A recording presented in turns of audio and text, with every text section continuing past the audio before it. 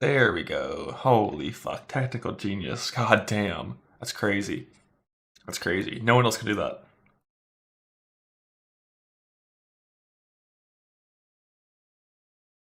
Oh, it's Battlefield 6. It's pretty fun.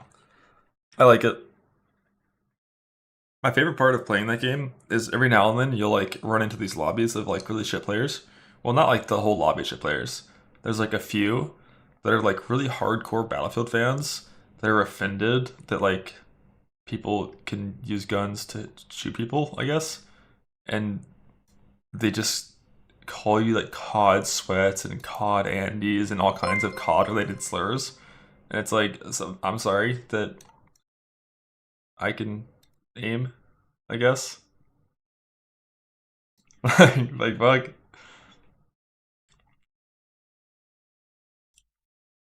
It's fun though.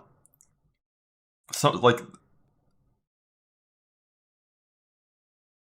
it's very map dependent. Like some game modes, like Breakthrough fucking sucks on like half the maps. Like it just sucks on so many. Very unbalanced. But Conquest on most maps can be pretty fun. The worst ones, the ones with like just like rooftop shenanigans. That's like be annoying sometimes. But it's a vibe. Logging with the squad, shoots people. A good bit of kill time. And time has flown by. Like, I looked at my past VODs, and it's like this is like 2 streams in 2 months because like, I guess PW2 came out, and then I left immediately, and then did like one hashtag ad stream, and that was it. Let's go. Oh, speaking of hashtag ad streams, let's get rid of some of these.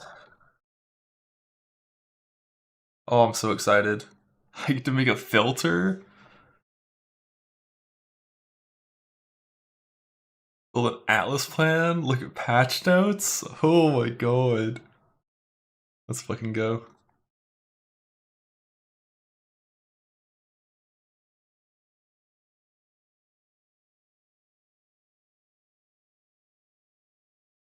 Fix those commands. Shouldn't be anything extra right now. But I do need to get a Starforge thing up.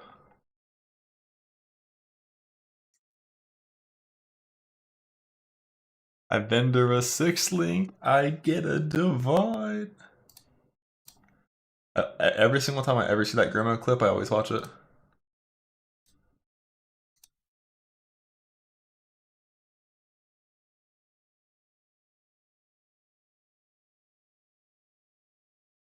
When's the reveal happening? An hour and 40 minutes. There's been like quite a few things, some teasers posted. The start of my No More Nice Guy arc. Bro, chill. Trickster getting gutted. I honestly don't expect Trickster to be changed in a meaningful way. Because the only thing they could do that would truly gut Trickster is remove one step ahead. That's like the only thing. Because that's the main benefit of Trickster.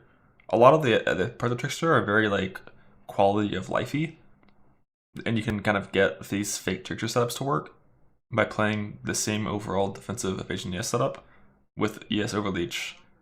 It just forces you to play less evasion, but you can still have 20k evasion, which is enough. Like 20k evasion with blind and watcher's eye is still 90% if you want that, so. But yeah, let's go from start to finish of poe1 teasers. What do we got? Welcome to teaser season. Alright, and this is it. So the very first one. Mercenary Challenge League will end soon. TLDR, mercenaries are gone. They might come back in the future, but they're just gone. No mention so far of anything that I'm aware of related to the global loot multiplier that we had for the entire past league that's just going to be gone now. Like we're going to be playing the game without 50% more gold, 50% more uniques, 50% more currency. It's just gone. So we'll see how that feels. Hopefully the 50% more gold gets baked into the game. The other ones totally don't need to, but I'm gonna miss my fucking gold if that's just gone.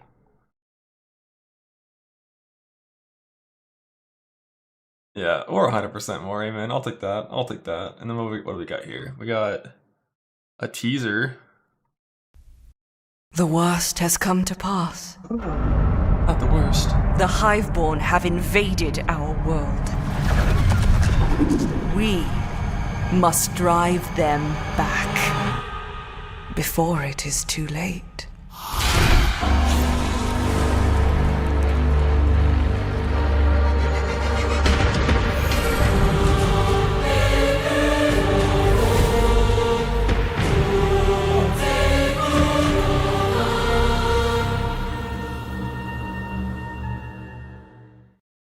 Sounds good. Yeah, I think only the buyer pays gold cost for items, at least in poe2. But like what you have to pay is just like the clicks required to list the item. That's like one of the forms of friction designed to prevent sellers from flooding the market with too much stuff. And then Heist improvement trailer. I'm Mark Roberts, Hi. Game Director on Path of Exile. Hi. In the coming days, we'll be covering a series of quality of life improvements coming in the Path of Exile Keepers of the Flame expansion. Heist is a mechanic which has long frustrated some players who may otherwise have been interested in the rewards it has to offer, but have no desire to grind through the early progress of finding and running low-level contracts to get all the rogues to their maximum level. Well, starting in 327, Heist rogues will automatically begin at maximum level, so you can start your dubious criminal career without all the busy work. This is genuinely so Keep an eye on the upcoming news leading up to the live stream for Keepers of the Flame for many more quality of life improvements. Then, join us for the live stream. Like the way that I typically did Heist in the past is I would completely ignore it until I had like 300 contracts, and then I would have like full level 83 contracts of every single job type to just pull into my inventory, run them all in order, run, you know, the 40 contracts required to level all my rogues to level 4, and then go and run only blueprints that have level 4 reveal wings, not level 5, to level 5, and then I can finally just do all blueprints. And it's like fucking 2 hours of just like bullshit, and it's gone, and it's so good. But also, like, with how accessible blueprints are going to be, day one Heist is probably gonna be the best strategy. Like, for sure. Like I gotta spec into that shit. Like, you just start hitting those blueprints right off the bat. Your 20 C stacks, your fucking 4 divine stacks. Well, again, Heist. Like what used to be Sanctum for some currency, now Heist for some currency. Early on. Yeah, but like, you do Heist while rushing the Atlas, basically. You just pick up blueprints in your map, and then you go and run them. And that's it. And like, while doing that, you can have Huck with you if you want. Hi, So you I'm do more Mark damage and move Roberts, faster. Game Director on Path of Exile. Like, we're just gonna do the Quinn Atlas tree. You go through your fucking Delve nodes, and get the Sulfite, and then you go through your Heist nodes, and you get Huck, and then you get your blueprints, and you fucking fill out your Atlas tree, and you go run some blueprints. Starting in 327, points invested into your Atlas passive tree will now be refundable with gold. Just speak to Carrack to do so. 2,000 gold per, that's not too bad. You'll also find that there is now an option to instantly refund your entire tree. Looks like a fixed price 2k per point. That's way more generous than the passive tree. The passive tree is like unusable with gold in the end game. It's like absurd numbers in the end game. Of course, we've extended this feature to your regular passive tree when you respec with gold with Faustus as well. Refund all for 500k. If that's like a full level 90 tree, that's not as bad. Because wouldn't this have been like 5 million before? What you don't know. Now you can make all your 500k is still a big number though. That's level 68 decisions with no No regrets. Well, maybe some regrets. Keep an eye on the upcoming news leading up to the live stream for Keepers of the Flame. At those numbers, 107 points. Oh yeah, I know. There's still basically no scenario where you'd ever want to spend gold on passive points. Only ever regrets, which sucks because they nerfed the regret thing. The regret dropped it by a ton.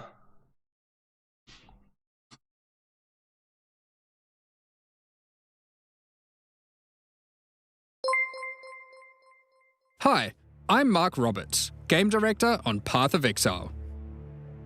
At the end of a long mapping session, you might have built up a pile of stacked decks. Oh my and god, opening them stacked one by decks. one can be a little daunting. In 327, holding down Control and right-clicking on stacked decks will now continuously open them into your inventory, outputting the card you got in chat. To still get the dopamine from your loot filter, you can also hold down Shift to open them directly onto the ground. So glorious. Good luck. Controller out. Yeah. Keep an No eye one's on selling the this shit upcoming anymore for sure. Just open them. Stack deck back to 4C per. Log in.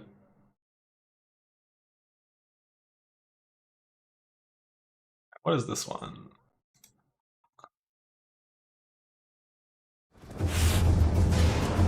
Oh, just the teaser. If that's the pet you get for the drop, I'm disabling drops on my channel. Nah, we're not okay with that. We're not okay with that. No spiders here.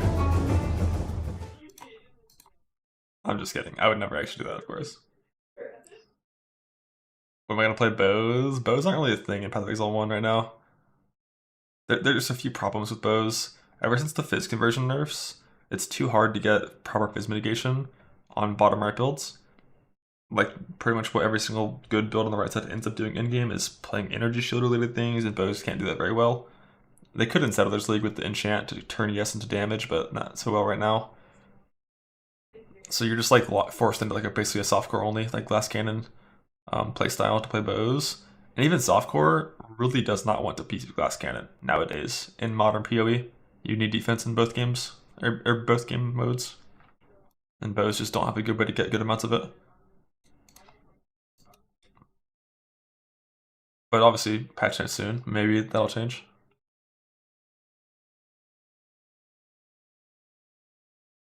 Hi, This is probably like my favorite teaser so far, I think. I'm Mark Roberts, Game Director. When you're doing certain like build strategies and picking up all jewels and like you were IDing like 15 to 20 things per map often, like On Path of Exile. this one's so fucking good. Late in 326, we added the ability to talk to Helena to mass identify your gear at the cost of Scrolls of Wisdom.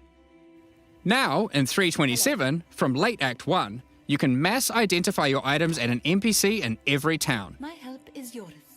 Watch yourself. Yes. And from Helena in your hideout. This no longer requires Scrolls of Wisdom. Love that. Love that. Keep an eye on the upcoming news leading up to the live stream for Keepers. Yeah, Wisdom Scrolls, I think Wisdom Scrolls are off your filter as soon as you stop identifying big items in your maps, which for me is typically, it depends on the build you're playing. On like a Slammer, I'm getting loot off the ground from identifying rares until tier 16s. So like that's when they would turn off my filter for me. Because you pick up so many bases and ID them in the map and drop it on the ground during that like period of play that I kind of like still having Wisdom Scrolls, but at the same time, like poe1 load screens are 2 seconds long, 1 second long. So maybe you do just fuck that entirely and just fill up your inventory, portal out, mass ID, hover everything, vendor real fast, get your 3-4 alterations every single time. So yeah, I kind of agree. Fuck it, just mass ID, get your alts.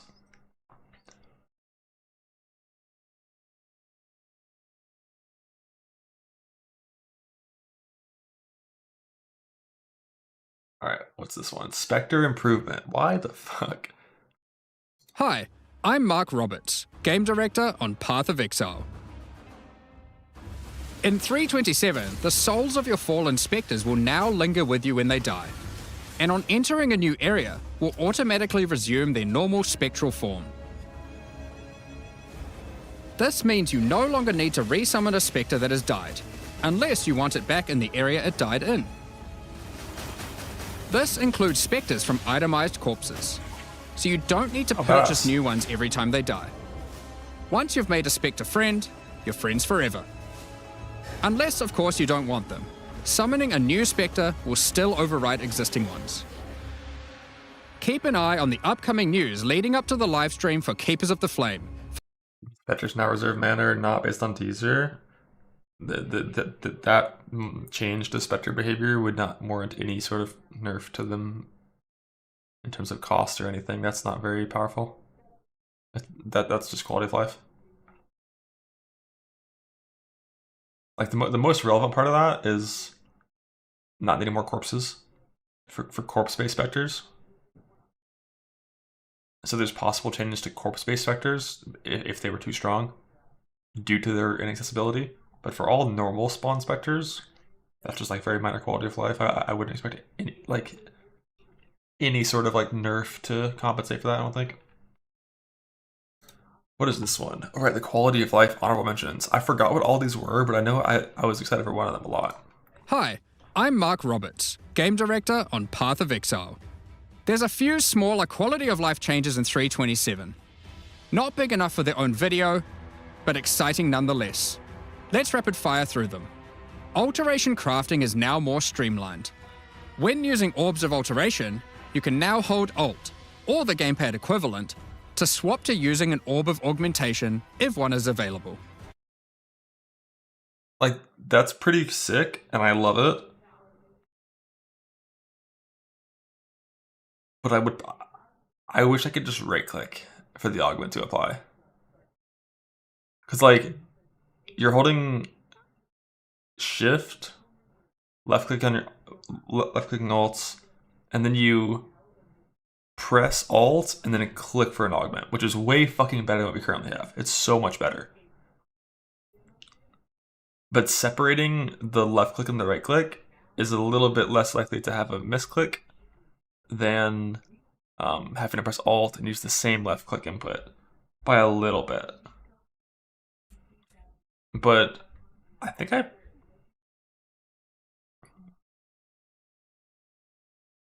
you just fix that with like sending an input for Alt click is still only one service at command, so I think you can do that if you wanted to with software. I'm not sure.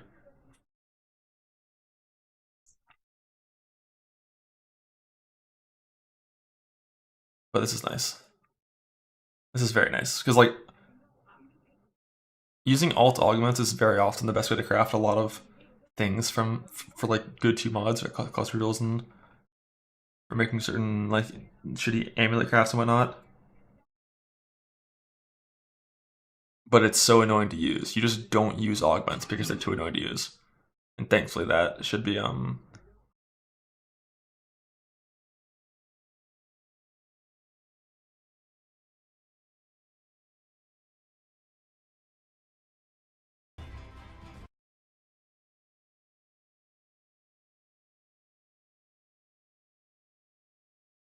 to swap to using an Orb of Augmentation if one is available.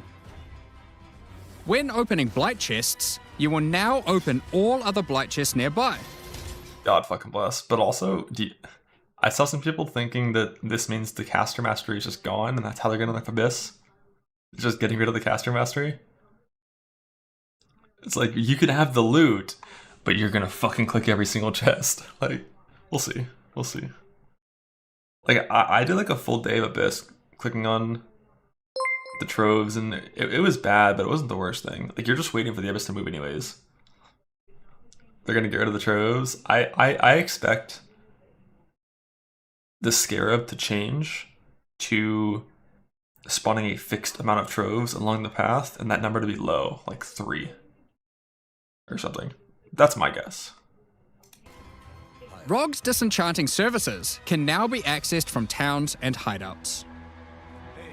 Love this Kirak too. missions now have a... And this one is like, God, this one's so fucking good. Because I probably used, if I had to guess, I probably used like 15,000 scouting reports last patch. God fucking bless this. Like, you don't have to hover over every single thing every single time. This one's huge. I love this shit. Missed the purple thing. Wasn't like a sanctified relic slot? Was that in the blight one? No, it was in the alt one. Yeah, this is definitely like 99%. This is going to be the temporary power mechanic of the 3.27 league. It's got the same art style. Handy icon to show at a glance what kind of mission they are. Vile orbs can now be used on monsters encased in essences, to the same effect that Remnants of Corruption have. Remnants of Corruption. You fucking tower memer. I already know.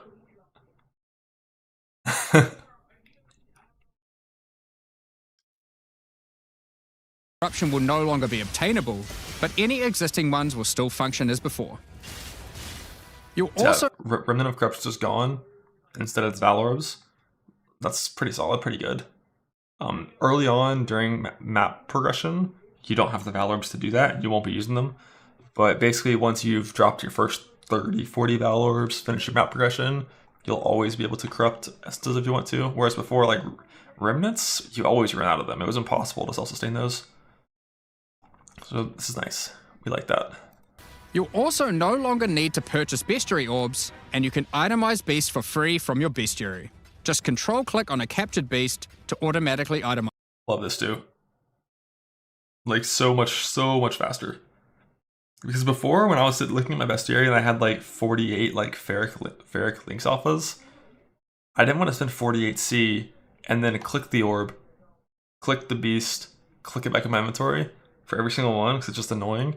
So I just accepted my reduced storage space, but this will make it a lot easier to manage your good beasts, store them very easily. I should have like one quad tab for beasts, and I'll just have a ton of those things and. Happy hunting! You can now click this. And yeah, I assume that'll have big ramifications for the cost of bulk buying yellow beasts and software trade. This button here to level up. What? All gems that. You guys think this is gonna level up? Are ready to level up in a single click. You think it's gonna level gems that you already right-clicked and said not to level up?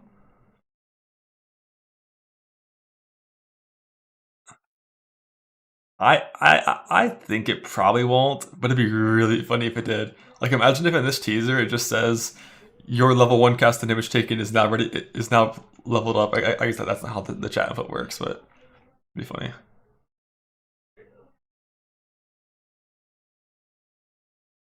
But yeah, we automatically itemize it.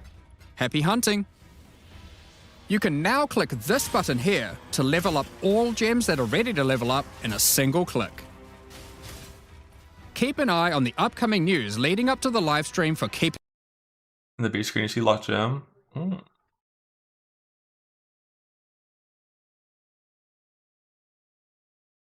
Ah, yeah, okay, good, neat, cool.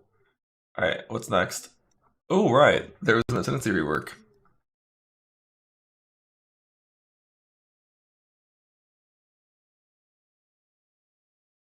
Ah, fuck. No light screen. We're doing this. Somehow nerfed. So the main thing this is gonna. There's two things here that are important, I think. A lot of this is pretty similar to how it was before. This number's a little bigger. I think this number's a little bigger on the effective elusive. There's two things that matter here. One, base spell crit of spells is equal to hand weapon, and two is all damage from hits can poison. Note this is can poison, not does poison, so you still have to get poison chance. It's not like the boots from Eater that also forces poison. You still have to get poison chance. But like these two are very powerful. And the toxic delivery stuff is also like a super strong node for poison as well. This Ascendancy basically just exists to work with the new reworked Perfect Agony for playing crit poison builds. And you're gonna see a lot of POBs that look really fucking good with this Ascendancy. Because poison looks good in POB. There's a lot of things you have to account for. Like 100% poison duration poison will always look good in POB. It's impossible to have a bad build in POB with this Ascendancy. But if you're looking at a build that has like 7-second poison duration that is 30 million DPS, a 5 million DPS hit build is better in most scenarios.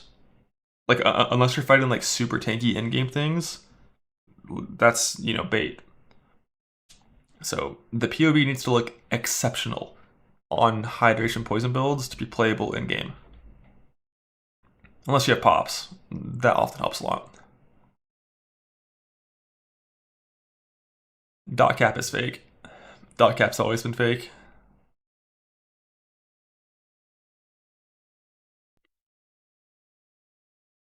Nope, I mean 30 million poison DPS.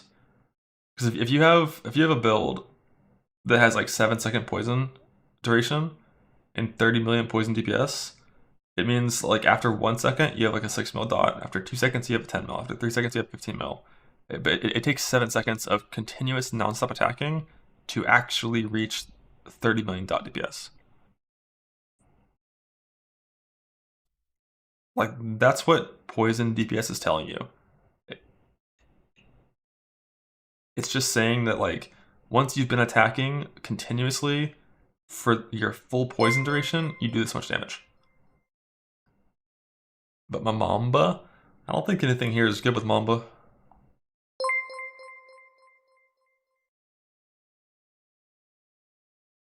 I was like, you don't really care about poison duration on that. Often you just scale it with chaos and fizz damage. And if you don't, you can use pneumatic daggers if you want, so you don't have to have this thing. Like, Mamba needs prolif. So, like, you're gonna play Assassin, Beano's Mamba? You could. But I don't know what the good thing you're getting here really is. Amen, Shaq. Shakib knows, he knows. But yeah, Stasis Flask too? That's just, you can't do that. You can't be doing that. But yeah, they buffed opportunistic by a little bit for the damage reduction part. The thing with damage from your crits cannot be reflected, I don't know if this is actually safe. Like, let's say you're playing a spellcaster build, so there's no accuracy involved, and you have more than 100 chance to crit. If it, like, I'm pretty sure there's a stat in the game that says cannot be cannot be critically hit. Not like don't do extra damage. Like the Cortex chest, for example, doesn't that say can't be critically hit?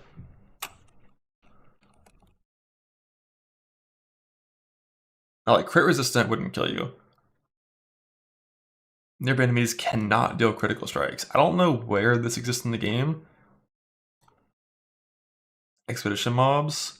Oh yeah, I think that's one. That one is a crit immunity. There's different versions of crit mitigation. If the monster has like reduced extra damage from crits, you're safe. But if the monster has cannot be crit, you die. And shit, like, I don't know where that exists. So I'm never gonna rely on that as a spellcaster.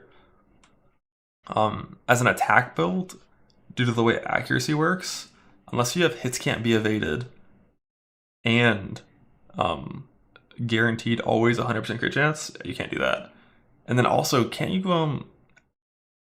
I feel like there's a debuff in the game that gives you 100% reduced crit chance. I could be wrong, but I think it exists. But yeah, like blind fuck your accuracy. Does blind also fuck your crit as well? Or only your accuracy? I don't know. Like, that's just not like a reliable version of crit immunity for me. So like, you're just looking at it as like the more damage and then less damage taken when there's chaos going on, which is a decent node. But the problem is it's no longer a 2-pointer. It's behind Knife in the Back, and Knife in the Back is genuinely worthless.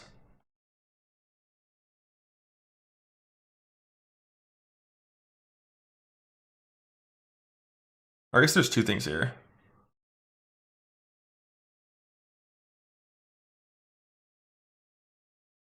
Like, for the jug, I didn't realize this was two different things on the same thing. I thought this was a 6-pointer when I first looked at it. So it's not as bad. But it's still pretty bad.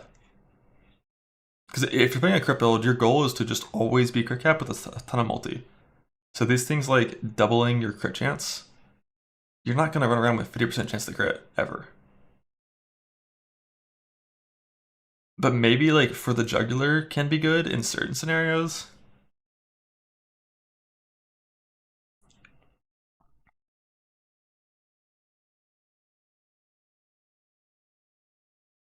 Get both the Forbidden Jewels. Can you? That'd be kind of neat. Those aren't in my version of the game, so that's only in software trade, not too worried. But that is kind of neat if you can have both. Why is Honeycomb down the left so bad? Well, this is plus 100, right? I forgot how this modifier reads in the first game, but isn't that just the 100 crit multi? Or is that double? I think it's just 100 crit multi. Let's see. Where's this roll? Jewelry, amulets.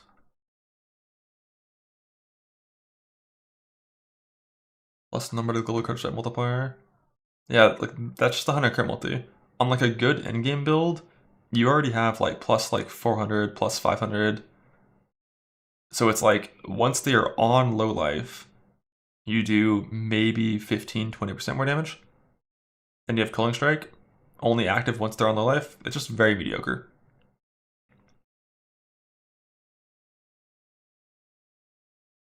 And would only ever have any effect at all.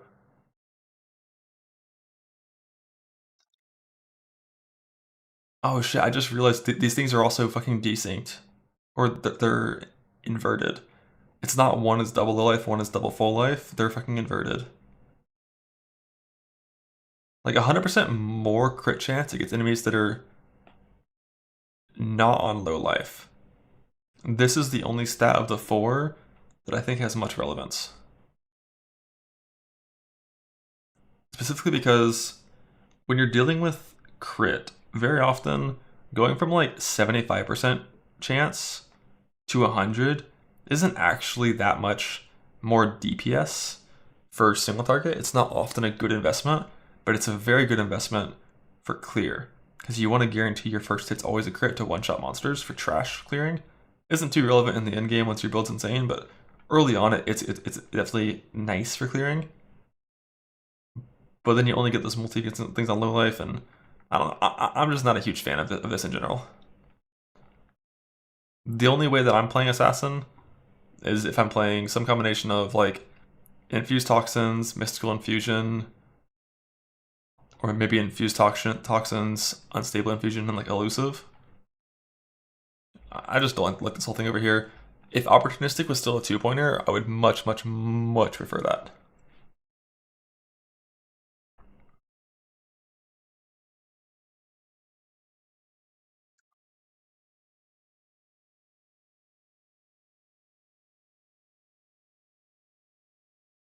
But the all damage bits can poison. This one's much poison duration.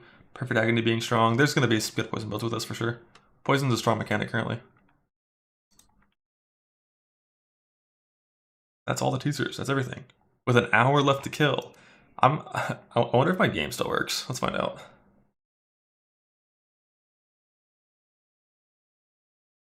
Because to play BF6, I had to update my graphic drivers from like, what was it, like 562 or some shit from last December.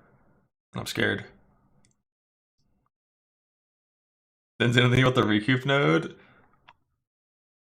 Server's going down in 5. Perfect timing. So, unaffected by damaging ailments is cool because it enables self-ignite shenanigans. 40% phys recoup is worthless, but the self-ailment stuff's cool. You need to update more than once a year. You're wrong. So many games had performance drops from like shitty driver updates last year. Should not update your graphics drivers unless you have to. Unless you have problems.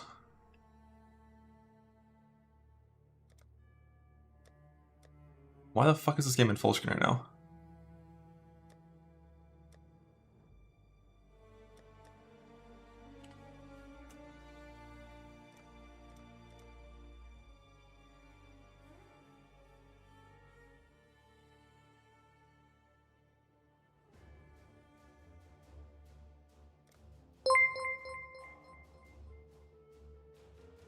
Update Windows 2 while you're at it. Oop, haven't updated Windows yet. He keeps trying to get me. I won't let it. Short in 6 minutes. Look at this fucking character. God damn. Where's my Merc at? Is it still Merc League? One last run. One last one. Are you active? Go on. Get on with it. Yes, you are. Let's go. Me and you until the end, brother. Unfortunately for you, the end is like right now. It's like right now. Let's see. We're gonna end it where it all began, in the woods. I'm pretty sure this build works with no regen, but let's just not. Let's just not.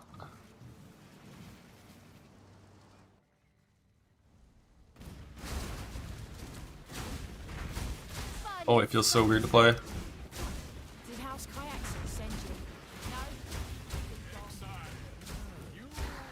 No? Go, Huck, pull up. Huck, let's go. I'm gonna get ES leech. Well, it's just the mana. But looking at my character, I have fucking 400 unreserved mana and mana leech, so it definitely works. Like last time I played it, I'm pretty sure this character is just all mod viable forever. As its purpose, so it should be fine. There's no loot. Yeah, this filter is absurdly strict.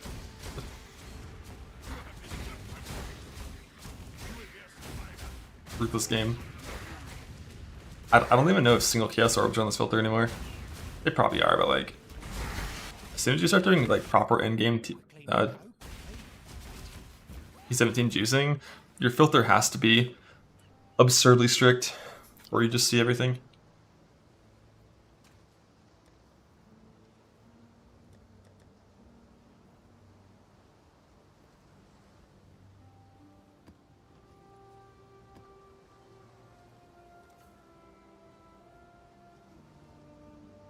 Volatile cores.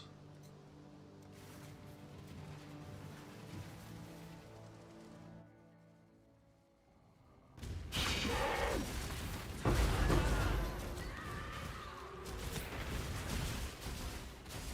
wonder if I have 90 res. I do. That's neat.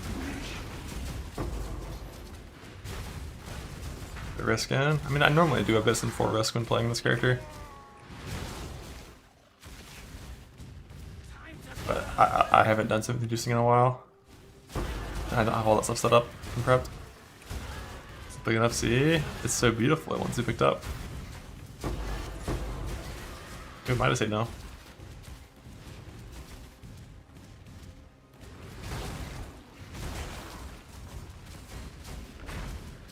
Ready to see your future of no damage.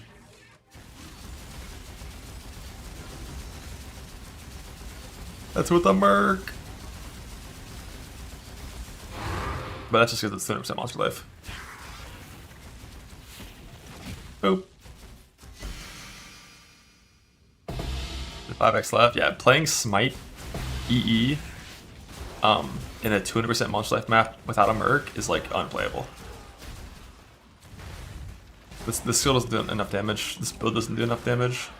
You have to go, like, you can just play like the same build, but just play Energy Blade crit in software, and you'd be totally fine without a Merc. Totally chillin'. But for us, we're full crutching on the Merc. Make a call. Let's get him. I want your amulet. One thing I still don't really get is like, you notice a lot of people are like nerf volatile cores? Like nerf these things? Why? Who dies for that? Like it must be just like a huge skill gap.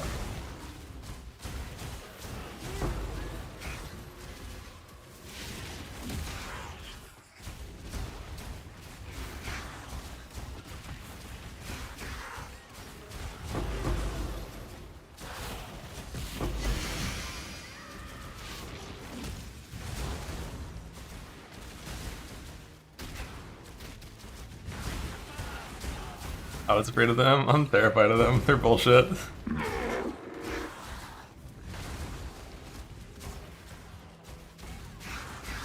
To do 3k. Well, I only have 90 res, Fortify, Arctic Armor, Stationary DR, Flesh and Stone DR, 10% DR from my chest.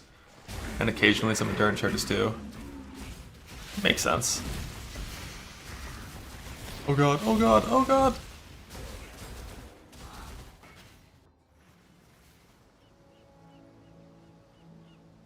Yeah, volatile cores like probably should work on like should be suppressible with their current damage number, or they should have a lower damage number. Chatting up to scarier. Amen. This was a nice character. Salute. Imagine only having 30k. Yeah. Bad build, bad player. What can I say?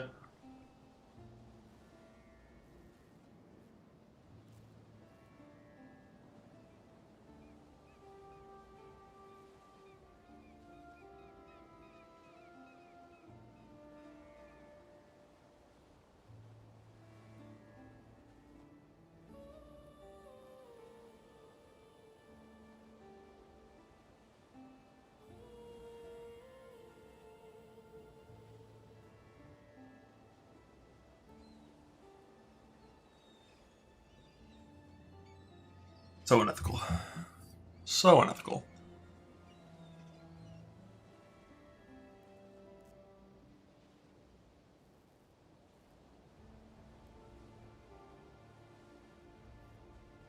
Rest in peace, Trickster.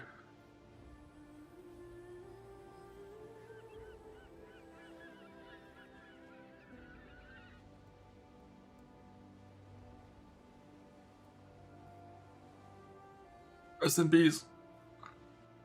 What a shit Watcher's Eye. I killed like 500 elders, never got a 2 mod. Well, technically my Delving Watcher's Eye was kind of 2 mod. Kind of. It was like mana recoup clarity and then mana SES clarity, which gives you permanent tincture uptime. But I never actually put in the time to grind out the mines. 1 hour left. I'm so fucking excited. That was a rare jewels of Watchers. Yeah, pretty much. Pretty much. But a really good rare jewel. It's hard to get 15 attack speed and ES on 1 jewel. Technically it's not possible on Cobalts. Or wait, is it? You can get... I think you can't actually. It's like 14 you can get. Or 17. You have shield, attack speed, attack and cast speed.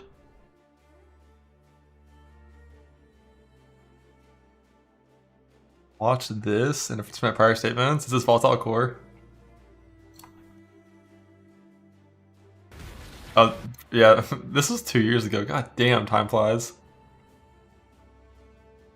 This was back when T17s couldn't be rolled. When they first came out, they dropped as fixed map mods. So like, you know, in hardcore you buy 40 T17s and you can run one of them, and we didn't know what the mods did yet. No one knew Volatile Core was bullshit yet. Ow. Fuck. Here.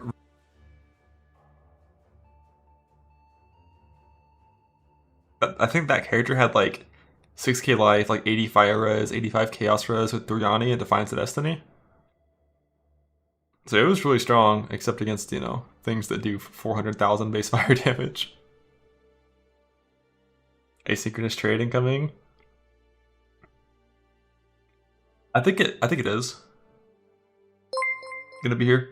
I'm pretty sure I'm playing Self-Found. I don't really care to trade. I just don't. I don't know.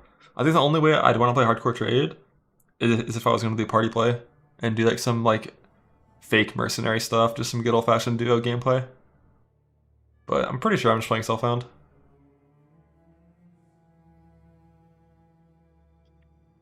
Started hating trading. I just don't. I don't want to deal with it. I don't want to deal with it.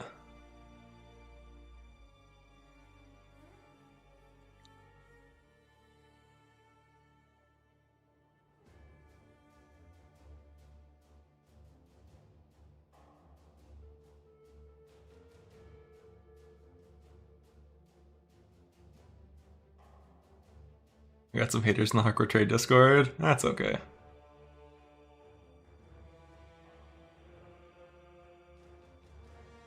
We'll see. Like, one thing that could be fun about hardcore trade, because harvest beasts, unless they nerf it, hopefully they don't. Because harvest beasts are so much more accessible now, it's a lot more realistic to actually mirror craft triple synth items. Like, you can actually do it now. Whereas last time I played hardcore trade in like Adorned League, I'm pretty sure I was paying like fucking 7 divines for a vulture.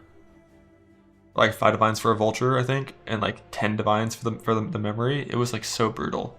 And I think it was like less than 2 now for vultures, maybe like 1.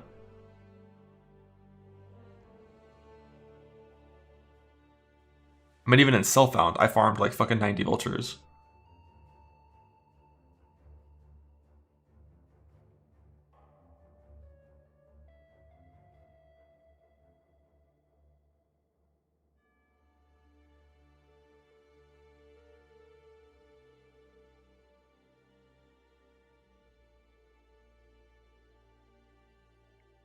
I just don't like opening the trade site and like checking for things. I don't want to look for things, you know? I don't want to do that. Well, they don't like you really do. It's just fun to play Self-Found. It's an bingo card for the reveal. I don't have one yet. But part of me like really hopes Abyss isn't nerfed, even though Abyss is fucking stupid. Just because like Self-Found is so fun when you have that level of Scarab income. But if they do get the fuck out of Abyss, which realistically they should, it definitely should be nerfed. Hopefully the new lead mechanic helps a lot with that. Or like there's some extra Scarab stuff to like help Scarab targeting even more. It was just so nice last league. Being able to be like, alright, I'm gonna farm Harbinger, load up like 7 hours of Abyss to farm Scarabs, and then run 7 hours of full Scarab Harbinger, and farm like fucking 30 Fracturing Orbs. Like that was so sick.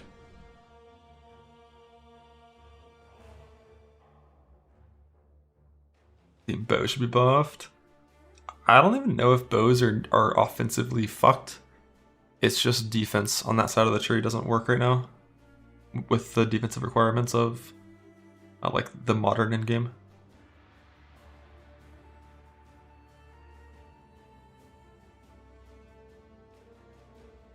If I could once again like easily reach like Fizz conversion cap, I probably would fuck with bows and see if I could make some that are good, but it's just like the defense is just like so doomed. Life builds just aren't there, except for bottom left. Like bottom left, you got your suppression cap, like 7k life, fortify, bunch of endurance charges, tons of max res. On the right side, on life builds, you have like some evasion and like maybe endurance on kill from a ring. And like not shit for max res. And obviously you get suppression, but everyone gets suppression. But that's not right side of the tree, that's everyone. If you want it, that's everyone.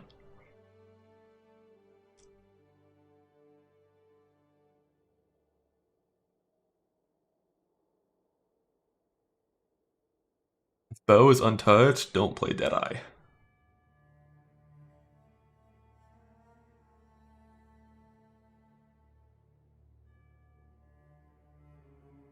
Something a race for the 27. If they create new Uber versions of the bosses, maybe. I don't expect it, no.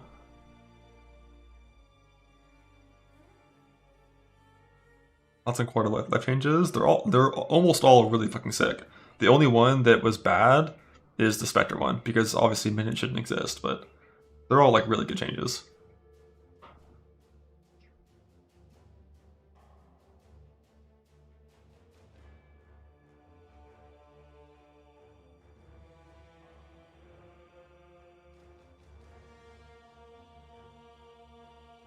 But I'm excited to log in. It's been too long. It's been too long. When was this last gauntlet? Wasn't it like fucking August like 3rd or something?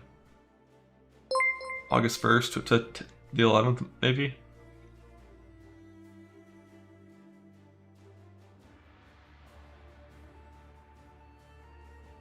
Under that's the League at all, at least? Nope.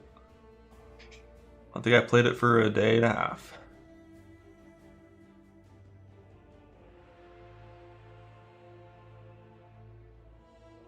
My war is gonna be nice. You'll have to tell me, Griffin, if it's nice. You'll have to let me know.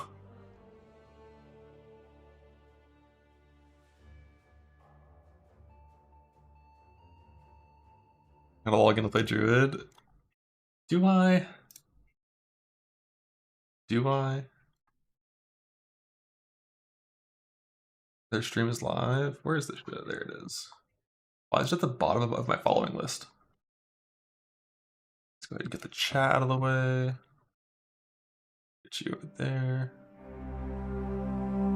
Oh, there it is. One campaign running quit. That's probably going to be me in 0.4.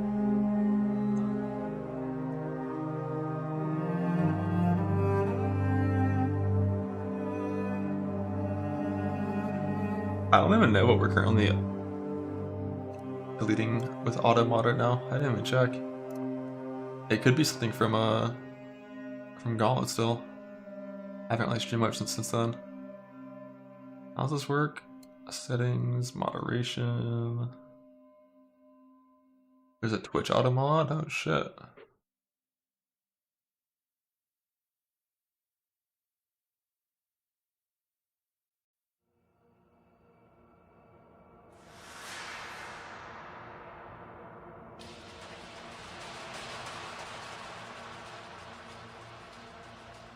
I don't even know where that setting is anymore. I don't care. Slams into Trickster? It definitely could be. And I'm down. I'm always down for a nice Slams into Trickster League. That's me.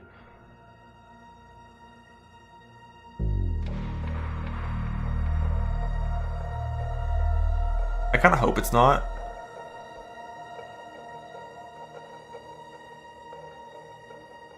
I really hope I can find some like fake Trickster Assassin setup with like some spellcaster build that I would want to play.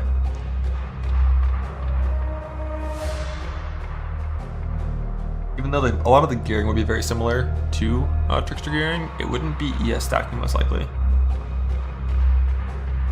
Spark's proj speed in Path of Exile 1 is so slow that a character that's walking toward Hillock moves faster. You need like an absurd amount of scaling to make it reach a viable proj speed number, and even then it's only functional in indoor maps. Thankfully all T17s are indoor maps, technically, but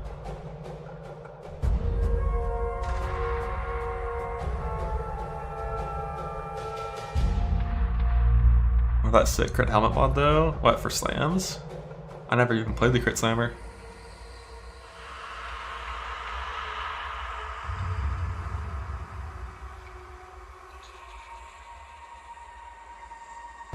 I don't think they're ever going to change dot cap, and I don't think they ever need to. Like 99% of the time someone's complaining about dot cap, if they're not in Delve, they're not actually hit dot cap. Their POV is, but they're not actually a dot cap. Because dot cap kills like almost everything in the game extremely fucking fast.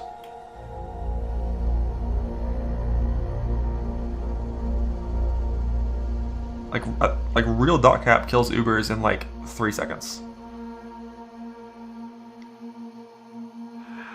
Be like 7.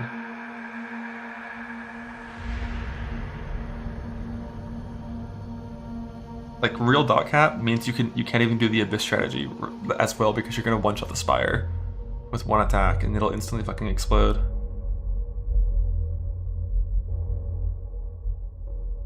Like real dot cap should kill. I don't know how the div card scaling works. The thing with dot cap is when there's damage reduction events, you can just get more than dot cap and like effectively cancel out the DR.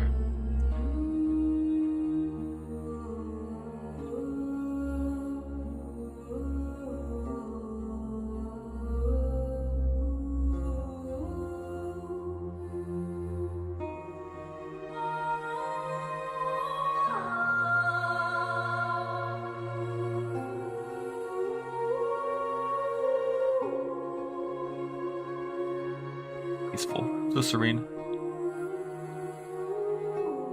Happens with Mamba. I kind of want to play Mamba this league. I don't know how league start viable it is. I'm pretty sure you have to start as like Peaconk Pathfinder into Mamba or something. Maybe TR Pathfinder, but probably Peaconk into Mamba.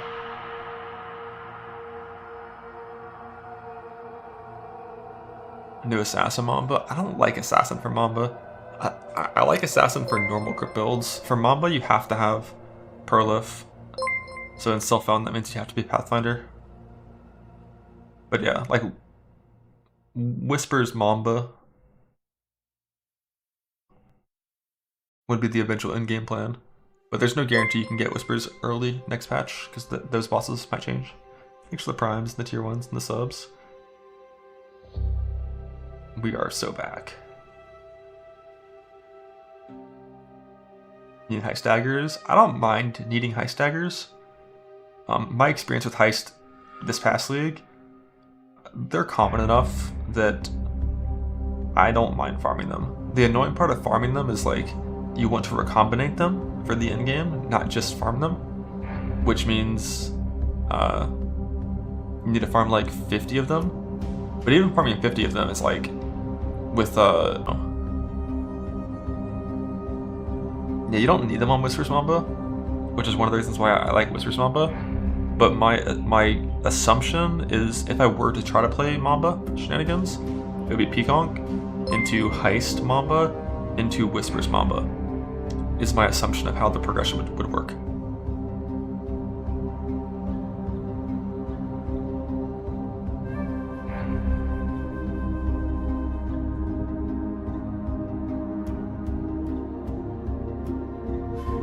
Hardcore trade. We'll see. I'm undecided. But I'm undecided but leaning self-found.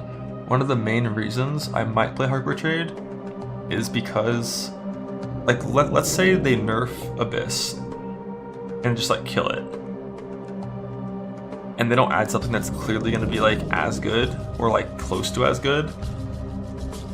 And if the meta doesn't change in like a meaningful way for self-found, I don't want to end up in a scenario where like in 3.27 I'm playing basically like the same builds as last patch with a less juicy in-game experience, because it would just be like playing the same but worse, both in terms of characters and in terms of the content. So I wouldn't want to do that. If it was like that, I would just play trade and just new shit. But we gotta see patch notes before even thinking about what the possibilities are. I'd like to play self-found though. Your new character won't need open chest mastery. Amen. Amen. The best strat known to be insane since patch notes. I mean, technically people were farming hordes a while ago, but it wasn't as popular. Like since that came out, I'm pretty sure I remember some people farming it, but it was never like meta. I don't know what made it so insane. Or if it just like became popular because something else got nerfed.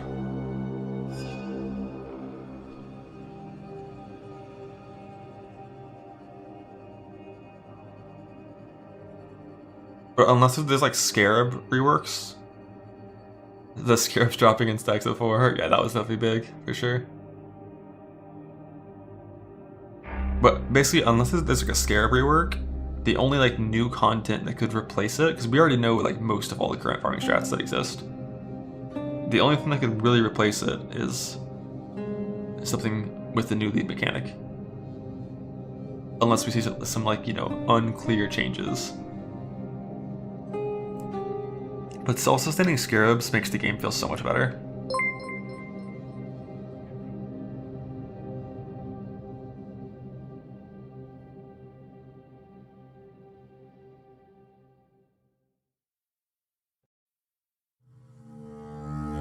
Ruthless 8 out of 8? Holy fuck. The mechanics will multiplier like Affliction. I think that probably would be a lot of fun in trade leagues. But fuck me, dude. The amount of damage you would need, like the amount of damage you need to do Affliction is like absurd.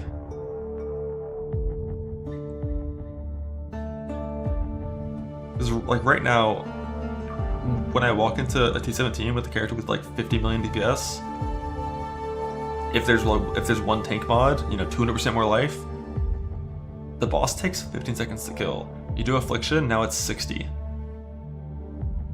It's like, fuck me, we're sitting there fighting a training dummy for a minute with 50 million DPS. Affliction's just so crazy. And if it's anything like that with making bosses tanky as hell, it can be rough.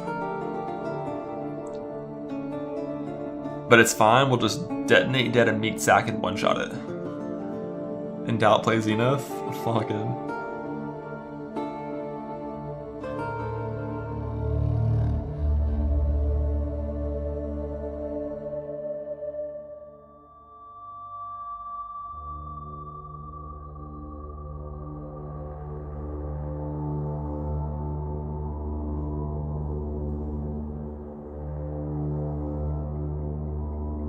We get a nice meta shake-up. The bright side for me is that if they do actually gut slams, for just doing like League Start to T16, there's a lot of non-slam melee that is still good in that scenario. It's not as good as slams, of course, but it's still good. So there's a lot of things to pick from for melee enjoyers. AKA Bone Shatter Bleed. All we need is a fucking Juggernaut deletion, Ancestral Commander, the new tanky Ascendancy. Holy fuck. Log in. You play Bone Shatter Zerker. Let's go. A chance for a Gauntlet this patch? It could be, I don't know. I think Ziz is playing League instead of this patch.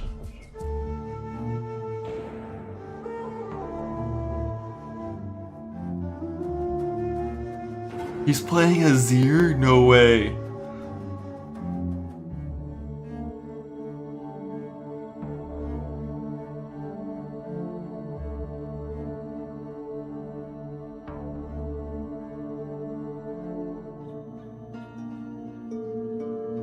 Azir is so fucking hard, man. So I'm playing some Xerath mid. Love Xerath. I'm a big Xerath enjoyer personally.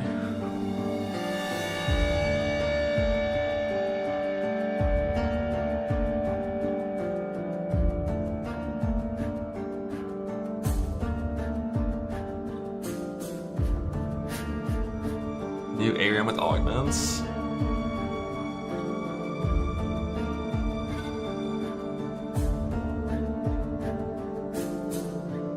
If it wasn't Path of Exile time, I might. If that's not temporary and if that's still a thing, in like a month and a half, I could be baited for sure. Like on like the 0.4 launch day, we can just play some ARAM. I respect it. Get some fucking Discord ARAM in-houses going. But right now, there's only one game that exists.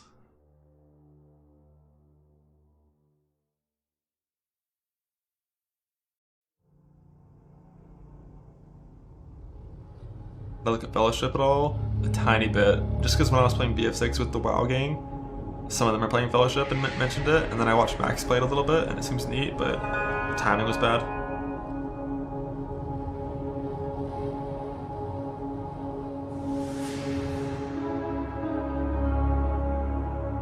Poe1 isn't even out? No.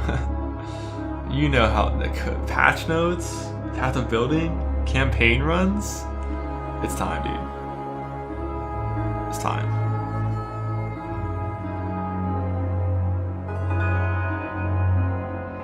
That was a midnight. When does that come out? Is that like spring next year? Summer next year?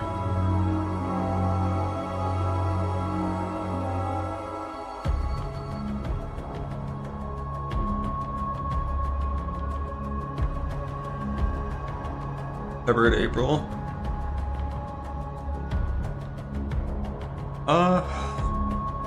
And what, the next Path of Exile League is gonna be March? I'm not sure.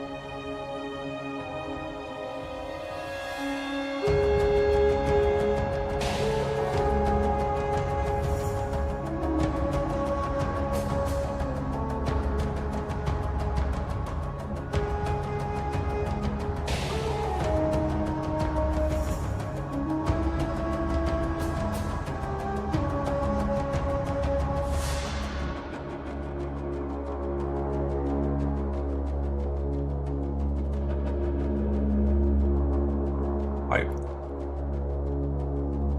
Just prime. Much Rue clicks for 36 minutes. We cannot. We can watch it for an hour. I guess like we could make a bingo board.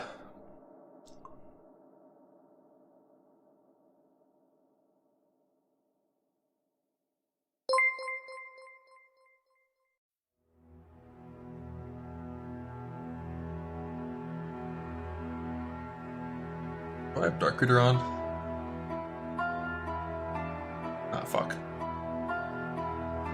We're about to get flashbanged one more time. I think it should probably be a criminal offense to create a website and not have a button at the top that says dark mode. Right?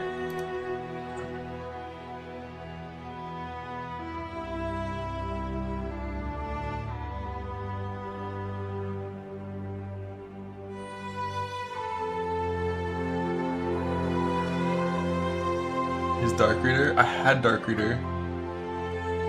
Oh, there it is. I do have it. Site list.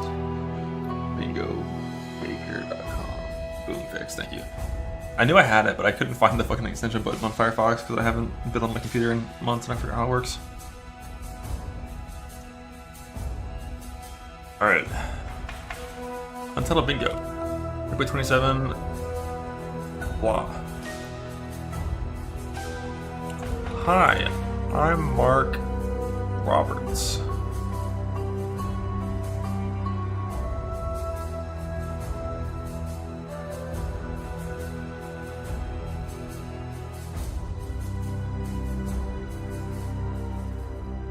Hi, I'm... What's Jonathan's last name? I'm Mark Jonathan. I thought it was Rogers.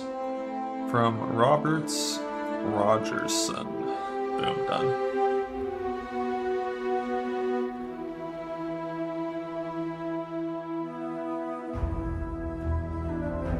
Alright, let's see. Abyss Hordes nerfed. So the thing is, I don't think EE is gonna get nerfed. I think it's gonna have its rarity increased, or maybe have the way Ancient Orcs work changed. I think it's gonna be an accessibility change, is my guess. It's Hordes, is it? Oh shit, yeah, that makes sense. Rarity increases the nerf. The only thing is, a rarity increase likely would not make it into the patch notes, if that is how they nerf it. You know, that is not that amazing, isn't it? I think it's still better than every single T0 weapon in the game, even without Doriani. Except possibly, I guess Rocky Hours is pretty good now with rune graphs. Those are core, right? How do those come from the game? Yeah, that's shipping. That's core now. Yeah, like Rocky Hours is pretty cool, but like it's still exceptional.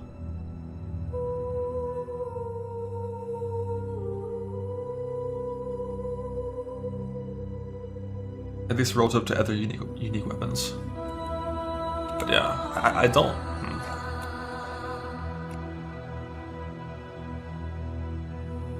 Trickster nerf.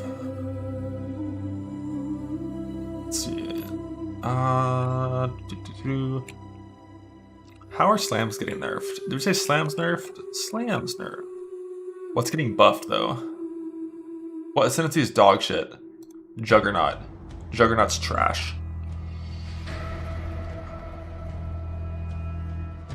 Juggernaut is like, Juggernaut's only viable with fucking strength stacking. It's the only thing that makes it useful. Every other point it's like so mid. Like the only thing Jug needs is like one row of points that are just like okay. Like one single 2-pointer that gives you 20% more damage would make that Ascendancy good. Ish.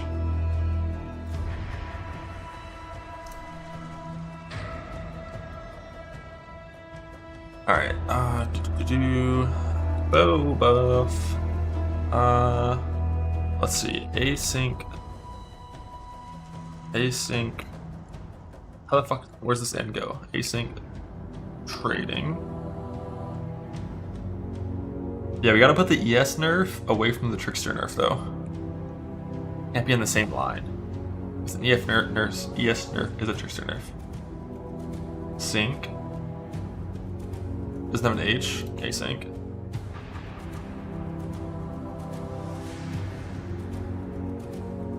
Async was confirmed. Wasn't there an H if you do the full word? But I guess if you're abbreviating it, you wouldn't include the H. That makes sense.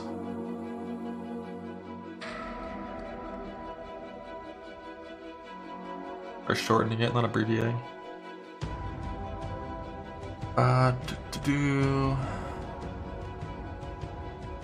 Uber incarnations. Yeah, that's a fun one.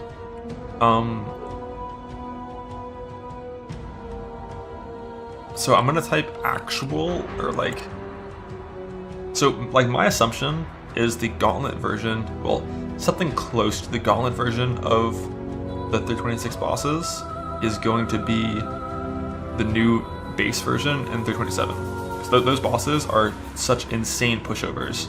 Hopefully with way less HP, like their tuning is just like really rough right now because you access them so early in the game and they have triple the HP of Shaper. And you access them before Shaper. And their abilities do no damage. They're all kinds of like weird in terms of their balance, so I'm expecting the base version to be totally rebalanced. So this only means if it's a new keystone, like a new fragment to spawn an actual like real Uber version of them, not just the base version being changed. What are those bosses even called? They're incarnations, right? I think.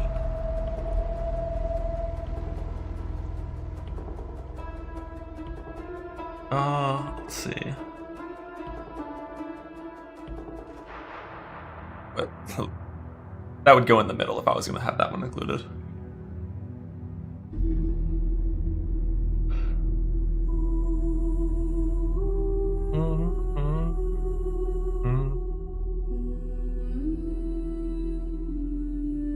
You know what? You know what? It's been a while. It's been a while since we had a leech rework. It's time. We got blood bags, buckets, and fucking rectangles and triangles and shit. Here's how leech works.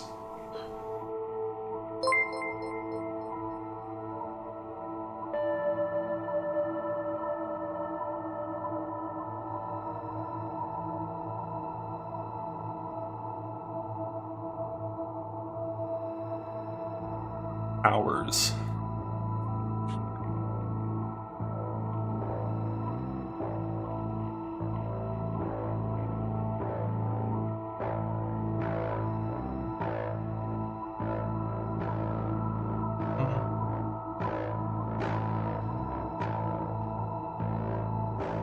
B17.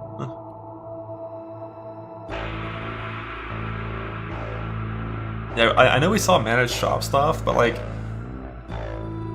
background information and teasers often isn't completely reliable because it's like not a live version of the game. There's no guarantee it's going to be real, especially when it comes to like abilities and like buttons on the UI and stuff, because like characters are created with dev tools and a dev version of the game. It just like it could be getting tested. Who knows? Maybe it's here, maybe it's not. I think it's going to be here, but you know, who knows? Untradable character power. Good. Untradable character power. Like specifically in the new mechanic. Untradable trade. Spells actually good. 84 base nerf. Well, I think that would just be in the ES nerf category. Because I don't think the evasion and armor versions are going to get changed.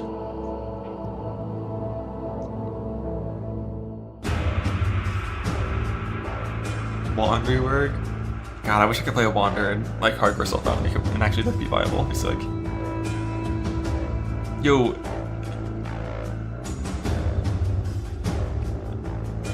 Tincture quality of life. Can we get that? Can I get instilling orbs with my tinctures? Holy. I want it so bad.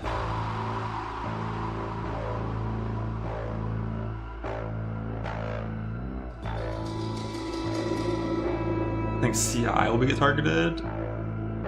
No, I don't think so. I'd be surprised if CI specifically was modified in a meaningful way.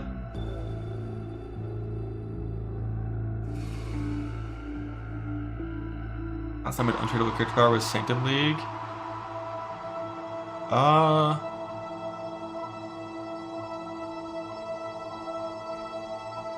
Wait. I didn't even... Were those relics actually untradeable? I didn't even know that. Right, I mean, I obviously would have known that in the past, so I forgot that, if that was how that worked.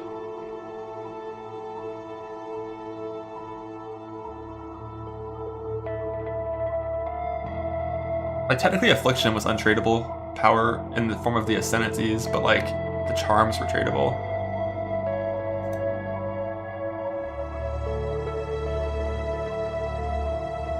Mercs? Yeah, I guess that's... It's kind of vague. It'd be specifically like untradeable items that give character power. Would be kind of specific.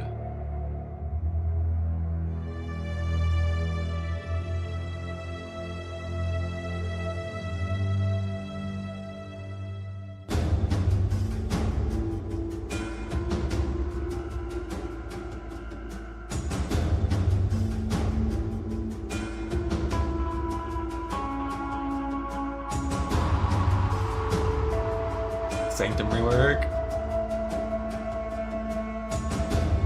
Yeah, Blue, I guess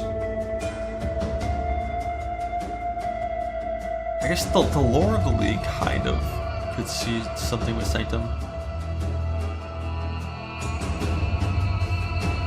I'd be surprised if we got like meaningful things out of the Sanctum. I just don't know how they would do it.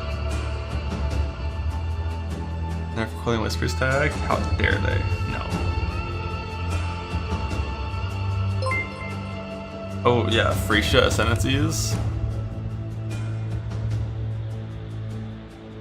Freesia Ascendancy Private League.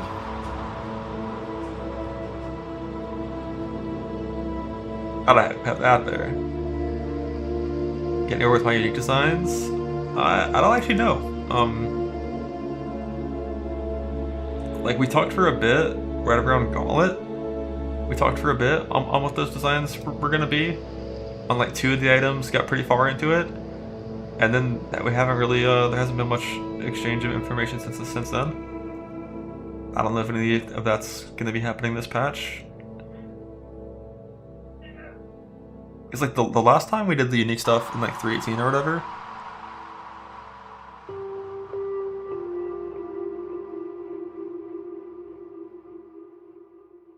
There was like, I guess, more direct confirmation on exactly what the mods are going to be. On the base type, on the name, on everything.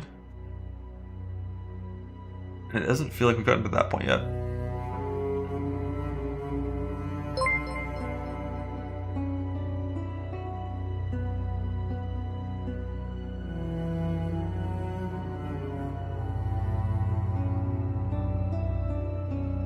We don't know that AC trading is going to be in the season.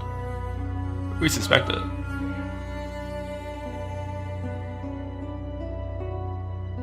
Just seeing a managed shop icon in a teaser doesn't guarantee that it's in the season. That tells you that in the dev version of the game, where they're actively working on adding new mechanics to the game, it exists. They would never tease it. It could be an accident. Could be an accident, you never know.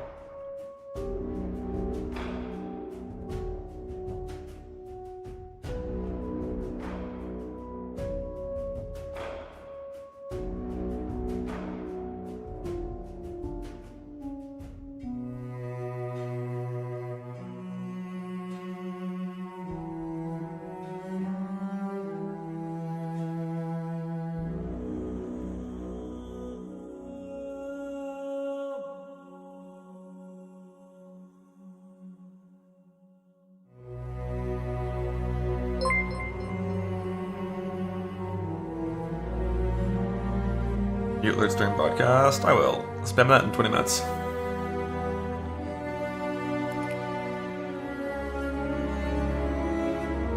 Ward modifier nerf. This specifically means percent more currency, percent more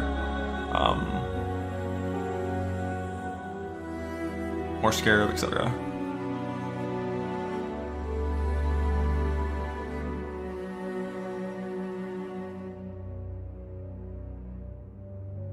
Risk scarab nerf? Oh yeah, true. Those gotta be gone. For sure, right? For sure. T18's introduced. Ooh, pedal buffs, right. Guys, I don't think a single person said shit about pedals. Because everyone forgot they're in the game.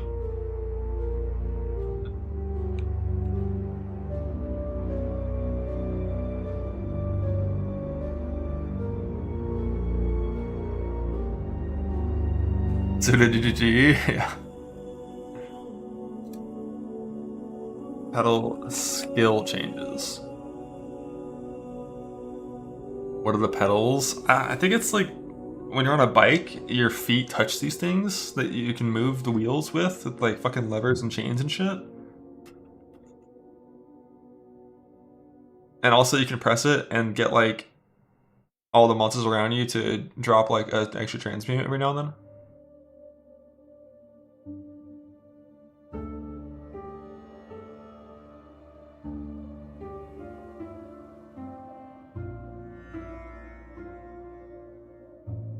New transfigured skills. That one's got to go there. WHD is like, I'm like 99.9% sure it's not happening currently when they talked about it. Because it's not like they don't want to just add WASD.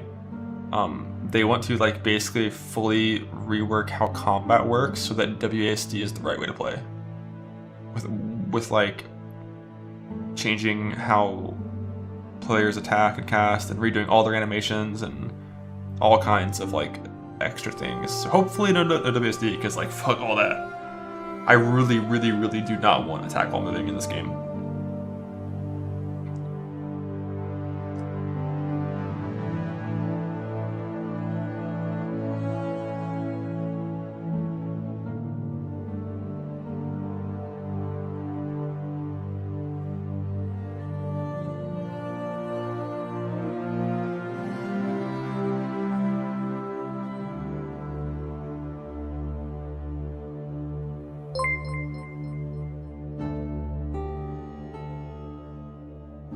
What are we looking for?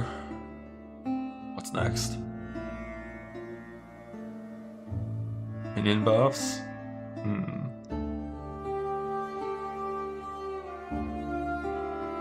Isn't the current tenfold that Breach is like fucking dead? Because all the points in the tree are gone?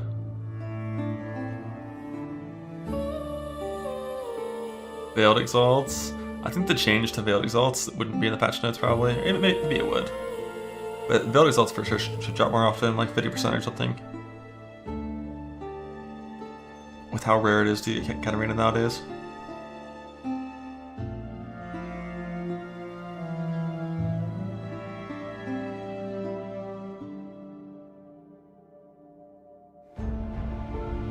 It's technically a new mechanic. You think it's a Breach update? Is the new league? It could be. New crafting currency. That can go.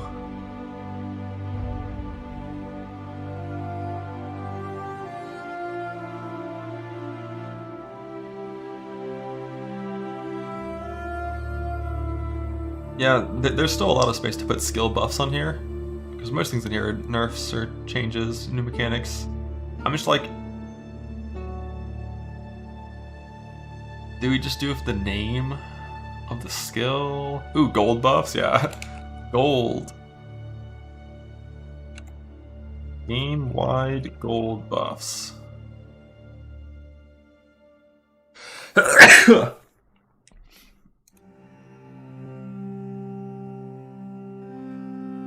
There.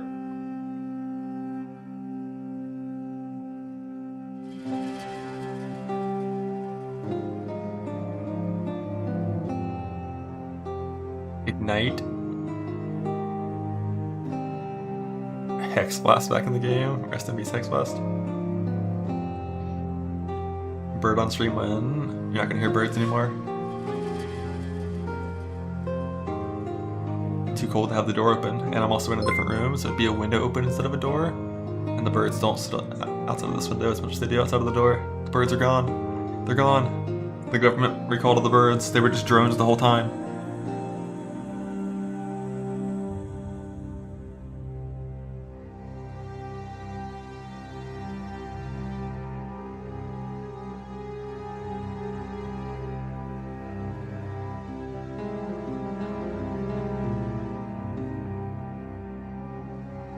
The File Force is removed.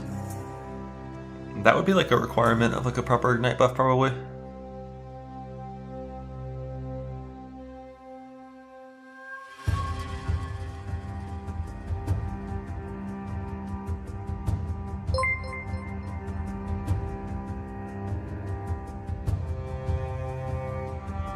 There's the cat in the other room.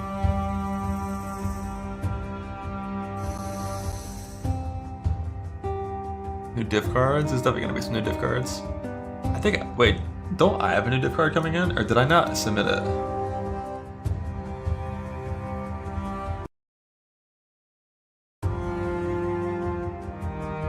I didn't submit? Oh fuck, let's see if I have one right now. Ah, shit.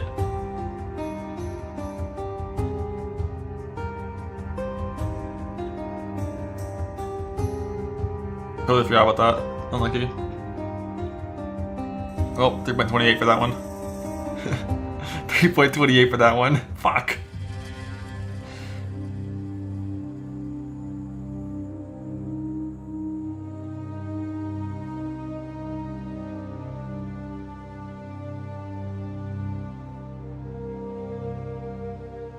Oh, right. Evil Zana.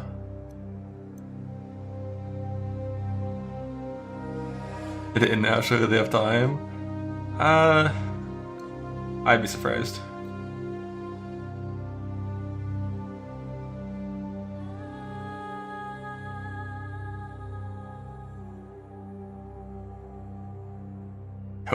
Toda returns.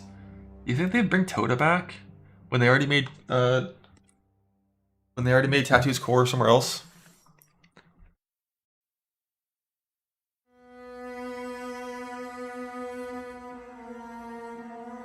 Yeah, like the fact that it's coming back in PoE 2.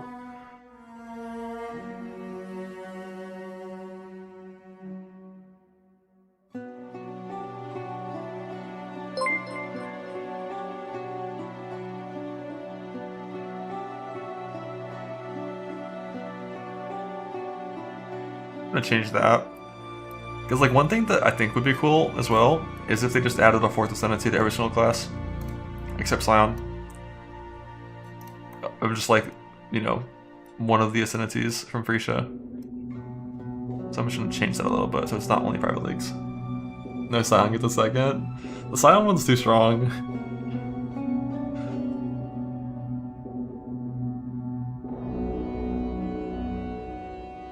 It would be cool.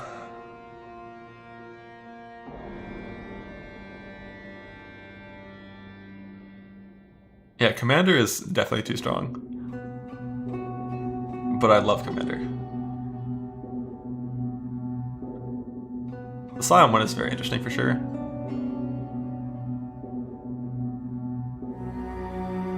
Powers? You never know, man. You never know.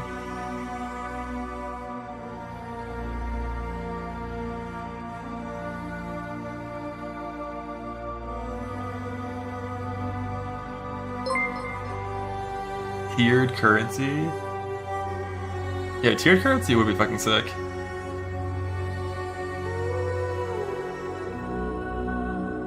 I'd be surprised. But tiered currency would be fucking sick. It'd be so cool. The thing is, like, pretty much only tiered exalts. Yeah, I guess that's the thing. Like, strands kind of are tiered currency in this game. Like, tiered currency is a good solution in PoE 2 with how you get items there. But like tiered transmutes, augments, and alts would be like not good. In this game, it'd like only be exalts. I don't think it fit into this game, so I doubt it. But I do like it a lot in PoE too. It makes a lot of sense for how that game works. This strand system is so bad. I fucking hate memory strands. It's wild. Like, you actually run 1,000 maps to kill a boss 20 times, to get 7 orbs, to get 1 item with a good strand number, and then you craft 5 tier 1, 1 tier 2, and the unravel doesn't increase the tier 2. Like, what the fuck was the point, man? What was the point?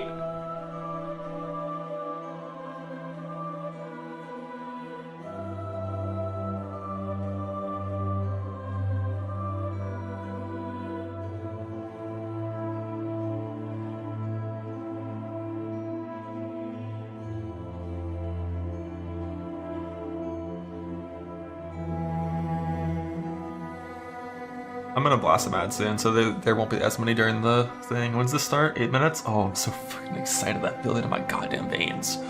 Let's go. Oh, let's go. Running out of time? Yeah, true. Alright. Slayer. Nerfed.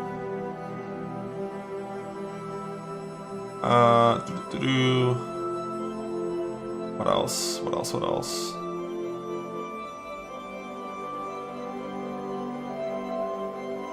Ooh, yeah, Recombinator nerfed. Forgot about that one. Gotta have it in there.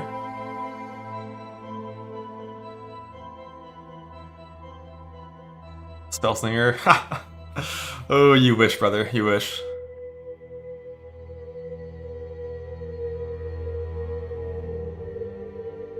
New axe? You're crazy. You're crazy.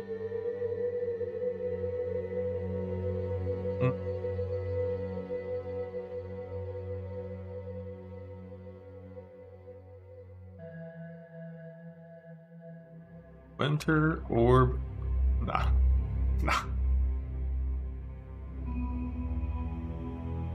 Deflection.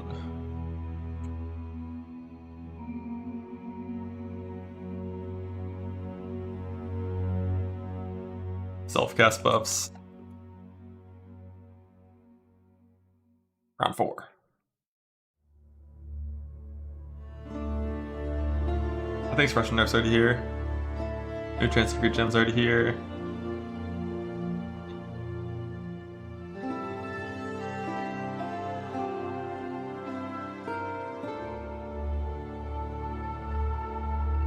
Damage from defense.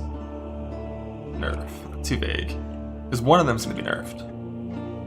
We'll specify. EE. EB. E-Blade. Whispers nerf. I guess Whispers is only there because of Forbidden Night Self-Sacrifice.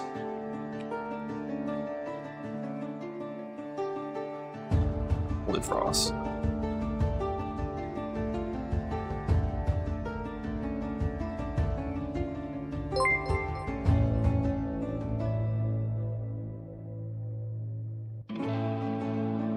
Exile farm nerf.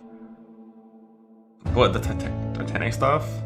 I'd be surprised. That's such an uncommon farm because it requires such an insane character.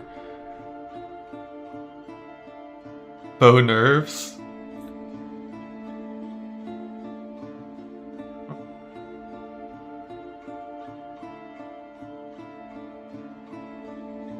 Disappointing balance changes? Yeah, I can put that here. Less than 20 skill balance changes.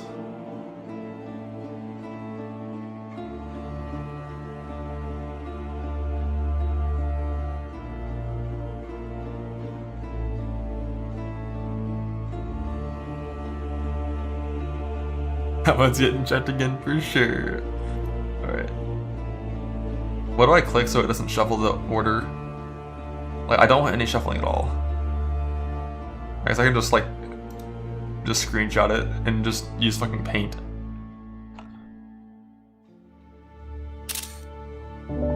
Just in case. Alright, I'm gonna blast some ads so we don't get any during the reveal, or we don't get as many. Oh my god, I can't. I can't because they already played. What? Alright, let's see what happens if I, like this. Yeah, it shuffles it pretty a lot. The only reason I don't like the shuffling is because I kind of built the locations in a way so that certain things wouldn't overlap that are like impossible to both happen or like are likely to both happen.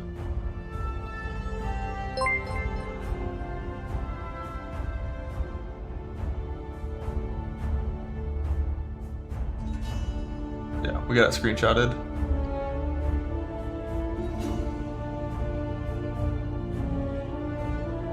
Generate to do that combination and be like billions of clicks. Billions.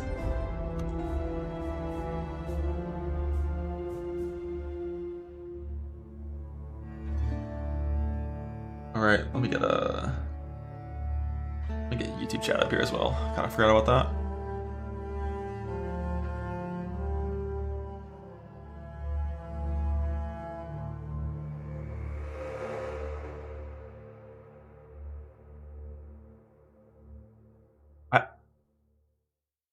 I need to get a bigger monitor for my left monitor. It's too crowded. Like 2 chats, OBS, Discord. It's not quite big enough.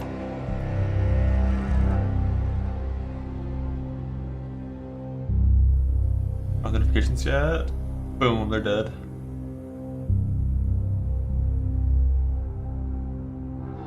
More monitors. I already have 3. I got like the main monitor. Then on the right, I have like typically just like my browsers there, where I have like spreadsheets and filter blade stuff and dashboard stuff. And then on the left, it's like the chats, OBS, Discord. The middle is main. I could get, if the left monitor was bigger and vertical instead of horizontal, I probably could fiddle things better.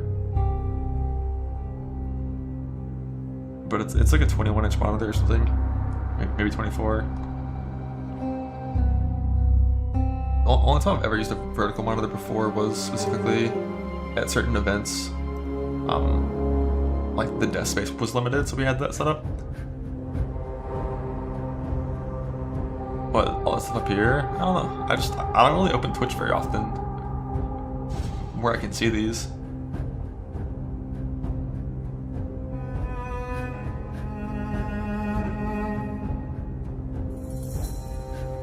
Yeah, I definitely could change to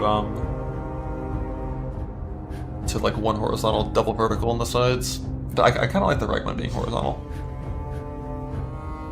But for like Discord and chat, I think that one's gonna be vertical in the future. Let me see.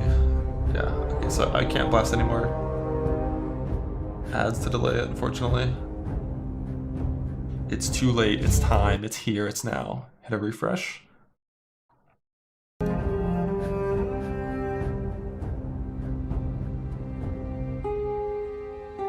Fourth and above main monitor can be cool. I might do that eventually.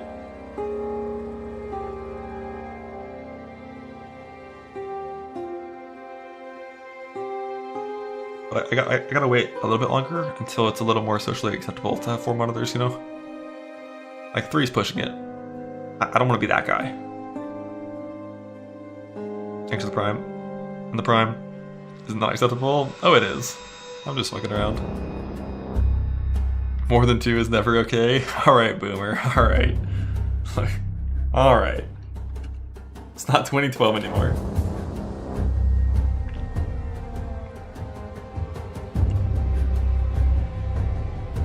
Friendly reminder, as always, I might talk over this broadcast every now and then.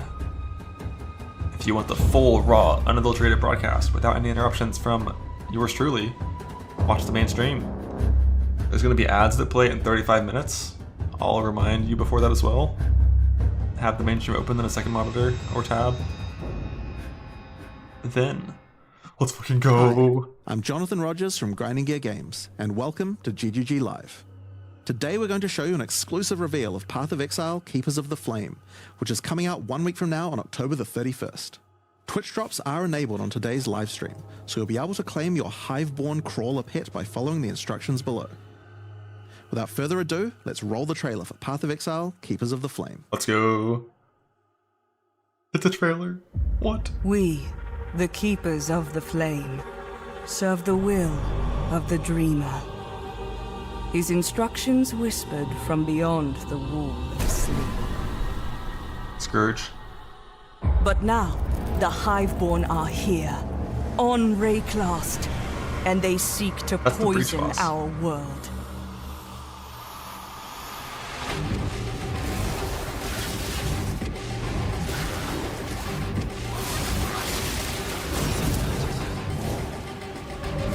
We must close their breaches, destroy their hives, slay their breach lords.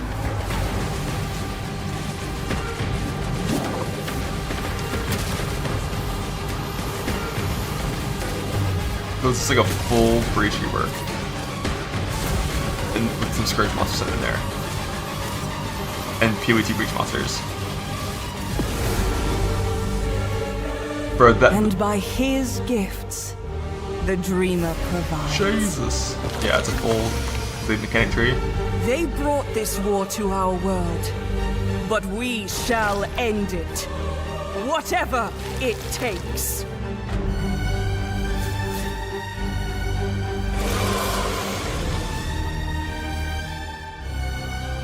I wonder if that's gonna be like a core mechanic. New skills. Bloodline classes, what does it mean? What does it mean? I don't know what it means, but it's sick. 3 new Uber bosses. AC trade. Who cares? We're playing Soulfound.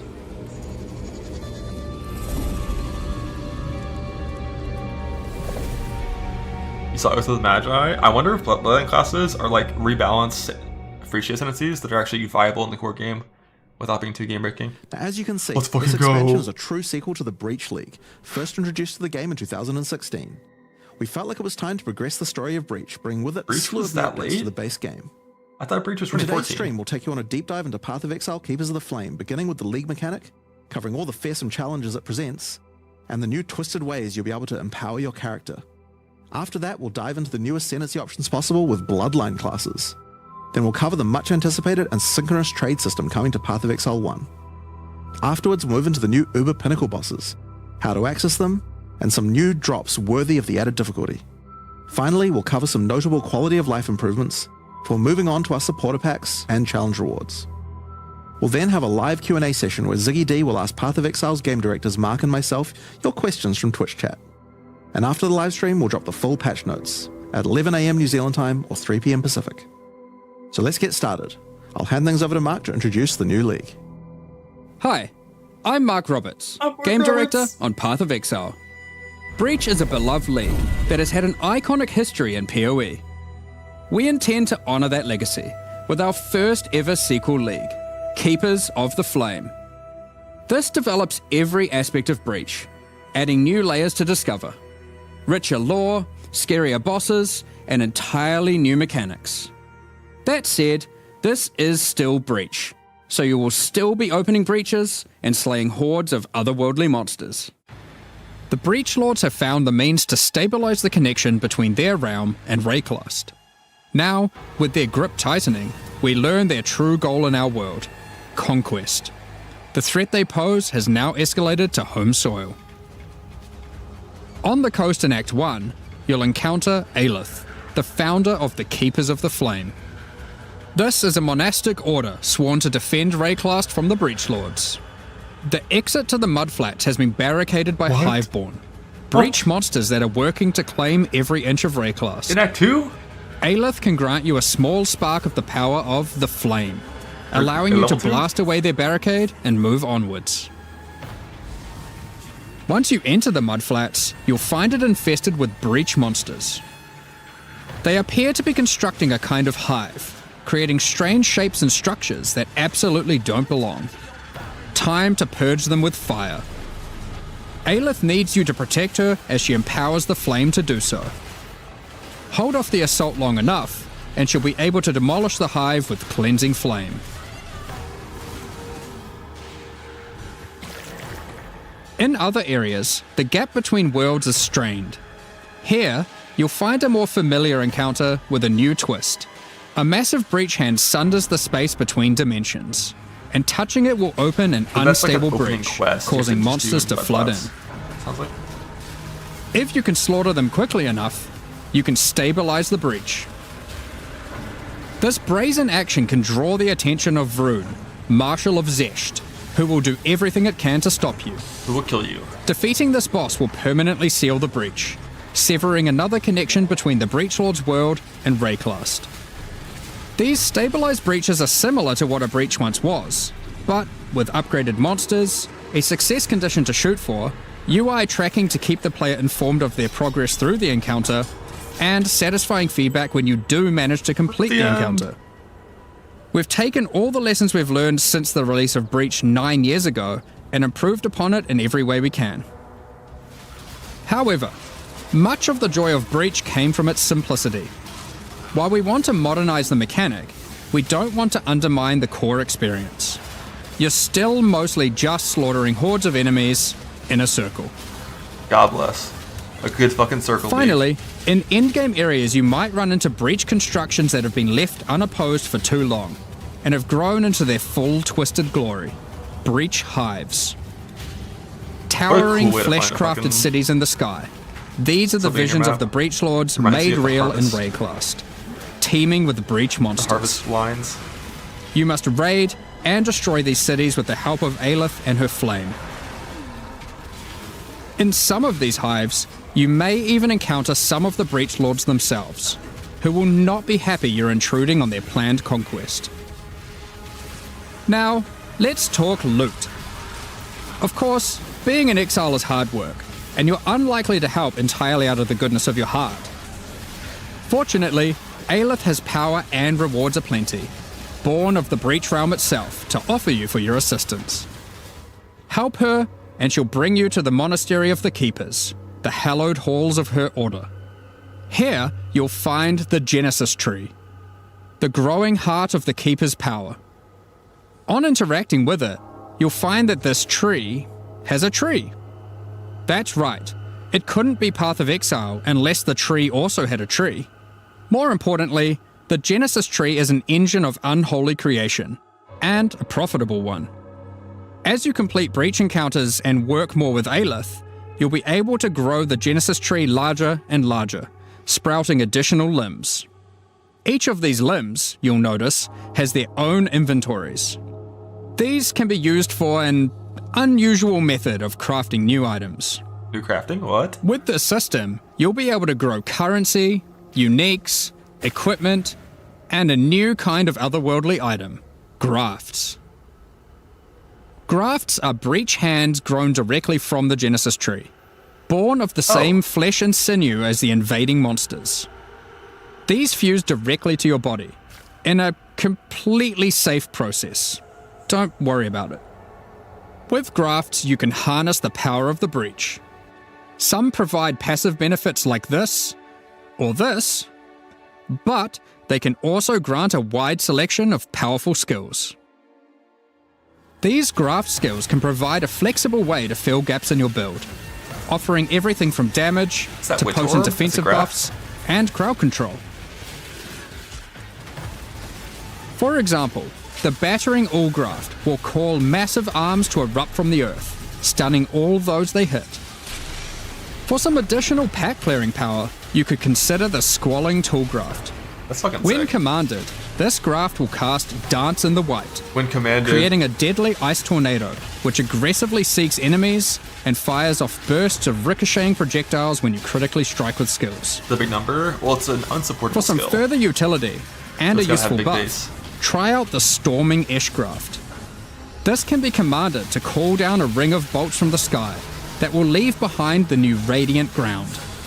Radiant Ground grants a potent damage buff to allies standing within it and makes their hit damage lucky. If you're simply after raw damage, Potent. look no further than the erupting Zothgraft, which causes massive eruptions of fire where you command, which then re-erupt when you Warcry. There are a total of 16 different graft types you can grow, each with their own skill. You can even unlock a second graft slot as you progress through Aelith's questline. So feel free to mix and match Flesh Zone horrors to your heart's content. Now, grafts aren't just here to make you stronger, they are also your means of feeding the Genesis tree, which needs constant supplies of graft blood to grow anything useful. You can do this by defeating breach monsters, which will leave behind blood that your graft will automatically collect. When you feed this blood to the tree, your allocated passives will be put to work. This section of the Genesis tree can be used to grow new grafts for you, which the Genesis tree will then birth in a gruesome display. Basic passives on the tree might increase item rarity of birthed grafts, or the chance to birth additional grafts. These passives can target specific types of grafts, and this passive causes grafts to be birthed with a random amount of quality. At least the one quality improves the amount of blood that can be stored by your grafts. This section of the Genesis tree births currency items. Basic passives can result in more or better currency. Allocate this passive to sometimes cause a shower of currency to burst forth from the flesh of the tree. Yeah, it's a bit gross, but working with the organic matter of a bunch of dead otherworldly creatures was never going to be a clean affair. Implant? What? Grafts themselves are born of a different world, so are unmodifiable by most currencies. However, with this passive, the Genesis tree can occasionally grow fleshy mockeries of currency orbs. These function like augmentation orbs, regal orbs, or exalted orbs, but they work on your grafts instead of normal gear. Yep, it's graft crafting. Allocating this passive can result in foul-born currencies. This foul-born exalted orb, for instance, behaves as a normal exalted orb, except it guarantees a higher tier modifier. What? By locking out a large portion of the lower rolls, a normal exalted orb would be able to hit. But only for results, what? The largest section of the Genesis tree is used to grow rare equipment items. For these, you have a lot of agency to influence the type and modifiers on your grown item. For example, you can specifically target boots with a dexterity requirement, with an increased chance for speed modifiers, and reduced chance for cold modifiers. Yeah, this is very Necropolis-y. Or maybe you'd prefer to look for a two-handed axe with increased chance for physical modifiers. This section of the tree is for growing unique items. Similar to the equipment section, there are passives that let you target growing specific types of uniques or rarer uniques. Belt. The process of growth is not always a perfect one, however, and can result in some defects.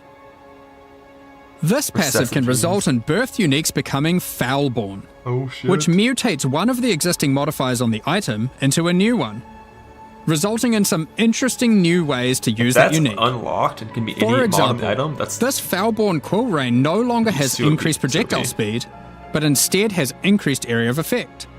I think it's going to be Another foul-born Quill Rain could replace the mana gained on hit with the much more powerful modifier where insufficient mana doesn't prevent your bow attacks. Here are some other examples. Yo, on Zothblood.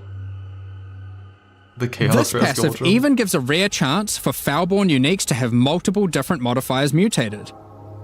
I'm sure you'll come up with some extremely powerful uses for these. We'll leave it up to you to discover what this mysterious part of the Genesis tree can grow. So, ultimately, you'll be slaying masses of breach monsters, harvesting blood with the aid of your grafts, feeding that to the Genesis tree, growing some items and better grafts, and back again to the slaughter. I hope Ignite As grows with this all buff. our challenge leagues, Ignite's this league so will good come at with a Breach. set of 40 challenges to pursue, and completing them will award you with the Keeper of the Flame armor set, allowing you to truly embrace becoming a monk and worshipping the Dreamer. Now, graft skills won't be the only new tools to play with. fucking go. In 327, we're also adding a collection of new skill and support gems. Let's go over them now. Kinetic Rain is a new wand attack which covers the ground in unstable kinetic That's energy. cool. These hazards collapse at the slightest touch, releasing their energies into any unfortunate soul who happens to be standing on them. With enough projectiles and area of effect, an enterprising exile could carpet the world in dangerous kinetic force. Wall of Force creates a barrier of kinetic power, causing allied projectiles to ricochet towards targets automatically. Drop one behind a boss and redirect the bolts of your armies. I'm sure you'll find ways to break this one. That sounds like that could be like actual broken single target, Conflagration is a depending on the new numbers. bow Yeah, attack, let's do the which numbers for that rains one. down fiery Powers. bolts from above that stick into the ground and pulse as you approach. Once you get close enough, these bolts detonate, causing ravaging ignites. These bolts chain react, allowing you to create fields of incendiary destruction. What EA should have been. Thunderstorm is a bow attack, which creates a whirling storm of wind and lightning where it lands. Yo, that's a quarter staff While attack. you're within the I know. storm, You it will can't fool rapidly me. grow, until it becomes violently thunderous with lightning-infused clouds. At this point, leaving the storm will cause it to detonate, dealing damage to everything within and releasing a flurry of tornadoes in all directions. Attacking with kinetic fusillade will create hovering orbs of energy. These linger for a few moments above you before zipping off to nearby targets, chaining between them, then detonating. Living lightning support will bring to life living sparks of energy, elemental minions that zap through packs of enemies with speed and ease. Minions. Use these alongside your spellcasting to augment your pack clearing abilities, or find whatever means possible to cover the world in living sparks of ruin. Windburst support unleashes chaotic tornadoes as you attack, which ricochet around wildly and quickly. These deal moderate damage as they travel, but will explode into a highly damaging burst when they expire. So it's a choice between scaling their duration up to get better coverage, or down to access the burst more quickly. I think this isn't T-shot Kinetic one-shotting instability bosses. is a support gem to go along with the new wand attacks that causes enemies slain to leave behind those same orbs of shimmering energy that kinetic rain creates.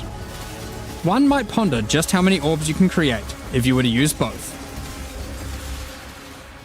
In 327, exiles will be able to absorb the power of some of the bosses they defeat.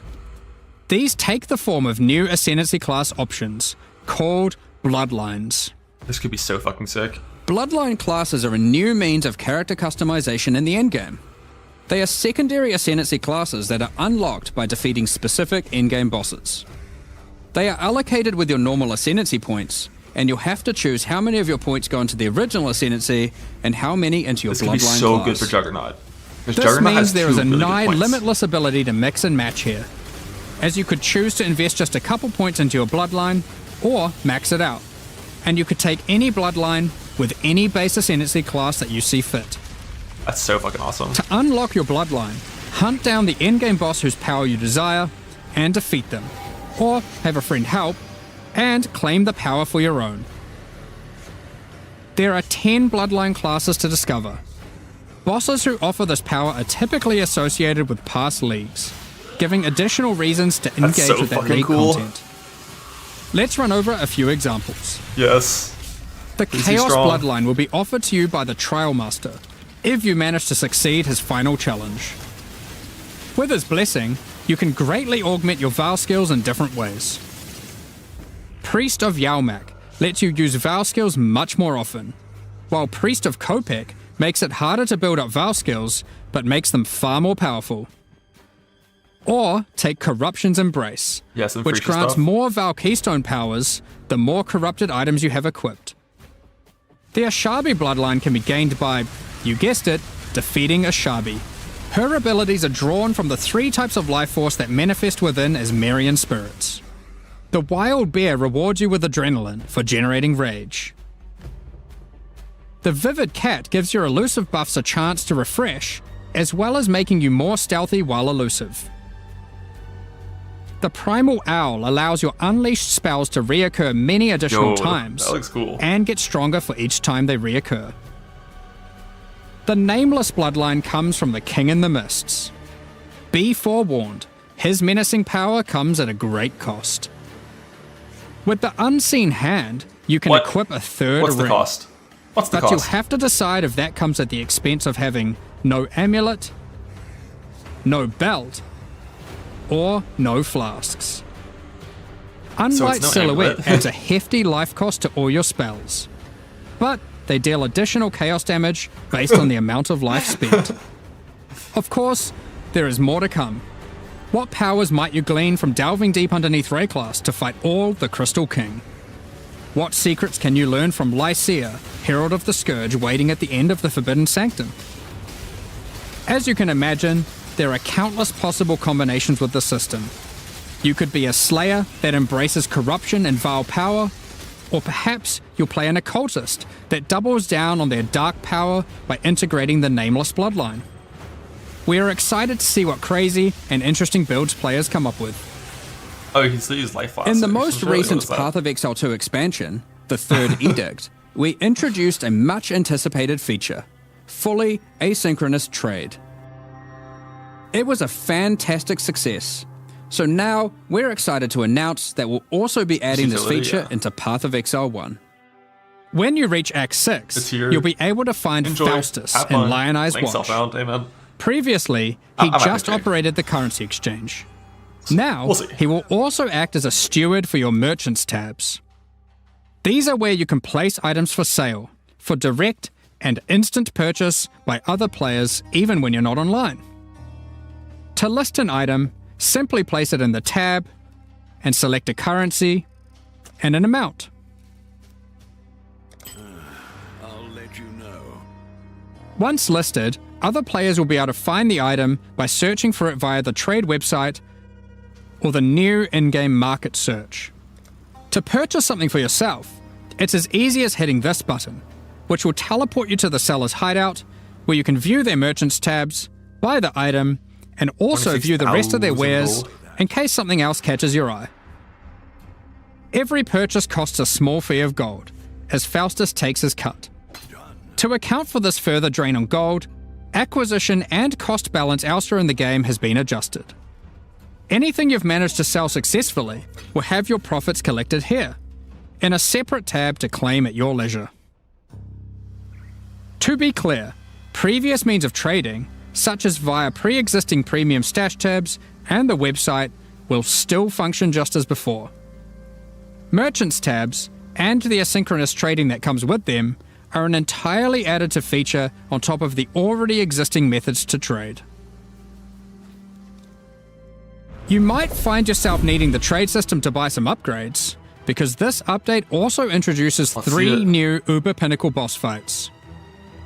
These encounters are manifested from the memories of Zana, and in her long torment, they have festered into something truly deadly. These fights offer an imposing challenge, alongside powerful rewards. In order to gain access, similar to existing Uber Pinnacle fights, you'll need to discover fragments dropped by Tier 17 map bosses. Each attempt at the new Uber Pinnacle fights will require 5 of these. Let's dig into some of the challenges you'll need to face in these new Uber versions. Damn, so that's more diluted. Hopefully they drop more fragments now. In the original incarnation of Neglect fight, the statues can be used to block the laser beams to hide behind, giving you an opportunity to avoid being shocked, frozen, or killed. When you run near these statues, they activate and allow you to reposition them. While activated, they will not stop the lasers, meaning you want to position them well, then avoid them.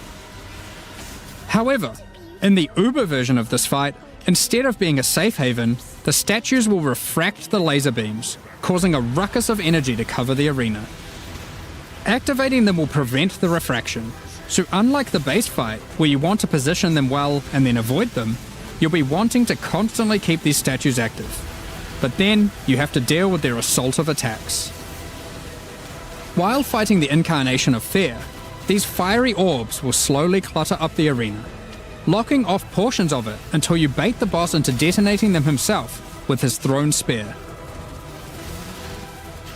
When Uberified, these orbs are attached by a flaming leash to the boss, rotating around him constantly. More and more will spawn as the fight goes on, making it even more imperative that you clean them up by cleverly using the boss's abilities against him. You hit a double. Normally in the incarnation of Dread fight, during the bullet hell phase, you have to acquire a red rose, run it to the boss, then collect a blue rose, doing the same, causing it to get heavy stunned and interrupting its mechanic. In the Uber version, you have to do the same, but in order to get the blue rose, you have to defeat the Incarnation of Neglect, and to get the red rose, you have to defeat the Incarnation of Fear. Good Interesting. luck. Given the difficulty of these bosses, their rewards should be worth your while. Let's take a look at some. From the Uber Incarnation of Neglect fight, we have Bitter Instinct, a Retaliation. spiky shield that turns retaliatory strikes into preemptive ones, making it just a matter of time before the long arm of justice crushes your foes.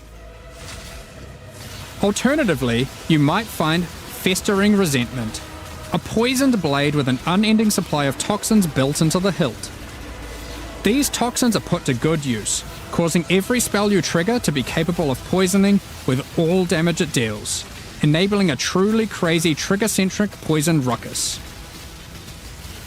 And from the Uber Incarnation of Dread, the Hallowed Monarch, a counterpart to the Dark Monarch, which focuses more heavily on investing into one or a few minions, rather than growing your hordes to massive proportions. Storm Rayclast, with your chosen few at your side, stealing power from your enemies as you go. Head on through your fucking minions. We've got a number of quality of life changes to bring to 327 as well. Many of which you may have seen already in some of our pre-livestream teasers, but for those who haven't, Heist is a mechanic which has long frustrated some players who may otherwise have been interested in the rewards it has to offer, but have no desire to grind through the early progress of finding and running low-level contracts to get all of the rogues to their maximum level. Well, starting in 327, Heist rogues will automatically begin at maximum level, so you can start your dubious criminal career without all the busy work. Points invested into your Atlas passive tree will now be refundable with gold. Just speak to Kerak to do so. For players who love jumping between strategies, there's also an option to instantly refund your entire tree, which of course can now also be done with your regular passive tree as well.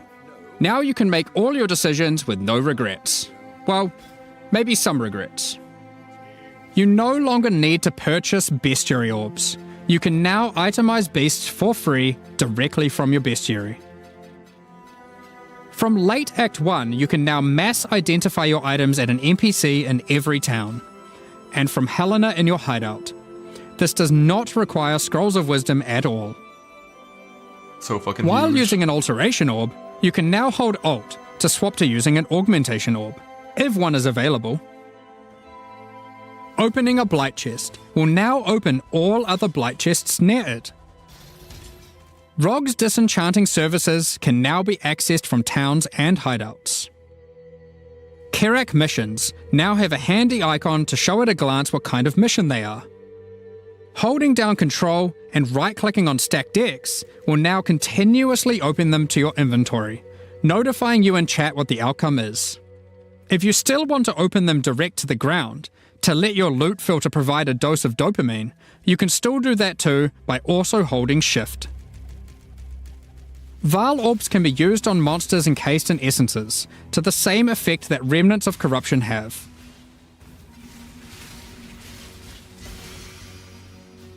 When multiple skill gems are ready to level at the same time, you'll now be able to click this button to level them all up at once.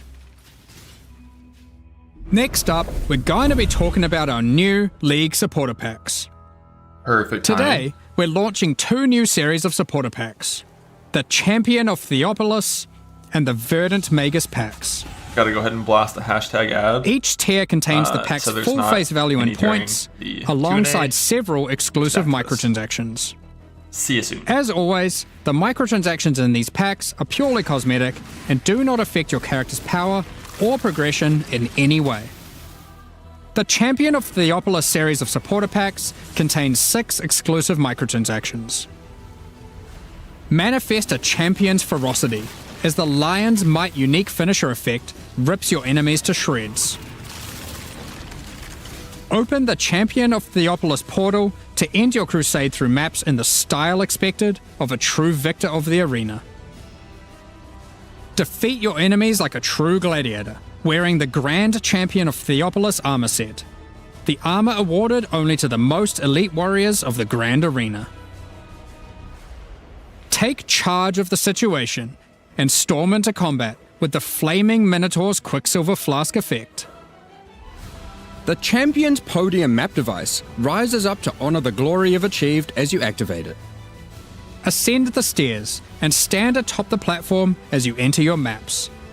Each flame surrounding the platform represents a remaining use on your portal. The burden-back belly goat carries all the supplies necessary for a campsite as he travels behind you in battle.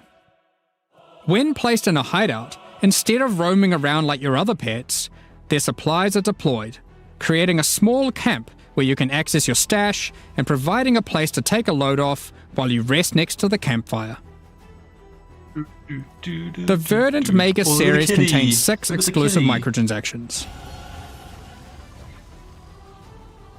Having Faustus sell your items on your behalf is great and all, but sometimes you just want to feel a little bit more shady about your dealings. The Back Alley Trader hideout decoration is more secretive with your trades, creating distance between you and your customers. Note that until 327 is released, this Back Alley Trader will only serve as your currency exchange. Once it's out, it will be updated to have the new Managed Shop option to also facilitate your trades. The Verdant Wayfinder pet is a loyal companion to any Master Magus. As you approach waypoints, it envelops them with its vines, guiding you throughout Rayclast. Hey to win. Control Earth and nature itself, as the Great Verdant Magus armor set envelops you in the ancient power now lost to time. There's also a matching back attachment included. Remnants of the forest ripple out from within you with the Verdant Magus level up effect equipped, restoring life to the corrupted land. Call on an ancient golem to use their power to create a safe passage for you to retreat through with the Arcane Golem portal. As a Supreme Verdant Magus, you can travel to your Arcane Isle hideout. A cluster of islands held together by ancient magic passed down between elite mages. Yeah, come back to full screen. Stand atop your Not sure why I tower dropped and full screen. relish the great heights you've reached above those who have not harnessed the arcane. I'm just waiting for the Q&A at this point. These packs are now available for purchase on both PC and console and will remain so during Path of Exile, Keepers of the Flame. Additionally, any microtransactions from these supporter packs will be made available for use in Path of Exile 2. Meanwhile, the Crypt Keeper and Frisian Magistrate packs leave the store forever at the launch of the Keepers of the Flame League, so now's your last chance to purchase them. Thank you so much for your ongoing support. We're just about to start the Q&A with Ziggy D. Let's go. Afterwards, we'll post the full patch notes for Path of Exile, Keepers of the Flame, at 11 AM New Zealand time, 3 PM Pacific. With release at the end of next week, our community team will be posting crucial information you'll need for the release. Keep an eye on the news. Thanks for joining us today and checking out our latest developments. We're looking forward to holding off the Breachlord's conquest, crafting gruesome Full patch grafts, notes. Yeah. planning dozens Full of patch Bloodline-empowered builds, Except for the and nerfs that are filling out gonna our trees tree. come out daily over the We next hope week. you all join us.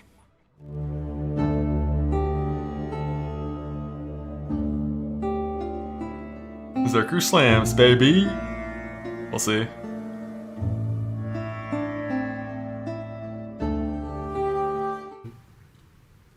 G'day Exiles and welcome to the post-reveal discussion and Q&A with G'day.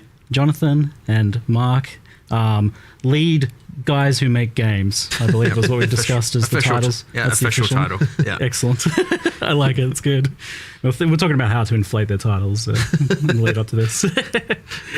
327 Keepers of the Flame, the reveal we just had there was, I think, quite a banger, but I've been even more impressed with what I've been playing here in the office with some of that, so we'll get into that in a moment. But I'm curious, this is kind of like a special kind of reveal day for PoE1 fans, as I think it marks a return to schedule for us. You announced this plan to do the 4-month cycle for the games, two twos, and it seems to be working. Yeah, I mean, it's certainly hard. I'll tell you that, right? Like, it can be pretty brutal on some of the stuff when it's like, every 2 months you got a deadline. But yeah, I mean, look, we have to do it, right? Like, I mean, that was always the intention to get, the regular schedule. It's super important. So we have to make it happen. We have to make sure that is something that we can do going forward. But yeah, I would like. I'm honestly, I'm so happy that we managed to, to get everything back, and I think it helps a lot. I think like things feel a lot less like crazy here this visit for me, like, and things seem a bit more of a finished state as well from what I've been looking at. So well, we're putting a lot more effort into sort of getting that production process down, making sure that everything's going well. Like, we're hiring producers at the moment, just by the way, in case anyone's out there just like looking at as a for a production job. It's something that we're really concentrating on, making sure that because when you've got a schedule like this, when it's this tight, you have to be really, really careful, because like I would say one of the hardest things that we didn't expect, trying to make sure that we get the schedule this short, is you start to become really vulnerable to just like random things, like this person gets sick or like something like that, and that's like suddenly it's like a real challenge. So that's been real hard to adapt to. But yeah, I mean, honestly, we have to do it. Because PoE2's 030 kind of, we missed it by a week or two as well. Like, normally that's okay. Yeah, you slip a week or two, but now all of a sudden you got a bit 2 week more overlap with 327, and it certainly has less room for error. But again, that's why more production staff should help, and we are just going to get better at it. But yes, we made it to 326 and now 327, mostly on schedule, give or take. One was, you could argue one's an anomaly, two is a pattern, so hopefully it should continue as normal, but we'll get better at it 100%, so we'll work out the kinks, but it was always going to be some growing pains to going to 6 releases a year across both Path of Exiles. So. Yeah, I remember thinking when you guys were doing 4 releases a year that was crazy, so 6 is pretty wild, but it seems to be happening, so fingers crossed it keeps happening. Is the contingency just that, like, occasionally you just might delay by a few weeks here? I don't want to. I really want to be real strict about it. Like, we said we'd stick to the time and adapt the content around the time, like consistency is key. So hopefully we can keep doing that.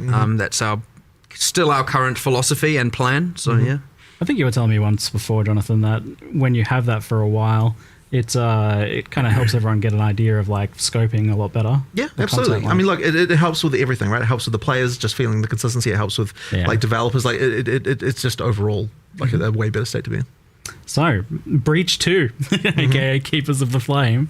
It's the first real direct sequel league in PoE. Now, I know we're kind of sequeling with stuff in PoE 2. There's like definitely follow-ups there, but this is the actual first true sequel league, and it seems like people are pretty keen on the idea. I think the reception's been pretty good so far, first impressions. What are your guys' thoughts on doing a sequel? Were you like anti-sequel, pro-sequel? Because I know people kind of... I would say personally that, like, so whenever you do a sequel, you're entering a dangerous territory, because people who didn't like the original could then now be like, oh, I'm disappointed because like as soon as they hear that it's a sequel to something they didn't like, they're like, it's not. You could just be ruling out a bunch of people in your audience right away. Now, Breaches, I would say, is a pretty popular one, so like there's less danger there. Yeah. But effectively, in order to make a sequel to something, I think you really have to be doing something that had to be a real banger back when you did it, so that people actually, are definitely on board from the beginning. In general, I'd say we'd prefer to do stuff that's like new, but I think this one was a good fit. It was a good example of something to do, and people are liking it. So it's I mean, as Jonathan said, yes, like some leagues are more divisive than others. Some have more kind of X factor out there gameplay. With the whole Blight Tower defense, and some of them are more maps and a bit more crazy. And immediately you do turn off some people, and we know that going in. When we make these, we try and make it something good for everyone, but Breach had that, just like you're just slaying hordes of monsters. You're just killing. It's the classic. We talk about reinventing the wheel. Here we talk about not reinventing the killing monsters in circles. And it has that. And by the way, that is a massive thing when doing the sequel. Is we're like, we must keep the killing monsters in a circle. Because it was like in this version of Breach, last thing I want to do is, and this is another risk of a sequel, is take something that people love and then just ruin it. We really focused on the weaknesses of what Breach had, because it was new bosses. It could be said. 9 years ago, almost to date. I think it was. I think it was December 9 years ago. So we're almost there. Yeah, just if you want to feel a bit old for a moment. There you go. My back. Ow. Fuck these nerds. They gotta be quieter. you know, and I actually still remember working on it. It does not feel like it was that long ago. I made those 5, you know, the 5 Breach Lords back when, and you know, put together all the monsters and all that interesting stuff back then. And I was like, what was I doing? Like we took the player characters, put some micros on them, and dunked them in red paint. That was the style at the time. You know, it was like, so it's not only been fun to come back and do a sequel. Which, by the way, we've codenamed Breakwall, which is obviously a given. But important. We've coming with like 9 years of lessons learned, including you know, with all the lessons learned from PoE2 as well, and then coming back and being like, what do we know now that we didn't know back then? And it's like, okay, let's not sabotage the gameplay, the killing of monsters, the killing monsters in a circle, and let's focus on the weaknesses. And so then we looked at, okay, well, nowadays, if we were to do a league, it generally comes with, you know, some character power arc. You've got some crafting system. You know, there's generally a meta system, and then that's where you get like the grafts, the Genesis tree, and all that stuff come in. And again, focusing on that, less of like, you know, focusing on the combat mechanic this time around, because we kind of knew that was a success. Yeah. You'll find that, you know, it might be less trivial with some of the other contents that's a little bit more like crazy with respect to combat. But we'll see. I'm definitely eager to dive into like basically all of the things you mentioned there. But out of interest, what's like a league mechanic or a expansion that you either would or wouldn't want to sequel at some point? Like, what would be a bad example? Is maybe interesting. Well, I think the one that you said there with the tower defense stuff, it's just like, that would be very divisive, right? Immediately, if we said doing a sequel in PoE1 to that, there'd be immediately a bunch of people would be like, yeah, I like Blood. I know. A lot of people don't, right? Both ends of this. I think you'll get the most passionate people wanting it, and then you'll get the most people that hate it on the other side. right. For sure. Yeah. That being said, like, it isn't like, oh no, that means Blight's never getting improved. Right. There's differences between overhauling and improving a league. Yeah. And there's and obviously doing a narrative sequel where you kind of step away from some of it, and you know, so really here it's like, yes, Blight, there's so many leagues, right? Insert all of them will get attention. Sometimes they'll just be quality of life, similar to what we've done with Heist this time round, because honestly, that probably deserves more. And then other times it'll just be an upgrade. I certainly wouldn't want people to say, oh yeah, we're just going to do sequels from now on. That we're definitely not. Like, I don't think it's going to be the most common thing. I think it's just a thing we decided to do here, and you know, maybe we'll do it again sometime. But most of the time, I think people want new stuff and, you know, different new things. I like the revisits. I wonder. There's definitely some lore and stuff I'd like to see expanded. Like, I feel like Harbinger, for example, touched on some stuff that was maybe only scratching the surface. Part of what allows us to do the sequel here, by the way, and from a more production point of view, is that because we did the Twisted Domain and the new Breach monsters in PoE2. We got to utilize the monsters. So we didn't take the bosses from PoE2. We made full from scratch boss fights for this version, for Keepers of the Flame. Cool. But for the monsters, a lot of it's reusing the models, the animations, the rigging, you know, a lot of the art side of it. And because we get to do that, we get to then focus our attention on all those other things that we would otherwise have to have a bunch of resources dedicated to. So like, there's a kind of like two birds, one stone going on there, where we not only got to do it, we got to do it in a more cost-effective way that allowed us to focus on other features that are going in the expansion. So, you know, win-win for players and for us in that regard. But you know, it would be less trivial with other sequels or to other leagues where we don't necessarily have all the monsters and everything made like that. So, not to say it's impossible, but it's just an interesting factor that came up that allowed us to do more here than we might, you know, if we don't forward think enough or forward plan enough, and I mean quite far in advance, because like making these full monsters from scratch is not a short-term process. You know, we might not be able to do for some other leagues. So, you know, just a kind of fun internal kind of consideration that we made.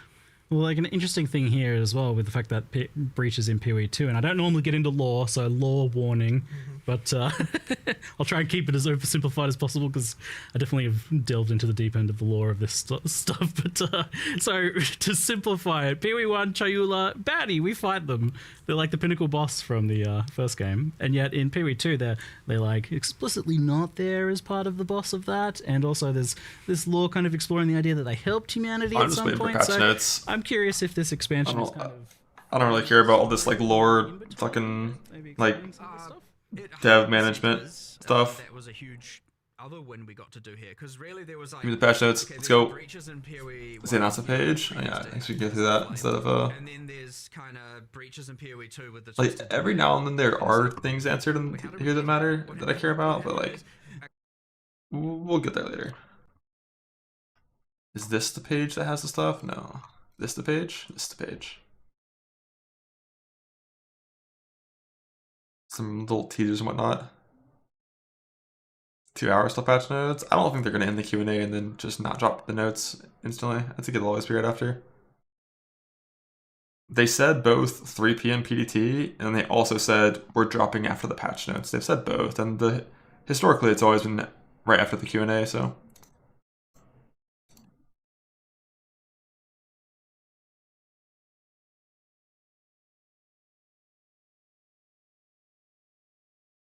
I'm expecting it right after the Q&A. Breach, breach, breach. Breach. Breach. Breach.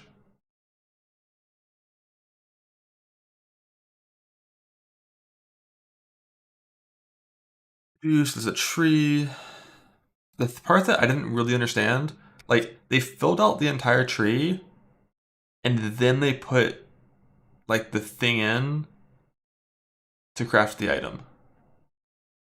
So, like, I guess, like, you can set this up by unlocking these points from whatever system, and then it's just set up how you want it forever. And then you farm, like, juice on a womb. A womb. Can I pronounce the B? Womb. And then I put the womb in this little hole right here. And then it'll just instantly shit out loot based on my tree.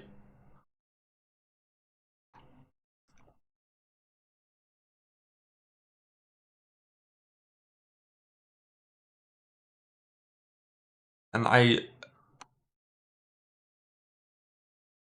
wonder if it's like a, let's see, 1, 2, 3, 4, 5, 6, 7, 8, 9, 1, 2, no, so I wonder, can you like just ignore like 3 of the trees entirely if you don't care about them, and that lets you put more points into the trees you do care about? I assume so, because it's probably just one system.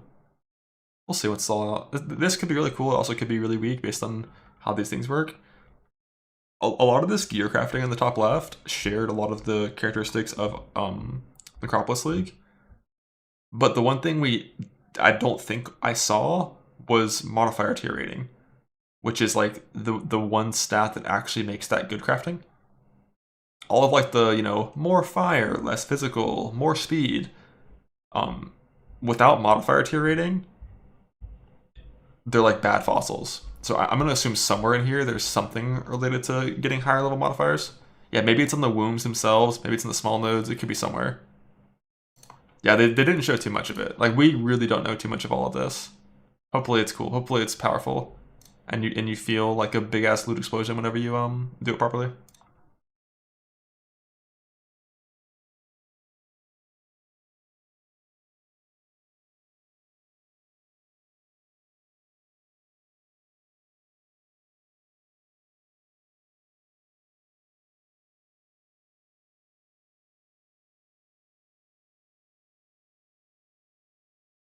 A handy upgrade. Alright, so what does it look like? So graphs are not the things you're putting into the tree, right? Like, graphs is a permanent thing you have in your character if you want it to be until you replace it with something new. A lot of these abilities, 150k fire damage, what? Yeah, so like these are non-supported things that aren't scaled by like gem level things on your stuff. So a lot of the normal scaling metrics don't exist for these things. So they have big numbers instead.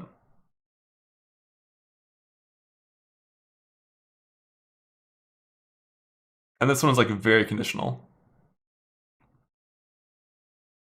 Like, you have to be hit for that one to proc. And then some of the abilities themselves. I wonder if it's scaled by anything on the player. Or if it's only scaled by the mods on the graph itself. I assume that'll be answered in the Q&A.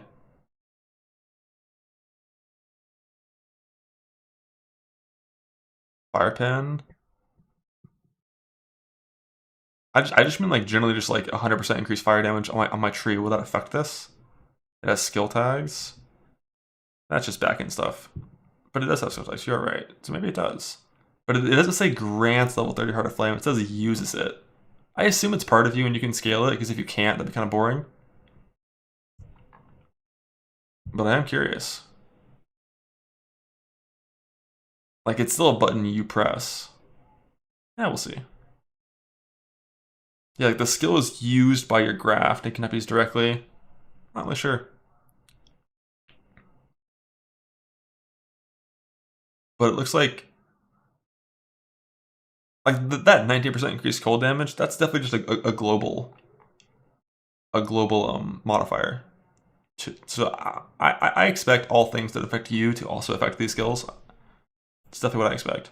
Yeah, like it's your arm. It's my fucking arm, man. I got 4 arms, deal with it.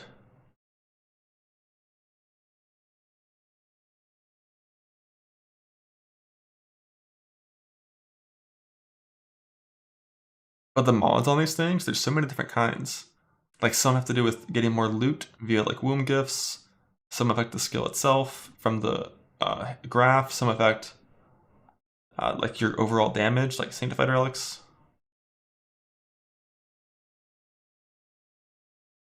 Valborn Fortune. Oh, so it's not only exalts. It's also regals. I wonder if it's everything. Like alts and augments would not be popular in this game. I don't think. It's probably only going to be like regals and exalts. Like in the world where you have like 2 really good mods on a magic item, I just picture like most alt crafting is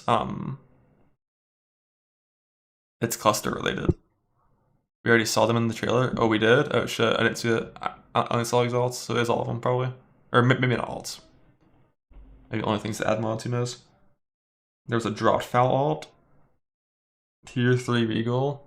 I wonder what more likely means in this case. Isn't this... If this uses the same logic as sanctified fossils, I don't think those are that insane, right?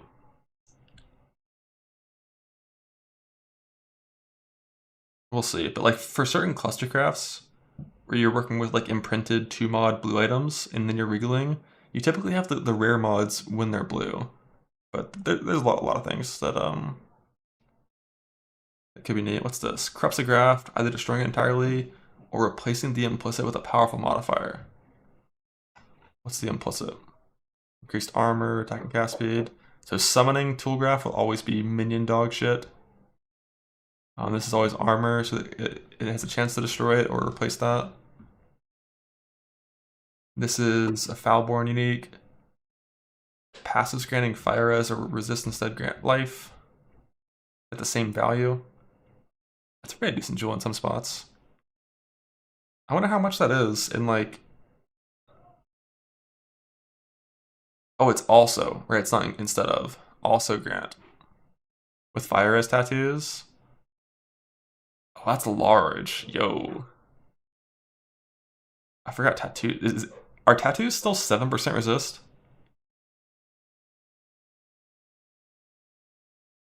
Six. So here's the thing.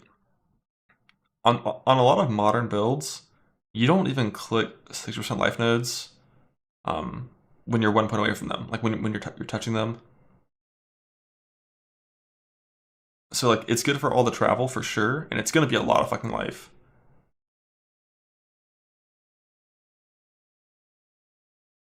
And then you get the resist too. It's definitely very solid. What's this one? Yo, damage cannot be reflected. We love that mod.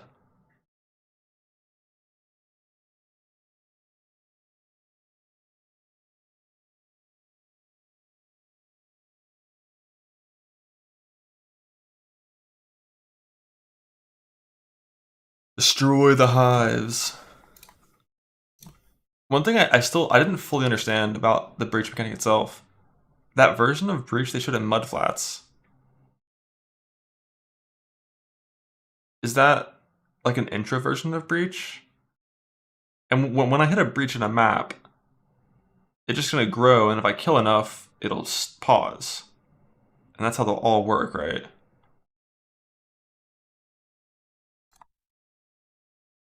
Out of 3 kill encounters you can find in the area. Sometimes it maps as well. Yeah, we'll see when we log in and play. Either way, all versions are going to be killing monsters in a circle.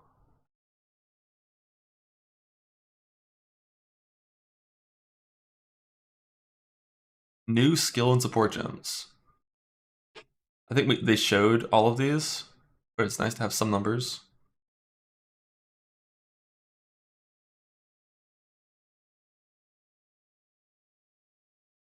It's like 143%. 160 on all the anomalies. I don't really know what all of the wand numbers normally are. That's off under trade. I need patch notes before I know that. It really depends. Like if they like gut Abyss entirely, or like kill the caster mastery, or do something to make Self-Found like less enjoyable than last patch, I'll probably play trade. We'll see. Wind Burst. Supported attacks trigger Wind Burst on hit no more than once every 10 meters moved. Oh, but you have to travel a certain distance. Okay. So you have to travel 10 meters, which is like basically a full screen, and then you proc Wind Burst. Yeah, it's kind of like Volt, which shoots out 139% times 1.4. Why does it say 3 proj? Is it actually 3 proj by default, and that character just had so much bonus proj? Like, bow builds do get a ton of extra proj, so it kind of makes sense. But like, I don't know how good that really is. 10 meters is pretty far. It means your character needs to be strong enough that you're just kind of blasting one-shotting screens. It looks insane in like small zones though. Like Fortress Boss Arena style zones. Like look at this preview on the left here.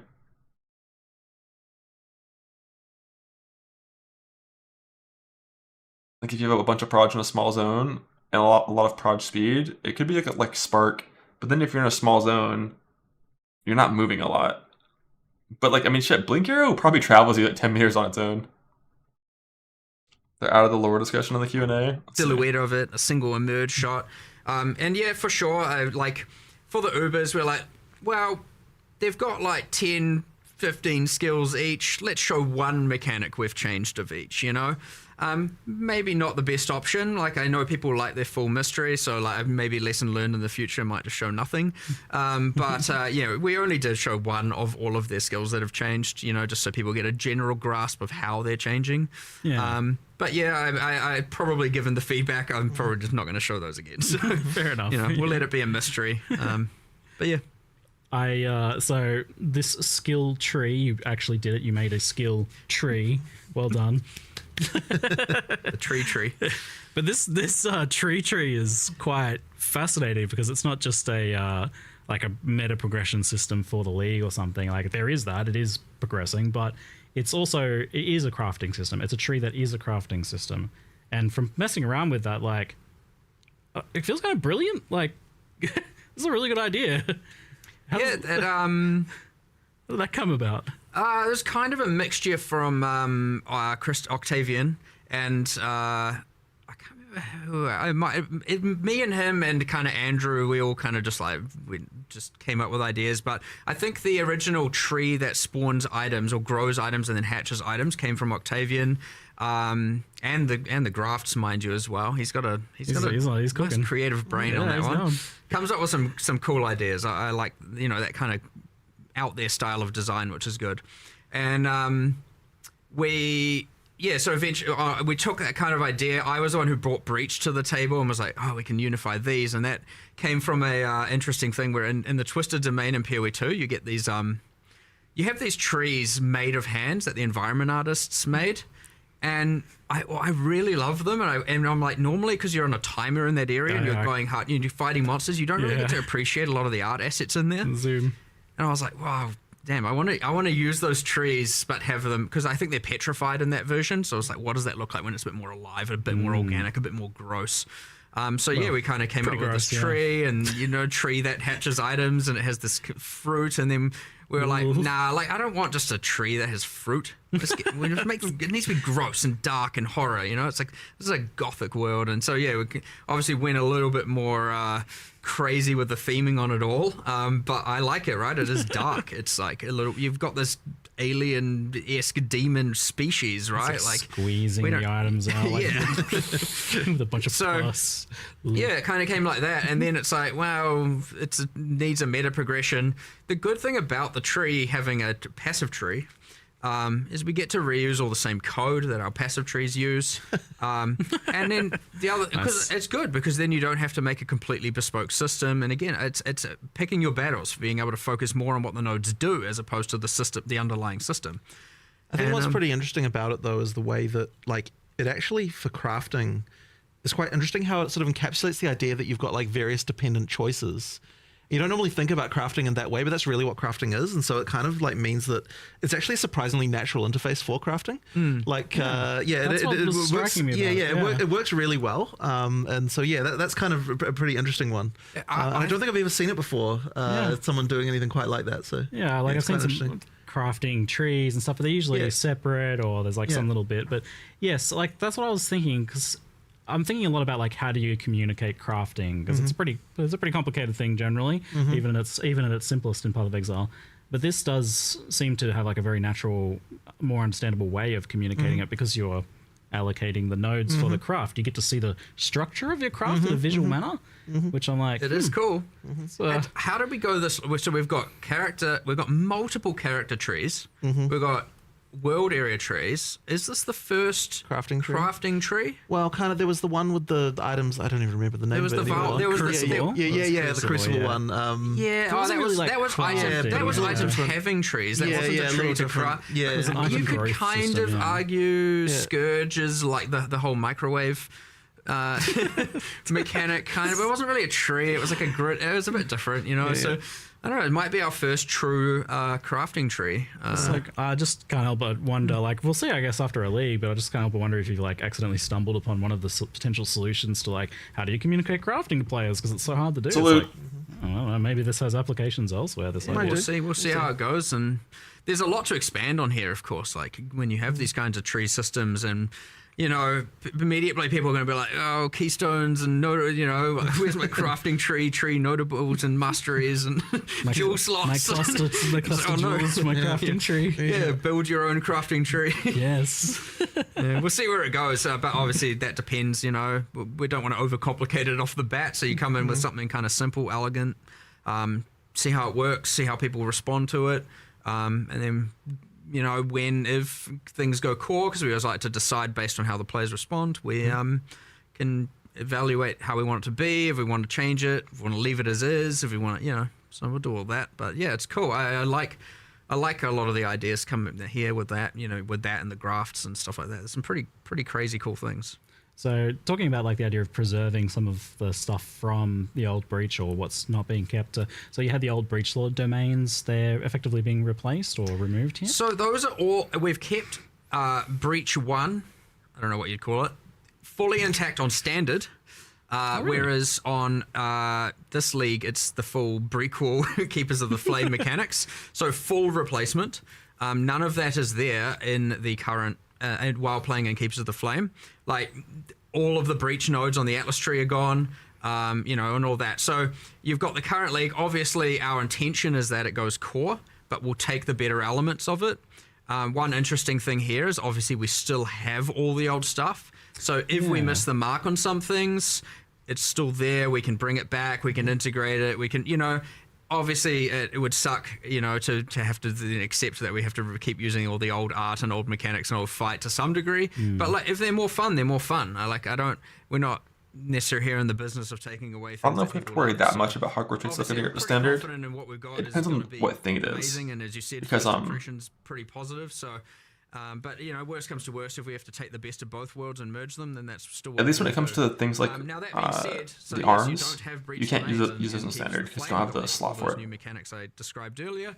But like the that isn't to currency, say I guess, there isn't a might. future where we have a prequel to the prequel, and we Maybe the have, uniques would. you know, or an update, We'll see. you know, not necessarily another sequel, but you bring back some of those things that were good about it. Yeah, fuck that's all. So immediately I can see people playing coming in like, out. oh, but what about the uniques or the rewards? We have kept all of that. All of that can be spawned from the tree. You know, you can grow pretty much all of it.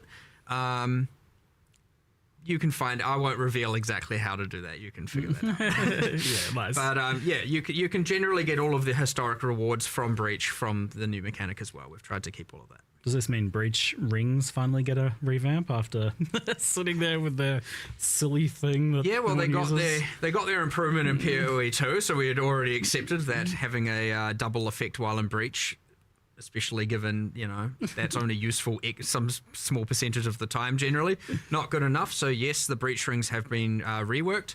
I believe the implicits are all max res of the corresponding element types. I can't remember what fifth one is. Whatever, we'll deal with that. But I believe it also restricts or constrains the mods you can roll in it. So it's like Zoff rings, fire mods, etc., etc. Cool. Sounds rather interesting.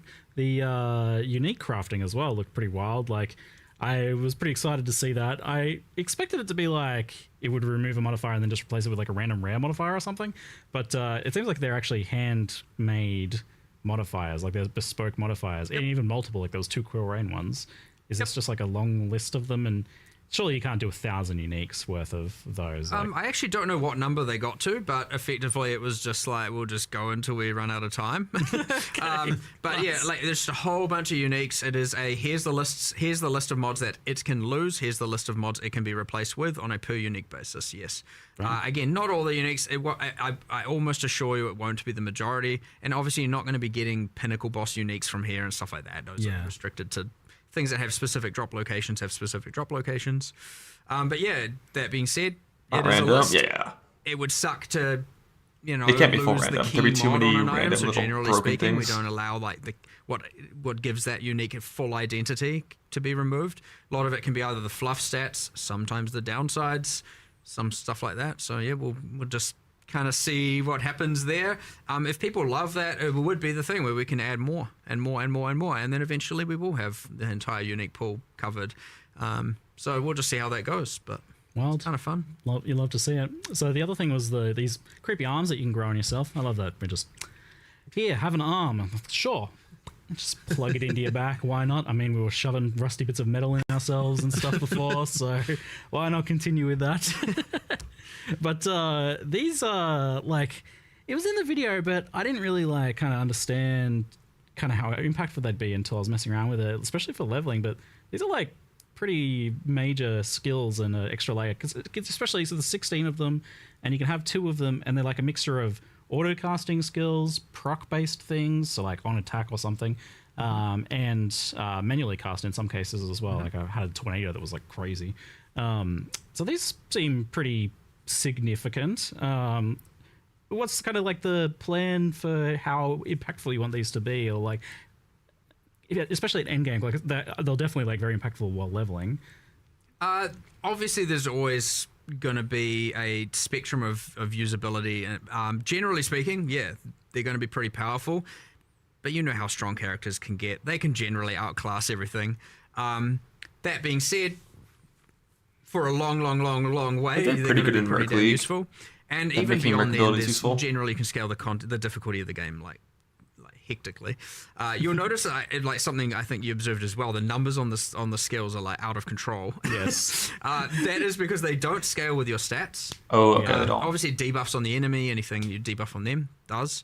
But yeah, they don't scale with your increases. The reason for that is that I wouldn't want it to be that if you're a spellcaster, you have to use one that's doing a spell. That kind of makes because sense you with that logic. generally focus on increases. And I didn't want it to be that, now in order to benefit from grafts, you have to really only invest in global damage increases and stuff like that. It would restrict the character builds too much.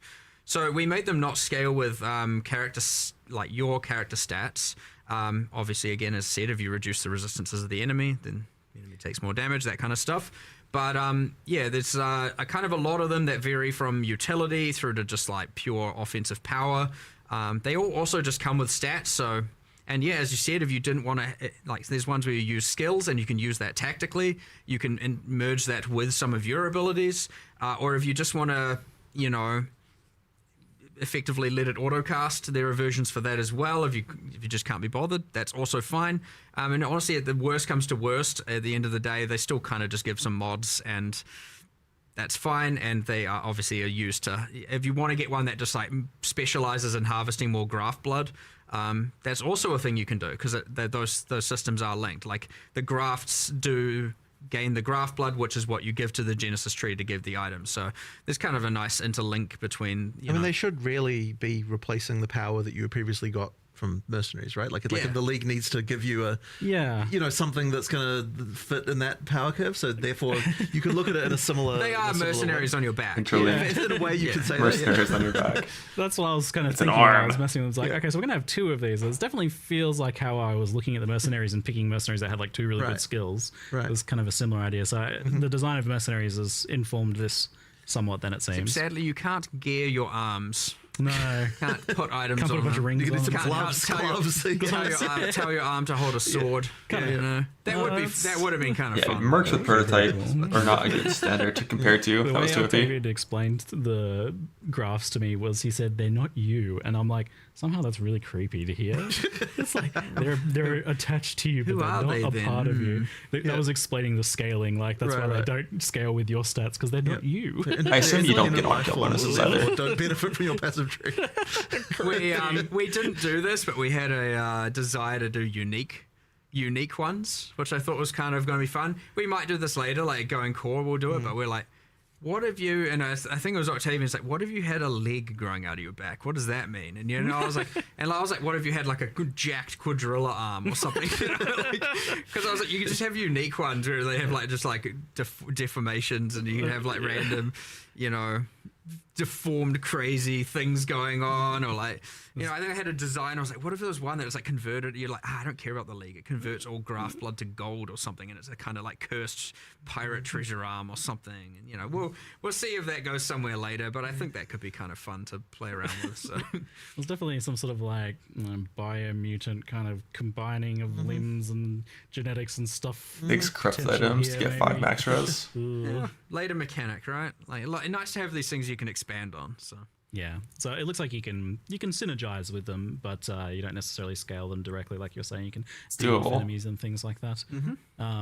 While we pan down to some of our additional questions, I've been noticing some that get mentioned a lot in chat that we'll kind of transition over to briefly. So WASD gets mentioned a lot, like 30% overlife recovery. What's planned for Path of Exile 1, if it's feasible, what goes into so that? in order, pretty big deal. In order for WASD to happen in PoE 1, we need to get the rigs from PoE 2. In order for that to happen, we need to finish moving all the microtransactions over, which has definitely been a bit of a slow task that we kind of need to get through. And so effectively it would be like, we do want to do that at some point, and then after that point we can make WASD for PoE 1.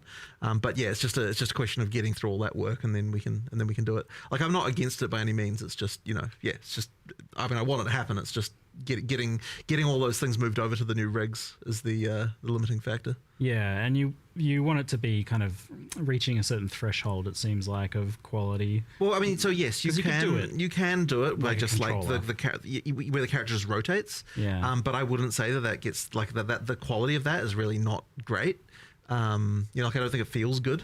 I kind of want to make do it with the proper rigs that we get. And look, that would be so beneficial to everything anyway. Like, we're highly motivated to do that because it means that we don't have to rig a bunch of stuff for the old rigs anymore, which a bunch of artists would definitely appreciate.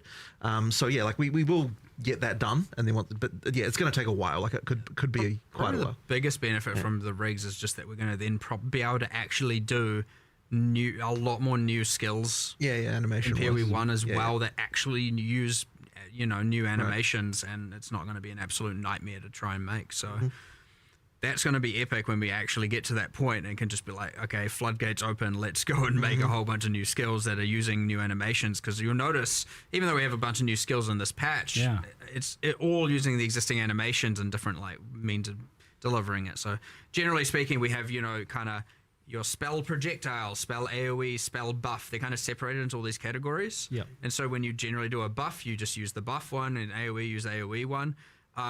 But as a result, we don't have just like cool bespoke things where you know, I don't know, do a flip while doing a, you know, doing crazy stuff like that. We're not going to be able to really get that in PoE1 just because the cost is insane to animating that. You got to do that on 7 different characters, 7 different rigs with all the different weapon sets. Yeah, with every single weapon set.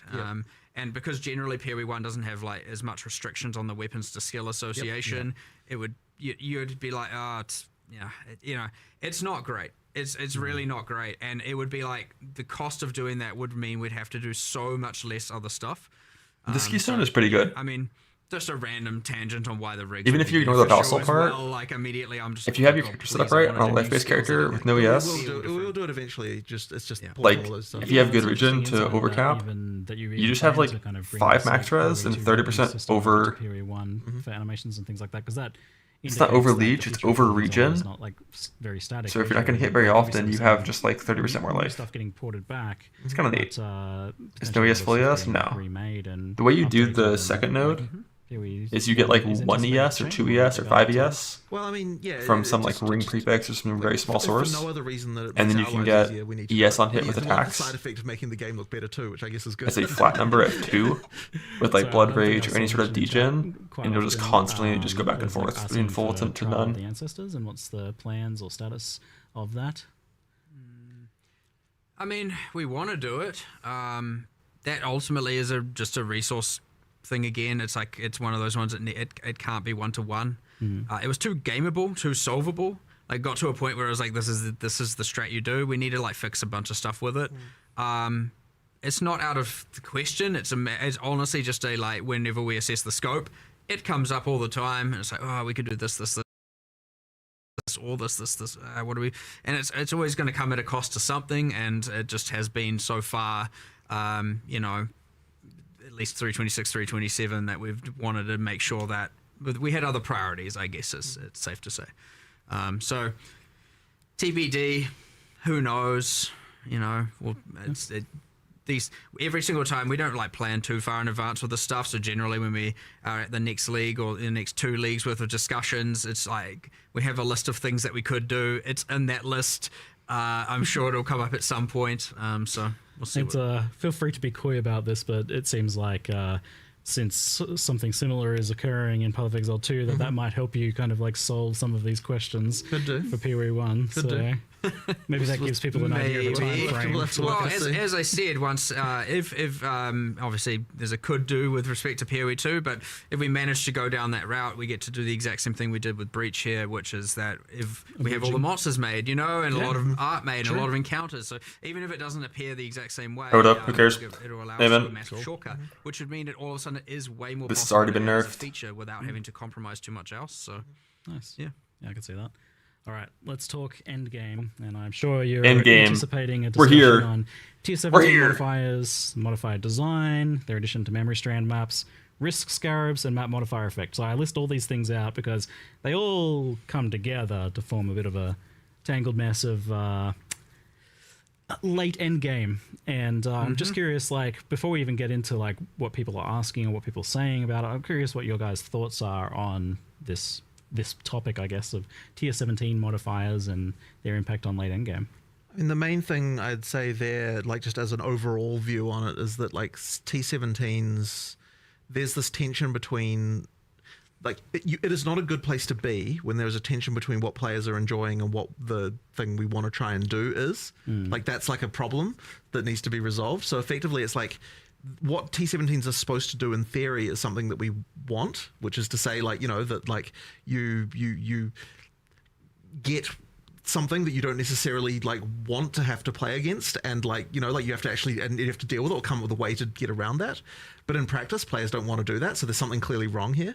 So something does need to change, but it's a little bit tricky to come up with something that we want to, like, that both sort of satisfies our desires for, like, you know, like interesting challenges that are different each time that you play them. That could, like, all the, you know, there's like, yeah, you know, they want 17s to actually be hard, but yet also something. But it's hard to like. make So there's a problem hard for sure. mapping content that isn't just frustrating. Maps, like, what do you want? Well, as I said, I don't think it's necessarily the desire for T17s as such. It's more the desire that you have, like, like interesting combinations of mods happen, and they're like, oh, this is a new challenge I have to rise to, and like, how am I going to deal with this, and that kind of stuff. And like, that's something that like in practice players aren't like really liking. So as I said, there's a problem here for sure. It's just a question of how we kind of 100%. They're not in the right spot. Yeah, I am of the like, we need to go back to the drawing board a little bit here, because like we, and to be fair, we are like trying to band-aid it, but we can only do that for so long. We kind of just need to reinvent something here a little bit. Like they were intended to be the penultimate bosses that allow you to do the Ubers. Right, yeah. But they're also now, also this non-sustainable map, and where you have to, obviously a lot of people feel they have to trade for it, and then in the other cases you've got a bunch of modifiers people hate. You've got this like thing where because of the mods, you end up devolving down to the in-game strat becomes, as you said, stacking map mod effect and modifiers via risk. And it's like, it's not fun. It's not ideal. We tried to narrow the gap with T16.5s. That kind of worked. And then you get some other weird problems where like, because those can be APROP corrupted and tier 17s can't. There's some weird issues there as well. And honestly, it's like, it is a kind of mess. And we intend to keep band-aiding it until we can drawing board, but I would expect you'd probably see a pretty... I think it needs a full redesign. Yes. It needs a full redesign to try and see if we can come up with a way to both achieve what we're hoping to achieve, but also make the players not dislike it, right? So is this maybe like separating out what you're trying to do with the tier 17 modifiers and what you're trying to do with this penultimate like boss thing that is like the lead up to the Ubers? That is a split at the very least. Okay. I don't think that we've worked out exactly how this can work though. Like, I don't think that like the best, most rewarding content in the game should also be the tickets to the Ubers, and in that even that's like broad and sounds weird when you first say it, but it's like so hard because it's kind of, you know what I mean, where it's something's wrong. There's a fundamental tension with, you want the hardest content in the game to be the most rewarding. But like the moment you do that, there's all sorts of incentives that come into play that mean that people don't like it when like there's a map now that you can't run because because the mods are not good for you and that kind of stuff. And like, so then there's also it's just this is a software problem. It's a problem. It's a little bit of a mess of problems. It's a problem. Any individual part of this I look at, I'm like, well, this is actually okay in some circumstances. Right. Like, it's okay. If the modifiers just kill you, maybe death matters. Actually, I think you guys feel the same. Where it's like it's you okay won't run mods that are frustrating due to killing you. It's like it feels like a huge economic penalty to that. So the you're immediately kind of like you're immediately kind of. But you get the thing right now where you stack the risk scarabs, and then it's like, okay, only Trickster and Juggernaut can play it as a way of it's perceived. And it's again, we are changing a lot of these variables, by the way. We're not just leaving it for 327. Like we are changing risk scarab, we are changing some stuff around map effect, we are changing. There are bits and pieces changing. I'm not going to stop band-aiding just because we have the better your build is, the less time you roll maps and the harder maps you can have a run. grand plan for the future. But we will. I would be very surprised. I know I shouldn't be promising content in the follow expansions because variables always change, but I'll be very surprised if we don't do a more drastic shift in 328 to solve this problem, because it's now long enough that it's not worth it. So obviously, hopefully the changes we are making improve things in a pretty meaningful way, is shake up the meta a little bit. But there's still going to be some woes, and but hopefully people can be excited for the thing to whatever the thing is to come. But it shouldn't be too hard for us to come up with something. Honestly, similar to how we did 031 for PoE2. If we can come up with something that is just like a universal success and like is blatantly a win and isn't going to lower the value of people's economy mid-league and stuff like that, I wouldn't be against, if we can come up with something, because we're obviously going to design it soon. If we can come up with something or a piece of that something to deploy to, mid-league, mid-keepers of the flame, I will push for that. I will just have to see if that's something we can actually do. Because often these things will mean like, oh, now all of X will become devalued, and I don't want to like ruin people's mid-league economy and wealth and just destroy it because we decided we want to make a change. And so... there's considerations to make. Yeah, from speaking to Octavian about the tier 17 modifiers as well, I can tell they're kind of weighing on him, like he really wants to do stuff with them. I think we're all on the same page. I honestly don't even know if anyone really is disagreeing with, like maybe in little ways, but I think everyone's kind of... okay, I gotta ask, like, is there someone who loves the 3 seconds out of every 10 seconds you can't deal damage modifier? Like, I like it. Okay, tell me why. But I play support characters. I don't deal damage. All right, you're gonna jump on this grenade. So, how does that modifier come into being? No, I mean, to be fair, I like things that are just a bit more.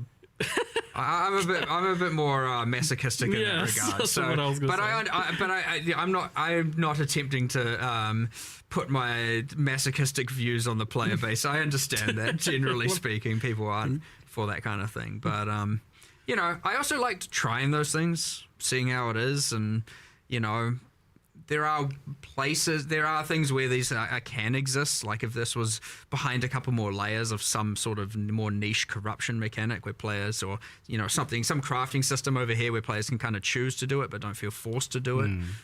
You know, those things can exist, and I want to make sure we keep that kind of stuff. But in the broad mod pool, some of these mods are, they're not really working.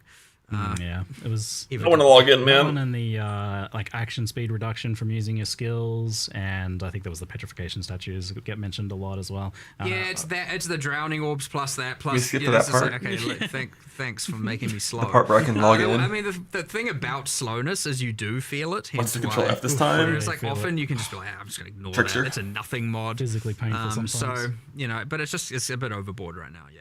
Yeah, it's like I see the problem here. Like I'm so torn on this because I want these sorts of. I get the idea of these modifiers being like things that you can feel like that they have a bit of an impact. And they're not just like.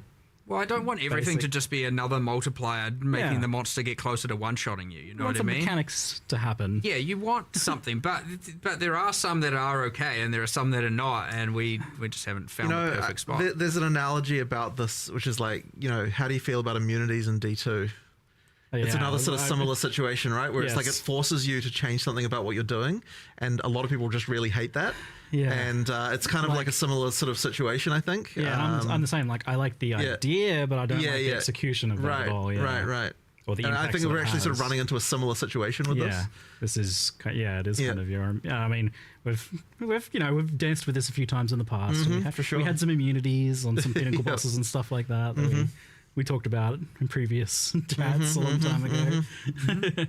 But so it sounds like some of those modifiers are changing then, if nothing else, maybe as the band-aids. In the sure, I mean, there's band-aids like that. But there is something like wrong here, though, to solve. That's all. I don't know if I can say more than that, really. Yeah.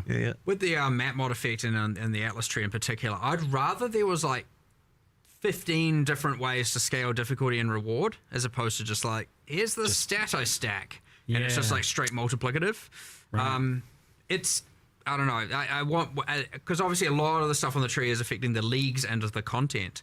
I want more than just map mod effect to be the way that you can multiply. And so it's like, oh, do I want to focus on this or do I want to focus on that? And there's like different builds within the like making things more harder and more rewarding.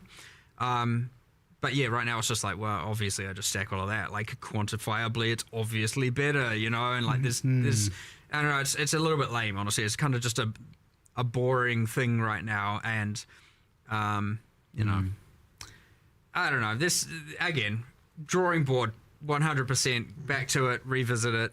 I'd be surprised if we're not doing something for 328 as much as I told myself I wasn't going to promise following expansion content, but you know. There's some patch notes coming out later today. Is that, or is it later? Yeah, I don't know what the time is, but you know, our 11 a.m. NZ or whatever it is kind of thing. Like there'll probably be like a rollout over time as well, from what I'm hearing. Like that's just generally the case because patch note writing is a surprisingly difficult task. It takes quite a while to get all that stuff. I mean, you've got an extra week to make additional changes. Like people are like, there's always that too. Get extra ideas and stuff, and some of this stuff may be in there, but it can be. Have a look at some of those in there, but it sounds like we're kind of on the same page with you guys, at least regarding a lot of this. Yeah, I don't think you'll. I mean, obviously, it obviously needs attention. So yeah. All right, it's cool. So on Endgame though, in like a longer term, on Endgame again, from a longer term perspective, let's go. We have a pretty good Atlas Endgame system right now. Like I think it's pretty well liked, apart from this issue that we just talked about. Like overall, the core of it seems great. Like I can sing many praises about it. But previously, like historically, you've done a lot of complete endgame overhauls, and to the point that it was definitely a trend. Like it seemed to be like the way that you guys would go about it. Like every so often, there'd be a major endgame overhaul. Is that still the case? Like have you achieved something that you kind of want to keep and maybe change instead. I don't think that we would want to not overhaul the endgame again. Like the reason that it's not like we're like, oh, this is what we're set on, we're now just going to keep this forever. Certainly not. It's more just it comes down to like it is hard to come up with the ability to do a scope for that, and it's been especially hard, since we've had like PoE 2 in in early access. So it's kind of like we just need to get back to a point again where like that level of scope can happen. And I don't think will be necessarily that far away from the point where that should be fine again. It's just that like, it really is just a question of like, can we get the ability and time to do it? Yeah, like I don't think, as I said, I don't think it will necessarily be that far away before we do something like that again. And I like you do need to change the stuff every once in a while. Like it does become stagnant eventually. Interesting. So I think we should do another big overhaul. But obviously the term overhaul can mean a lot of different things, right? We should be careful with overhaul. Like it's not like it's going to change into like it'll still be fundamentally the PoE1 Atlas and the. None of the overhauls we did changed it too fundamentally, I would say, in some respects. I mean, yeah, there's big changes, but yeah. I guess it depends on how you look at it. But it's not like we're going to suddenly be like, oh yeah, we're changing it to be like a PoE 2 like system or something like that. Like but we do need would need new pinnacles and new challenges there and that sort of stuff. Like that's something that we will have to do eventually. It's just getting time. That kind of stuff, like escalating the narrative and cycling out bosses and cycling out characters and changing all that stuff is like generally pretty harmless and generally cool. Like you're not really messing with the systems and the core of what people like and the cycle that people like. So like obviously that's always just a nice win when you get to be like, all right, what are the next set of what much like Breach has now evolved and gone forward in time, so will the end game story at some point, and we will do that for sure. And it's just like there's always mechanics that come with it. And sometimes if you add those mechanics, they can't coexist with some existing ones because it overcomplicates everything, it becomes a mess.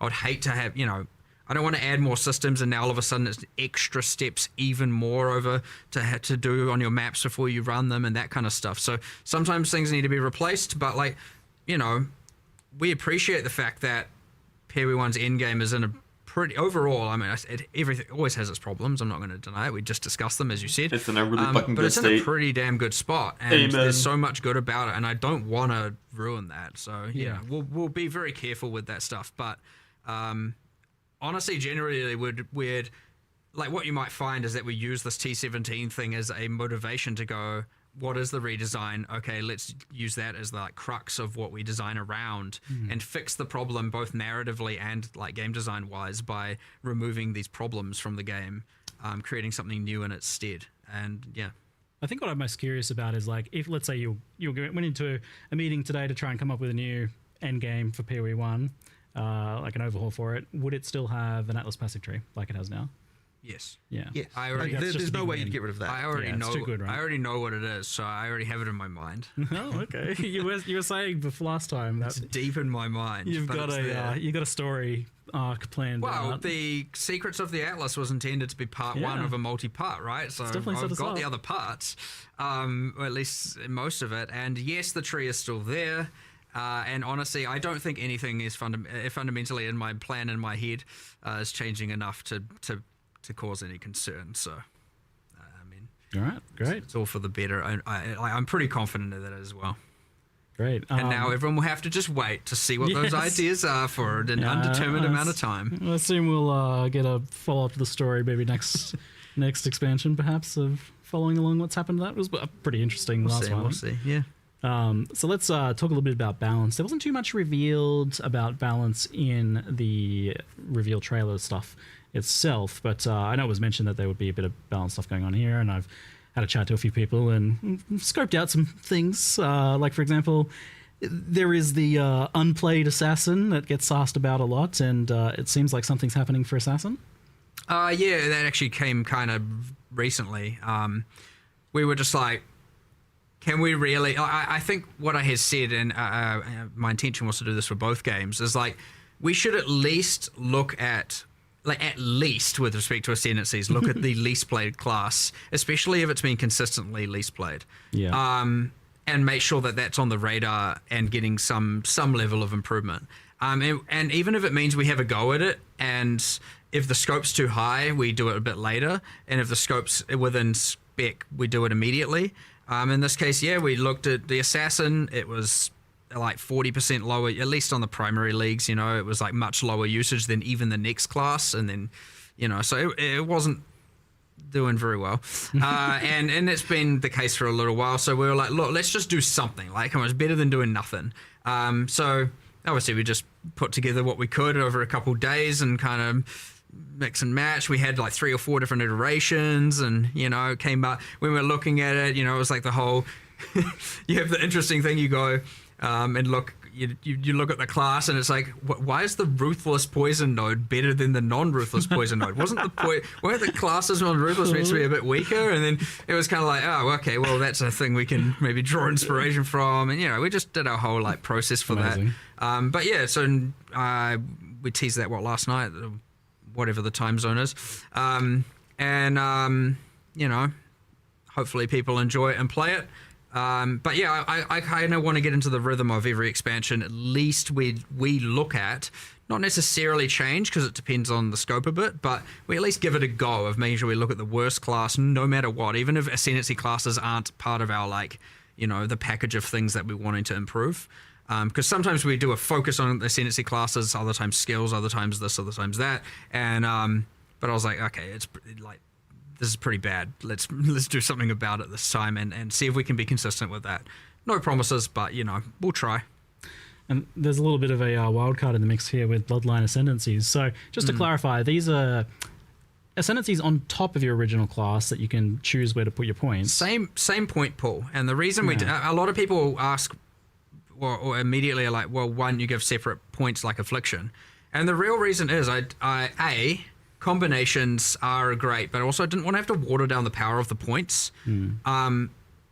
That's too much power creep, like to add to a character to be able to give trees at large. And so there was that interesting part of it. The other second part is that we wanted to make sure that there weren't enough points that you could put all 8, at least generally speaking. So you'll find most of the classes only have 1 to 3 notables, kind of up to 6 points worth that you can spend. Yep. And this is so always, no matter what ascendancy you are still matters. I didn't want to just make it that literally the entire game, no matter what base class you are, where you start on the tree, is the same. If it happened to be that a certain bloodline was OP, it's, which I'm sure one of them probably is. And all of a sudden now every single person is just this one thing. It wanted to be like, nah, I think we want to do a feature that adds as much in-game build permutations as possible. Yeah. And also what's cooler than just being able to take the powers or learn the powers of your favorite boss for the purpose of a fantasy. Let's mix and match these things. And now you get this cool, like, okay, I'm a Templar. I'm all about, holy powers, but I'm also going to embrace my dark side over here, or maybe the ways of the Asmerian. You get like a Shabi Guardian thing or something. Oh, sorry, I've got support classes on my brain all the time. So, you have your Slayer something, So, the permutations honestly are endless. And obviously metas are found and builds are created and all of that. But what we obviously find is that, there's a few awesome perks here that I kind of like, is that we can add motivation to doing certain content that otherwise you wouldn't normally do. That's great. We can add this for future content very easily, right? There's probably other bosses that you're like, oh, we can do this and this and this. Like, it's very easy to expand this and take it away. And the reason we're able to do that is because it is an in-game feature. It's not like overcomplicating the campaign and that player's experience. Like, you wouldn't want a second class in the campaign. People were like, holy, I've already got a tree and I've got this tree. You mean a third class? A second. It's like, I've got too many classes. There's too much stuff going on. So being able to keep it in the end game is an in-game unlockable thing where we can expand this feature over time. Now, all of that, of course, is under the assumption it succeeds. Again, we'll listen to the feedback, check what players think about it. But it's assuming it does well, again, pretty high confidence. Yeah, it will remain and we'll keep expanding, keep extrapolating, keep changing. And then it's yet another lever where we get to add so many different builds, because one bloodline being able to then be paired with all Yeah, you know, 19 Ascendancy classes is just like, all right, we've got a lot of stuff going on here, a lot of different options, a lot of cool things you can do, and yeah, I mean, I am actually real excited to see what happens here. More than most things, I'm always like kind of excited to see what players do with things, but like here, I'm just like, I don't know. Let's see what happens. Like, it's gonna be real cool, and I suspect you'll get like for quite a while people narrowing down on exactly what the perfect combinations are for different things. And, Well, this definitely seems like one of those things where you just design something cool and we'll see what players do with it, because there's too many permutations there, right? Like I don't even know what the math on that is, but it's pretty crazy the amount of like new nodes. Number. Yes, several infinite. No, not several dozen new nodes accessible to all of the existing ascendancies. That's a lot of numbers. Yeah. I'm like thoroughly excited. I'm gonna just do the whole like, what boss do I feel like being this league? I'll just see if I can make that work, and then so I'm actually gonna go backwards. I'm gonna pick my bloodline based on what boss I want to kind of embrace the power of. Then I'll pick my ascendancy. Then I'll pick my I'll go from there. And then I'll pick my skill, and I'll end up a support character. I'm sure. Flavor building wise. Well, if there's no mercenaries, I need to be a good mercenary to my friends. That's my philosophy. Back to being mercenary again, eh? So this isn't tied to Breach League, the Keepers of the Flame. It's a core game feature, Elblin standard as well, right? Yeah, 100%. Yeah, yep. Cool. And saw someone asking about Forbidden Flesh and Flame. I assume that wouldn't work with this. Not with these, but that isn't to say there won't be some future uniques that maybe do. I mean, we'll see what happens. There's an option there, isn't there? Okay. More Forbidden Flesh and Flame. I don't know what I want to call them. Yeah. All right. Continuing on the balance topic, from asking around the PoE community, some of the more common things that just kind of come up was, the most popular thing was just the general idea of buffing underprivileged skills. Giving them some the question. Some love. So you mentioned this idea of like looking at the worst thing in terms of ascendancies. Is that something you want to do with skills as well? We're always, there's a little bit of there's a few things to go into here. Like, for example, yes, there's obviously the core skills that are bad. Sometimes those are then enabled by something else going on, some other feature getting added, uniques, whatever. But most of the time, they're just, as you said, underprivileged. We've done a decent chunk of numerical changes here, mostly numerical. Some are, I don't want to say unsalvageable, but like, Damn. you know, they don't have the same level of different multiplicative scaling that other skills could get. There's not too many though. And they require more, what I'm getting at there is they require more of a rework in order to actually become, truly viable. Like a skill like Double Strike should never be buffed to be like there are strong plenty enough that always meta. need numerical improvements. I don't know, and then you got things like the Trathan gems, right? Cool concept. 90% of them weren't really seeing any use. Yeah. A few were, and now those are going core, I believe, into Heist is what it is. But is meanwhile also full balance pass, so hopefully some more come to the foreground there, and so on. So like, but like honestly, this is like a kind of endless task. It's like almost like you could just never stop. So like we like to just do batches at a time and send it, and we try and do as many as we can. But like each require discussions. They can be quite time consuming. Some are more obvious, where it's like, okay, obvious increase, and others are like, do we want to do this or do we want to rework it? And then you get lost in a rework discussion. It's important to like cut the time. And it's like, actually, look, for now, buff it. We'll come back to it later. But yeah, like we get through as many as we can. We've done a bunch. I could always say, ideally we'd do more, but like I don't think, again, there's no real end point to that. So yes, sure. I wanted this patch to be very class centric in terms of balance, and like we did. Yeah, I would say we did a decent chunk, but it's, we didn't get to cover every base 100%. So obviously, like you got the bloodline classes, you've got grafts, which are character centric, and then we got the whole set of new skills and support gems, and some changes around that. There are a bunch of other changes, but yeah, like it's that thing where I don't know if I'm ever satisfied. I always just you want to do everything, you want to literally do it all, and you never can. So like, hopefully, there's enough. Certainly should be enough to shake up the meta, should be enough to make everything feel fresh and some awesome cool new stuff. But like, don't be surprised if a particular person's favorite skill didn't happen to get touched. Like, that's the interesting thing about the skill buffs idea, is that you manage to achieve these days there's lots of different builds, and they're changing a lot each league as well, by virtue of like the new stuff that you're adding, like ascendancy changes or new skills or whatever. All that stuff is creating lots of new builds all the time. But when it comes to the skill buffs, I think it's more just about, like you said, like someone has like a favorite skill that has been languishing. Some sweep lover It is out sucks there to just crying see. still. It sucks to miss something, like, because you see, because what happens when you buff everything, then you get a lot of like, but what about this? And you're like, yeah, I know, I'm sorry, I wanted to, I really wanted to, and you know, and then sometimes we still try and just squeeze it in before the patch, and we just try and get as many done as we can. But yeah, like again, it is ultimately a resource game, and we do as much as we can. We really do, combined with both new stuff to change everything up.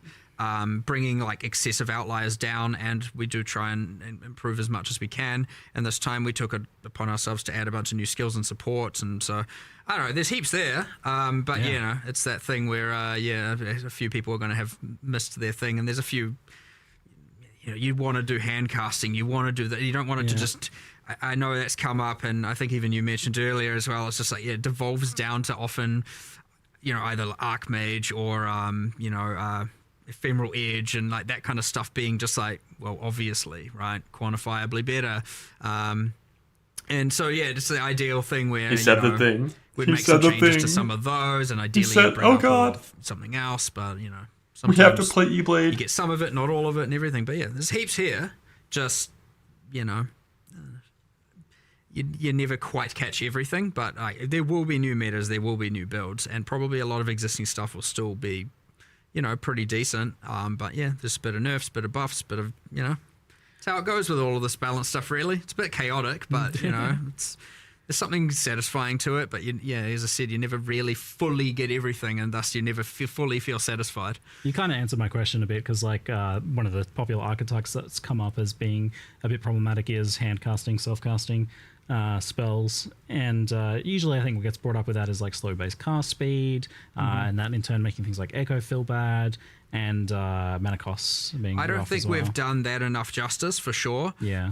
But it's certainly on the hit list. Yeah. So we'll either we can get to do some stuff, you know, in this coming week if it's simple, if we can think of it. It's not off the cards. That being said, there's always next expansion as well. But honestly, you never know, because often these external variables, like the new classes and stuff like that, can really change these things up, you know, without you really predicting it as well. So, you know, I can't speak to what we'll do in 3.28 with respect to all this, because we have to observe what happens in this patch first, given how many variables we've added. And like we said, we've added a nearly infinite number of permutations of builds with the new bloodline classes and stuff like that. So, yeah, we'll see how all that goes. And then, but we'll just keep doing it. It never stops, never ends. It literally is an infinite task. You never run out of stuff to do here. So we'll just keep doing it every single patch as best as we can. One that comes up a lot is the kind of dominance of ES stacking and kind of stacking builds in general, but ES probably has been getting mentioned a lot more. Forbidden Ride, Ephemeral Edge, things like that, but also just ES compared to Life as well. Yeah, it does happen. Classic. You know, there are Band-Aid fixes and stuff like that we always like to do, whether or not you can consider them Band-Aids or just like, you know, you just change some numbers here and there. Sometimes in the case of like Ephemeral Edge, it can be a matter of like, yeah, that's an acceptable thing to do. It just shouldn't be so easy to do. Amen. T0 Ephemeral Edge. So yeah, I wouldn't say there's no broad solution here, but yeah, I agree that it is a problem where it's like the more traditional just do a thing feels like it's now wrong. It feels like you got to like pre-commit to being like, what is this singular thing I'm going to stack and then pick the thing that scales off of that. So be it like attributes historically, you know, not just thinking current meta. It's always it's always like, yeah, you just like heavily stack this one thing and oh, here's a unique that scales off that thing. And it's like, well, that's on one part it's interesting. It's like fun. That is the build. I'm in two minds on it. But then when every build is just like, okay, well, that's stacking this, that's stacking that, that's stacking, and you start going through the builds and you're like, okay, well. We definitely like very slowly got here over time, I feel like, in the stacking, where it just became kind of like, yeah, just a little bit I think at a it's time. normal. It became, PoE1 became all about stacking. I feel like it's normal that in hyper primarily endgame min-max comes down characters, to it's always going to be unique items that got added. Right? it's always going to be the best thing. It's often Generally a unique But it's not good early special game. thing is like, what am I going to scale off? You know, be it, you know, off evasion or off armor or off energy shield or off life or off ES or mana, and you know, int or of strength. You know, it does end up in that, and then some unique gets added. Like maybe it's 1 per year, and it's like, oh, here's another 6% increased intelligence. There we go. That build's now just got a little bit more of an edge, and you do kind of just power creep into that point for sure. So it's like I don't even know like how much of a problem it is, but it's like definitely identifiable that it's like a big aspect of the build meta for PoE1. It is. I think it's other things out maybe. I think it's too dominant, but on the other hand, it's fun though. Like, people it's like fun. It's builds. cool. It's interesting. So you don't really want to. You could argue it's what makes things kind of it's part of PoE to a degree. Yeah, it's an actual action RPG. Yeah, so you got to be careful with it. You don't just want to take away all the fun and just make everything flat and boring. On the other hand, but you also don't want it to feel like a player's made a mistake by playing a more traditional, build, and it often can feel that way. So there's a fine line here. Hard to be at that fine line, but yeah, some things are a bit too OTT at this point, and other things are too far on the bottom end. And the other problem is if they start buffing all the skills, well, a lot of those skills might see use, but they'll still see use in that stacking ecosystem. And then it's like, well, have you really made a new build at that point? Like, I think that's sometimes the problem is like, my builds feel the same because ultimately, like, I'm using different skills, but I'm just stacking on all of them or something like that. I don't have here's the solution. Yeah, because it really isn't how it actually. It's not really how it plays. Kind of gauging your thoughts on it. Yeah, I mean, I enjoy discussing it. It's just a matter of like, it's honestly 500 different solutions, and we need to just chip away at them and mold it, and it will eventually shift into something else, and then that will be meta, and then that will be complained about probably after a while, and then something else will be, and it's the cycles. It is balance. It is as I said, it's an infinite amount of work, and we just need to keep doing it. Like, you don't give up on it because it can never be solved. You just keep going, and as long as people are having fun, and you don't like compromise the philosophy of the game ultimately, then you're winning, right? Balance is a journey. Yes, it's not about the destination. It's about the journey. It is. It actually is. For real. I mean, sure, it's just the stops along the way. Every expansion. That's it. Yes. Every reroll. Well, a nice stop on this expansion I noticed is wand. So you did actually mention it last 326 Q&A. You said wand specifically. I went back and watched, and I was like, oh, interesting. I should ask about that. And then you showed off a bunch of wand skills, and it seems like there's some nice wand buffs going on in there to help wanders out. Yeah. I mean, there's a couple things. There's like a bit of a hidden gem is that there's attack mod only wand based types in the series now. So they're literally, and they're kind of themed more around kinetic wands. Wands, and so because that's always been a bit of an annoyance. Like, there is a place for the hybrids, but that's been a bit of an annoyance. So now we get the like pure attack ones to help it a bit easier to roll for those builds. You got way more of a skill set to pick from now, and then I mean, generally speaking, the skills. They can be pretty hectic. Who's fucking attack ones? Scale pretty well. Kinetic rain is very hectic. But yeah, I don't know. It's kind of a cool theme, just like that general kind of like physical kinetic energy kind of thing going on. We had a little bit of it with kinetic bolt, kinetic blast. So we just extrapolated on that theme, and you got your wanders, and it's the thing, and then we also added a little bit of like kind of wind magic, some tornado stuff. It's like a force wall that you can the kind of force wall. You've got like a little bit of inspired by Huntress from PoE2 a little bit with some of the I walked upstairs the other day and saw some QA playing, and I'm like, oh, someone's embracing the tornadoes, and he's like, that's not even half the tornadoes you can make. And I was like, all right, sweet, all right. I was like, yeah, that's PoE1, and I walked out of the room. I was like, all right.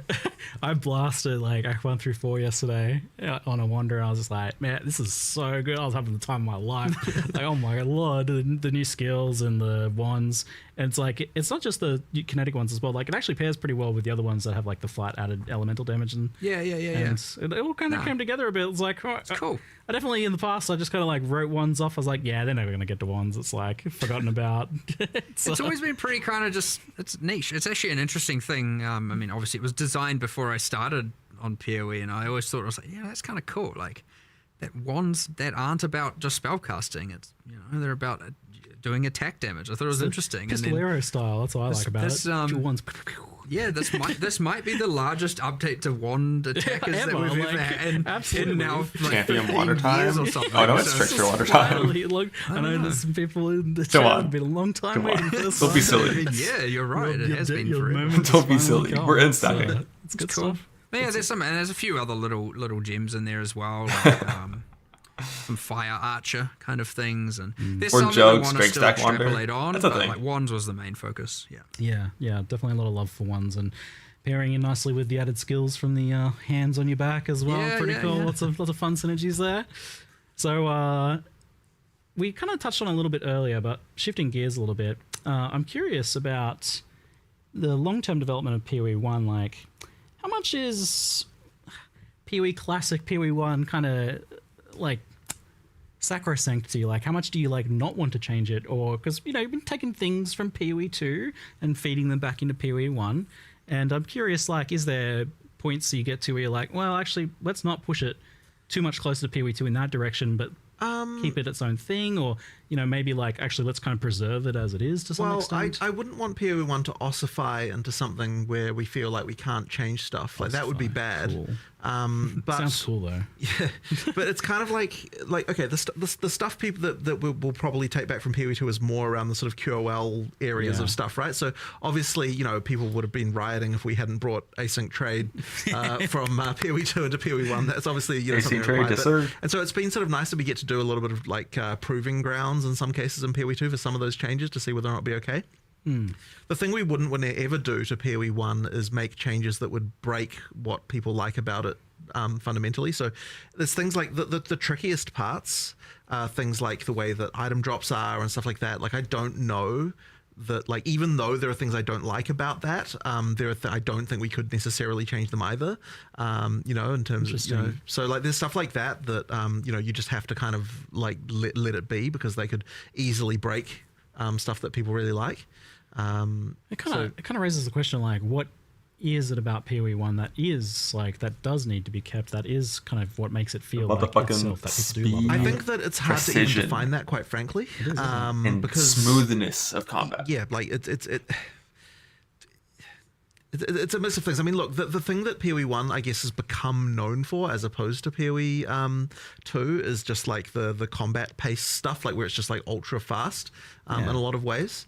But it's not like there was like a goal to make PoE 1 like that either. It just kind of is. Yeah. And so you wouldn't like it's I wouldn't even want to nerf that about PoE 1, right? Like it just is how that is, right? So that's like really the fundamental difference. But the thing is, I think actually that the community sees more differences between the two games than what we do.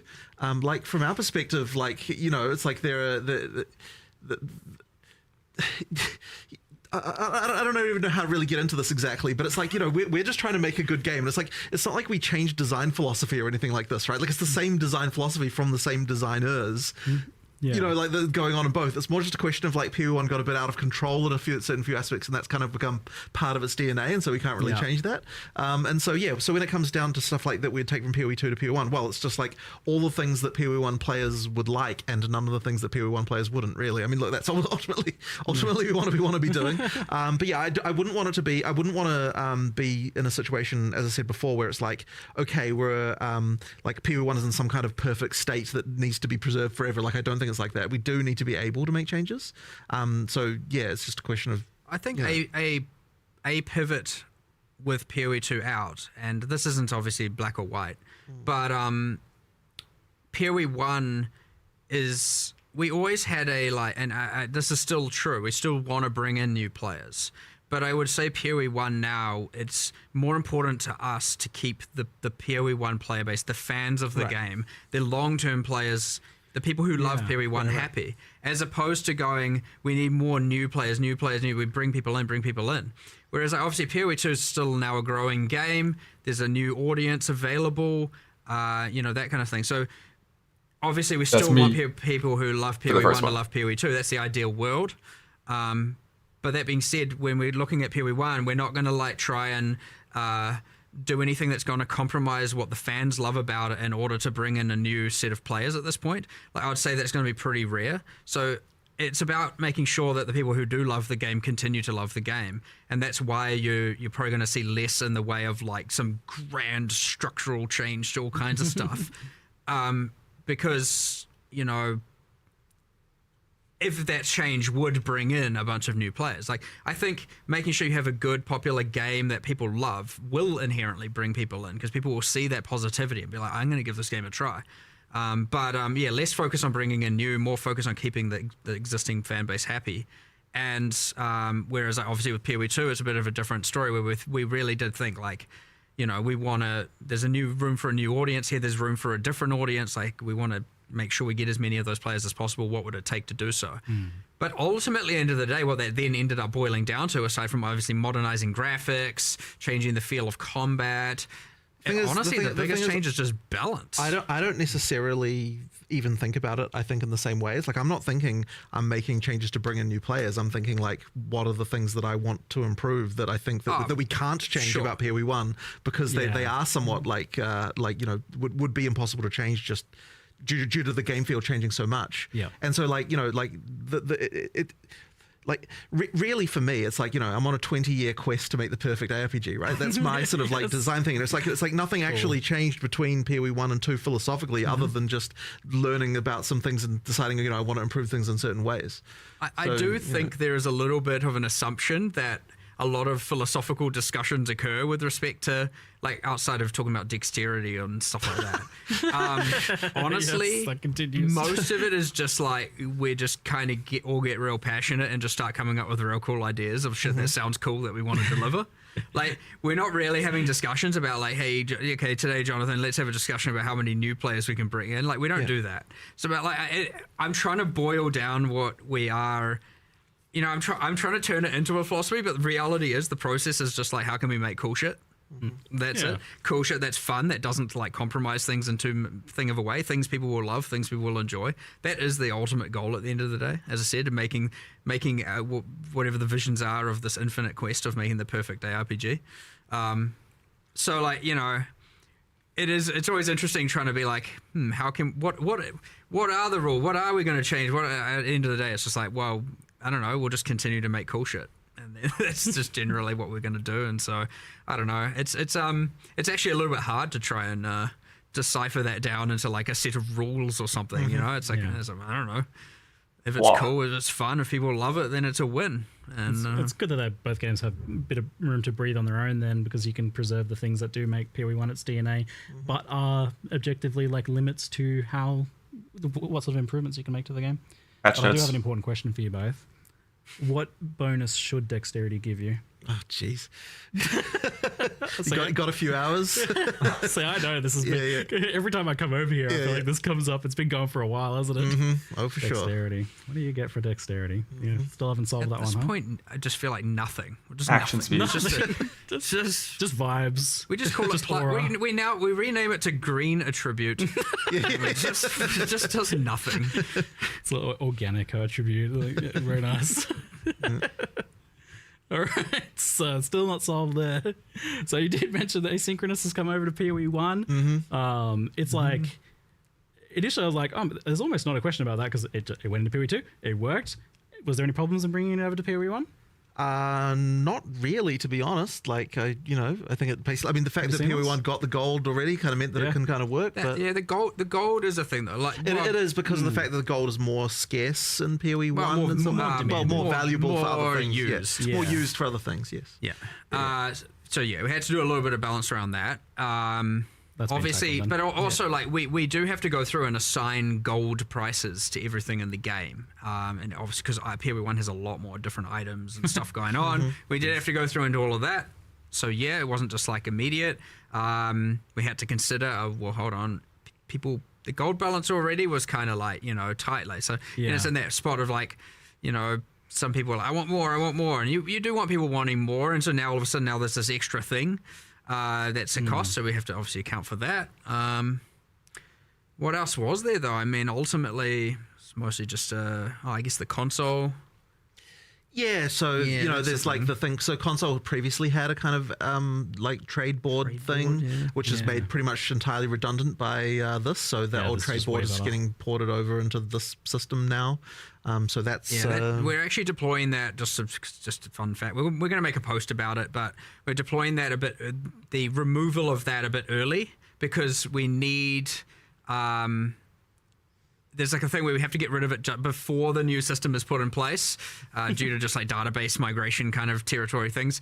So we're doing that like a couple days early to remove the console trade board, and then a couple of days later, 327 releases. So there'll be a little bit. We'll do a whole post about that, just about what happens to those items. You don't lose your items; they all get put in remove only tabs and all of that stuff. But yeah. Well, I'll tell you, for the PoE1 only players who maybe haven't tried it in PoE2 yet, it's been pretty phenomenal. Right. The Ascendancy trade is definitely like a massive quality of life improvement and very, very pleasing to use. It's a new era. We have a bunch of UX improvements we still need to make to it. You know, it's got its kinks. So like, I wouldn't want people to think just because it's porting that we're seeing it as perfect.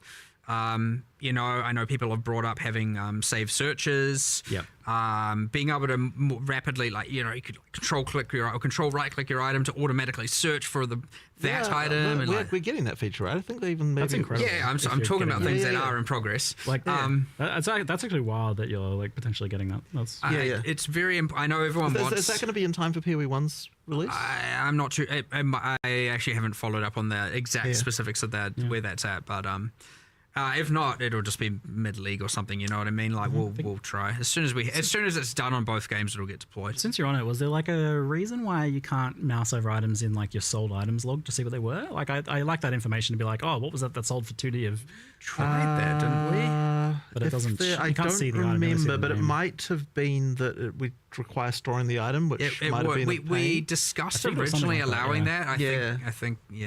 I remember discussing that before doing it, and we were like, that would be cool. That would be the thing we want to do. Probably doesn't store it at the moment because it's like a tech thing for that. It's not like, I mean, we could probably do it, but okay. Yeah, it potentially on the cards then. Yeah. It certainly would be nice. Like I like that feedback as a seller, Right. but I certainly love logging in the morning to all the currency and seeing what's sold for what.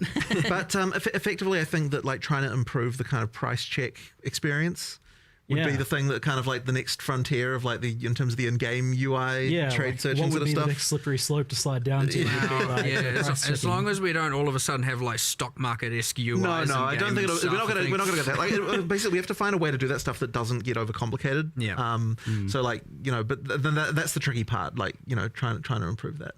Yeah, I know we've talked a bit about that in the past, like how far you would potentially want to push that, and like I think there is like an interesting like opportunity you guys have to be able to help make that like much more sane for players compared to what it is now to price check an item, which is a very complex affair typically. So, but it's interesting that that's on the cards. That's something you're exploring, pushing further, not just kind of leaving. But I don't think that's going to come all in one grand moment. Like I think it'll be, so this time it might be just being able to. I can't remember what the modifier keys you have to hold is, but there's some modifier keys you can do to like effectively search for the item that you've got under your cursor, and open up the board and see it. Nice.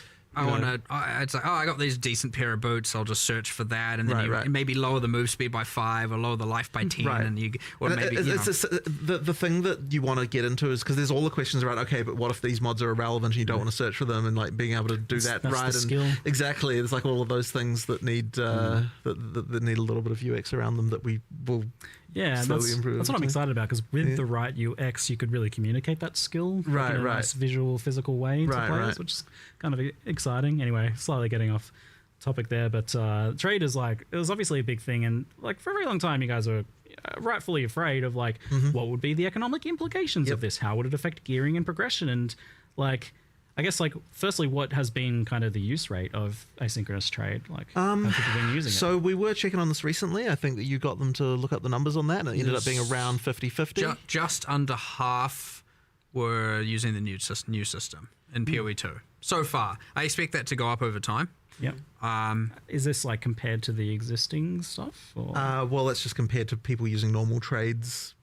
From one person to the other. Okay, but there was a little bit of filtering, like, okay, if it's like with your friend, do we count that or not? And like that kind of thing. Like there was a few things like that we would need to sort of look at to see, like, questions around that. But yeah, I mean, look, it's people who are using it seem to like it. I mean, the buyer experience is obviously way better. We generally found like I don't know if it's still the case now, but like for a while, like the new trade system, the items were a little bit more expensive. So then there were people who were like, settling in. I'll deal with the old one because I want a thing a bit cheaper. But then the reason why they're more expensive is because of the fact it's easier to buy them, so therefore people are willing to pay more. And then So you've got this sort of most stock people are market like, effect. I'm just going to pay the extra cost because I can't be bothered with Exactly. doing it. So, I agree. I'm one of them. Right. Cost of money, yep.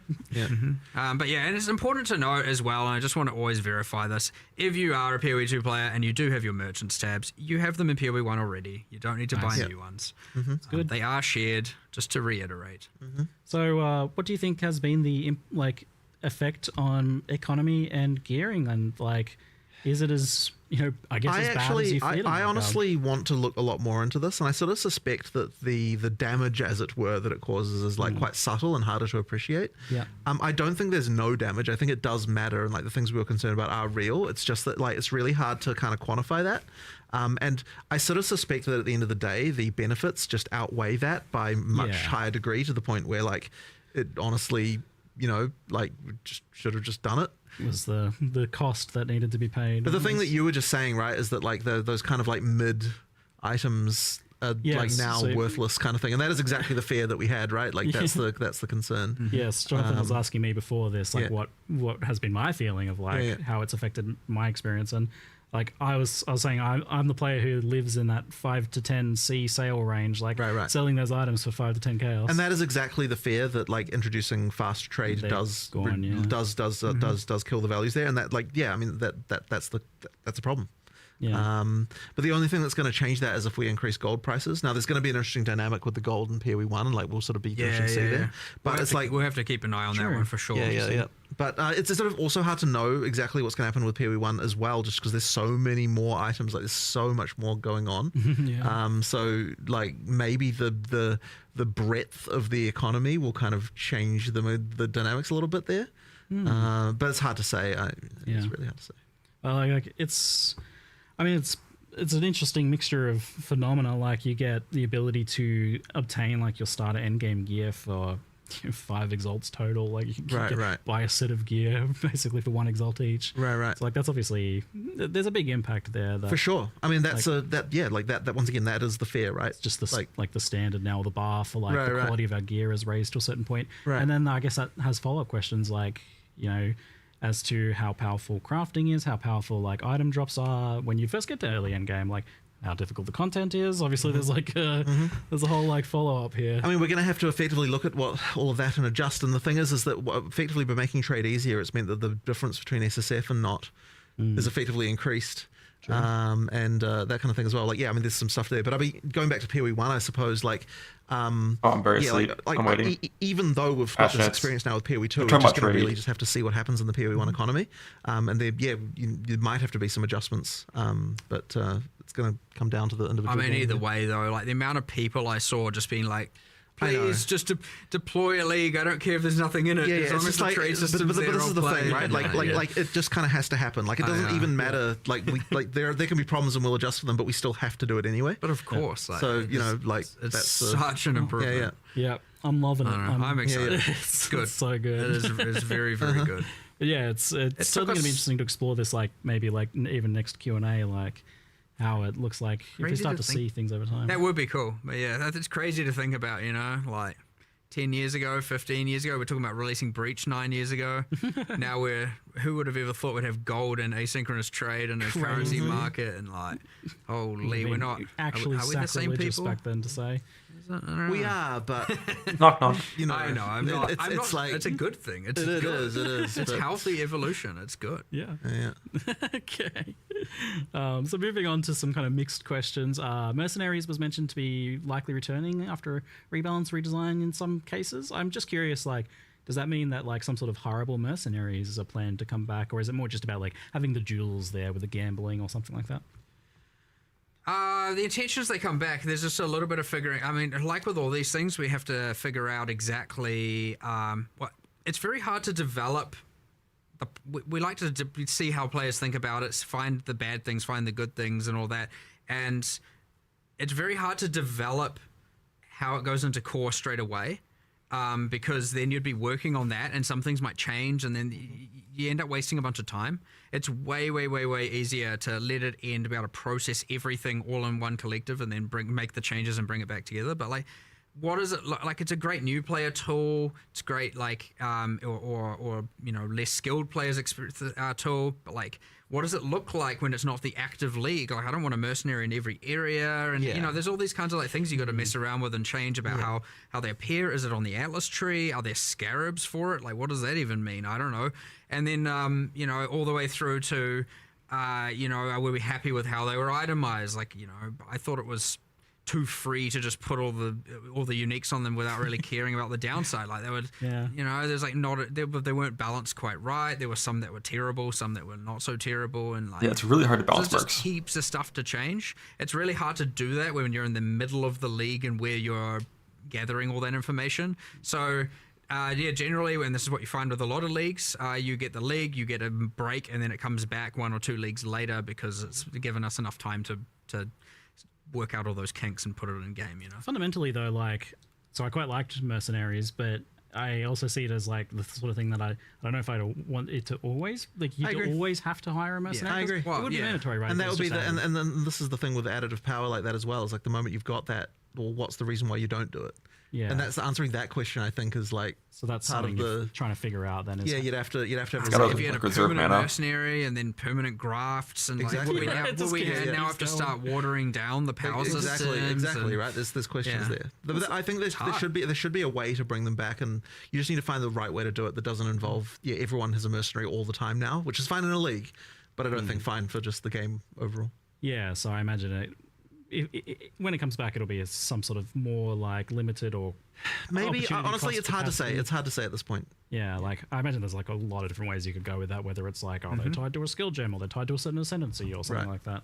Right. But I mean, it's a cool design. Like, it would be cool to have them back in some capacity. Yeah, no, for sure. I'm sure they will come back eventually. It's just, how. Yeah, we already said they were, so they are. Yeah, you promised when you said mercenaries and then the graphs, and I was like, what's that game with the giant rolling ball that just sucks up all the entire city? Like, I was like imagining Exiles just kind of becoming that over time. Yeah, don't want to just turn the game into just like everyone's an auto bomber. You know, with all their just like league mechanics just killing everything for them, you know. Katamari, thanks, Charlie. That's the one. Yes, giant Katamari ball exiles. So we did touch on gold. That was good. Heist is mentioned as getting the Trathan gems added to it to give it a little bit more. It got some nice quality of life improvements. But something that I saw that was an interesting question was, so at one point Heist had these like extra modifiers you could get on contracts to like make them more interesting, and they don't really have anything like that. And I would go so far as to say right now Heist doesn't really have any decision making. How do you guys feel about the state of Heist overall? It's not good enough. And this is the part of the problem is we were having. It's like, we want to do this kind of like mid to grand rework for it, like make it better and change this and change that. And then that was honestly what was holding up that QOL change, where it's just like, because we also were like, we'll design it out such that the rogues don't have the levels, and it was waiting on that, and I was like, okay, look, at this point, it's been too long. We don't know when we're going to be able to do this. We can't say with certainty, because again, the same resourcing limits, the same argument as Charlie. The answer is the same as everything. We have to pick our battles. There's more battles than can be fought, and so and the same thing. I was like, okay, well, look. If we're not doing this anytime soon, then yeah, we should do this QOL change, and you know, we'll make little incremental. There's mods that roll on the graphs that can affect the skills the arms use. It'll come eventually. We cycle through everything eventually. So yeah, I mean, I just can't win. I don't know. You know, you never know. You never know with these things, because we assess the battles every time, and we try and pick the best fought ones. And I know there'll be some people who are like, Heist should be your #1 priority battle, but like, you know, I don't think that's the majority vote right now. So you know, we try and make sure we, you know. Heist is a tricky one because like I think it always suffered a bit of an identity and mechanics issue as to like, what actually like where Heist is right now. Big? Is it just run through as fast as you can? What's the decision making for sure. Wow. But it's also like simultaneously it is quite well loved by the people who like it, and it had like a lot of flavor and cool characters and stuff in it. Like that. So it seems worth salvaging. It's definitely rich of character involvement, NPCs and lore and stuff like that. So it's nice, and it I sucks. named my daughter after one of the characters, so you better save the mechanic, please. Just saying. Who was that? Was it Talina? I was going to I was going to suggest one of the crazy character. That would be an interesting name for my daughter. Well, I don't know why you named her that. It's your choice. I'm a fan, okay? It comes up every now and then, of course. Campaign and leveling. And at one point, I think like Path of Exile 2 was kind of like the thing that people were looking for to help save kind of the campaign experience for PoE1. But obviously, it's a separate game now. So. Yeah. But you've done some nice improvements, like adding new things and doing a few little streamlinings of earlier acts. Is this something that you're still looking to continue, especially with the context of you're saying that you're like not really beholden to trying to seek out new players now, so it might not be as important as it once was, but I would argue it's more important. Interesting. Because those campaign changes are what helps it keep fresh for people who are replaying the game. True. It's actually it's way more important for the existing players. So yeah, it is something I do want to keep doing for sure. Great. I liked the adding things, like different things happening in different zones, and you can kind of restructure some of the areas a little bit and add a little thing here and there. I like doing all that for sure. So yeah, I would expect to continue seeing things. I don't think we have anything particular in 327 for that, but it will, at some point we'll certainly be doing another set of things, and we'll try and keep that up pretty consistently. If not on a patch by patch basis, at least every year you get a certain set of them and stuff like that. Just the best way to do this would just be to do it with the current loop mechanic. Like one thing PoE2 did really well this patch, Abyss feels really good in campaign. And normally in Path of Exile 1, you just don't give a fuck about the lead mechanic in the campaign. It's just like it's pointless most of the time to engage with it. Static thing all of the time. So yeah, I like the deeper integration of league mechanics into the campaign that you've been doing in PoE2, and like you can, and it's like fine sometimes, but normally it's just like you're just it's good. It's a good way to introduce that. Kind of just slowing yourself down. Did you ever have like a crazy fever dream where you like dreamt having like a league where like Act 8, you have some Act 9. alternate leveling experience besides the campaign? I know that's never been a. That would be a bit of a tricky one to do, honestly. Yes, I know. Yeah, I don't know.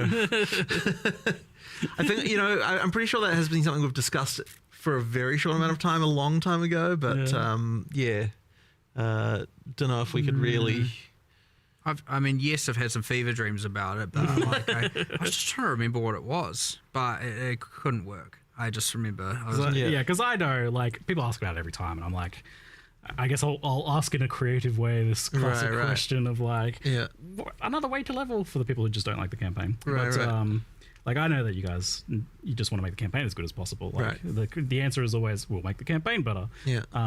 But then I thought, like, a league as a throwaway thing wouldn't be that permanent problem that you have. I don't know about that one. Yeah, I don't know. Interesting. That's why you don't want to give something that's The problem is they'll like directly compete, and one will clearly be better, and then everyone will just do that. You just make it really awful, and then they'll be like, "Oh, you're great, great plan. Let's just make some terrible content. No one will ask for it ever again." Cool. What is it? Incompetence. Yes. No, I do want to keep making it fresh, and again integrating. I want the leagues to integrate into the campaign better and feel unique. Like, I don't know if you've noticed. It is a thing in PoE2, and we're going to start doing it in PoE1. Every single area for Rise of the Abyssal has a guaranteed drop that drops from the chest. Yeah, it's great. And I don't know how many people actually know this. I know it's not a secret. The racers know. Yeah, and then like I think like for example, the Molten Vault in Act 3 has a guaranteed unique drop for the first time you do an Abyss there. Yep. And so you get to do that thing where you get to like, and I want to make sure we're going to do this system in PoE1, by the way, with Keepers of the Flame, where you get like a kind of extra handcrafted guaranteed drop that we pick for each area in the campaign. So there's a little bit of like, what's it going to be in this area, and so, it'll help ideally if we do our job right, not just like be like, I'm going to skip every single area, get to endgame, and then care about it. Which is still a fine strategy, by the way. Go for it if you want. But yeah, I don't know. Sounds good to Maybe me. you'll second guess some of it now, and you work out what areas you want to do. You know, I like that, but I want to make the active league feel more important in the campaign as well. So as much as we can do to strive towards having that be the case is always fun. I obviously understand though that like when you're insanely an accelerant player, you don't need it, right?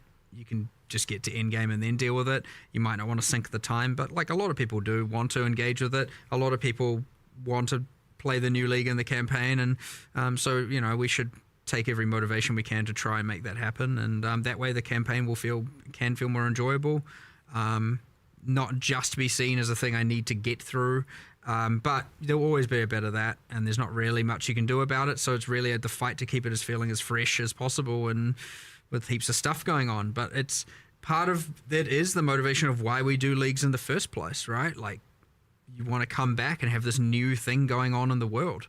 Imagine if you came back and there wasn't even a leak. You know, imagine you came back and it's like, okay, there's some balance changes, but like, what else is going on? You know, so you know, like it. Even we understand that you must have the league in order for the campaign to not just feel the same every single time. So. Yeah, true. Yeah.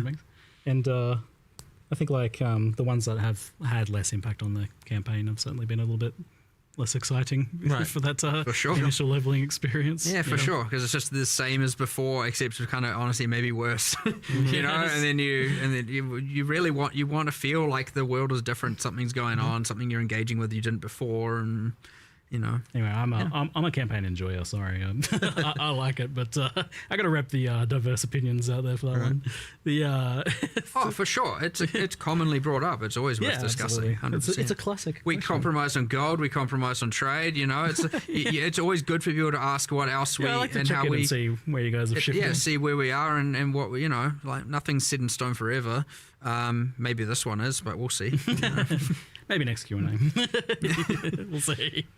So a question that I saw that was interesting was how does GGG track bugs? What's the best way to report them? And the kind of like, the example was like they had a specific transfigured skill gem as like an ice golem that doesn't work with support gems and hasn't since launched. So just kind of like stuff getting kind of lost in the woodwork. Like, unfortunately, one of the realities of live service development is, okay, so if we're going to make a league by a certain deadline, like every time we're looking at each issue and being like, okay, is this more important than getting this league finished? And it's really, really hard to prioritize some of those things in some cases. Like, they should get attention eventually, but it's like, we have like, you know, I have no idea how many open issues there are in our bug tracker.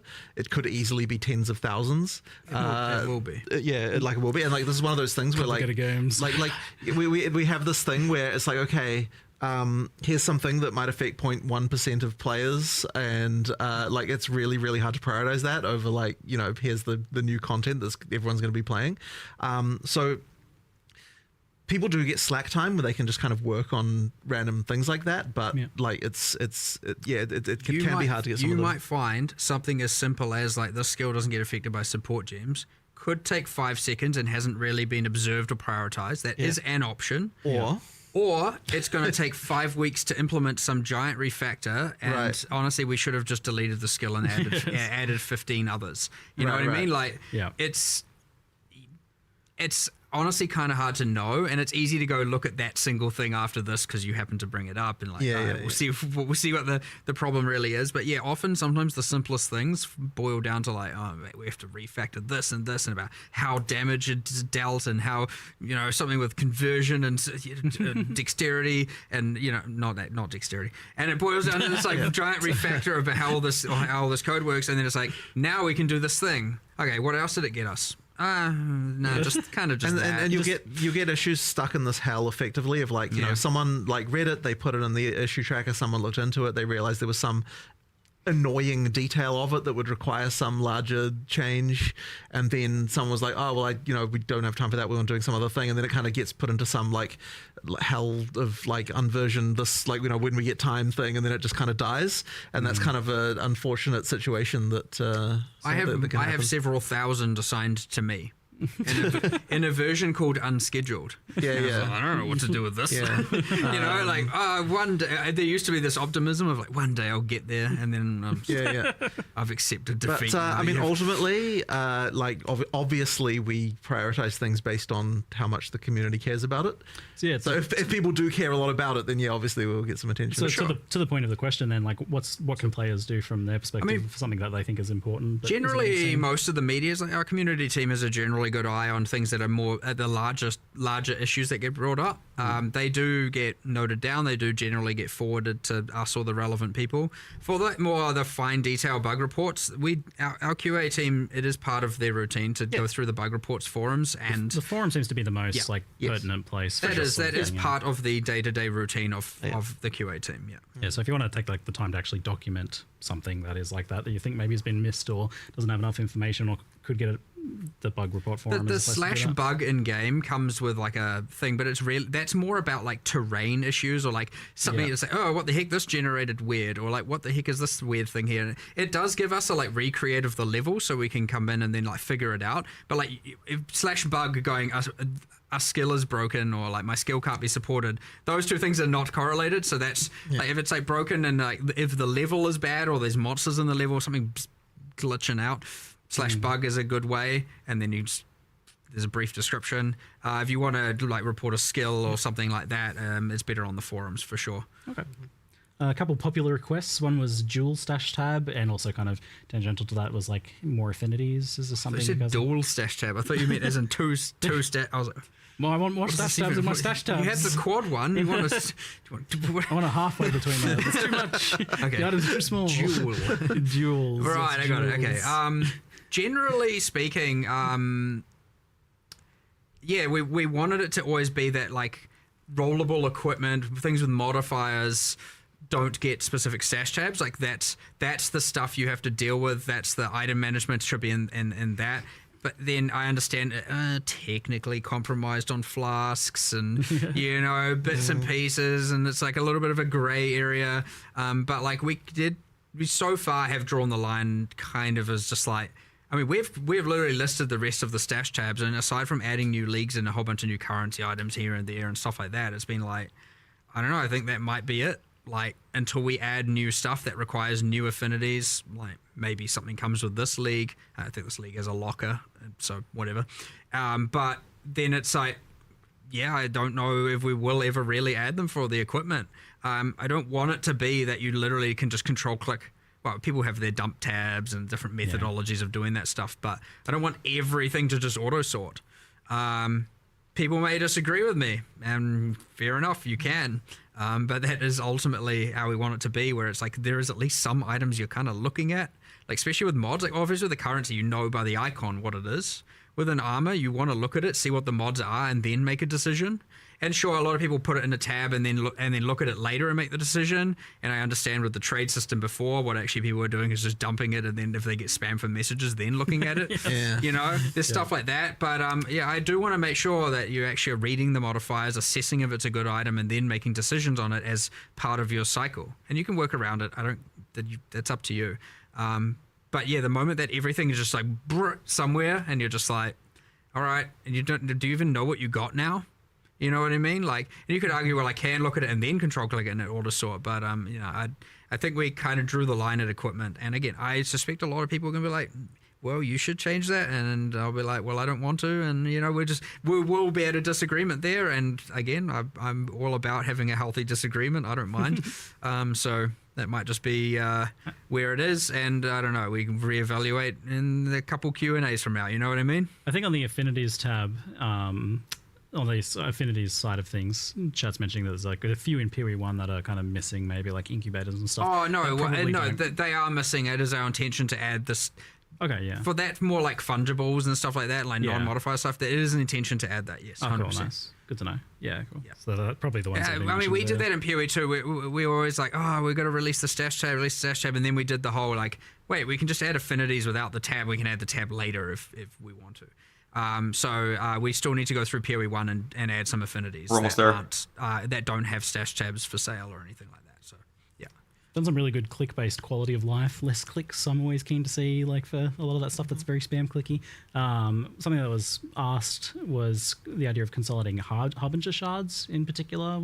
Seems like it's pretty painful to farm for people that enjoy that, but you know, can only do it for a brief stretch. And Octavian was saying there was something about that happening. I think we did do something with that, and yeah, it came up when we initially were speccing all the QOL changes and like things that are just like easy wins and improvements. Yeah, it came up. I just don't have 100% memory recall on if we decided to do it like now. It might actually just be in the patch notes. I don't know. There's like 50-50. It might just be like already like. I think what we do is drop less of them, get rid of some of the bad ones, and drop more of the good ones, but like fewer overall stacks. Higher more in the stacks and less of all the pitter patter that you end up kind of filtering out anyway. So hopefully we did that, and then it's in. If we haven't, then it's very clearly on the radar and will come soon. Cool. Nice. I like this. So you had this thing. It was like, what? Are we there? We need 10 quality of life improvements for each. Are we there yet? Right? It's like bare minimum. Are we there yet? I like this. It's been paying off. I think it's. You get those nice little teasers. Are pretty hype building in the lead up to it. And I'm like, oh yes, give me that quality of life.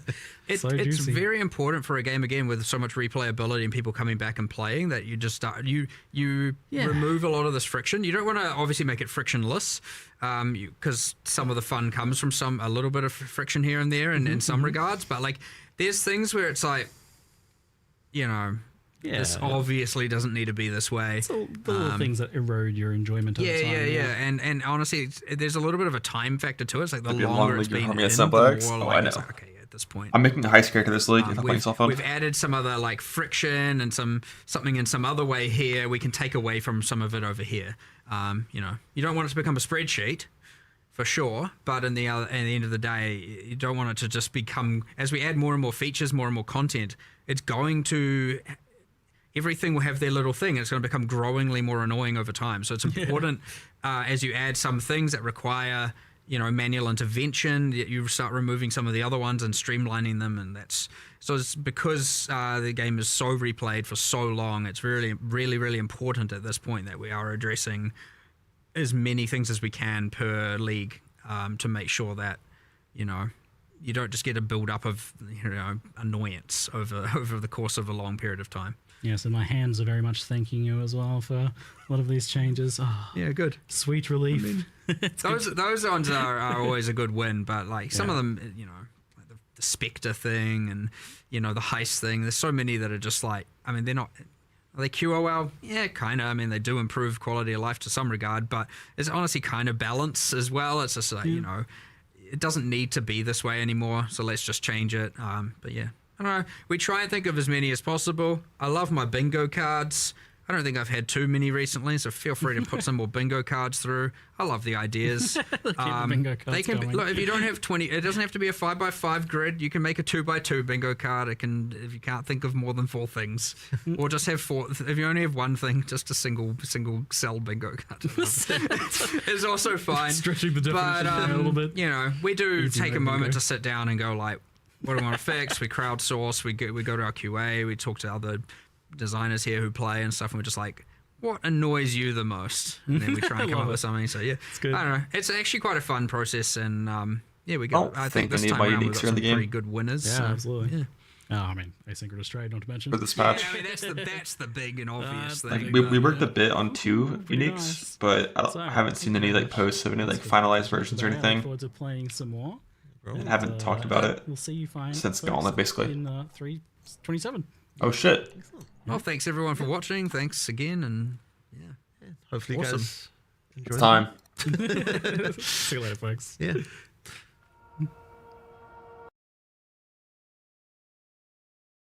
Go ahead and open this. Get some sound. Damn, I had the big ass patch. I just want the login music playing.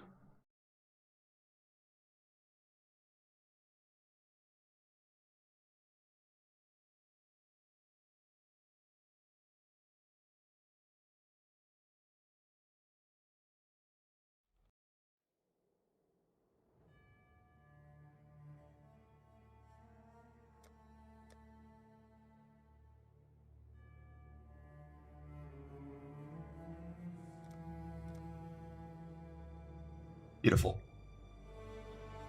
Yeah, we already went through all the teasers. Just waiting for the notes now, but the site's gonna get like fucking DDoS to infinity.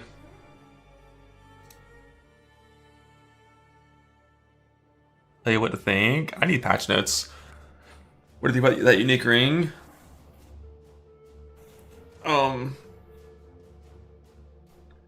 So one of the uniques that I was working on originally was going to be a jewel, but then it couldn't be a jewel because all the bosses already have jewels and they don't want to double things up, so it became a ring instead. And it was meant to have variant stats on it, kind of like Watcher's Eyes. But none of those mods in that ring were the mods that were on the list of mods that I wanted on it, and it's on a different base, and the core stats are different, so I don't think that's mine.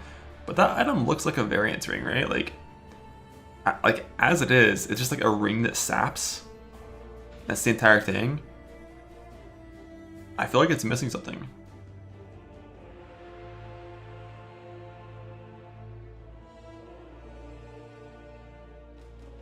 Variants for alt elements, that could be it. Because like sap on its own is like, I mean, my ring from Uber Elder gives you the same DR as sap, as long as you're chilling, and then also gives you a bunch of other shit. But a brittle version could actually be really good, or a scorch version. The scorch can shred like 30% resist. But sap on its own is like, I'm just not a huge fan of debuffs on monsters to reduce their damage, because it's just not reliable. There's too many big damage events that are just the environment nowadays, like ground degens, fucking volatile cores, toxic bullshit, lightning totems. There's just so many things that aren't sourced to a target nowadays. And once your build is good, the majority of things that hit you aren't even sourced to a target anymore. What year is this? Oh, Lake of Calandra. I knew it was gonna be one of these fuckers.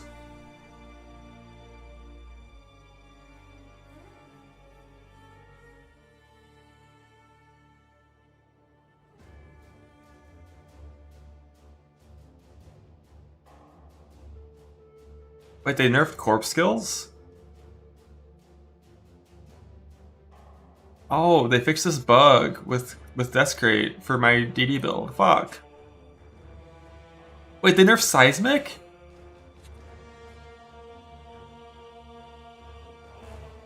The Breach patch notes? Damn, it actually was 2016. I thought Breach was like way before 2.5. I thought Breach was like the 4th league or some shit. I guess that was Beyond. I thought Breach and Beyond were super close.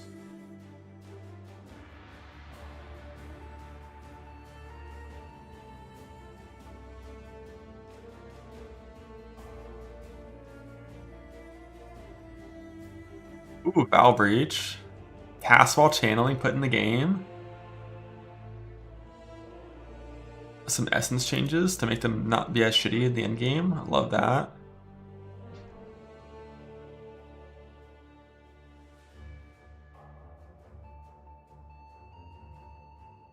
Nerf minus max. It was too strong.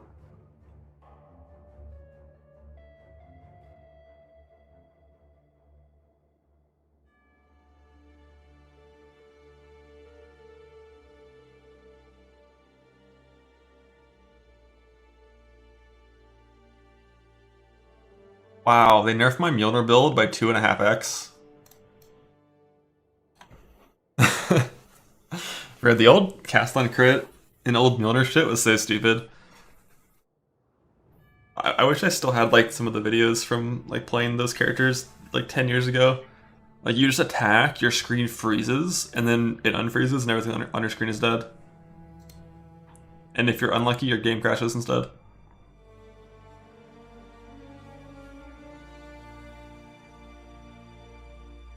Yeah, the no cooldown cast on crit. Fucking sick build. So much fun.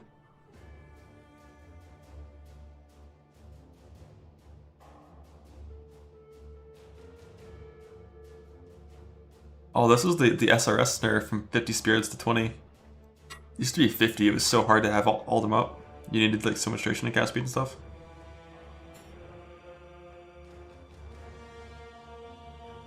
The Blade Flurry nerf, it was just too strong.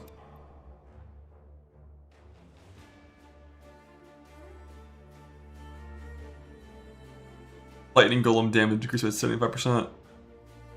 Oh my god.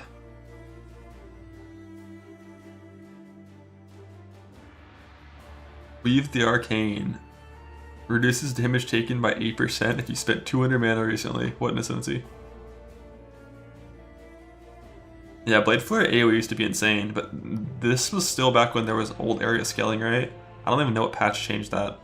But with the old way area scaled, like its skills got so big if you wanted them to. And then they changed area 10 years ago, and now it's just prod skills. Prod skills for days. Except for slams, because slams get seismic cry. Yeah, scale off radius instead of area.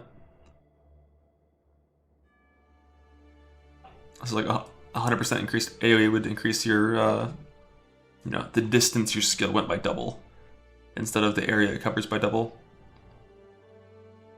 So you actually could make it like Scream wide. Kind of like PoE 2. Raider was all on kill bullshit before they made it permanent.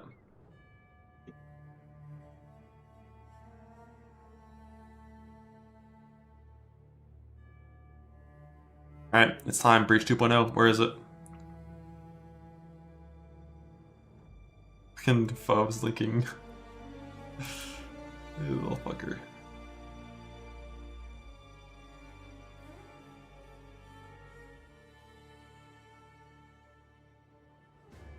Yep, this is it. Gear though, let's check out create as many power Arctic points Breath, or Fireball, as strong as GMP. you'd like to kind of play the game, and it turns into a more of a movie than less of a slideshow. It really depends on how many things you attack and how great your gear is. Speaking of gear though, let's check out the gear and setup we're using to run this fantastic build. First of all, we got ourselves a 6-link CPU. Now that is an Intel i5 3570K, and it's been doing marvelous work for me for the past few years. Bear in mind, the more you spend on all of your gear, the worse your PowerPoint will be, as it'll be smoother and not quite as much of the PowerPoint. Up next, we dual wield 2 to try and get a 6-link of some kind for the build. Now, I use the tabular up until about level 90 at some life and filling out some resist, so it's more around rings. Now, to run this build, you need back to PowerPoint. 15, I think it is, minus mana cost, to sustain your Spectral Throw, Cast on Crit, and GMP mana cost. Let's do that, John. To sustain your Spectral... Cast on Crit, cooldown time 0.05 seconds. That's it. That's all it does. You crit, you proc 20 skills per second, and it procs every single skill in your 6-link.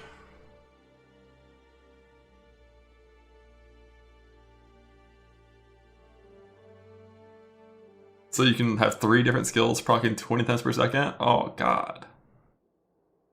Simpler times, better times. Yeah, and you didn't have to pay mana cost on things you procced.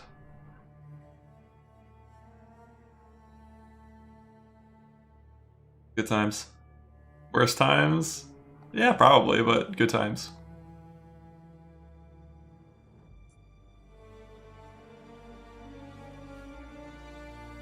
I don't know if that was original or close to original.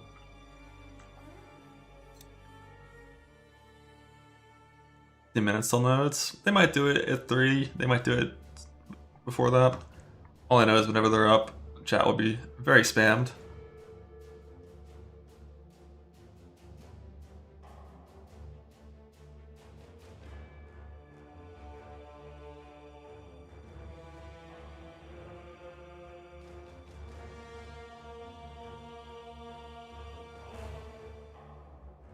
Let's go ahead and start this shit. Paint.net.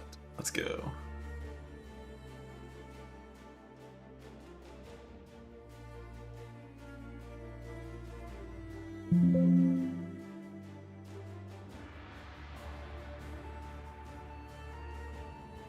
Bingo!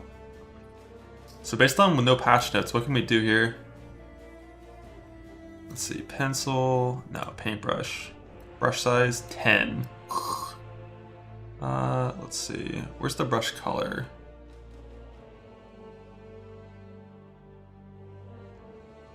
That probably. Red.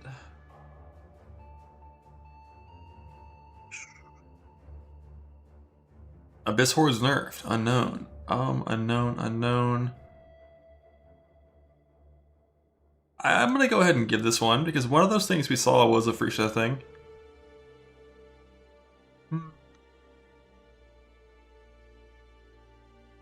New crafting currency.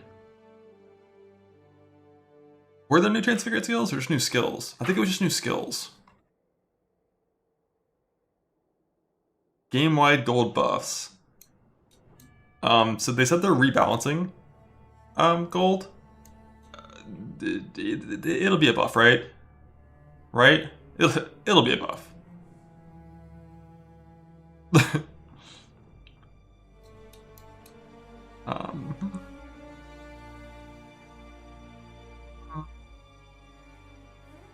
That's all we can do with certainty at this point. Like, I think there's gonna be some nerfs up here. He said risk. Oh, did they say risk was nerfed?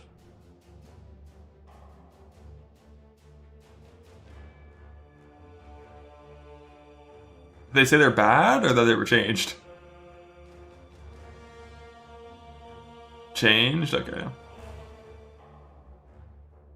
Yes, but I started talking. Yeah.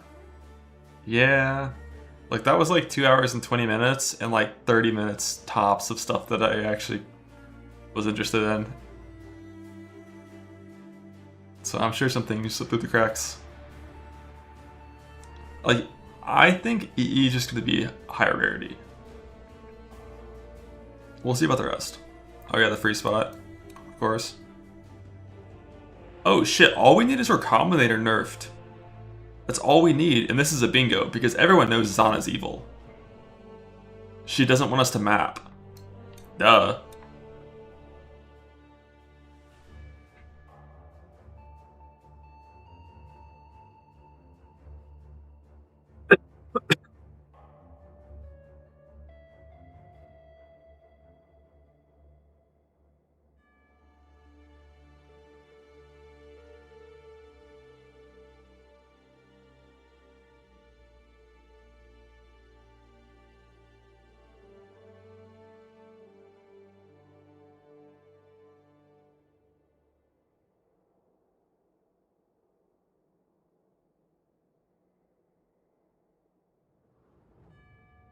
And then it's Zana's not evil. We'll see. Racing and Delve didn't the league migrate? Isn't it over?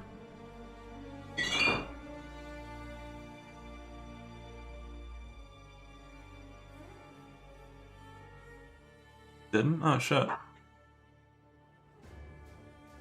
Would I do the boss race if there's an Uber race? Yeah, probably. I mean, there's a pretty good chance that I'm going to play Self-Found regardless of if there's a race or not. But I do think it'd be pretty cool if there was. But only if it was an actual all Uber race. Full on fucking 10 out of 10 Ubers.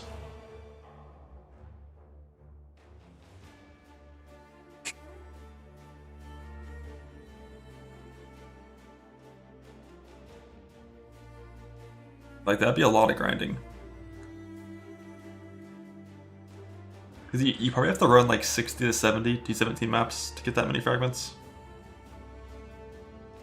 If your split isn't too bad. If you get a little unlucky, it could be more, like 80.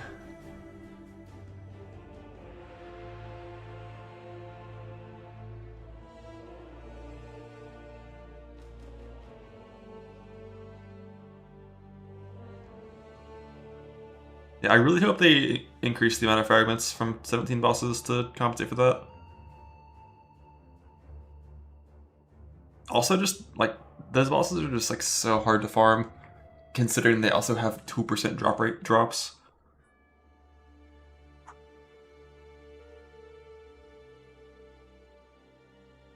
Just double or triple it. Yeah, I feel like a 17 should probably drop minimum 2 fragments, and then with good quantity.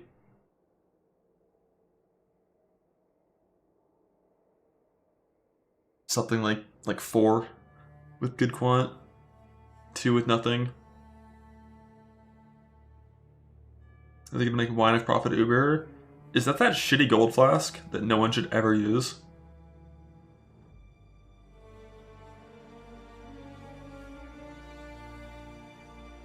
I fucking hate that flask.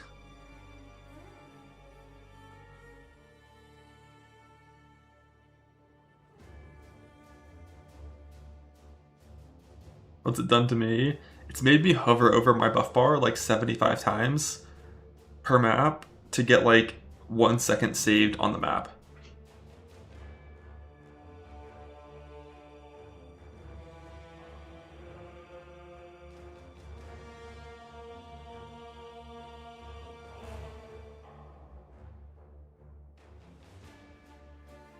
Don't worry about what buff you have. Yeah, but if you don't care about what buff you have, I'd rather have a magic gold flask. And an extra magic flask suffix in most scenarios. That's on 184% life jewel. I don't think you're going to use that many tattoos and go crazy for it. Like, unless you have Might of the Meek, I don't think you click 6% fire res nodes for life in most cases, unless you're like also benefiting from fire res in like a meaningful way. Why do you care about buff you have? Is there any negative mods? Because if you genuinely just have random buffs like cycling when you kill things, your uptime of buffs that matter for you is very low. It's like 10% or 20% for things that actually matter. The only way that I would use it is if I wrote like a little overlay thing that would display on my screen the buff text based on the does it even say anything in chat? I think it does.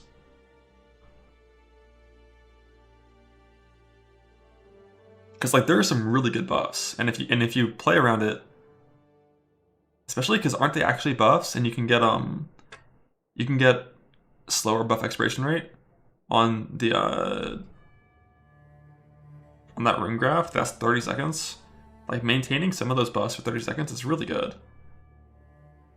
Does it only display a card for your character? It doesn't print into chat. Like, I'm not gonna memorize all 30. I refuse. I refuse. I need patch notes. 5 fucking minutes. Let's go.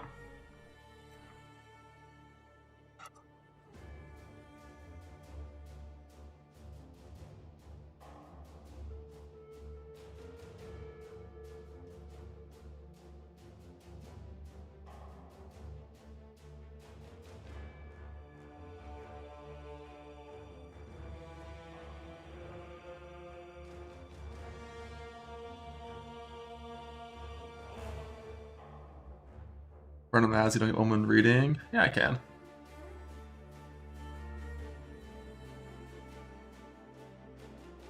Patch notes in 4 minutes. Gonna rip a little 90-second ad. So there aren't any during the reading of the patch notes. I need some more water as well, because I'm about to talk a lot.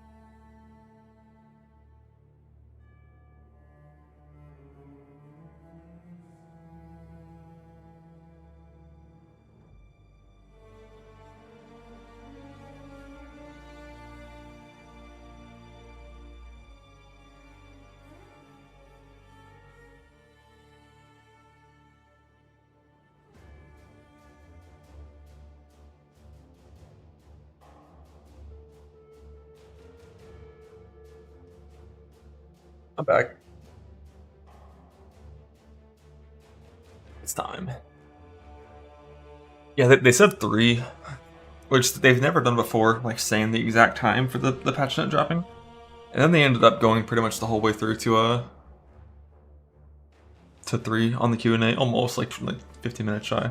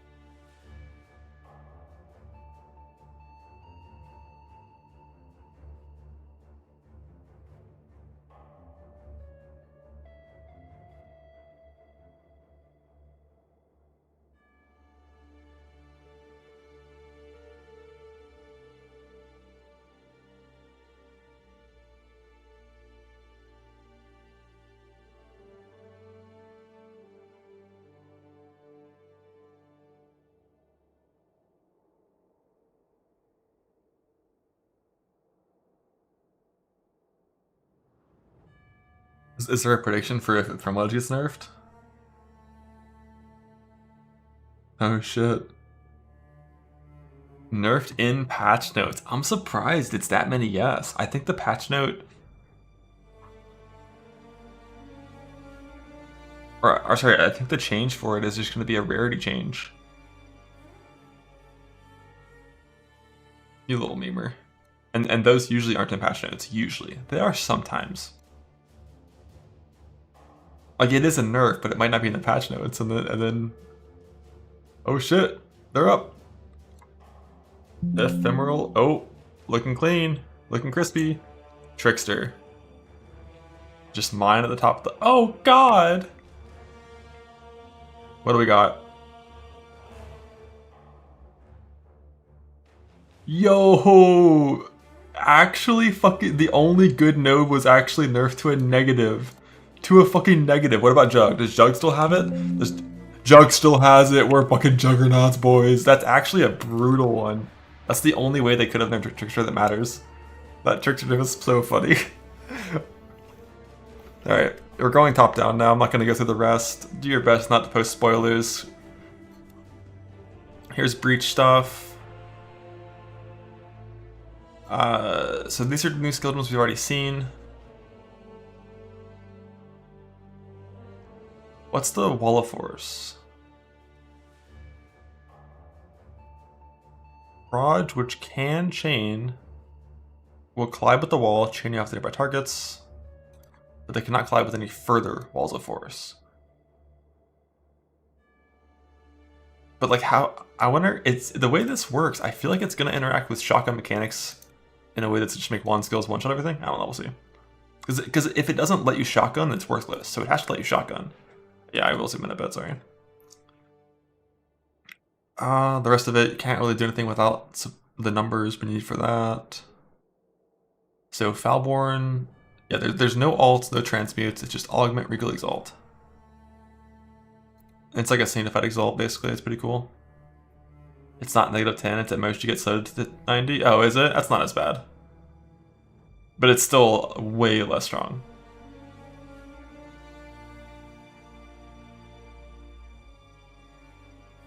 And this is the crafting currency for the stuff. Add async trade.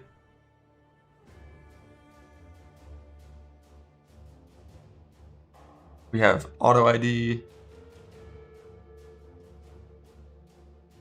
Yeah, wisdoms after act 1 don't drop as much.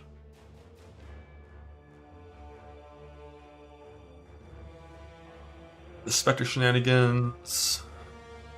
Added the new tab in the fragment tab for betrayal fragments. Oh, nice, for embers. Love that. 5 new stash tab affinities. For incubators, scouting reports, ritual items, sanctum shit, and settler items. What are settler items? Is this just ring graphs? And tattoos, I assume? Love that. Bloodlines. Added these to the base game.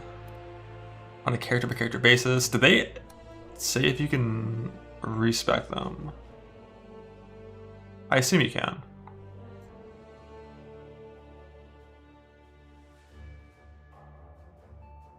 And there's 10 to discover. We've only seen 3 so far. I really want to see more.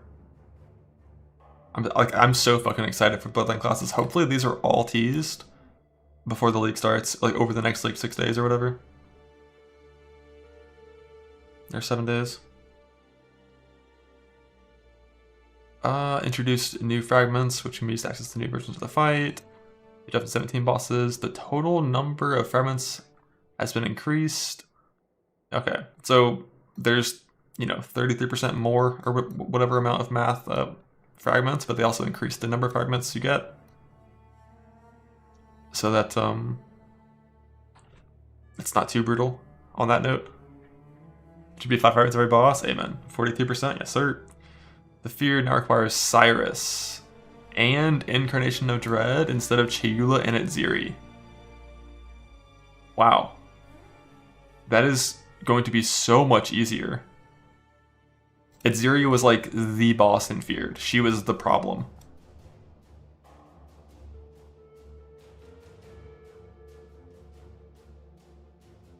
I wonder how this guy is going to function in Maven Arena. We'll see. I love that Cyrus is here though. Cyrus can be an asshole. Like Cyrus can absolutely be an asshole. We'll see. That's gonna be fun. Love that. New Feared boss. And, oh, also new hidden boss too. Oh no, this is wait, is this a 3 boss invitation? With the mini bosses. Love that. 2 new boss invitations to fuck with.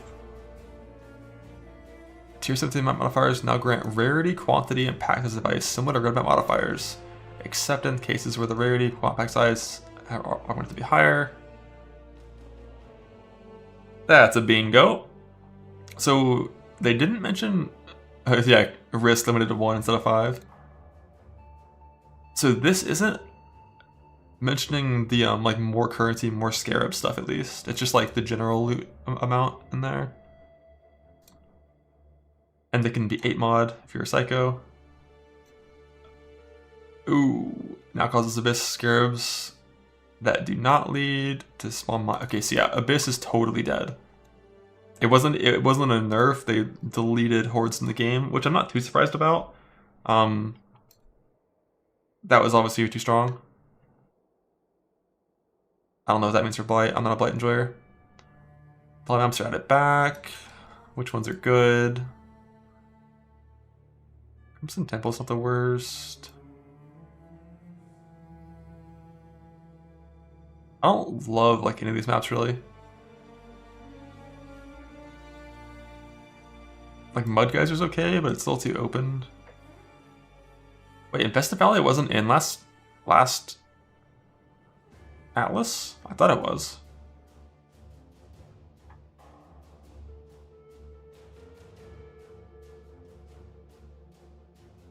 Ancient City. Oh, my armory, no! Alright, well, fuck Expedition.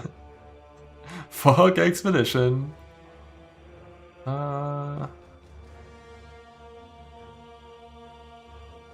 Yeah, that's the only one I really cared about. Was Armory, I think, of all these. The Shuffle, yada yada yada. Okay. Breach is gone from the Atlas tree because it's its own thing now. Straight and narrow notable pass has been reinstated for Gears of the Flame Leagues. What is that? Straight and narrow. Let's open up. Bow planner. Heist blocking? Oh. Instead of breach blocking? Makes sense. The guarded hordes no longer grants sulfite. No longer grants. Weird. Little nerf.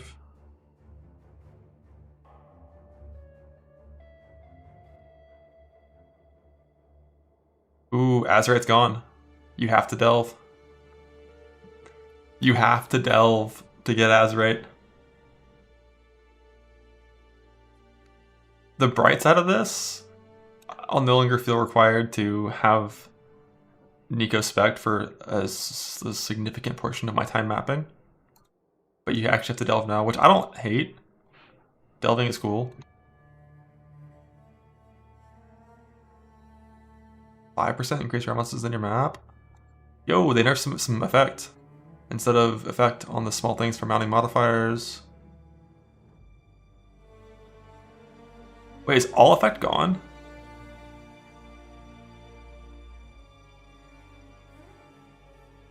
Except for the notables possibly on the things?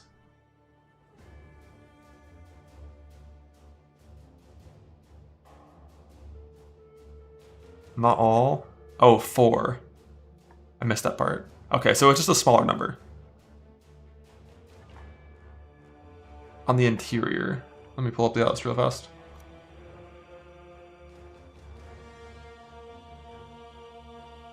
Why is this dog shit game on my screen?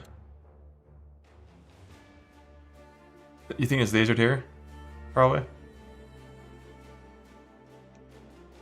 So it's like 8% gone here, and then another 18% gone from those two.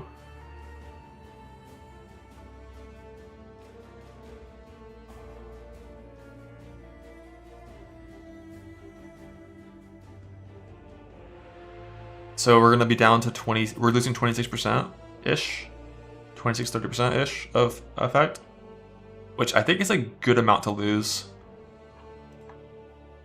Because like totally deleting it would like that in combination with the 17 nerf is gonna be a decent nerf to loot, which is, I mean, loot is it really exceptional values right now in the endgame, which this is totally fine. And we don't lose that much effect. But we lose enough effect that some modifiers that become really stupid with like full effect won't quite reach that like number that just makes them unplayable.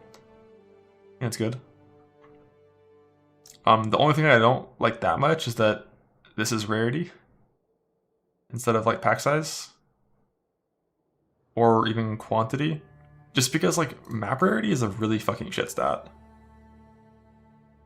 And that's on like pretty prime highways that you travel through these in most builds. So it feels bad because just rarity isn't that good. Small bosses that granted 5 rarity 1 quant now grant 3 rarity 1 quant. So the middle wheel is a little bit worse on the rarity stuff. I guess rarity gives gold, it's not the worst. League changes. Breach League uniques no longer upgraded from Breach Blessings. Blessings only on Breach Stones. Breach is no longer a reward outcome. I don't know what that means. Oh damn, it's kind of weird because like Breach is still a league in softcore, or in standard, and perm leagues. It's just not a league in the league itself. Heist, which previously gets on Breach reward rooms, can now spawn gold reward rooms. Let's fucking go. Let's fucking go. We're going to the heist. I hope it's a good number, dude. If this is like transport, like Jonas levels of gold, ha.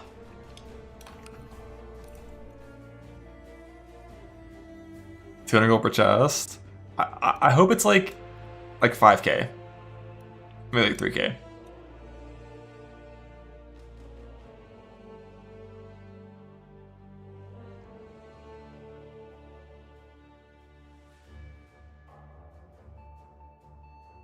Maybe 15. We'll see. Love that. Val Breach, unobtainable during Keepers of the Flame. Rogues are max level. Charleston gems are in Heist.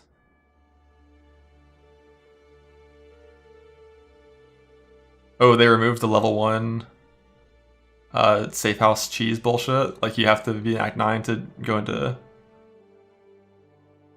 safe houses. Yo, love that. Betrayal shit more common. Although I did get teased a little Gravicious thing that hopefully is fake, but maybe it's not. We'll see. We'll see. I don't see it yet. It might not be there. Syndicate modifiers. The grab nerf, no! Okay, so we don't care about this because he never gave me a mage build anyways. Harvest Research Crafts, which guarantees certain modifier type. Now we're certain modifiers, which restrict by... Oh, fuck yeah. Neat.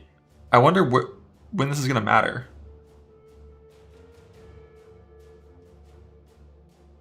Like, there's going to be like some crafts that are only possible because of this change.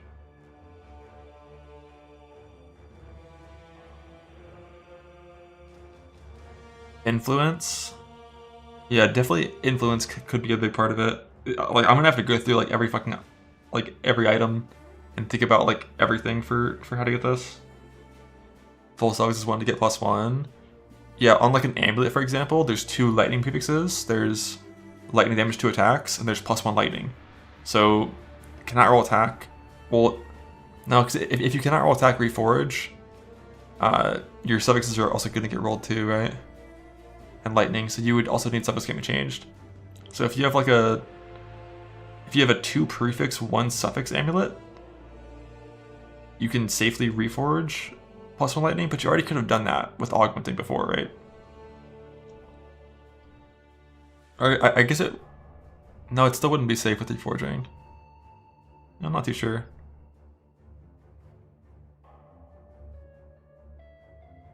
Because the prefix is going to get changed. It would just be forcing it onto a 1 suffix, right?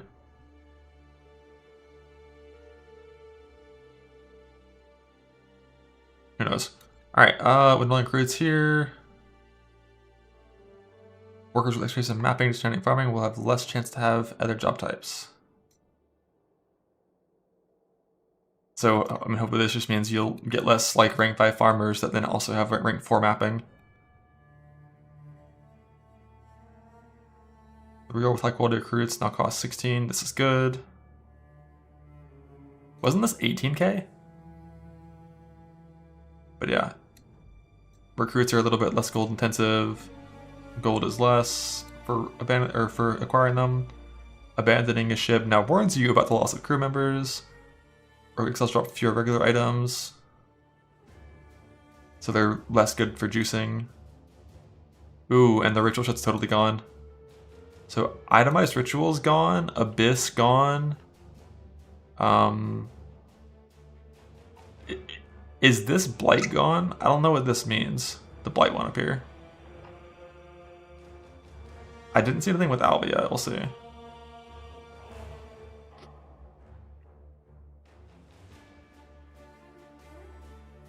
Bestiary stuff's nicer. Drowning orbs no longer trying to play faster. This is super nice. Because like for a lot of tier 17 modifiers, you want to have debuffs on you expire faster. From like Temporal Rift, from the Rune Graft, but it makes you drown fucking instantly if you do that. So now if you want, you can actually stack those things. Spell suppression nerfed.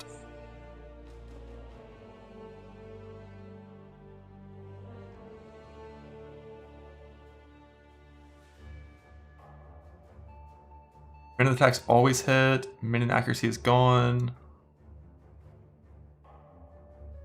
Is that Trickster nerf too? Oh yeah, right.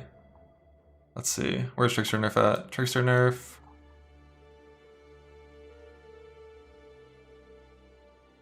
Fist hordes are gone. Kind of. Oh shit! Oh, we need the bow buff. I don't know if there are any trade secret skills. Is there? Is it just new skills? Who put towers at that bingo? Yeah.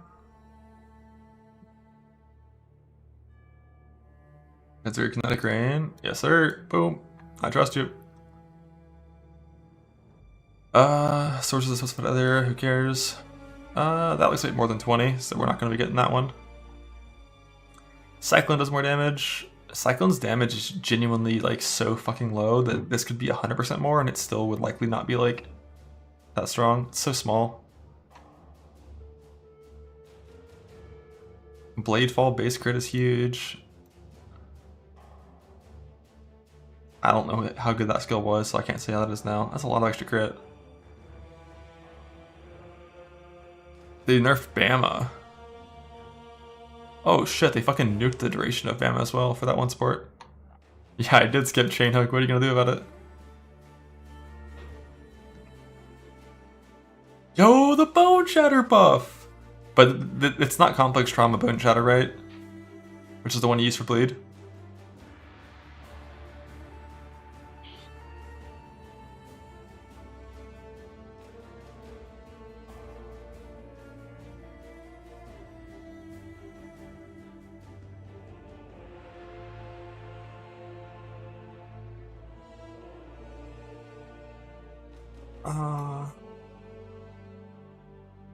Too much on most of these.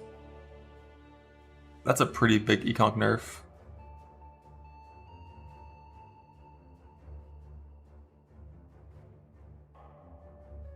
Is that one to fire? Elliot buff is bow buff. Don't you use the spectrum on Elliot? No bows here.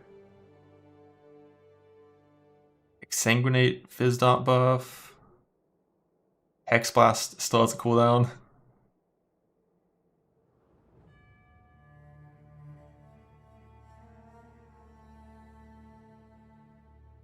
Bama nerf. Slight buff to the Aziri staff, kind of neat. I don't know how good this was before. Damn, they nerfed Peaconk. That's like a pretty big nerf to it too.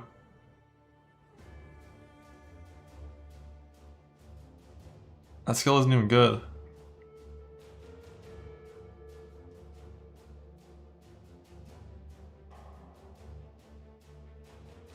They did buff Flask. They buff how fast scaling works? I didn't see that part yet. Or I skipped it. I'll look at it later when I get there. But the thing with bouncing, so many... Oh, on this one, wait. Oh, it's more... I read this wrong. I read this inverted. I thought this was a nerf to flat and a nerf to percent. And y'all were saying that it's a nerf to, or that they buff Flask, like, baseline. So it's a buff to scaling, a nerf to baseline, which is... Like, with bouncing, you literally can't have enough flat sustained for this skill. It's not possible. You always run out of charges. That's why Slayer is good. You still have leech recovery when you have no life fast charges. So the base getting lowered and the scaling getting increased is still a small nerf, but not like gutted. Power class mines deleted. This was always such a stupid skill that like only existed because no one bothered to abuse it because it was too clunky. But putting down 10 mines and getting 3,000 flat fire damage is stupid and shouldn't have lasted as long as it did. You used it? Yeah, on your fucking support build. On your support build. Reap, a little more base damage for our Ignite Reap builds. A Helix buff. It was for one-shots? Yeah, it was just like pre-stack one-shotting bosses. It was kind of dumb. Slight buff to Helix and Throw. Another buff to the Aziri thing.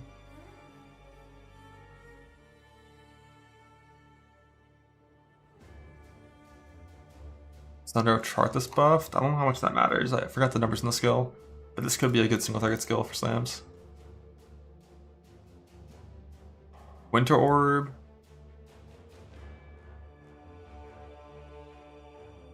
Is better when not channeling. Like the one, like this skill just needs to have its frequency mechanic change still. Like the skill starts baseline with 150% increased cast speed and reduced base damage to compensate, so it just has shit scaling with casting.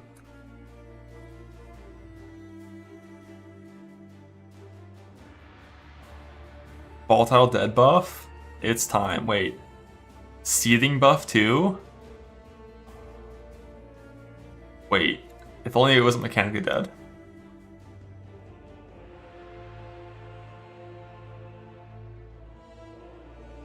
What kind of feature of snaking no longer has 30% more effect?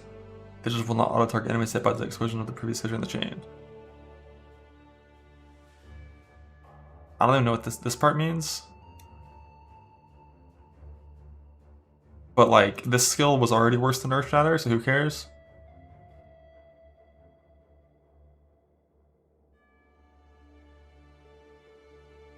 It means it'll never loop back to target that's already been hit. Yeah, that skill's dead as fuck. Earth Shatter was already better though. And like, Earth Shatter didn't get changed? Did they change Auto Exert? Earth Shatter's Zerker login. Cyclone buff, Foul Rate buff, Suck Throw buff. Awakened Hex Touch. Energy Leech. Whoa. Energy Leech no longer supports those do more damage while leeching. Now deal more on full. Oh damn, that's a massive nerf to Energy Leech support. Yeah. Let me where's Trickster nerf at? Yeah, like the support now is pretty bad in most cases. Not in all cases. Something most people never really think about because it doesn't matter. While it's really easy to hit overtime leech caps, it's not as easy to hit instant leech caps. And the 2% leech from energy leech support is actually pretty relevant for getting maximum value from instant leech. Like, on my Gauntlet character, to have like max value on leech when fighting bosses with DR like Ubers, I had to have like 10% leech from tattoos.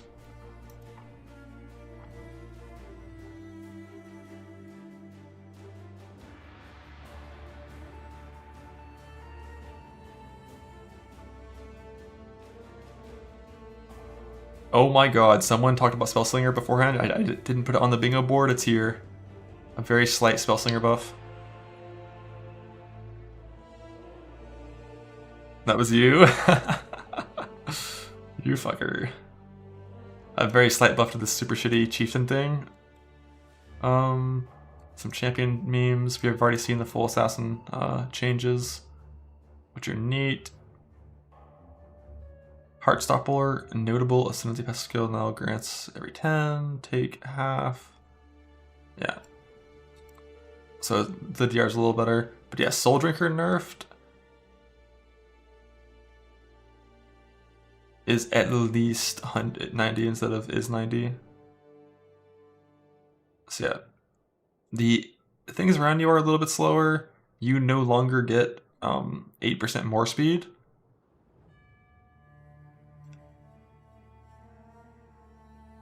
It means you're going to use the boot implicit instead. And only being slowed to 90% is still really good, but it's like, you know, it's rough. Minus not that much, because like you're just going to get 6% on your boots. Until like 7th gear at least.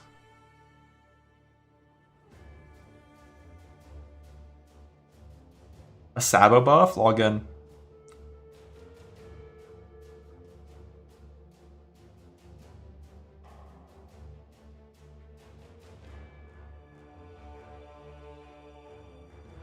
Elementalist now provides 50% increased instead of 100. Fuck golems. Corpse Pact buffed. Okay. Necro stacks a lot faster. You don't have to pop 100 corpses, only 50. Volatile dead buff. Necro buff.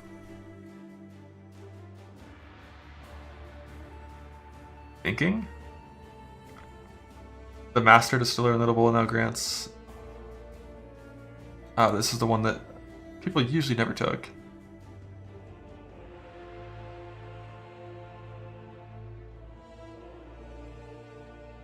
Lesson of the Seasons prevents more suppression from Bark. Ooh, and Bark skin's free now. Love that. Probably still not good enough to care, but close.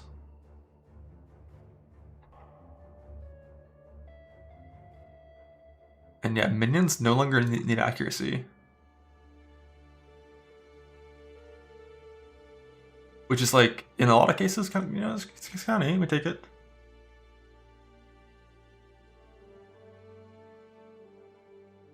Unique item changes.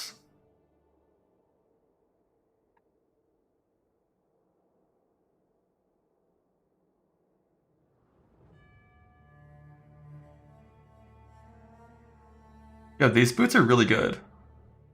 Like, these boots are absurdly good. It's just that the downside for wearing them is brutal. But like, the actual buffs from these things, there's 3 different variants of them. The one that we care about is the explode one. The fort one's kind of good too, but like, all damage inflicts poison, 40% explode,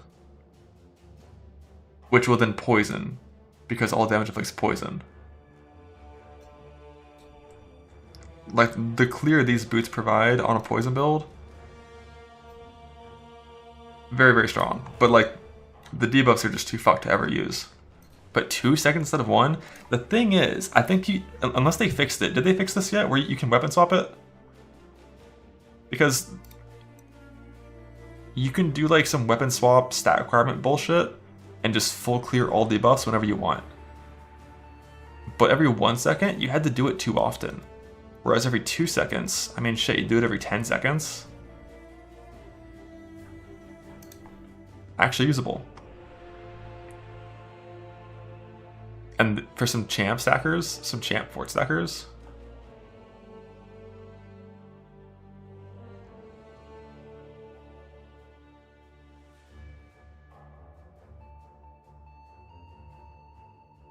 I love that. I love that those might actually be usable now.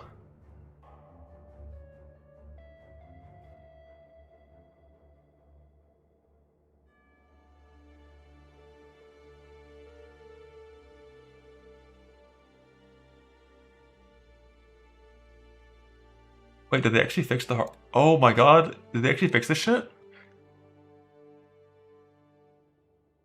Oh, yo, we're not gonna have all our shit stolen by standard RM tiers. What the fuck? No bullshit in our economy. Let's go, hardcore trade. It's our economy now. It's my economy.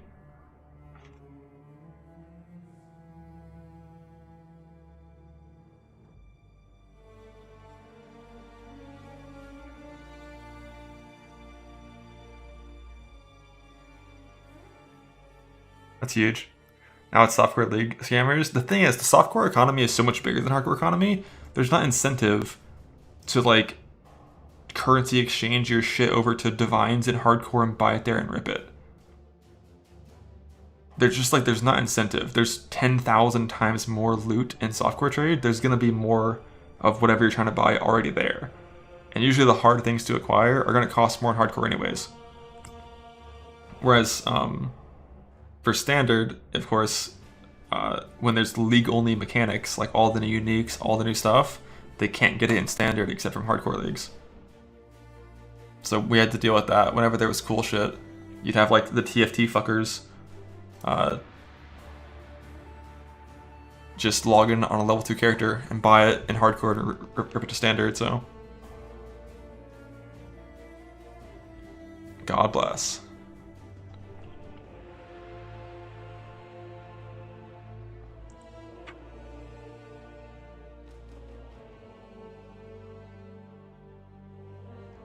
Be standard limbo. I'd be okay with standard limbo as well. But like, it's good.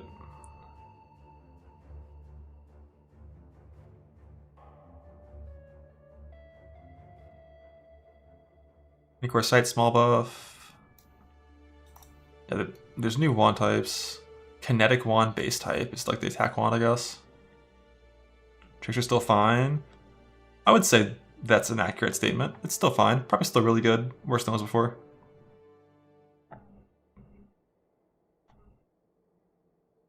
What is this? So they lowered the amount of damage.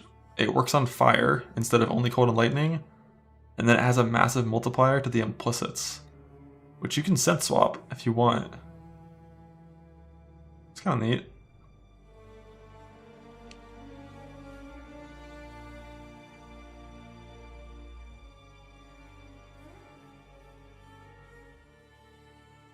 Obliteration, new base type, this new base type.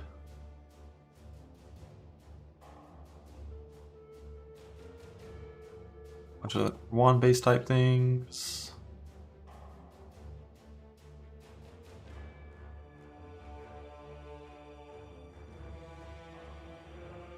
Don't care about much of this stuff. These are new actual things. Wine of the Prophet, now displays. Oh, the headhunter. That's just a total update. Whispers has way less ES on it. Makes sense. I mean, like, the main purpose of Whispers shouldn't be that it gives you a fuck ton of ES. It should be the actual relevant unique mechanic of letting you pay energy shield for your shit. And that still works, so that's still, you know, really good.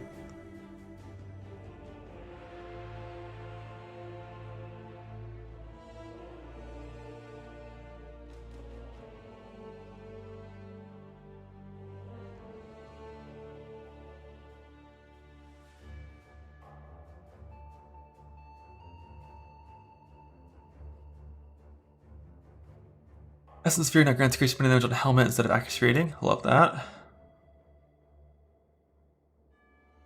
Rune graft of whatever that says. No longer grants recover 10% of skill mana cost per unspent chain. Instead, now grants fire at most 1 proj, skills chain 1 proj, and fork. So this makes it so you shoot 1 proj that will always chain once and then fork, or fork once and then chain. I forgot the order. I'm not really sure. Chain at least once. Clustering. Is clustering limited to 1 proj by default? It's always fork first? Okay. So interaction with that give you infinite mana. I could see it.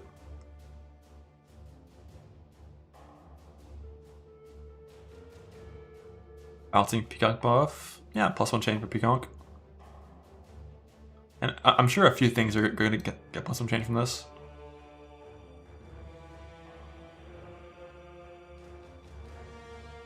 Like Sanguinate stuff.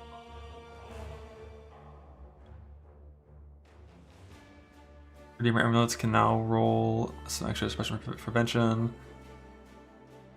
So they nerf suppression by default, which is good, and then this stuff to make scaling it a little more viable. Oh, rest in peace the why do they hate that build? Or wait, no. It's the different one, right? Not duration, it's area for I can't think of the name of that curse explosion thing. You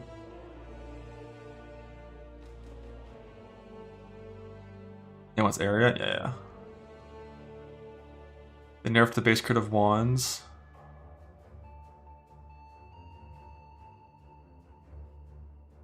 I feel like for most wand skills, didn't you already overcap crit by a lot?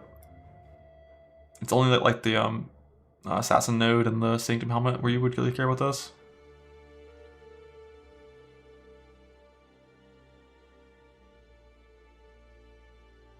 You made that for Infinite Soul Eater? Oh, this is Soul Eater stuff?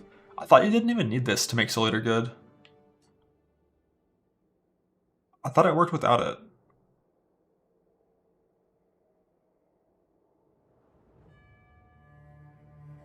You removed Hex Touch? Oh, that was the Hex Touch nerf, right? I saw that and I was like, huh? But yeah, less instead of reduced? Yeah.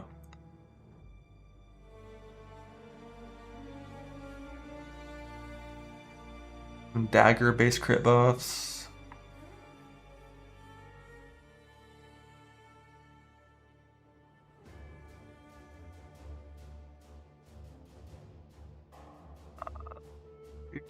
Pathfinder. Oh, it's Ruthless. Ha! Better than monsters with physical damage. Yo, wait, what? This actually is getting changed? I'm so fucking surprised. Rebatted tile monsters with phys damage compared to the LA damage scale with monster modifiers and map modifiers. The grant physical gain is extra. In general, these modifiers will have far less effect on high level monsters that converted. Holy fuck. I'm so surprised this ever changed. I love that. That's so fucking awesome. Like, the only reason why this modifier is so dangerous is because a few monsters are bullshit with it. With like a monster that's just doing actual phys damage, this modifier is not that bad. Define far less.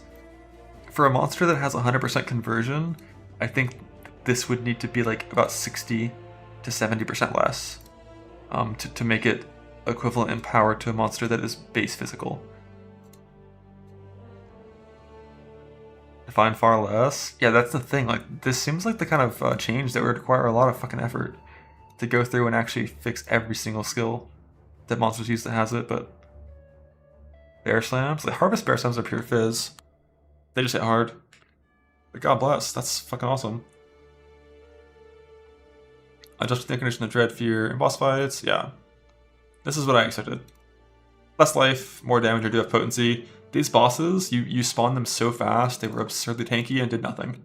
So, this is good. The detonation speed of most monster volatile cores can no longer scale with higher cast speed. Additionally, the ability for some sources of cores to ignore block, evasion, and suppression has been removed. Volatile cores from the modifiers have had the damage reduced. Damn, they actually hit it with the trifecta.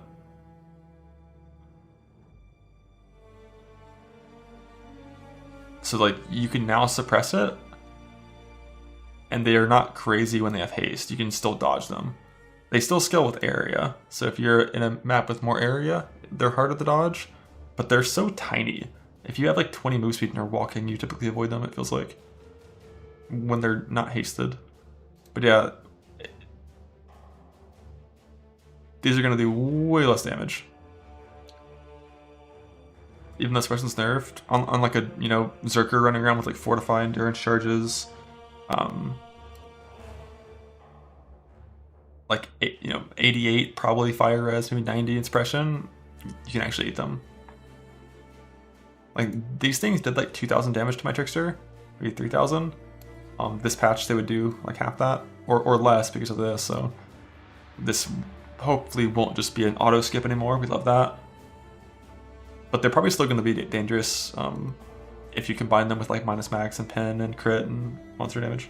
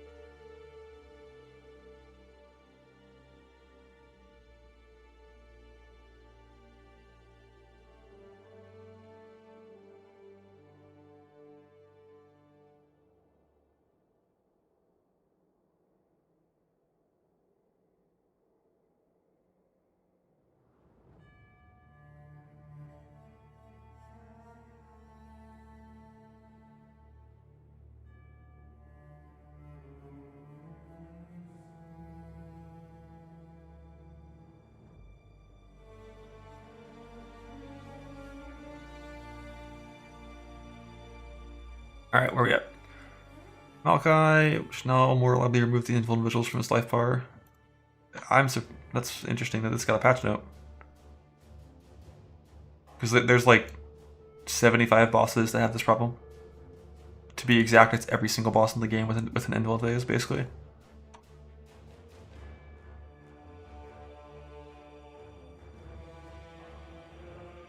Abyss now costs less, has less abysses. Ambush now costs more and has more boxes. Anarchy, less and less, a lot less. So using Ghosted Exiles for gold is going to be probably nowhere near as relevant. Domination, more and more. Heist is cheaper. Let's fucking go, dude. Heist just keeps winning. It just keeps winning. It's just cheaper. Oh, I'm so excited.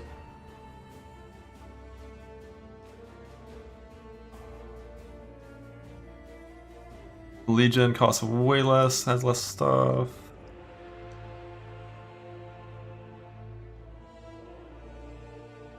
Imbued motherfucking heist. Oh my god. Oh my god, imbued heist.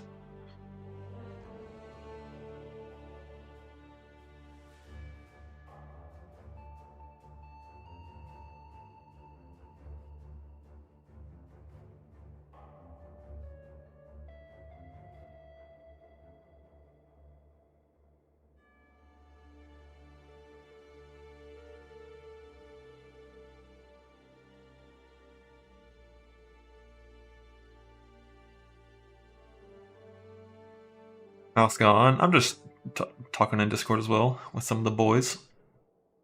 Alright. Kinetic Rain, this is just question word stuff. None of this is really matters, I don't think. It's all just new things. Add an option in game settings to prevent the game from pause. Yo, cool, I love that. If you want pause to never happen, you can just turn it off. Sick.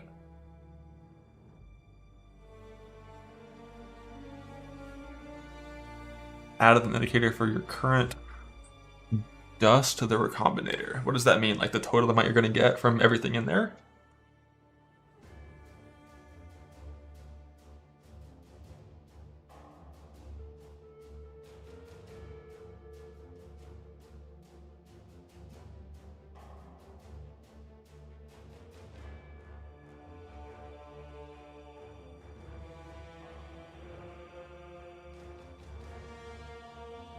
Right, third monitor.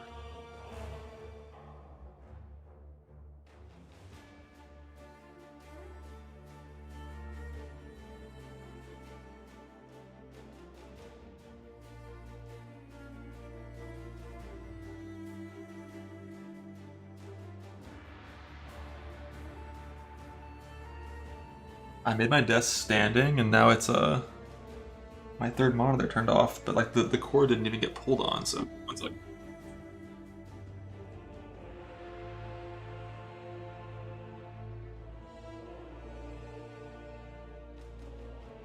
go.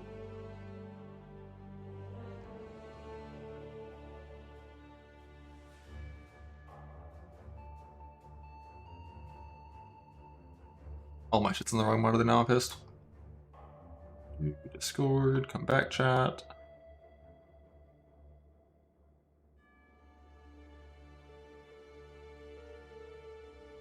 What happened? Wait, do you guys not normally see my flux? Does that normally not come through and it started to come through? Because this is how I always see it. You normally don't? Wait, why is it coming through now? How do I fix that? Yeah, this is what I normally see. Very aggressive. Let me show you. Where's it at? Where's Flux? Always, 24/7.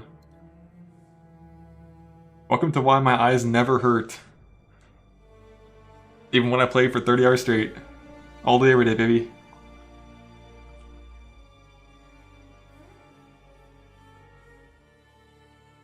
So how do I make it not come through on that? One sec. One sec. I didn't know you guys never saw that. Interesting. Blue light, not for me. Alright, let's do that and that. Alright, didn't work. Let's delete the scene. Oof. Wait, was that display capture or monitor capture? What was that? Display?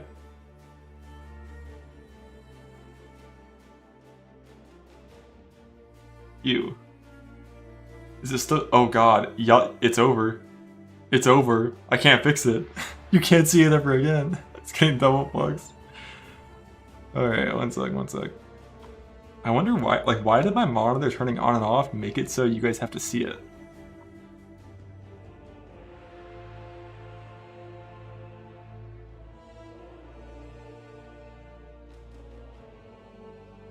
Let's see. Be a restart fix? Yeah, I can turn OBS or close OBS real fast.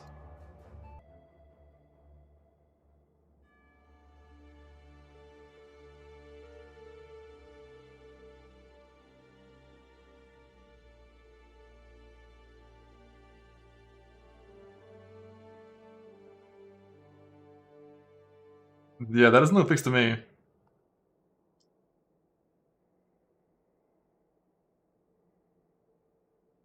Share my screen on, not just Firefox. I normally always share my screen. My screen. I have to just turn it off. Oh my god, my eyes. My eyes. Just for today until I fix it.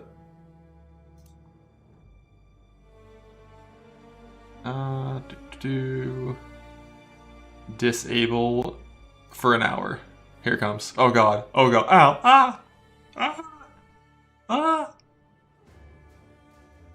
Oh, it's the worst thing ever.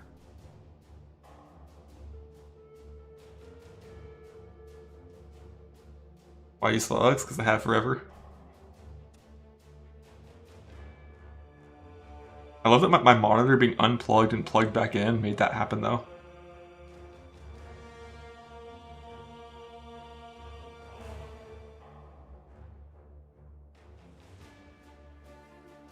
Alright, where are we at in this thing? I think I'm at the bug fixes now. Or close to it. Yeah. Turning off pause, the dusting, which I don't really know how that works. We crossed the border back to Texas. While using oral alteration, you can use it to do the augment thing. There's a button to full level up gems, ROG and hideout. Who cares about trade?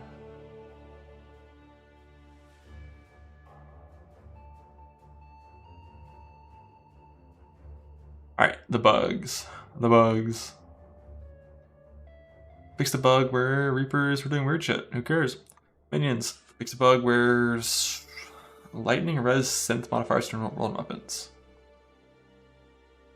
Fix the bug where simplex amulets and heist based types with similar implicits could. Oh, fuck.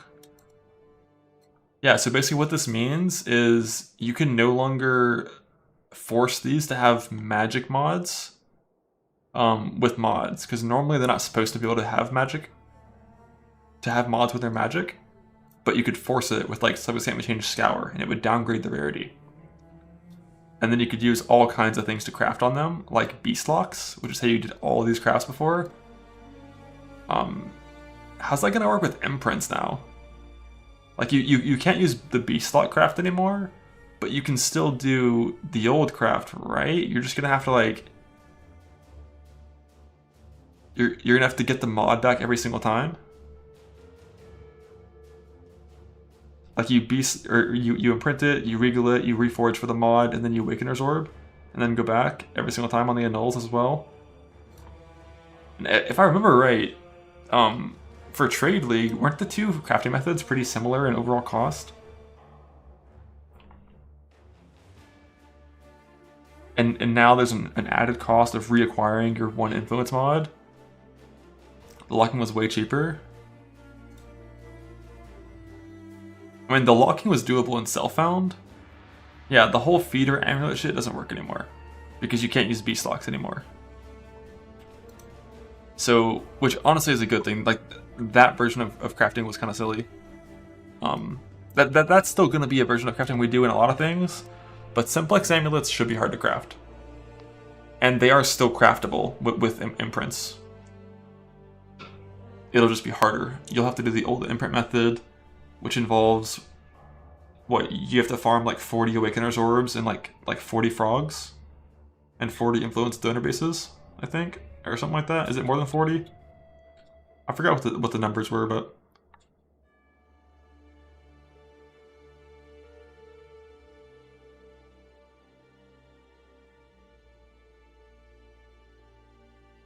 fix the bug with retaliation bullshit. Yeah, so you use the frog on the magic item, and then you regal it, and like harvest, reforge, or chaos it to get the influence mod you want. And then you woke orb it, annul, try to hit the reforge, and if you lose, you imprint back and do it all again. Also 40 harvest orbs. Don't you reforge on that craft, not augment? Oh no, right, because that's a influence reforge, so it requires sacred still. Yeah, that's rough. So like 40 fucking sacred things, 40 frogs, 40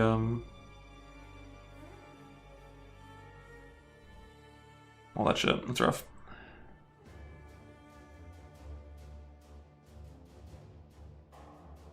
Don't care about this. That.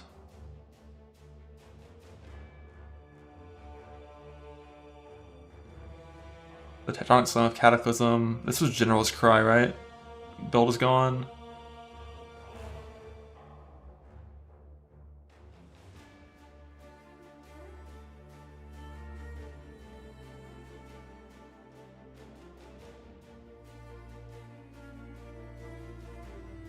Wait, energy from within is supposed to transform golem modifiers too? Interesting.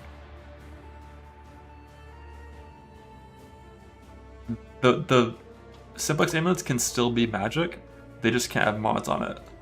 So if you scour it and transmute it, it'll still be magic, it'll just have no mods. And you imprint in that state.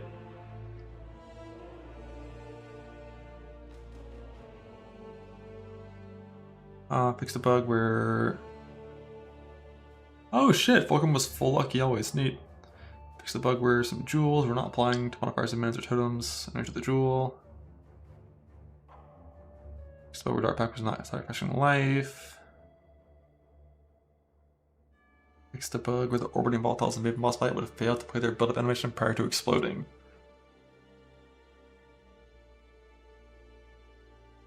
This animation hasn't played in so long, I don't even remember what it looks like. Because, like, this worked, like, years ago, and then I think, wasn't it for, like, the entirety of 3.25, the balls just didn't spawn? So, like, it's been a while.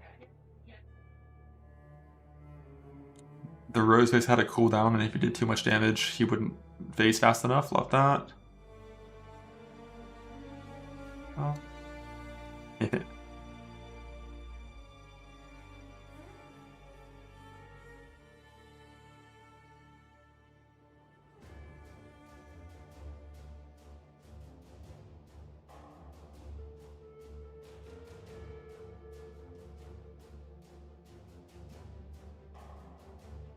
Oh shit. Character select stuff.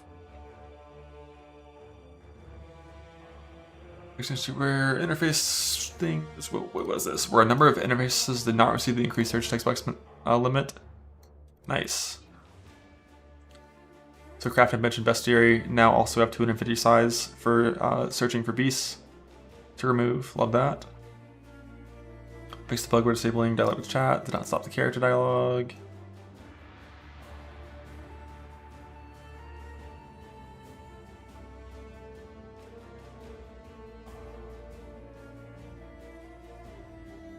These are all microtransactions mostly.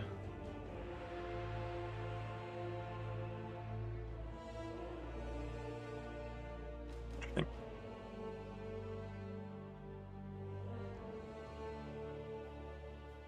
The first total impression of the patch, a lot of the quality of life shit is really good.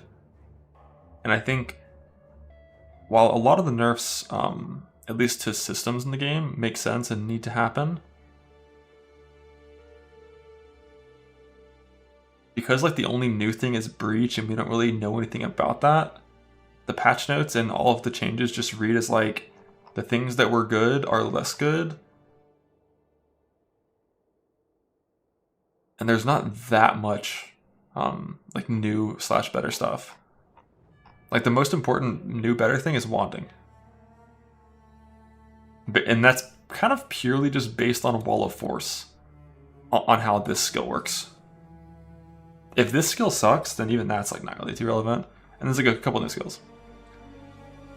Assassin's pretty cool. It has a long cooldown. It's okay to have a long cooldown. On like a good wand build, you would only press this on like map bosses and like, you know, big targets. Wand crafting is so bad. So a big thing with wand crafting, they added attack wands to the game. Like wanding definitely got the most. We'll see what attack wands means. Hopefully spell damage is still on the wand as an option, because I think you want that on some crafts, right? But it'll be like less common. But I think on the influence one you couldn't fracture anyways, so who knows. It says no caster as an implicit. Oh, wait, is that all it is? It's just simply an implicit that says no caster mods?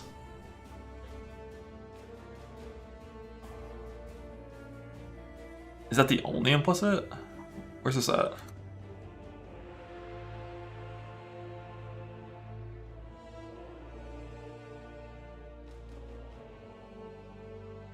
Okay, so yeah. It says modifier, not modifiers. So you lose like the 40 spell damage implicit.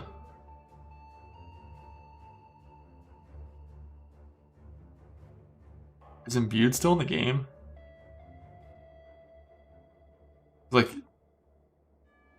the best wands wouldn't even be used to be crafted on these bases if it's still in the game. They removed it? F.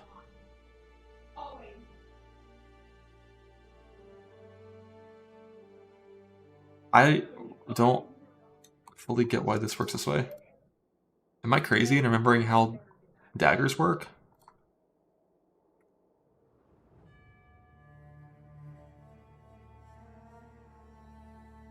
That did not work, by the way, that Google search. Like 3775. Where's spell damage? 5670. Oh, there isn't even spell damage here.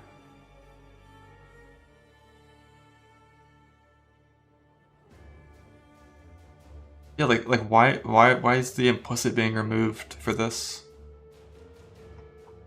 Like, we already have daggers that have implicits. These is the attack dagger. This is the caster dagger. They have implicits and different modifiers because it's a different weapon type.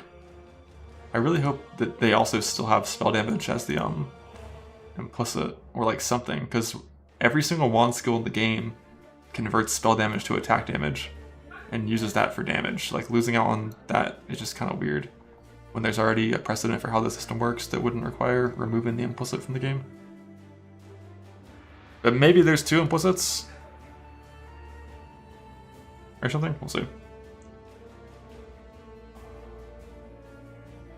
Well, plus level of gems being gone is good. You don't want that on your attack builds typically. This was the easiest way of implementing it. I can't see how. Because the system already exists for daggers. This isn't a new idea. It's copying the dagger one.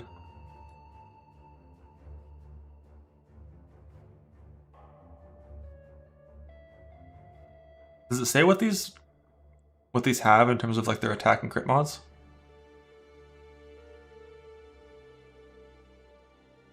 Hopefully they're good bases. I guess that is true. You can craft them with the implicit and send them afterwards if they're not implicit items. But isn't every single in-game wand build, it's always int stacking using either the hunter mod or the send implicit, right?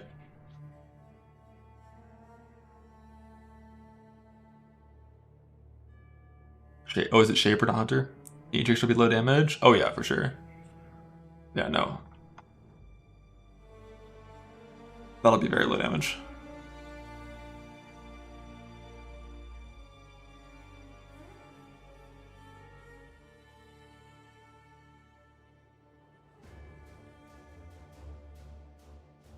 Sent and crafting or implicit entirely? Oh yeah, that's fair. Yeah, like for the hyper in-game like softcore trade crafting, it's, you know, they're always gonna end up on their triple sent perfect everything wands. Your Inquisitor plan is safe? My eyes aren't safe, bro. I miss my flux. Why is OBS doing this to me? I'll figure it out more tomorrow.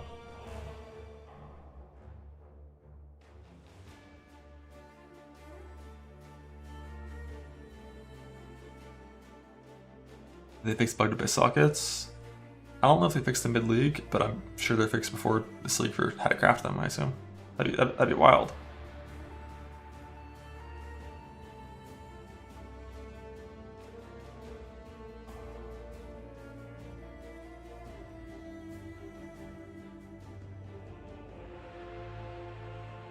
Yeah, unless there's changes. like more from this point, and have to be pretty big ones. There's like no world where I start anything other than slams. Like slams into wanding would be fun if the skill is good.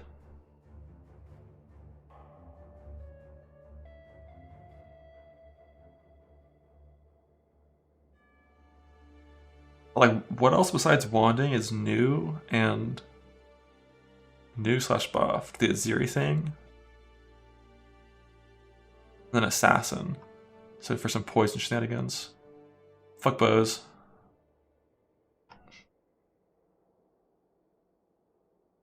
Not even swapping VFOS for Earth Shatter. VFOS was already worse than Earth Shatter.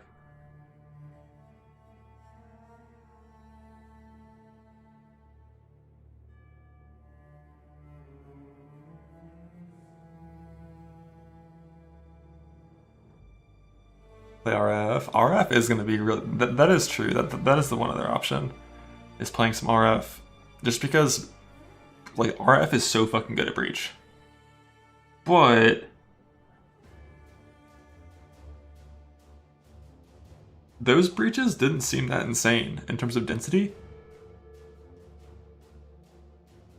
to the point where like it's really hard to clear. Because they want you to clear the breach, stabilize it, and then kill the boss in the middle. And I'm sure the balance of how hard it is to stabilize is not going to be hard enough that you have to be a fucking RF character to do it with explodey pops and igniting. So just like any good fast clearing build, I expect to be able to stabilize them reliably. I don't think the boss is time, because I think once you stabilize the breach, there is no more time function at all, and it's open forever. And like, you have like a total amount of monsters that you can spawn. So as long as you're good enough to stabilize it, you're going to spawn all the monsters. Whereas like with current breach, it's like no Earth Shadow build could ever clear as well as an RF exploding pop character could.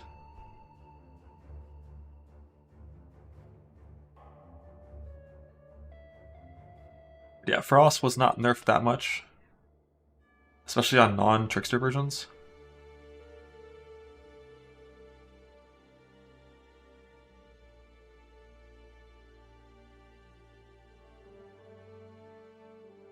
I wonder if this is going to be enough of a buff to bait Karn to play Bone Shatter. Probably not, right? 6 instead of 4, but with quality, isn't it 7 instead of 5? Like, Bone Shatter Bleed with complex trauma, I could see it. I could see it.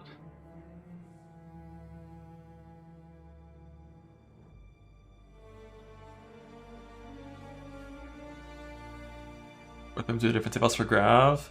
Research Grav, it doesn't feel that bad, or Fork Grav, but neither was remotely close to Transport.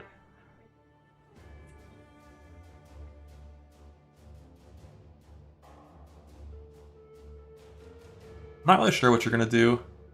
My guess is a Betrayal if Grav... Like, Grav realistically was the only one that really mattered. Like, Vegan for making fractures is kind of good. The Ancient Orb shit with Riker in Research I don't think was super good. What does he do in Fort? I forgot what he did there. Was that like the Pika unique?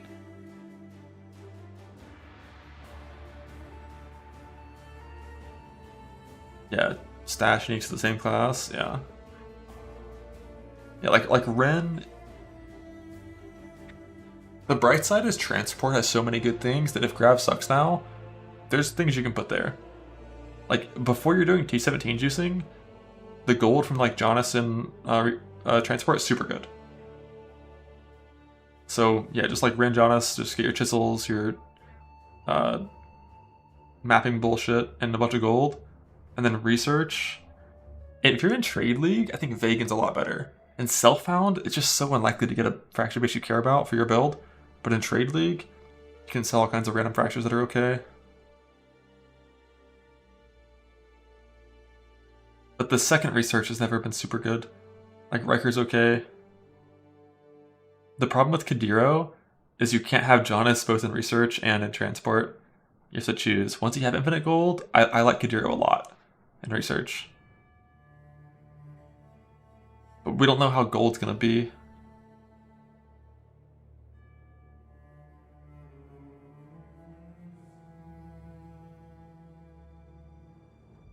Yeah, you get about 30,000 gold-ish per transport safe house with Jonas over there.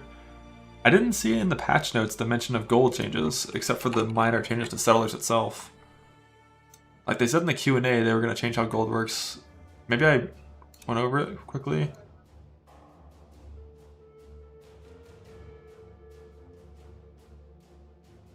Yeah, I don't see it in the patch notes, but it was said in the Q&A that, so we'll see. You'll be stealing gold. I love that Heist is just fucking winning. The only thing is, like, if I play Self-Found, doing the beast farming version of the Syntax Craft was definitely doable in Self-Found. I don't know if the other one is as much, like... Let me check what the weightings are on this craft, if I wanted to attempt to make some dumbass end stacker in this league.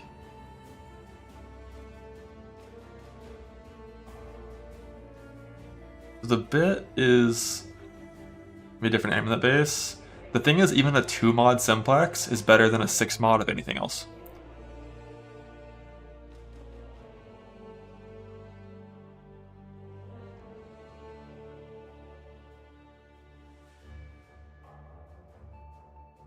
It's Shaper Crusader, and the bit is its double prefix, right? Or no, it's double suffix. So it's Shaper Crusader, you get %int, %attributes. You annul the prefix, and then you reforge influence to hit damage per int, which is 1.3 thousand weighting out of 10.2. So it's like, you can just call it like 12% chance.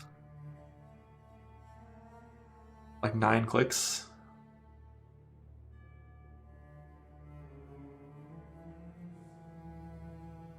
We'll just call it 10. Like 10 clicks. So 30. 30 frogs. You can hit int twice. The way you do them is by going for the prefix last. You woke warp together int and attribute suffixes, and then you annul the prefix. And then you suffix can't be changed, reforge influence to hit one of these damage per ints, which is an average of 30 frogs, 30 woke orbs, 30 sacred life force, and also new as of this patch, you also have to roll the second amulet. You have to roll the simplex every single time instead of it being imprinted. So you have to roll % increased, and which you would do on Crusader a lot of times.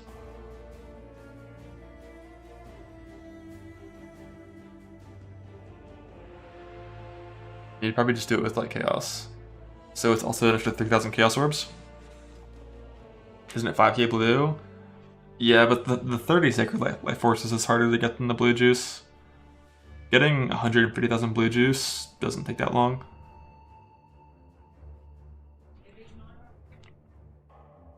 I mean, it takes like you know, a day of shit farming or like a couple hours of good farming.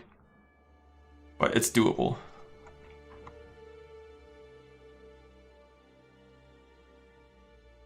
Yeah, like the craft is definitely still doable. It's still farmable. All those things are farmable. I think the one that's the biggest question mark to me is 30 woke orbs.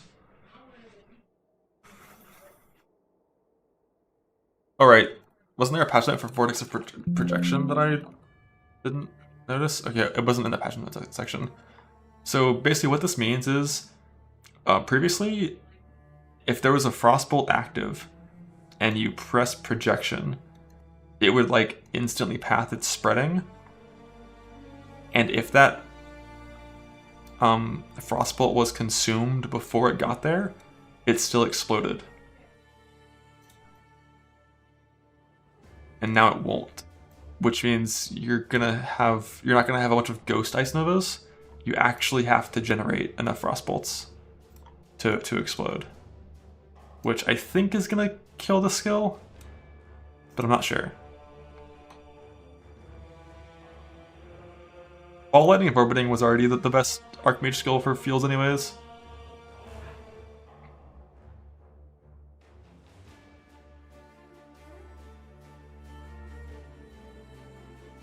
The thing with Lucky Dam, it doesn't actually do anything for Archmage, specifically.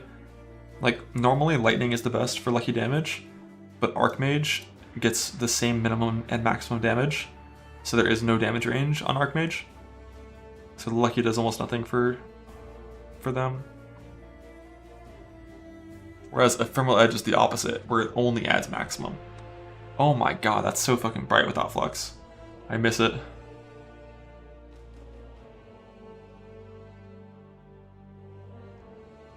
What's the lucky damage thing? There's a one of the hand powers drops like a radiated ground thing that gives you some damage and lucky damage.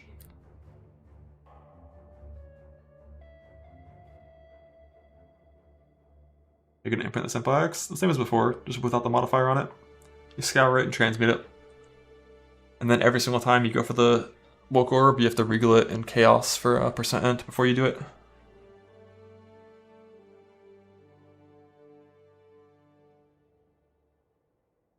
One of the graphs you see sounds good for E-Blade. Oh, I mean, I'm sure E-Blade is still going to be really good.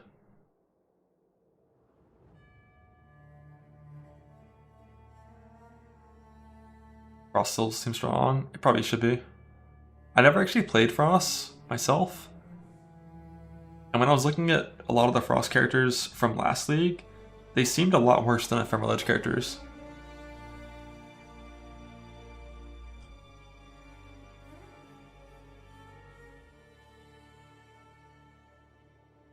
And more Bloodline info. That's the thing that I want, like, now. I want it now. Because that's, like, so vital to build planning. There's so many Ascendancies where your last 2 points fucking suck. And you're not happy about them. And those could make such huge changes. Like, sometimes you make a mistake and you pick Slayer and you have 0 good Ascendancy points. You know, like, you know, Bloodlines might save you. Might save you.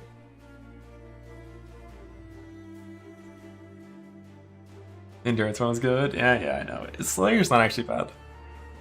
It's just not the right meta for it.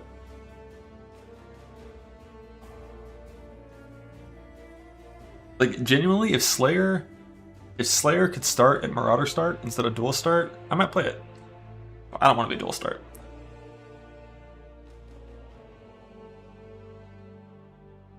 For slamming, that is.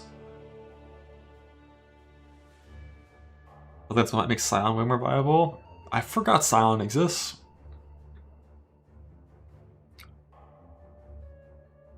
But, like, what are you gonna do?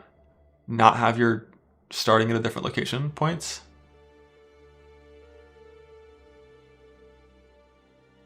You would just take 2 classes and then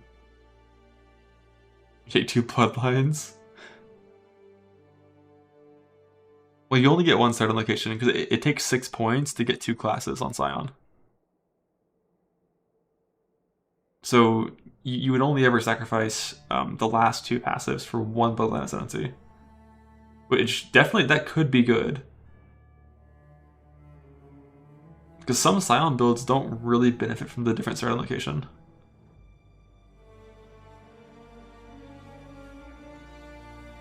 Need to kill the bosses first? Yeah, but like, none of the bosses they listed are endgame bosses that are like massively challenging. They're like a competent player on a good build doesn't kill them like within 15 hours, 20 hours by time. So you're gonna have it pretty early. Yeah, finding all takes a while. So not me.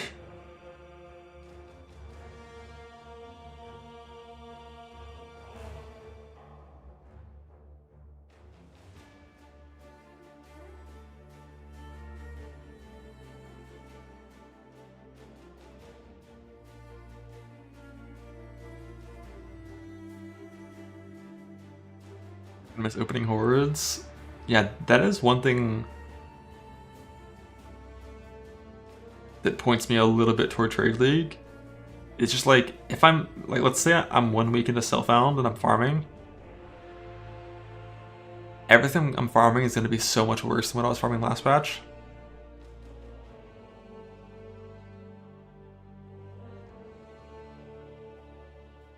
And instead I could make a Headhunter Wander in Trade League. And then do like, is Alva nerfed? Is that one gone?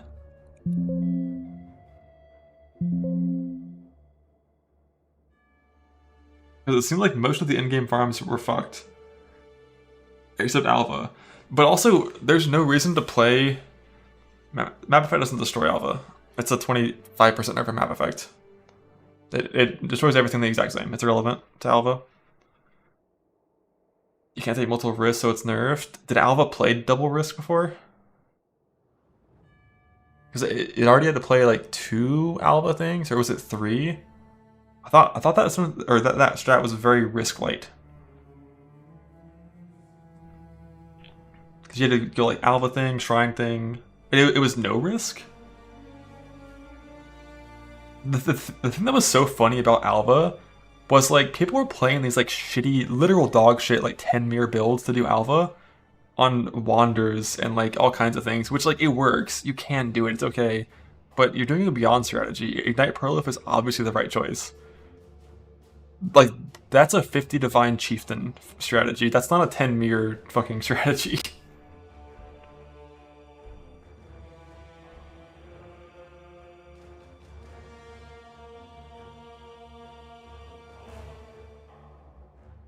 And eventually someone posted a nice Chieftain build for that. I saw on the subreddit. Why is Ignite Prolif so strong?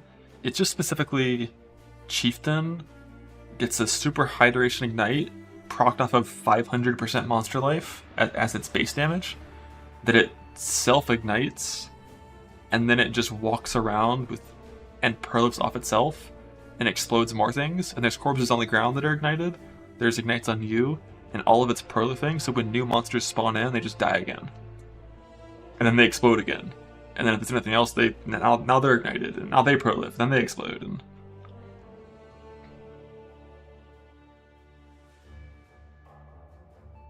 issues with killing the first mob in the incursion less Fulcrum? Yeah, it would for sure be Fulcrum for that strategy, I think.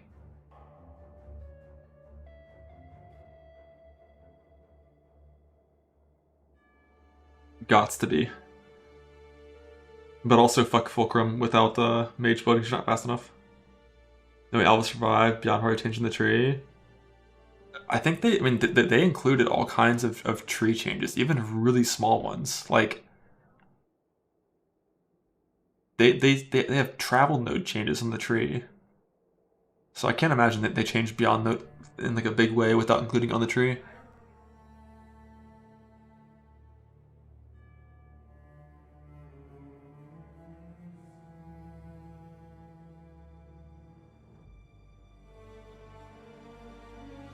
But also, Fortress Barrels are going to drop the majority of loot in T17s now that Abyss is gone. We're barrel farming, boys. We're barrel farming.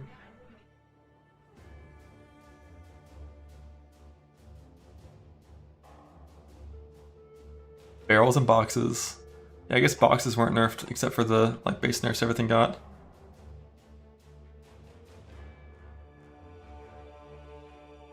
Boxes and barrels, boxes and barrels. Plus unboxing the craft. Ambush buffed? What? We're heist farming all league, every league. Yeah, like, Ambush 17 is decent. The only issue with it is it's not self-sustaining. Typically. Unless you can run, like, the most fucking Scarab focus mass of all time. Which feels bad when you're farming loot that isn't Scarabs. Like, boxes don't give Scarabs. You could almost... It's doable. It's definitely doable in softcore. When you can just run like all mods and not care. But if you have to like chaos over your fucking 300% more Scarab maps because they're too dangerous, it's a lot harder. But it's doable. But you're not over-sustaining Scarabs to the point where you have infinite Scarabs for every single league mechanic. Like you could with Abyss, which obviously was probably not really good for the game and all that, but like, you know, it was nice. Playing Trickster again? No, we're slamming. Like, very likely slamming, or maybe playing some Ignite Proliff shit. What actually happened? So, with the whole, like, Elementalist Ignite rebuild, it just got nerfed, right, because of this? Or did, like, something get buffed elsewhere to offset this? Spellslinger? What skill for Ignite? The bit with the Elementalist build is it's playing Ignite Reap, which is, I think, some weird Jungroan concoction. It seemed not terrible. Not that big of a nerf, because you get some of this from the tree already, right? Yeah, Trickster got hit a lot.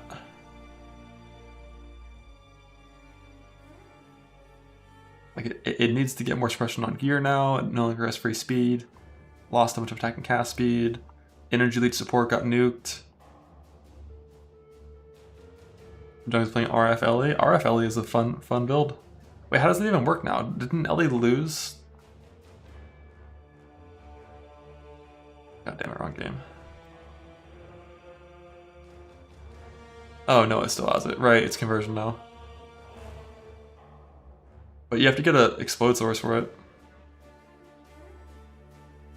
So Earthshatter Zerker, very likely.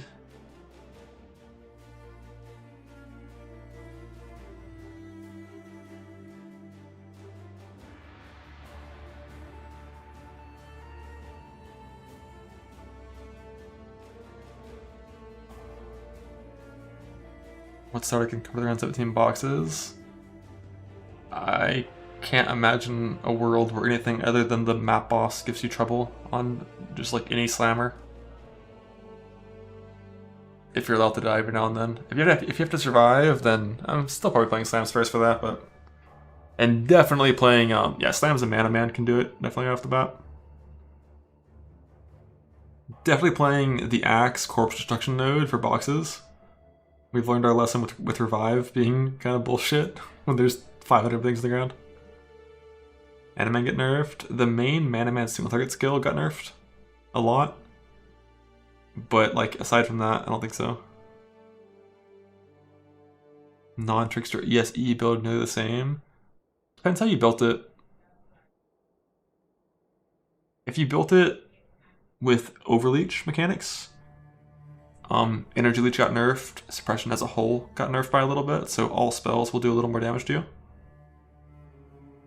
But the only way that I'd play it on non-Trickster would be if I could Instilling Orb Tinctures and play it on Warden. But unfortunately that is not in this match. And might never be.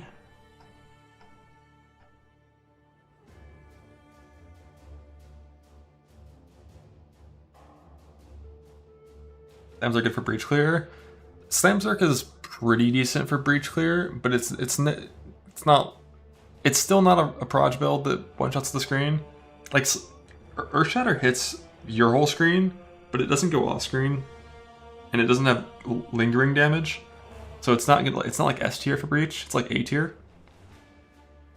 But I don't think you're gonna need an S tier build to kill breach when breach is the current league mechanic. It's gonna be tuned for, you know, normal humans to be able to do the mechanic. Is my assumption. Yeah, Volcanic Fissure is dead. If that changed is what I think it is.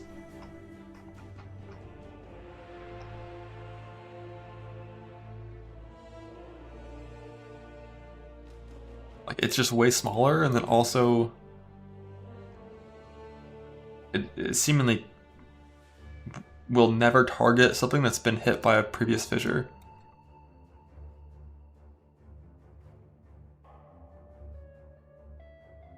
And Earthshatter was already the better skill, so haha. And in 4 hours, Earthshatter damage nerfed by 33%.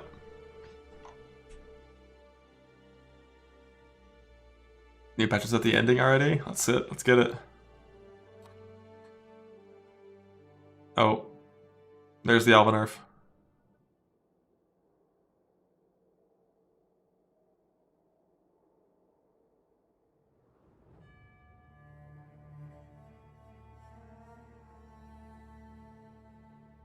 Well, I mean, what does this actually, like, I assume that the point is to nerf it, but like...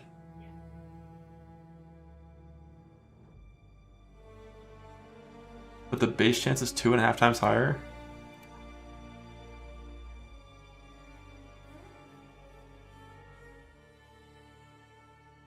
I want to see what that actually means.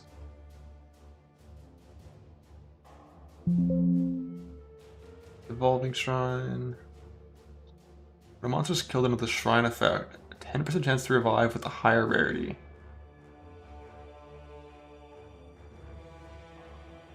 Is that... That doesn't even seem like a nerf. Depending on how much of a reduction it is.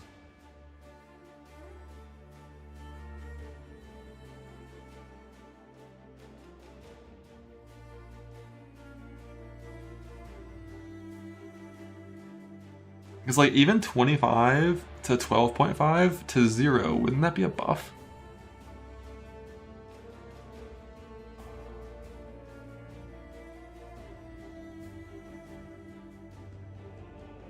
Like it's not, that's not happening, but it would be a buff.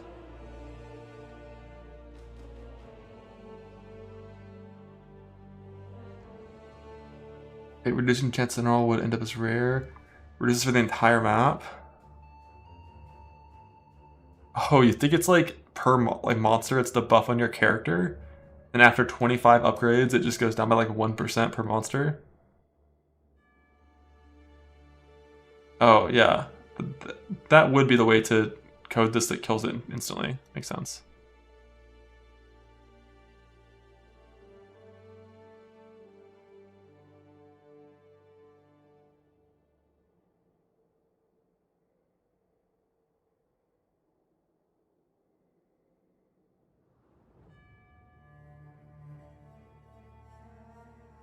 The real hope is just that Breach is super fucking rewarding and challenging when you're like full juicing it. Because like every single good farm is like deleted. So hopefully Breach carries.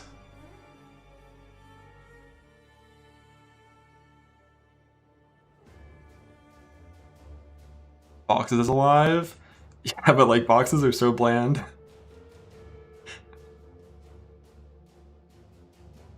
Like, don't get me wrong, if boxes are the best stat, I'll be doing some fucking boxes. But Breach really needs to carry this one. Boxes never got boring for you. Dude, boxes just felt so weak to me. Even when I'm putting in like fucking 700% more currency maps, like boxes just did not feel strong.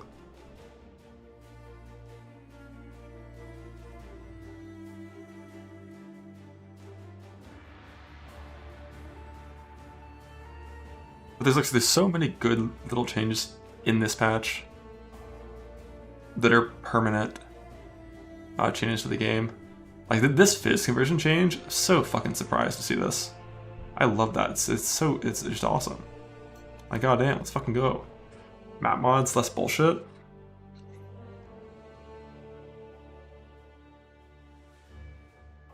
You don't like the fear change? The only reason I like it is because it's new, and like maybe it's gonna be a really sick fight like that.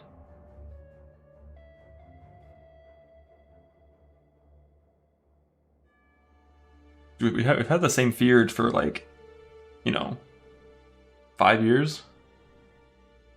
It's kind of neat.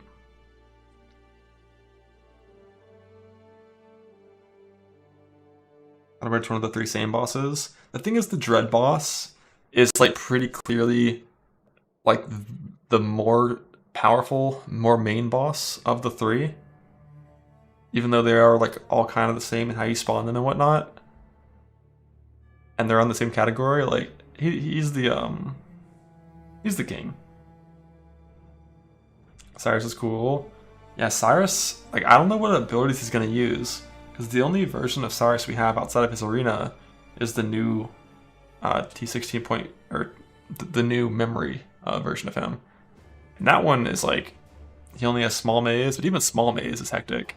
Like small maze and Cortex port, like it's chaos.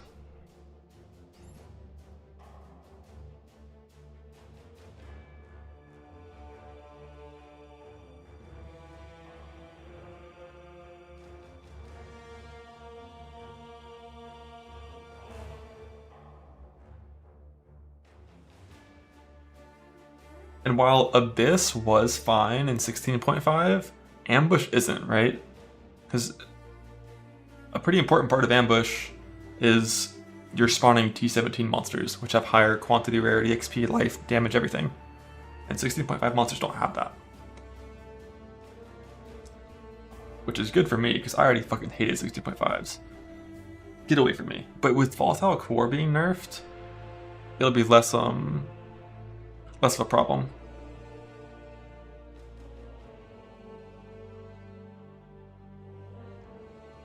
Yeah, I definitely see box farming in my future. 100%. I farm Magewood cards. Oh, well, Magewood card farming was only a thing because of Abyss. Without that, and then also Exiles got nerfed. Like, the two main Mageblood farms got nerfed. Slash, in the case of Abyss, deleted. I think the way you're farming Mageblood is just, like, run 5,000, like, Defileds, or whatever you scry to.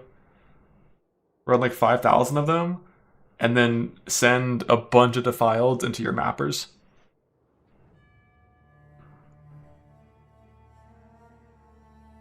Mappers, Defiled Cathedral, baby.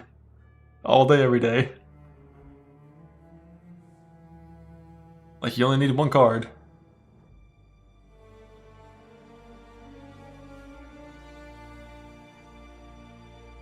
This motherfucker dropped a full Mageblood last league. I dropped a Mageblood, I dropped 2 Headhunters. I think I dropped Rakiatas. There was also a third T0 or a fourth one in Gauntlet. I dropped like 7 T0s. The thing that is a little sad, although Valdos come decently from boxes, like box strategy is not that bad.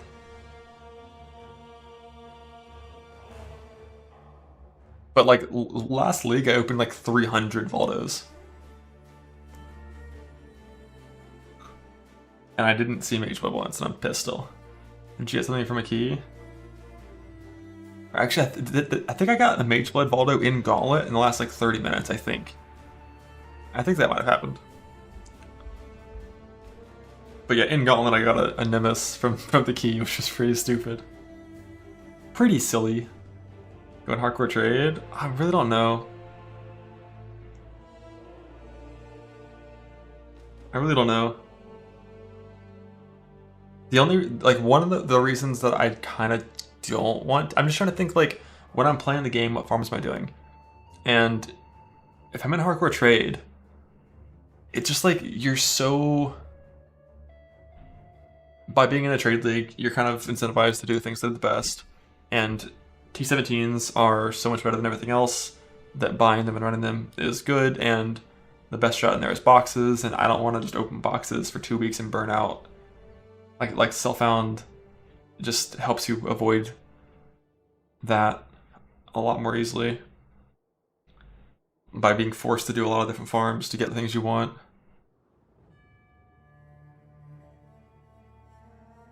Having to delve for resonators though, oh, so mean. It's not actually, it's fine. It's fine.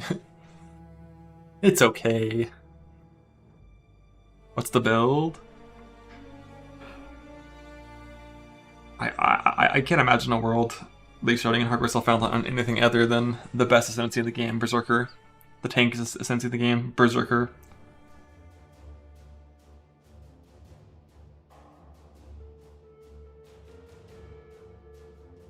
But weirdly, I kind of want to do a Zerker without the rage nodes.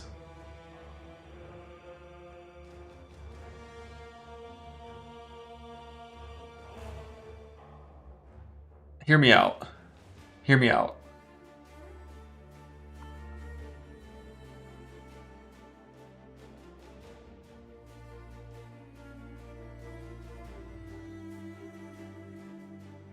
What's this thing at? This. Hear me out. Where the fuck's the Ascendancy at? Where you at? Or maybe, okay, maybe not without the rage nodes, just without the rage effect nodes. Like, we'll get the attack speed one. And then we skip the last one. So we don't degen. And then we valve all of our shit. And we set up a nice little +5 max res thing with blood barrier. We're gonna, instead of degenning, we're gonna regen, and then we're gonna over regen, and then we're gonna have over life. It's gonna be sick. Or if not that, like, there's gotta be some 2-point ascendancy from one of these 10 things that's gonna be really good. And you can, like, skip carnage. You can just go for, like, rage attack speed. Like, work rate, double exert, and, like, defy pain or some shit. The rage adrenaline one, I don't think that one's very good.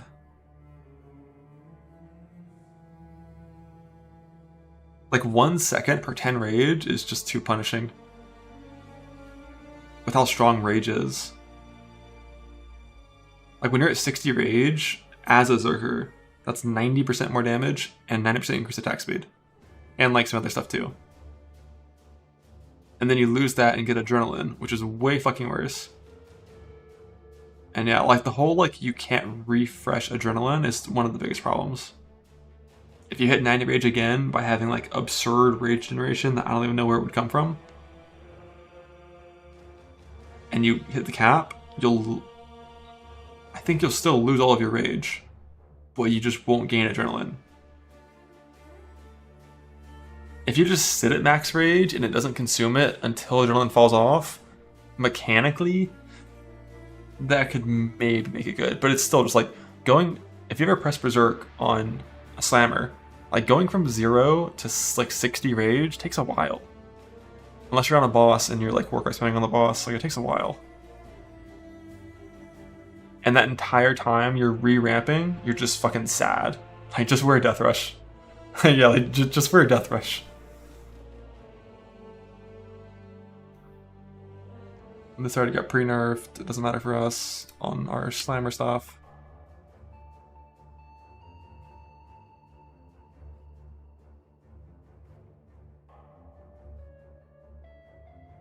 +1 ring slot, no flasks.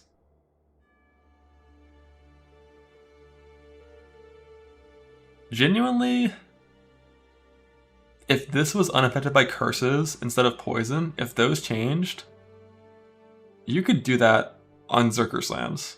Not many builds you could, because Quicksilver matters too much. But when you're a Leap Slam build, you don't need the move speed.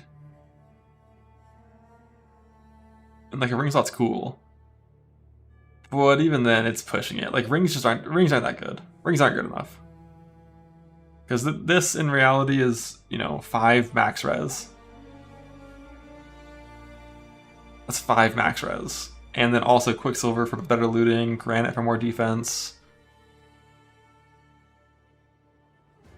And all kinds of suffixes for increased armor and regen and rarity, and so it's not real.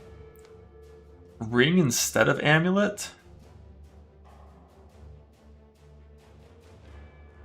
I mean, the main benefit of ring instead of amulet on a Zerker specifically would be that it's way easier to roll a ring. You want the same mods on both, you just want life resist. Oh shit, yeah, no annoying. Yeah, that's fucking bricked. So Bell, nah, Belt's better. Belt's way better than Ring in this game. In PoE 2, Ring's better than Belt. In this game, Belt's better than Ring, even before Mage Blood or any good item. Just a rare Belt's way better than a rare Ring in most scenarios. Until, like, in-game stat stacking fucking heist bullshit. Like, once you're wearing a reflected ring from Heist, maybe. But if you're at that point, you have Mage Blood and you have Simplex and like you have Mage Blood. So yeah, no, I can't really see a scenario. I'm trying, but I don't. Nah, I wouldn't reflect both for touch.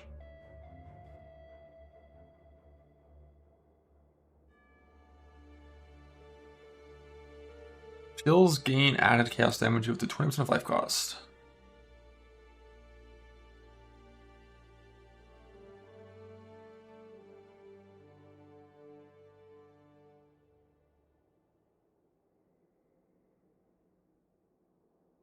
Is it super strong? Yeah, I'm sure it can be in the right scenario. Is it strong on skills where you're already paying life, like Reap, or like you're just scaling mana stuff?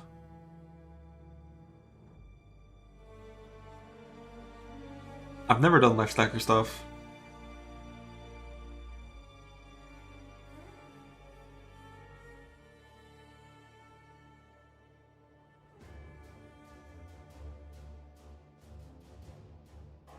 But anything that scales off life, off ES, with the right setup can be strong.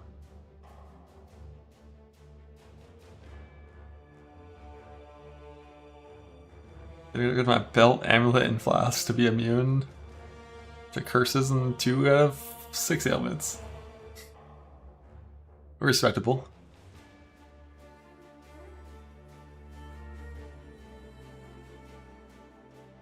The Val guy with Val Smite. Yeah, the whole Val stuff, we looked into a good bit during free shit to try to find some setup that we liked.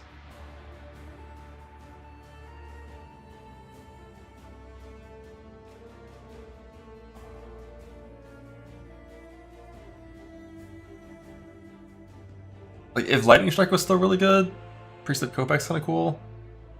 Yeah, for Val Ground Slam, this one's kind of cool. Like, dropping triple VLS? Fuck yeah. But Val skills have increased duration, AoE, and increased effective auras from your Val skills.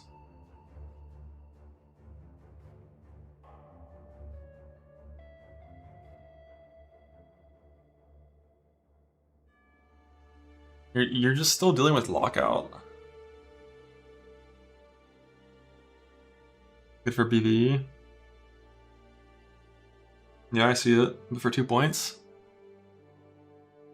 Like, how good even is Val BV compared to BV? And isn't every single BV build still just an exploded build for clear, so you don't really care about the area? I need to see more of these.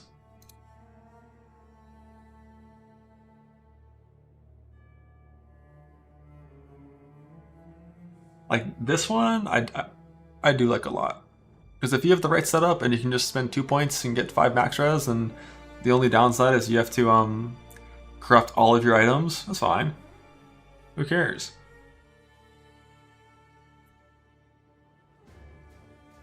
I'm just going to recombinate a triple T1 Fizz thing, reforge for T1 attack speed, hit the unveil, and then I'm going to corrupt it. It's okay. I want the implicits anyways.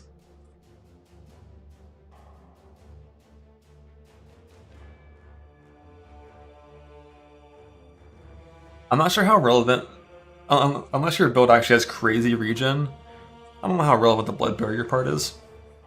Most builds don't get enough regen to ever care. You would need to have like 10% per second at least, I think, to quickly get your overlife thing. But that is so much defense if you actually have both active and relevant. Like 30% overlife and 5% max res for 2 points. That's so much fucking defense. Bone Shatter plus Jug. Yeah, true. Do you get all 3? Yep, you get all 3. It's all max res, yeah. Like for number 2, if you were self-hitting, you could just have 1 ES and Divine Shield. If you're not self-hitting, you can just have like 1 ES and have ES on hit. Like, that one's not too hard to maintain.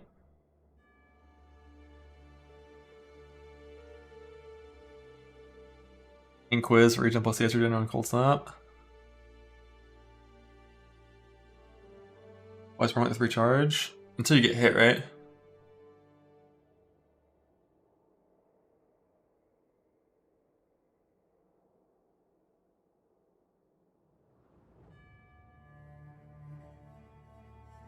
You're on bypass. Yeah, if you had full bypass words, then that would work. But there's so many small ways to get this, so it's fine.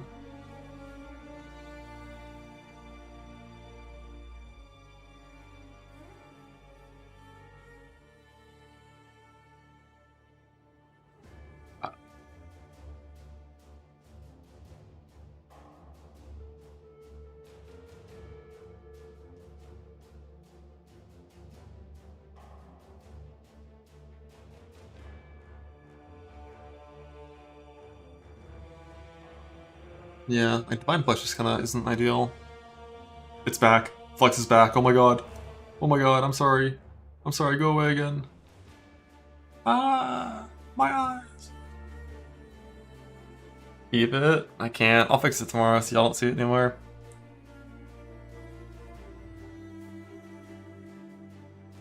But no, like, of all the keystones shown on these, this one is definitely the one that I'm most excited about.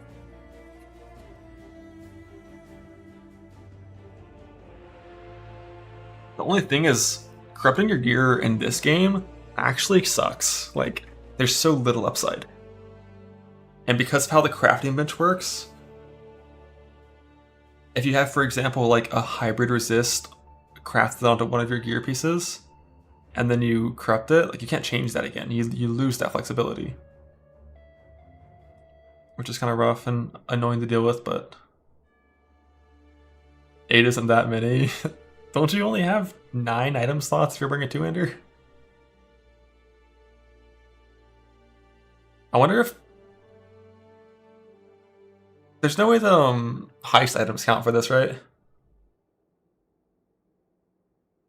Like trinkets? I doubt it. Like trinkets in the new fucking hands. Trinkets do? I mean, we have the stat in the game with Shadow Stitch.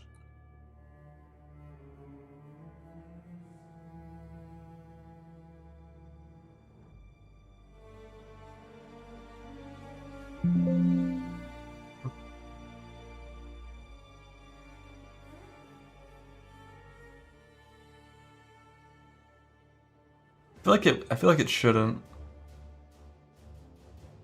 But it works for incubators. But I feel like it wouldn't.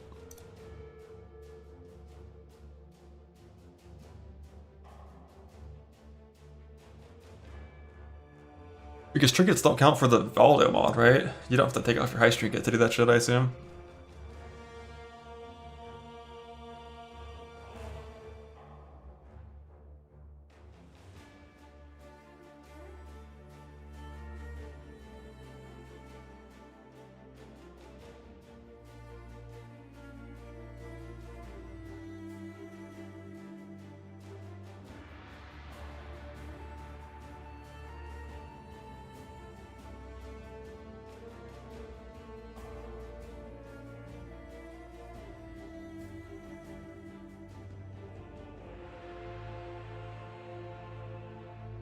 Yeah, there's only 3 that are out so far, but there's 10 total.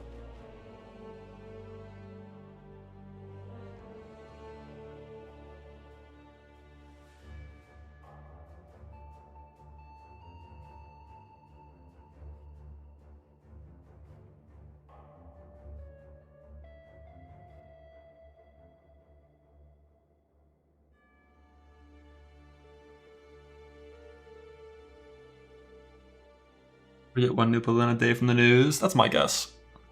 Is we're gonna get these teased 1 per day until the leak comes out. Which is on Friday. On Halloween.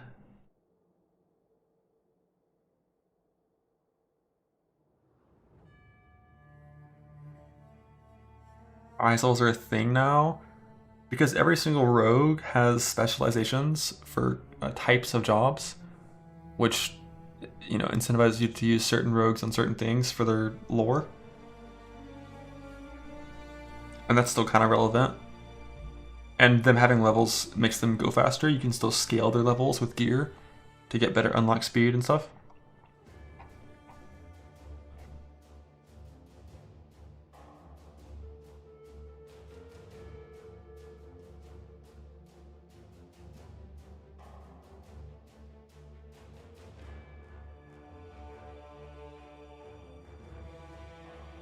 Yeah, seeing all these Foulborn things is definitely one of those...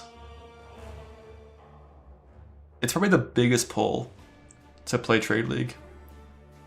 Is Foulborn uniques.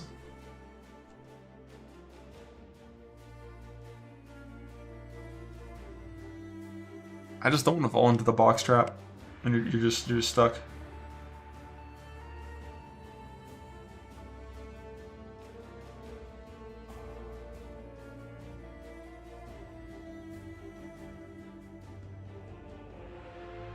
I need more. I need more. What is this? Bow skill.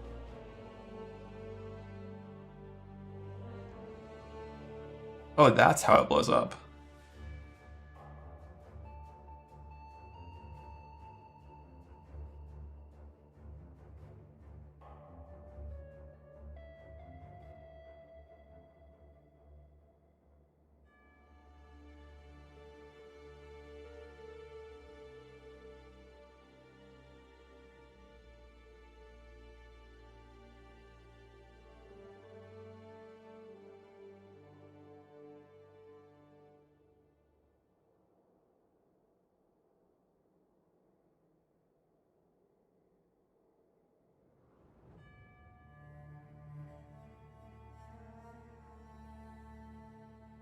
That is a lot of burst damage.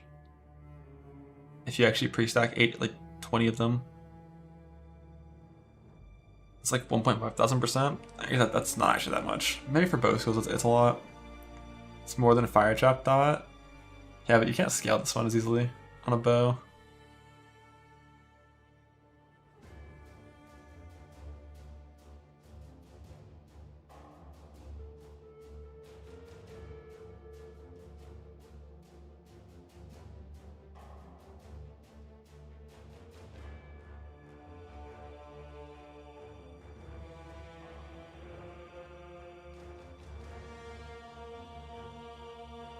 I don't think the active skill that spawns the tornadoes is actually listed here, right? Or like, maybe... Because like, what's this whole bit with the tornado growing when you're standing in it?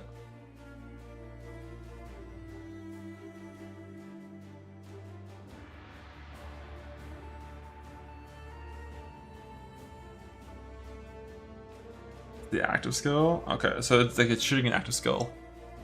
And that's just not listed here? Or like that is the active skill and the tornadoes are the support? What's this boss doing? It looks kind of like the bosses from PoE2. It's the cold and lightning boss.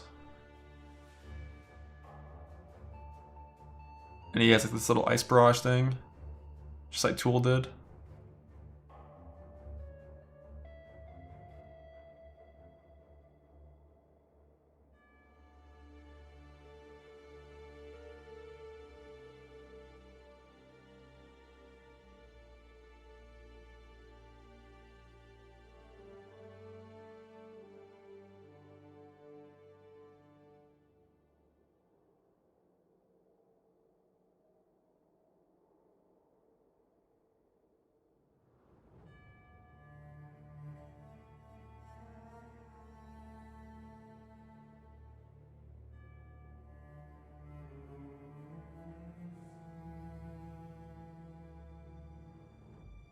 I wonder how much duration you can actually roll, because the only duration mods, well actually, the rune graph would work on this.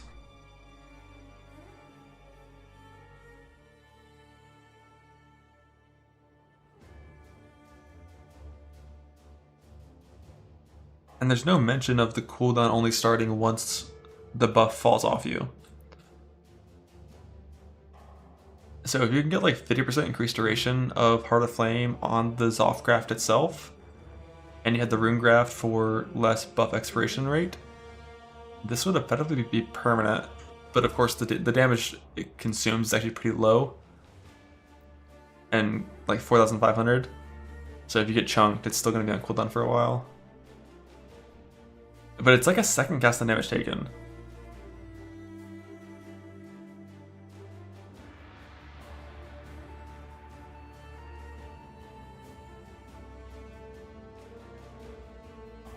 Needs 2 different instances? No, only one.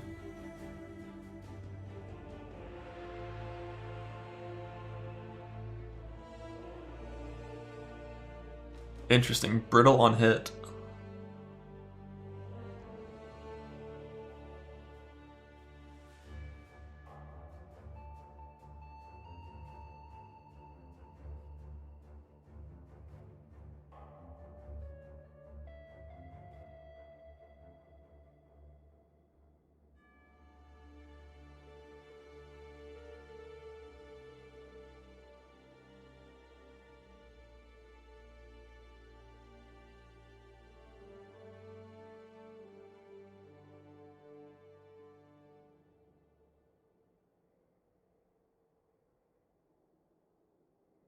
Yeah, the ring to me definitely looks like a variant item.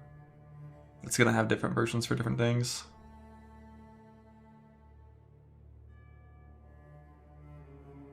But even then, like,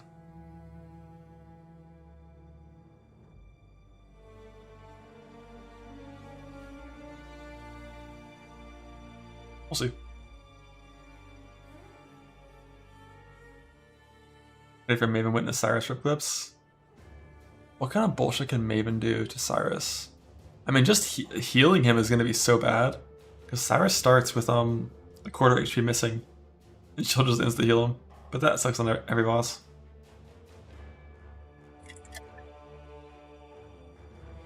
What does Prismatic Skill mean? It means Elemental Hit and like Wild Strike. Skills that alternate between ailments.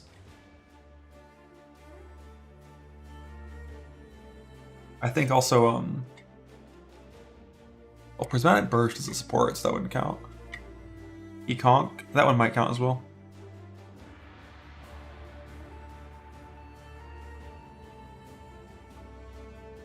It's possible the Prismatic Burst would count, I'm sure.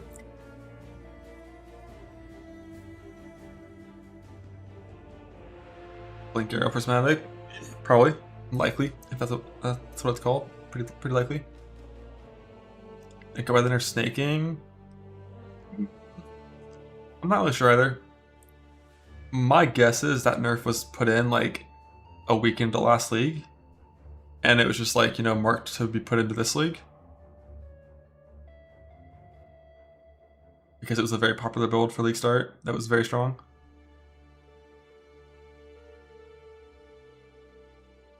But do not fret, if you enjoy slams, Earthshatter was already better anyways.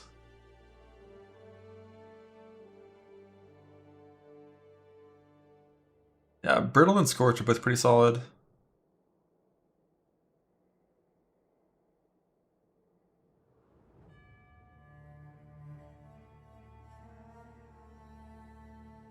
Why is it better? It does more damage. Like, a lot of Earthshatter spikes overlap, and because of how much area you can get very easily on slams with like Pulverize and Seismic Cry and like the tree that you path through natural area nodes, when you Earthshatter, you cover the entire screen. And then there's a lot of overlapping damage, which makes it have the highest base damage effectiveness of any slam. And it attacks faster.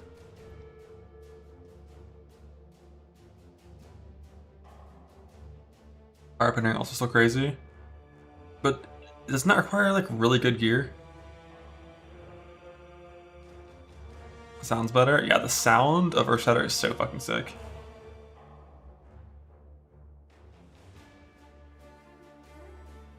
And like the downside of Earthshatter is having to pop spikes with Warcries, but Auto Exert like completely purged that. So it's just a full vibe. Around 800% fire resist. That is an absurd amount of resist.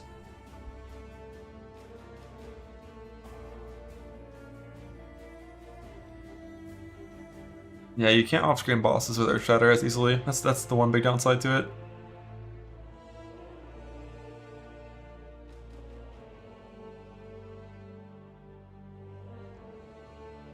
Don't need a cap though. Yeah, you definitely don't need to cap.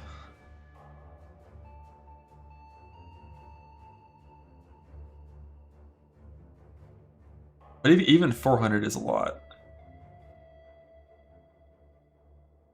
It's like every single suffix of gear with resist turns into what, like 10% pen?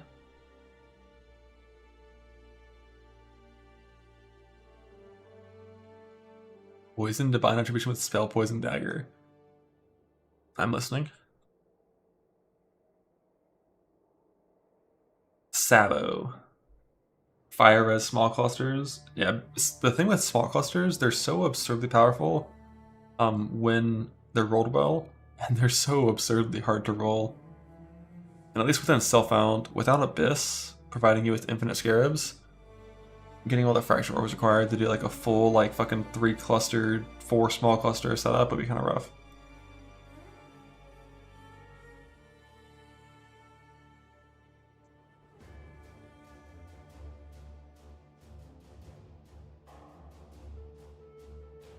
A VD Spellslinger. Not sure. Earthshatter Zerker into ES Jug. I'm going to assume by ES you don't mean Earthshatter. You mean Energy Shield. Frost.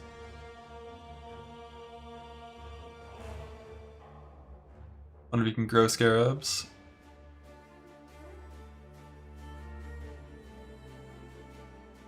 How about instead of that though, you just play EB Battle Mage Inquisitor. Was Frost touched? I think the main nerf Frost got was the amulet got nerfed by a little bit. And depending on if you were trying to do Soul Eater stuff. Like that's gone. Like the Coiling Whisper stuff's gone. But that nerfs everyone that uses the ring, not just Frost.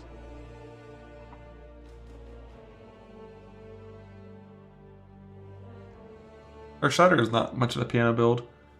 If you want, like the way I play it, you Leap Slam, you Earthshatter, you Frostblink, you Val Molten Shell whenever you need to, and then you have 2 War Cries you press for single target every 14 attacks. So it's not too piano-y. Like you're mostly just leaping and attacking, but there's like a lot of smaller things you use every now and then under certain scenarios based on what's happening on your screen.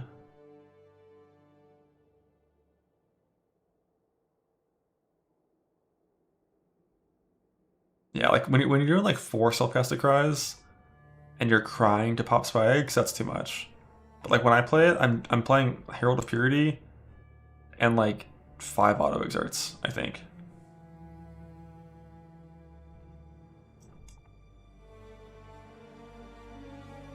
The VFX of Auto Warcry sound bad.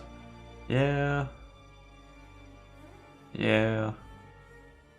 Automating Generalist Cry? Yeah. On Zerker, always yes. On Ancestral Commander, you can stop doing that one. Once you have a bunch of tattoos for the CDR. But yeah, it's like Generalist Cry and 4 War Cries. Plus Herald of Purity, I think. And then Blood and Sand as well, once you have, I forget what you need for it, but... Yeah, Whispers might be Uber only. It might be a rare Uber only drop. Definitely don't rely on any of those items for like your League start plan.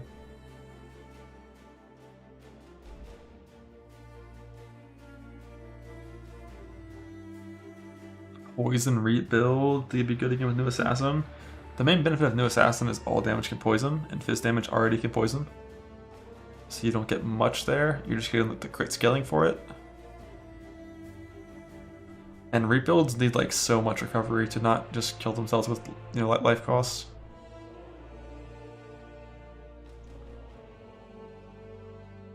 And the build is only viable with the Woke Spell Cascade.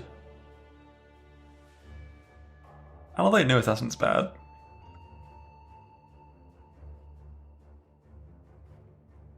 I just haven't started PBing yet to be able to confidently say like the best ways to set it up. One of the problems with New Assassin is just that like spells are bad. Like spells are just generally just kind of bad. So the entire like spell part of the tree just isn't going to be too good because spells all suck except for like 1. And the one spell that's good, Penance Brand, is not good with poison because then you're doing a ramp spell with ramp poison and that's a bad combination. And for attacks, technically all damage to poison already exists for a lot of attacks because of the dagger. So it's like, yeah, if spells were a little better, I could do some really cool spell assassin poison agony builds. And even in the current state, there's probably going to be some.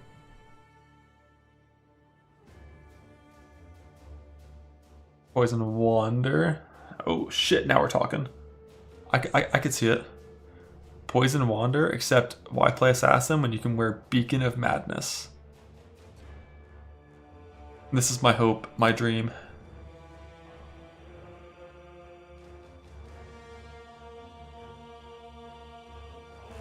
The thing is, like, I remember the Ellie Poison bow builds when we had the Poison Tincture.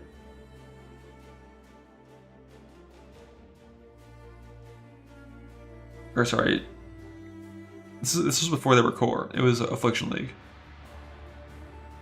And the build wasn't very good. Like, it was okay. The whole like poison bow setups. I'm not sure why they just don't turn out to actually do that much damage. But they were just kind of okay.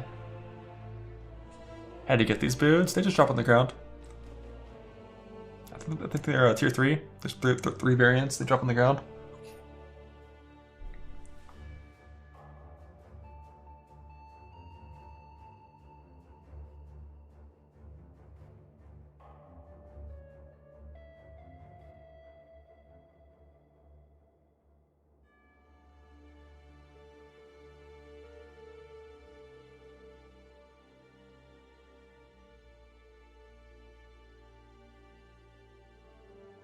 But this pop one is so fucking beautiful.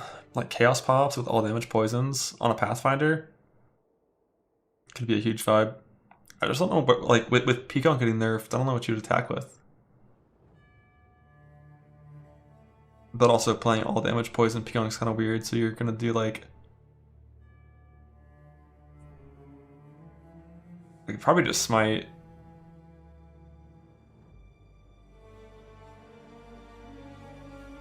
And the big downsides, so they changed the boots to only give you a debuff every 2 seconds instead of every 1 second. And I think you can still do some weapon swap tech. I think. You immediately cleanse yourself of all debuffs and turn the buff off, and then turn it back on with no cooldown. I think it still works. But it's annoying to do.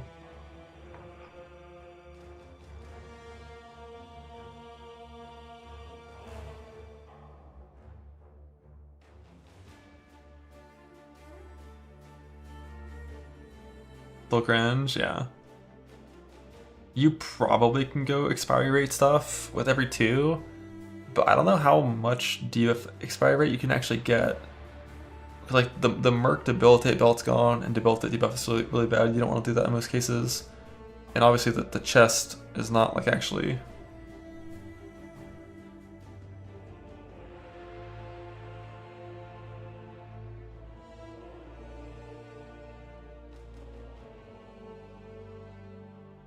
If you replace the madness, you can't be mad, and then you can't get any of the damage. Rebalance and sacrifice, time flash, EB via trial master ascendancy. I don't know how I feel about the divine flesh part of that, but I do like the ascendancy in general for a lot of things. I just, ever since the endurance charge change, I'm really not a fan of converting your damage taken to chaos.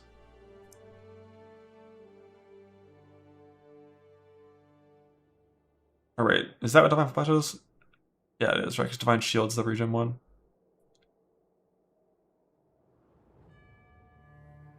I'd rather just get the 5 max from this, and then get like, you know, if you're in the bottom left part of the tree and you're using resist flasks, you're going to be 90.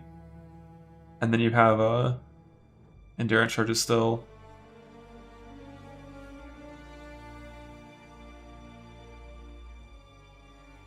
Pen just like isn't really that common to want to get Divine Flesh.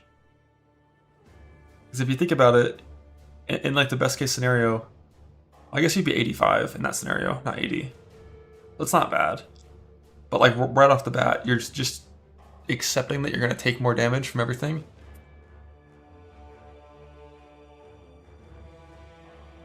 Just to be better against Pen. But how often, like, is it just to run Pen? Like, play your whole character with like probably 85 res, 85 chaos, just so Pen is only half effect. Pen's still dangerous. The main one you'd be caring about is the T17 mod for Pen. But that shit's still dangerous. Like 36 Pen or whatever it is with effect scaling.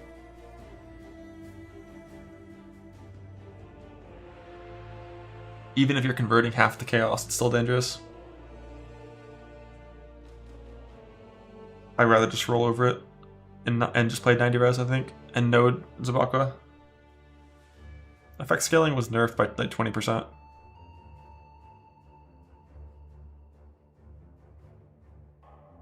instead of being able to get, I think, around like 90, you can get like 64 or something. I don't know the exact numbers, but it's somewhere in that range.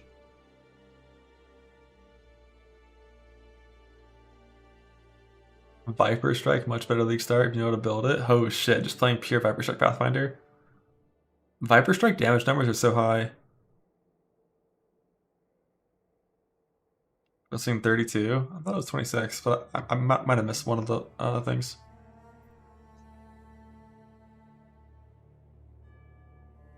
But yeah, it's somewhere in that range.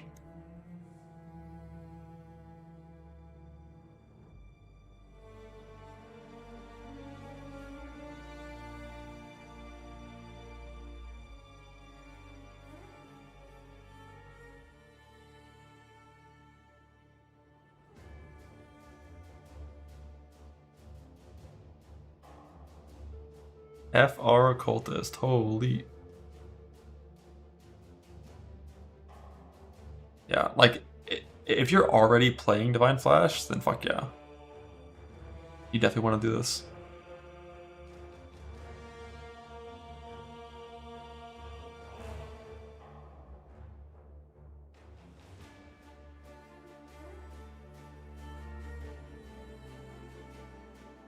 Hey man, Grav nerfed. I'm so surprised Grav actually got nerfed.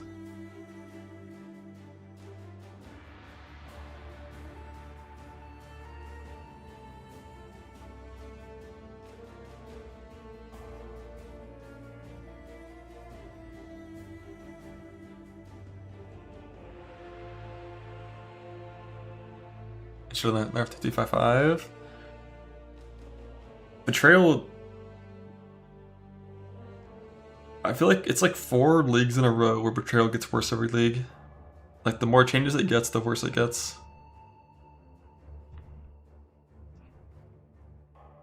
And the current state of non-2255 Betrayal is genuinely unplayable. It's like, it's so fucking bad. Because this last league, 3.26, out of the change where if I run a research safe house, it can just do literal pure chaos actions and like pull a level 3 person out of transport and put him in intervention. It can just do total nonsense for no reason, and it's intentional, and it's gonna stay. So,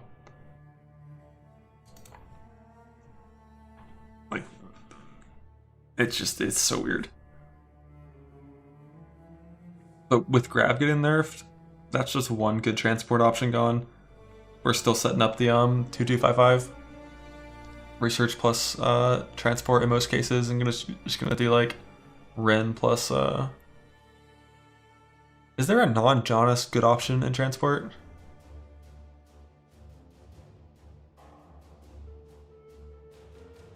Isn't Guff like the random currency thing that like never actually gives anything good? Like Ren transport, we love that, but after that.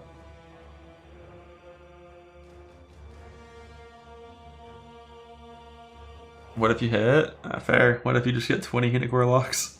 What if?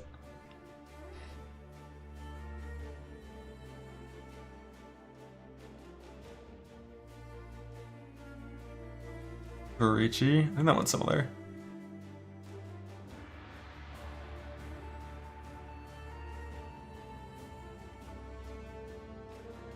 Yeah, like, basically, you're either doing Jonas Transport for gold or Jonas Research for uniques. And he's really good in research for uniques. I wish there was a number for this one.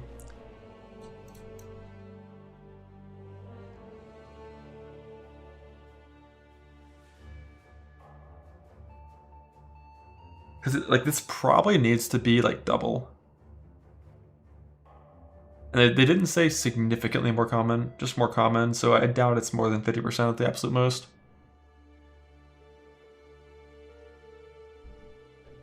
Like, without grab, it's way easier to just say fuck betrayal.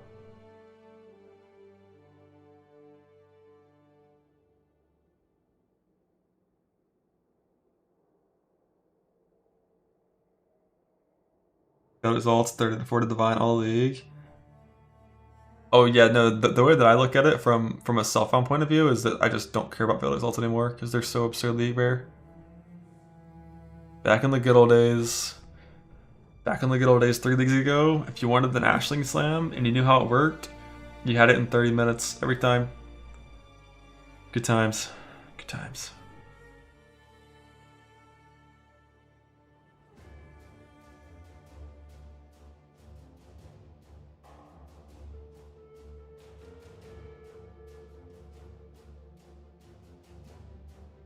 But hopefully this will make it like a little more common to the point where it's kind of reasonable to self-farm. Even if that self-farm's gonna feel worse due to no more grav. Because there's still good things. It's not only grav. And the Scarab farm part of Betrayal might be more relevant with the nerf to Abyss. The problem is the Scarab farm just never felt too good in Betrayal.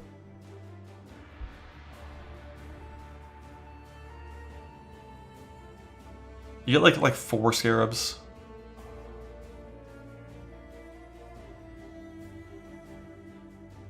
Yeah, it's good for XP, 100%.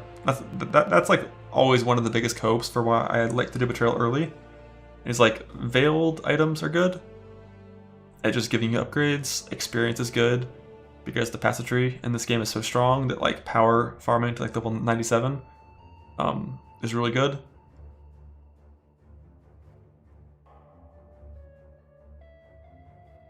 I just need to like clone Jonas. You're still gonna send Graf, fuck it. In all likelihood, that's probably still gonna be one of the best choices.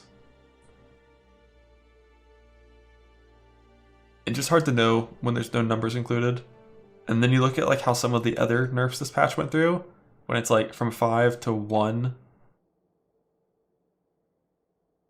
Like Abyss totally deleted, Alva totally deleted, XL totally deleted.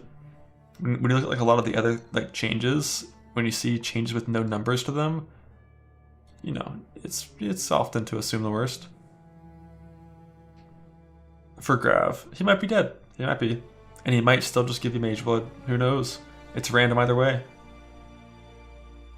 Alva. Yes, sir.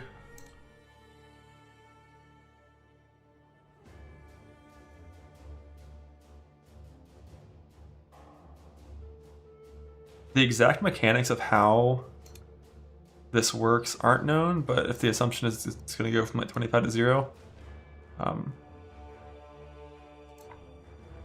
like 1% per thing, then rough.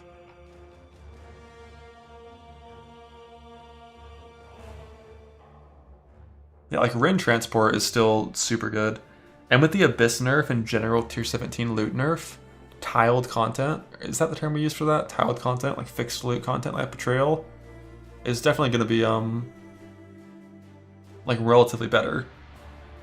Like last patch, I could run on the Abyss map and get 20 scouting reports or more.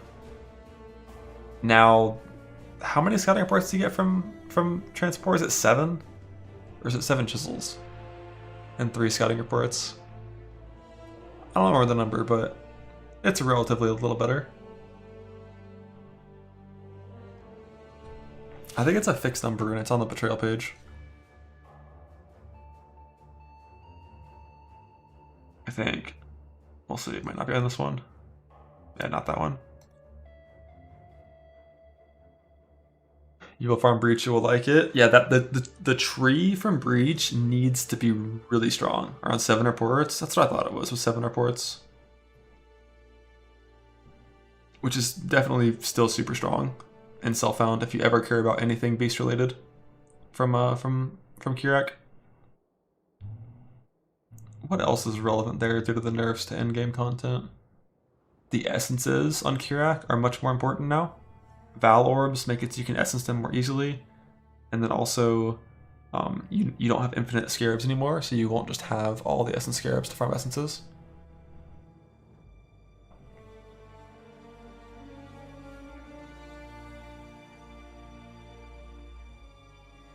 Why should we talk about self-founds, the trade league?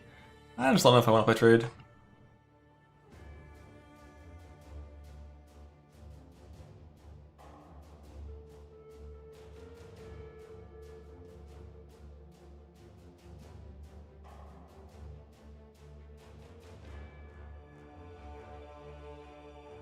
I just need to figure out what the Giga in-game build is going to be.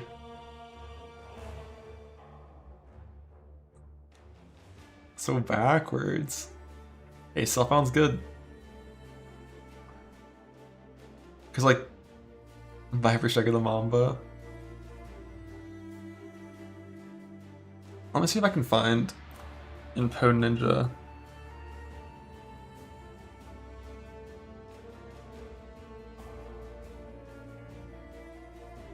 If there was any of these in-game Mamba builds that were proper ES stackers. I want to see how, if any of these actually look good. Yeah, this is a pretty reasonable character. Just a bunch of like 5 mod recombinated gear. On a little int stack, or not int stack, mana stack / int stack for mana. Character. Why is he wearing that? Oh, for ZO, right.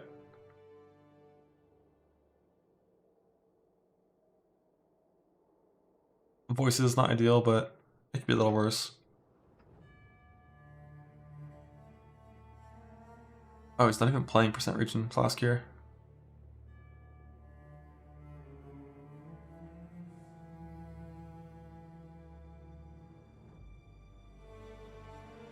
Voice is reasonable. Just replace the voices with a large and get rid of one medium cluster and change nothing else, and it's like not the biggest deal. How do you even wither on these builds? You just like have the withering step with enhance.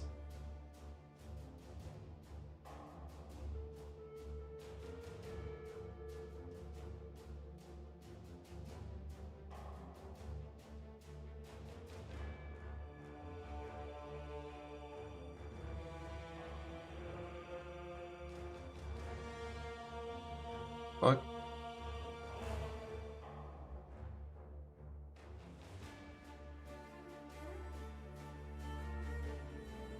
Here, make one of these. Oh, I'm sure.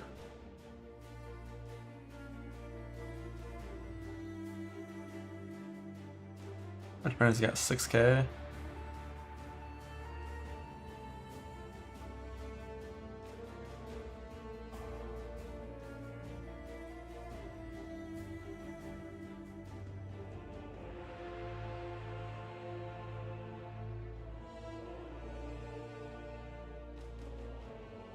It's like an okay amount of ES.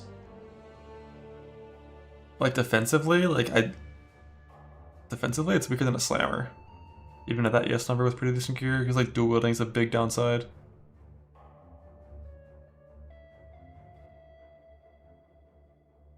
Yeah, Ephemeral was untouched, but Trickster and Energy Leech and a few and like Suppression got nerfed.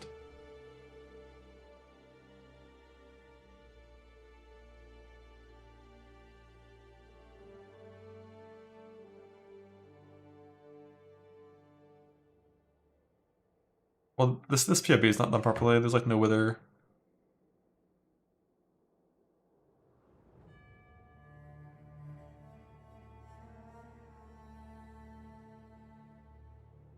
I don't know what else would be here. Probably not much. 18 KVs with the Mage Blood. That's not even that uncommon to have like absolutely 0 face mitigation. There could be endurance charges coming from somewhere. We got Frenzies on kill.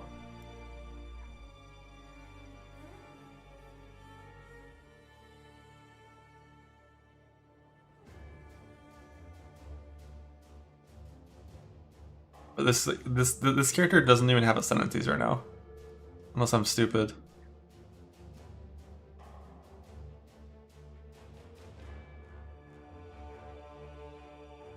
Like it's like wearing Sorrow of the Divine with no actual flask to recover. It probably just swaps Quicksilver Flask to a Life Flask for boss content or something.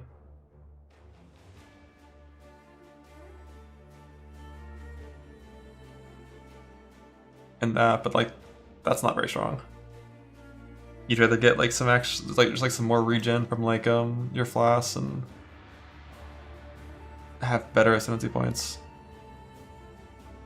from all Ascendancies. Could be some extra things that are good. But I'm pretty sure mana stack Mamba with a bunch of BS and stacking is the only way that I would want to play in the end game.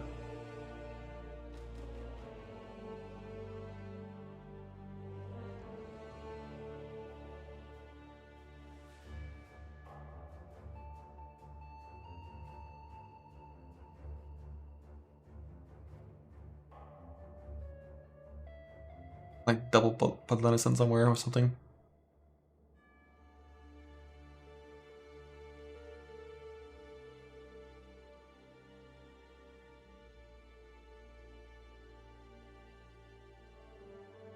Ignite, Prolif, Mamba, Chieftain looks promising. Holy shit, I'm so convinced.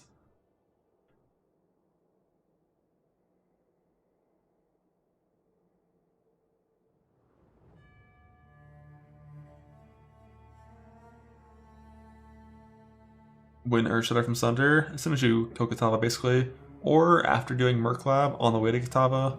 Basically into Act 10, roughly. It can be after Katava, it can be right before him, it can be anywhere around there. I feel like it's champ time. If those gloves weren't fucking 1% drop rate. Some champ wander. Log in. What does champ get nowadays?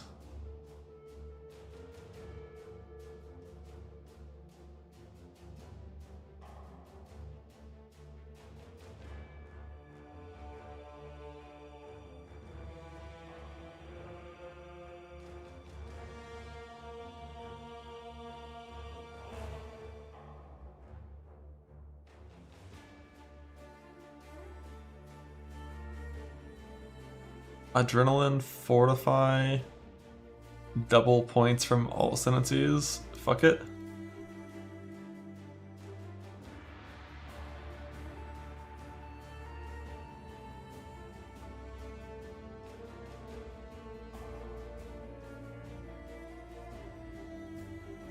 Here's some Bloodline teasers. Oh, we will.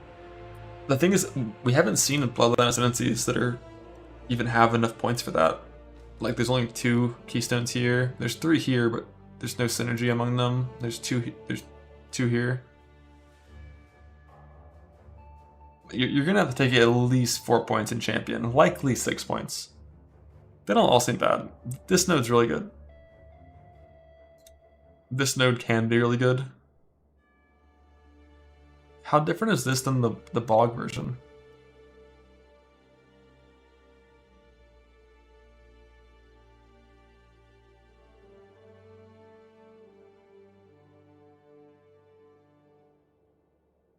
This one, right?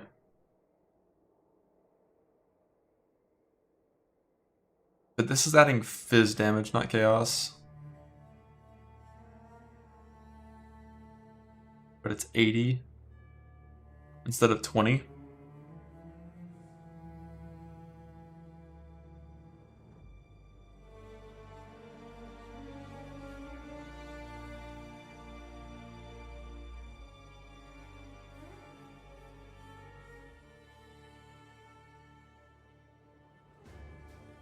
Oh.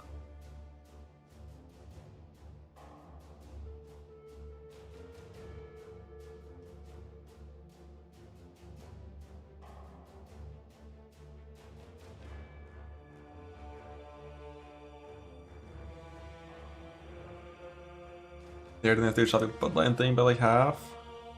This thing.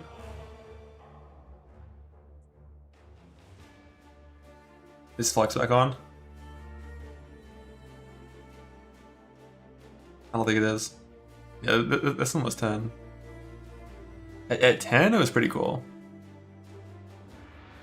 Even at +3, it's just too hard to get seal frequency, and the unleash penalty on the support, I guess it got lowered last patch, but at 10% more, I liked it a lot. At 5, the problem is spells still suck.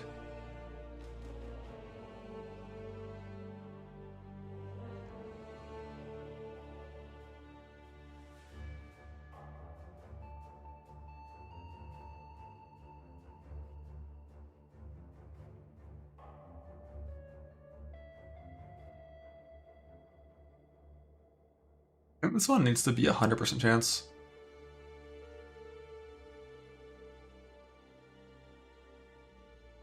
Penance Brand can't reoccur Unleash Penance Brand. 10 baby stacks in one click with that. You can get a lot. With a Wicked Unleash, probably you could get like 9 or 10.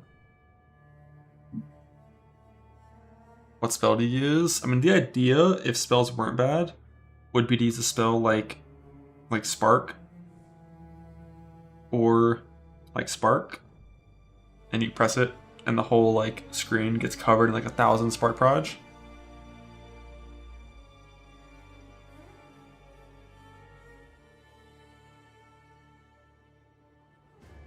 What if you go Firestorm? What, like Firestorm with Meteors? That would look really cool. It because of how fucked like area scaling is, most area spells I just like don't even want to think about. Although one thing about Unleash,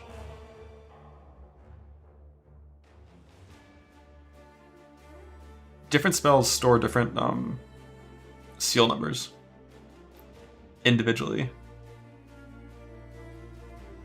And if you were here a while ago, what league was this? Was this an Affliction League? I played some shit build. It was when Transferigems came out with Firestorm of Pelting plus Cremation of like the one that spawns like 6 different geysers. And like a double 5-link with Unleash for both. And you alternate between like casting like 5 seal of one, 5 seal of the other. That character sucked. It was like the worst build I've ever played. But the concept does work. Technically.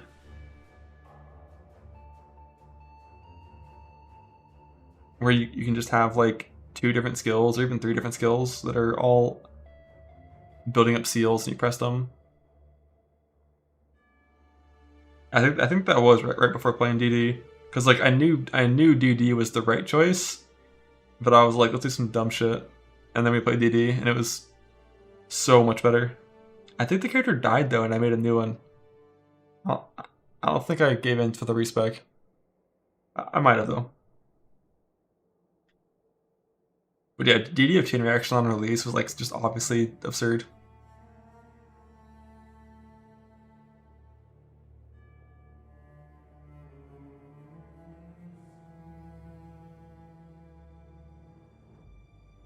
I haven't opened the Discord in years.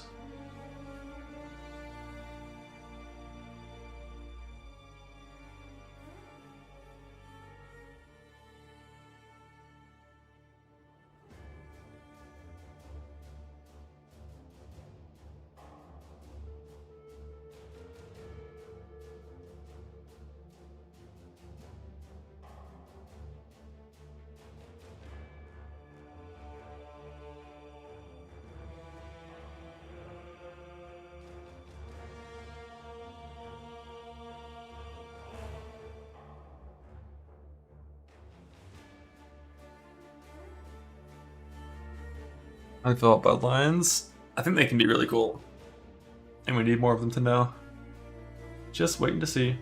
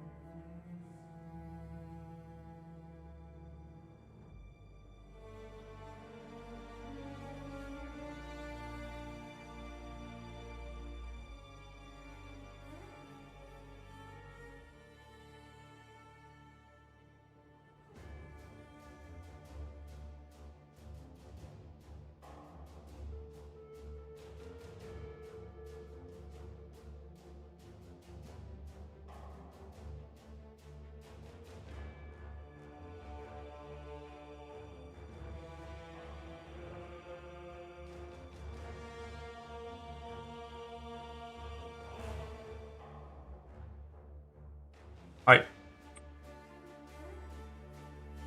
Gonna go slams. I'm probably going slams, yeah.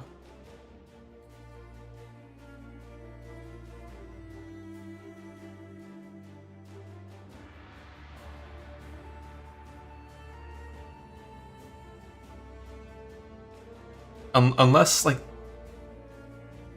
the thing is, even if a really cool bloodline comes out that is like, oh, this is gonna be sick, you don't get these until killing pinnacle bosses, so you still have to have a League Star build that can go all the way to pinnacles.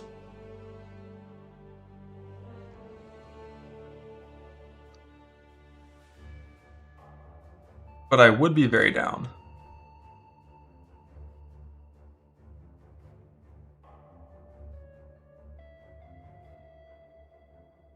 Really is this gonna get update nerfed? I mean, even if it got like a 30% nerf, it's probably still would be the choice for doing like a League Start Atlas Tree, you know, favorite unlocking progression, and then restarting to something new.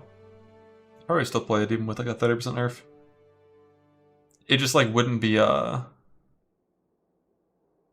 just wouldn't go into like farming 217 bosses and Ubers on it as much. No Bone Zone. I'll be honest, I didn't even look at Bone Zone. Like, that skill was so far behind after the melee update that, like, that small buff isn't going to be enough. The only Bone Zone thing I kind of cared about at all is the bleed version of Complex Trauma, which I definitely could play if the main problem with Bone Zone bleed, there's no Ascendancy for it. Like, in the entire game, there's not a single one that's actually good. So what it needs to have a Bloodline Ascendancy that has good options, and then you play Jug, and you get some power from Bloodlines. It definitely could be a thing.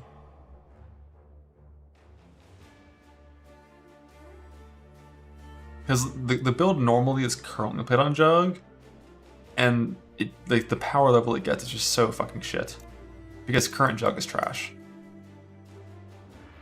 Outside of stacking strength.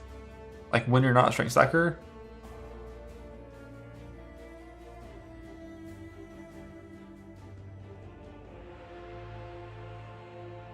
like I think what I would want to do is like Unstoppable, Untiring with 2 good Bloodline Ascendancies. They give like, one gives defense, one gives damage, maybe. But you could still go unflinching. But like Unrelenting is like so mediocre. Unbreakable. I just don't want to convert to chaos.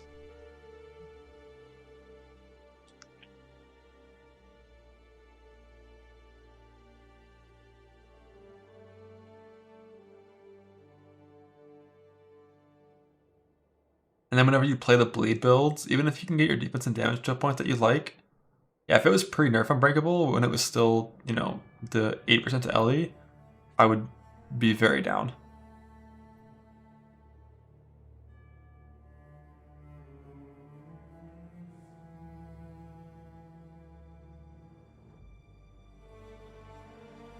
But like, even if you get your damage and defense to a good spot on like the bleed bone shredder build, you aren't incentivized to scale attack speed very much compared to, you know, what slams can scale it to.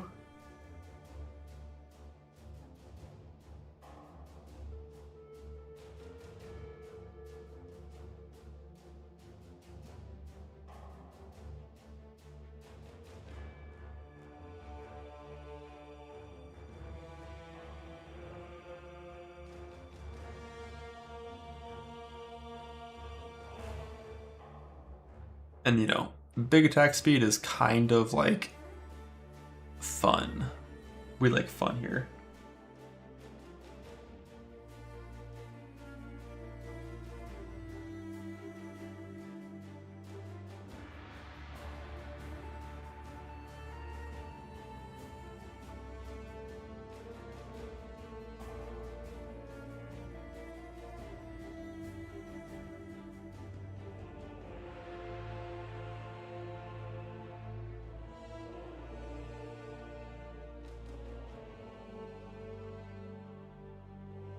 But your normal tend to matter. Oh yeah, yeah. I mean, like the bloodlines we've seen only have like 2 options, and you can only have 1 bloodline.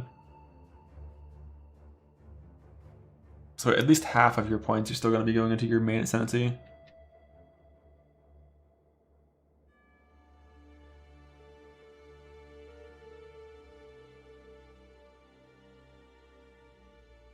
This Golem plus Bastion.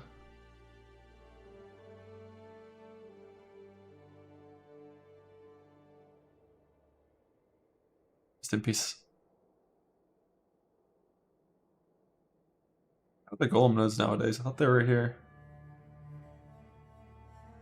Oh, they are. Right next to it. So you're going from 180% to 130.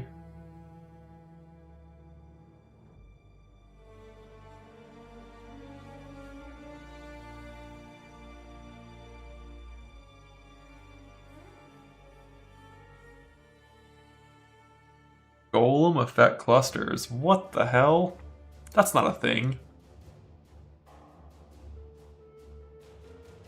You can't just make things up. There's no golem effect clusters.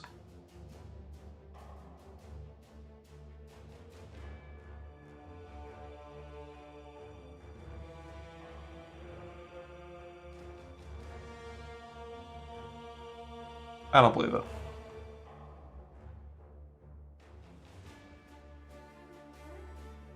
That doesn't even work. Mortal bond, large suffix.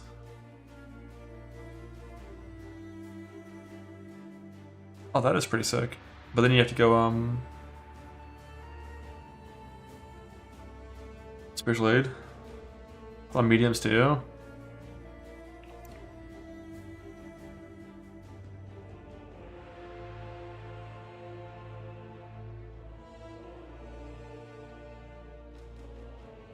What do you even run?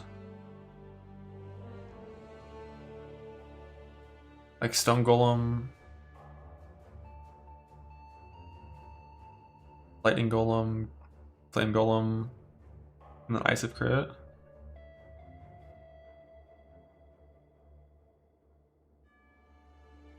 Arian, isn't that for minions only?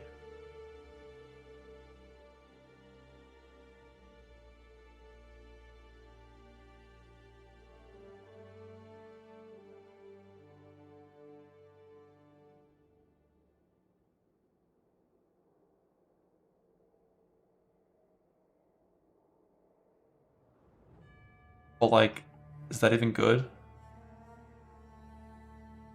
Oh shit, that gives area too. That's kind of neat.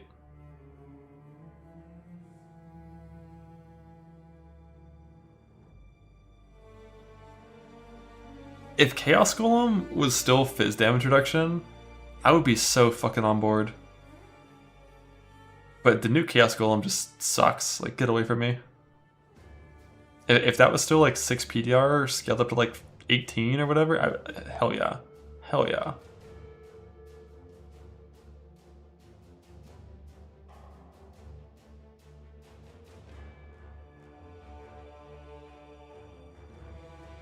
Oh, that's kind of neat. So you can play 2 Stone Golems.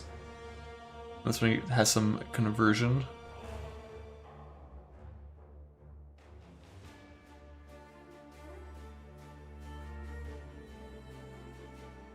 It's back.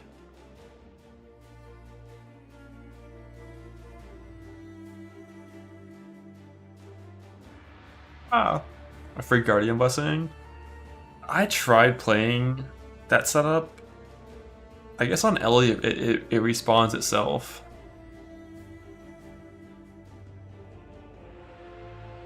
I remember playing that on the Spectres that resummon themselves, and it was like the worst shit ever.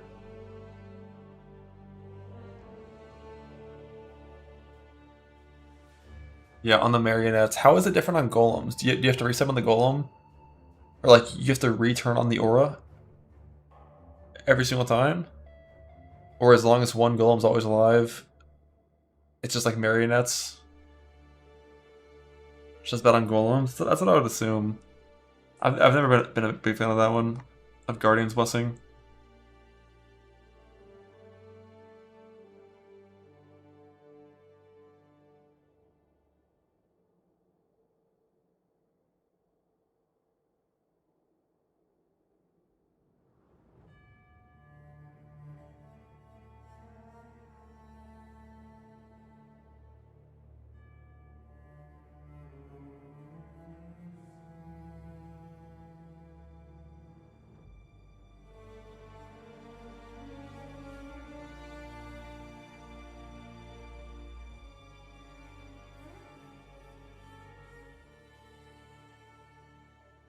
minions happening here. No, it's just a lot of people like golem stuff on Elementalist.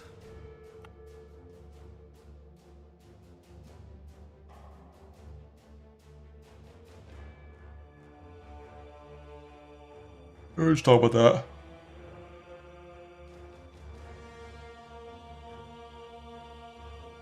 Leap Slam Ignite with Golem scaling. Fucking demonic. But the one thing I do like about Golem scaling, I didn't realize Flame Golem has area. Or I just, didn't remember. But you can get like a ton of area from that. It's kind of neat. Why slams? Why slams? Just ignite.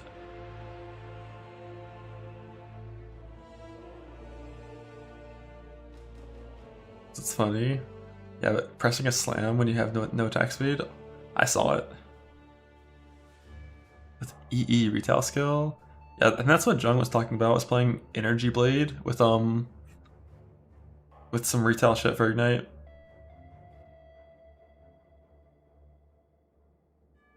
But I have an inability to play anything retail based. From my bones.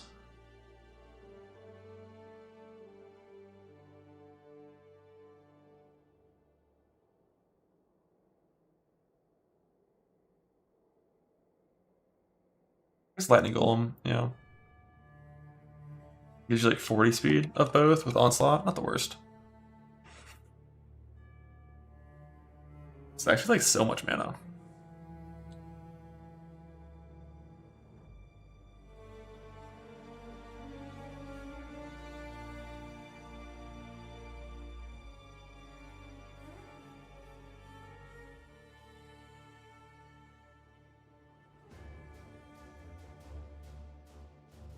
Problem is, I want 10 points if I was ever going to do that. Actually, I want so much more. Like, this Ascendancy is actually pretty sick. Like, Bastion is good, Lead is good, this is good, Ignite's good, Exposure's good, Area's good. I don't like Chill and Herald, but like all the other ones are all pretty high. Really high value Ascendancy. It's like the skills and systems that it's designed to support aren't like super good right now. Where people are attacking. Yeah, the bit with old Frostwall tech is you would pierce through the walls and you would get explosions from like 5, or no, it was like 9 walls, because you'd have, did you have Unleash? I don't even remember. It was a bunch of walls down. And with the Wall of Force, you only have 1 wall. But that still might be absurd damage. Yeah, I assume it's just Golem Shock. Like Golem Shock Bastion, I feel like I want to do on like pretty much every single Ascendancy. Really, like every single build while playing this. And then if you're Ignite, obviously Ignite. If you're not, Exposure. But there just aren't hit-based builds that are like... Hit-based builds that are like good now. What if you did it as an Elementalist, or sorry, as a Wander? All again. But yeah, 25% minimum just isn't, and you already get 10% here. It's not that hard to scale it up to 50. Plus Bloodline. Yeah. I mean, even if you don't have a Bloodline option, like, Exposure's pretty good.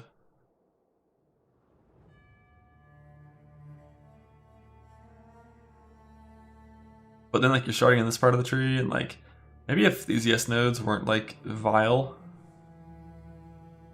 Always gotta just do the int path thing, which isn't the worst on ES builds.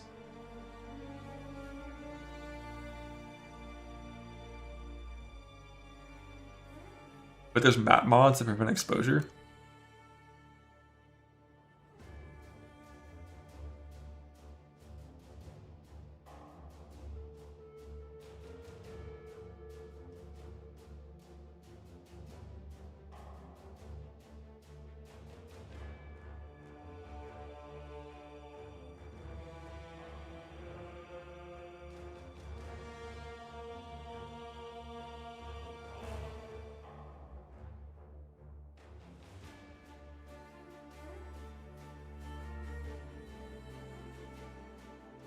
There's a map that says monsters are immune to exposure. Seriously? In this game? It says players cannot put exposure. Oh shit, I do remember it. When I read it in that wording, players cannot put exposure, I instantly remember it from playing this Ascendancy. I just haven't played it in so long. Since the Ignite DD days, basically. Yeah, chance to avoid ailments is the more brutal one. It just kills your build, basically.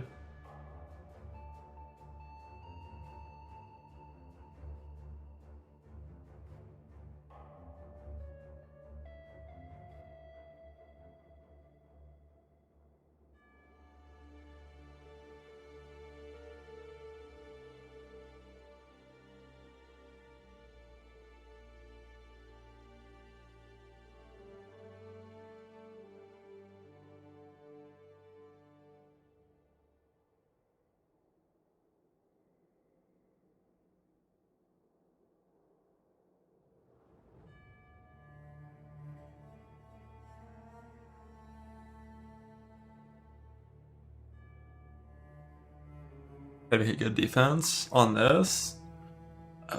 Playing some ES evasion hybrid setup with life, like 4k life, 5k ES, bait trickster thing probably.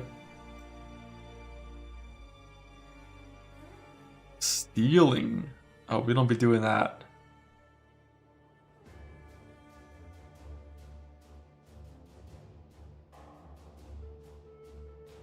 When the fuck did they give us that spell block node? When was that? That's not even a non-hardcore strat. That's exclusively softcore trade. Even like softcore self-bound, hardcore trade, hardcore self-bound, all hopeless. Last league. That's such a weird little thing.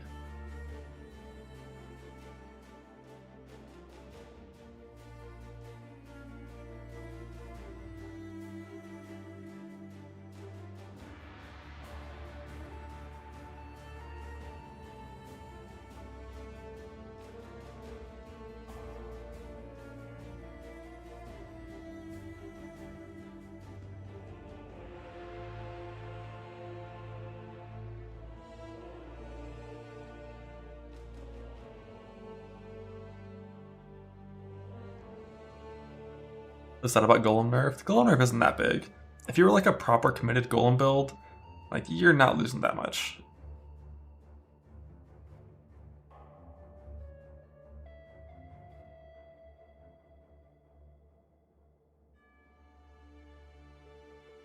Are a ton of either extra how possible is it to get a combo?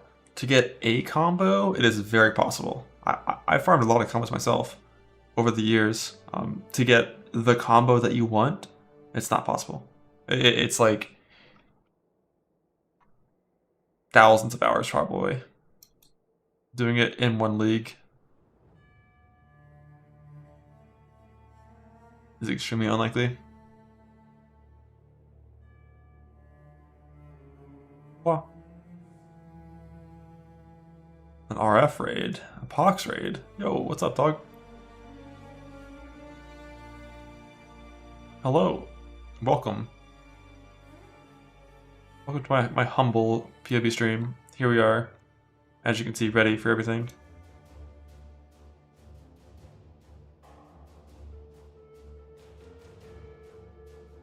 Three raids in one. Chat's on fire, is what it is. RF is on the menu. A little bit. I don't think I'm going to, but I'm considering it. Like the first thing, my first thought when it was like, it's a fucking Breach update league was, holy shit, it's RF league. But then after thinking about it more, I don't think it's gonna be, I don't think Breach is gonna be as challenging in terms of density as current Breach is, because current Breach, RF goes fucking crazy. The density is just through the roof. But when Breach is a core league, I feel like it's gotta be balanced around shit builds. So you're not gonna need this level of breach clearing to succeed is kind of my guess. Yeah, I'm definitely expecting less for me. Like, still a lot of monsters, but as long as your build is good enough that you can stabilize the breach, you get to kill all the monsters, and that's a hard cap on how much clear you need. And I think any good meta build is going to reach that number. But always love some RF.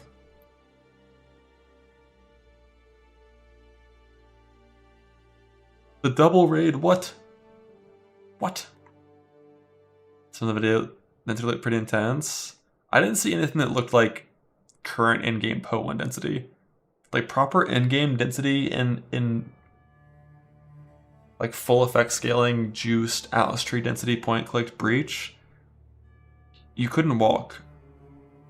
If you didn't have phasing and you tried to walk through the monsters, you wouldn't move at all. Like every single open space in the map had a monster in it, basically. It was so fucking dense.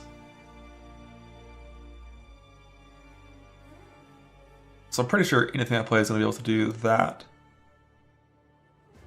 No breaches in the new tree, only loot direction. I'm not really sure, we'll see. You couldn't see? Yeah, you couldn't see shit. They never did that in the videos. Yeah, they never do. But like the previous chatter just kind of mentioned about the tree. Everything we saw in the tree had to do with the tree. The tree's tree, not like scaling breach itself. It's like scaling loot from the womb, scaling gear, scaling stuff. I don't think they showed any points that made breach harder in maps. So without all those density multipliers and stuff, might not reach the same density, which is fine. The tree.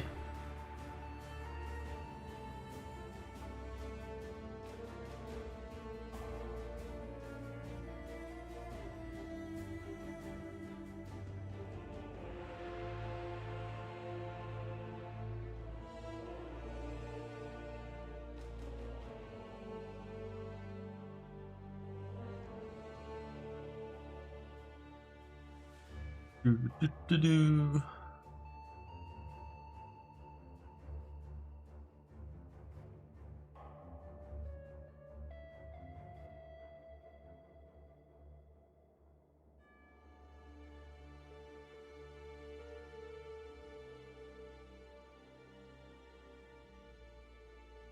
I wonder how much different I can make Zerker.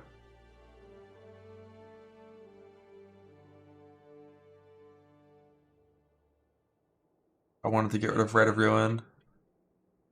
Thing is, like, you really want the 2 Warcry Ascendancies. But only because of the rage scaling. Without the rage scaling, you wouldn't care about this armor as much. But when you're playing no D-term, armor is pretty important.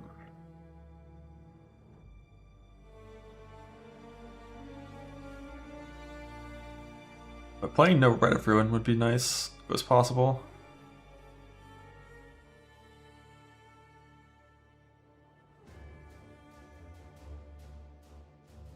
How many spike count for each hit is additional damage? Depends on the map you're in. If you're in like Toxic Sewers, all 6 hit the target pretty reliably. If you're in an open map where they're not hitting walls, 2 to 3 is a safe bet. The bigger the monster hit size, the better the hits. And the more area you get, the more overlaps as well. Like with Earthshatter, the way you scale your overlaps is you get more area. Not because more area means more overlaps, but more area plus walls means more overlaps. Because your spike will stop when it hits a wall, but still be bigger. And if you get enough area, you can always find a wall. Can you get adrenaline? Typically the way you would get adrenaline is just Death Rush, if you wanted to. Gross list. Berserkers, Tricksters, amen. 4 Force Wall things against 6 overlaps. I really want to see the gem information for Force Wall. Because if you actually just shoot 5 proj into it, and then instead of 1 proj hitting the target, 5 proj hit the target, like that's going to be such an insane single target button.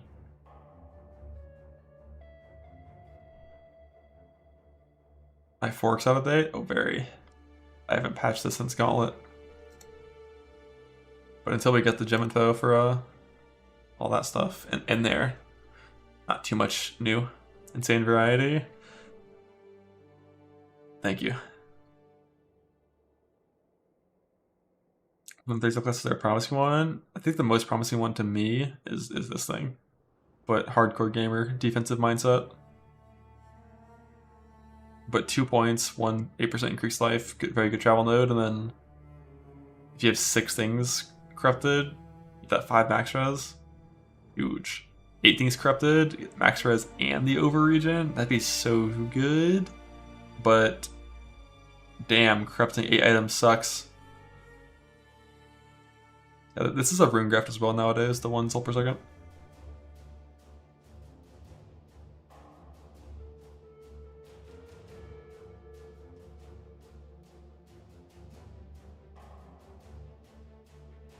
There's no safe corrupting anymore.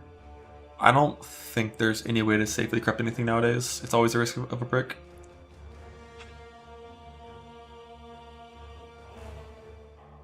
But yeah, having to vow every single piece of your gear gives you so little resist changing flexibility that it's kind of, kind of rough to actually have 8 equipped.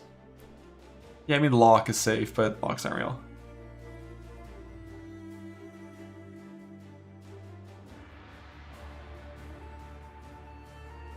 Extra HP mechanic prevent your ES spiritual from being interrupted. That's one way to think about it. I personally don't ever think about this in combination with Sabakwa because I'm not going to use Sabakwa. And my form of ES recovery instead would be like self-hitting with Divine Shield and a super low ES value number, or like an extremely low ES number and ES on hit from a jewel, something like that. Like relying on recharge is always going to be a little problematic. Unless you're playing Zabakwa, which I usually don't want to do. Nah, jewels don't count as equipped. Like, you're only wearing like 9 items. So having 8 of them vowed is rough. But if you get there, super strong.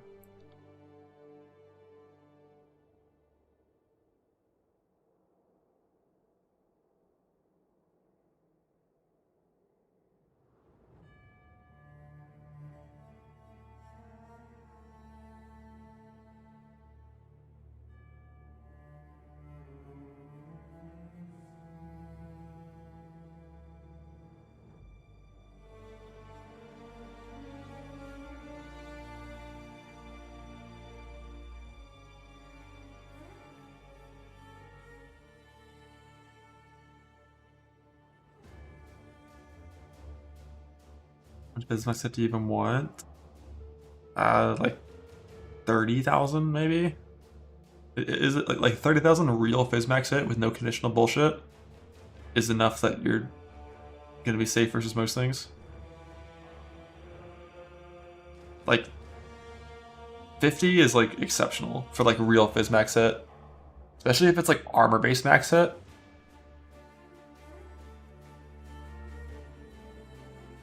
Like for armor based max hit, like 20 is genuinely tanky. So there's not that many hits that are that large to just like fuck you. It's like Uber Shaper Slam and like... Because like, normally when you make 17 monsters do way more damage, it's with like physicals extra. It's not with like more fizz damage.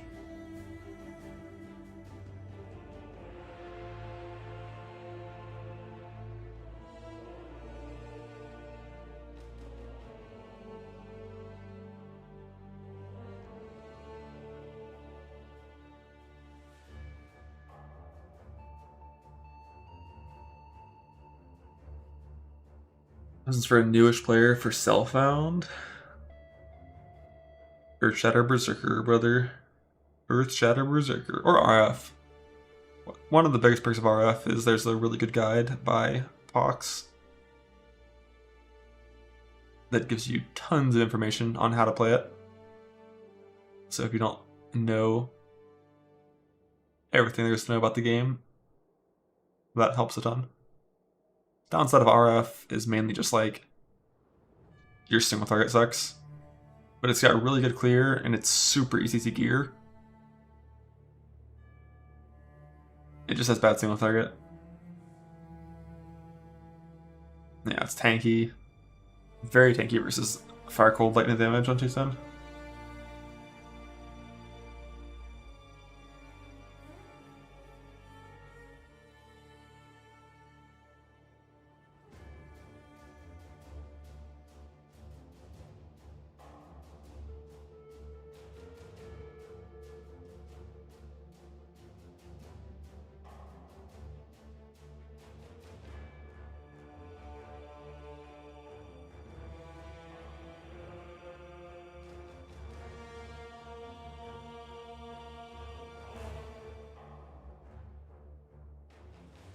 Right, are kind of lame though. I love how they really want you to press Scorching Ray on RF.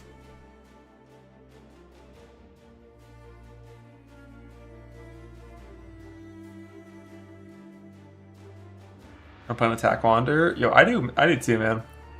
I do too. But like, fuck, the way Suppression got nerfed, it needed to get nerfed eventually. But the way it got nerfed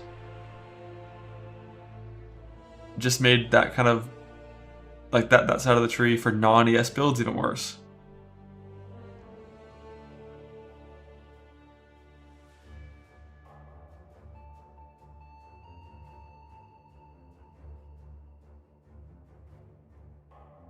Like, the nerf to suppress...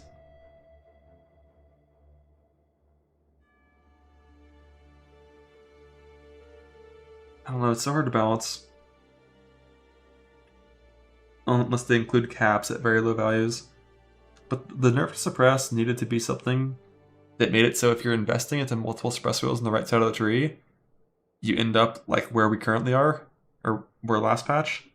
And then if you're getting all of it from gear, you would have a lower percent suppress value.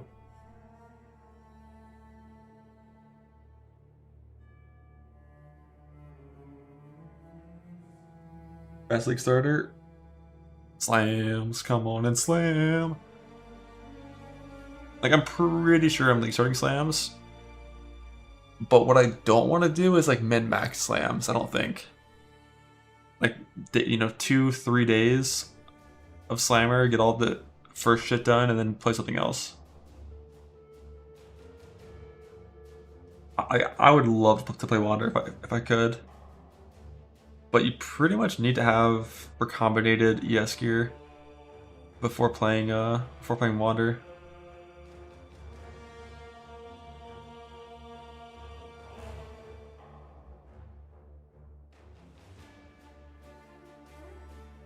Maybe Slayer. Is Slayer the choice for that build? I could see it. I could see it.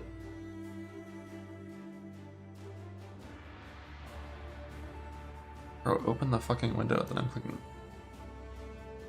Camp? But like, why?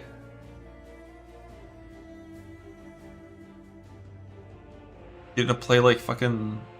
Was that Hassan that always did the Instack champion builds? Nah, Sid, the new cope is you play like a Fortify and then Bloodline stuff.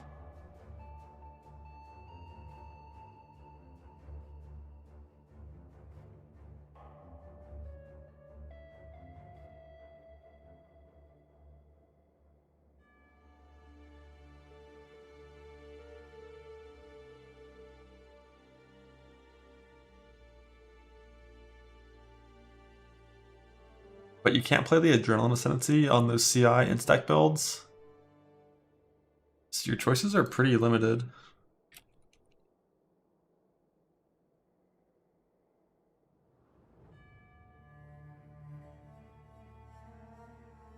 You can do the new Ubers on non-min-max slammer. Ain't worried about pinnacles.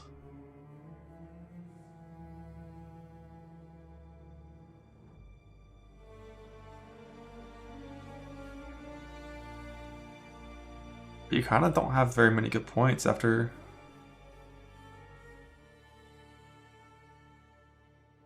Fortitude, unless you're actually fort stacking. But if you're stacking ES, like an int and stuff, you don't care that much about that.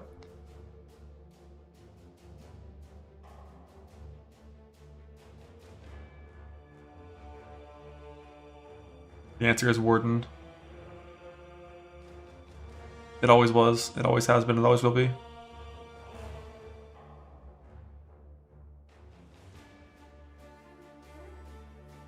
Like, if instilling orbs were a thing on tinctures, I would for sure do it.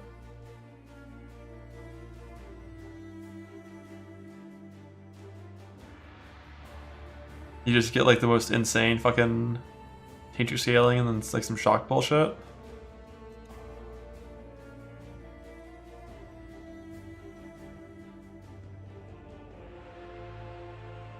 Can you survive on it? Not really. Not as a league starter. With gear, yeah. No build over here is paper if you just wear full evasion ES gear, stack int, and have 20k ES. But like league starter, now you're fucked.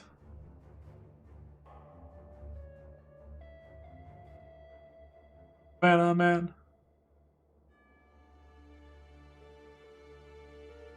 Mana Man doesn't really benefit from bloodlines too much, right? Because like everything they have is crazy good already.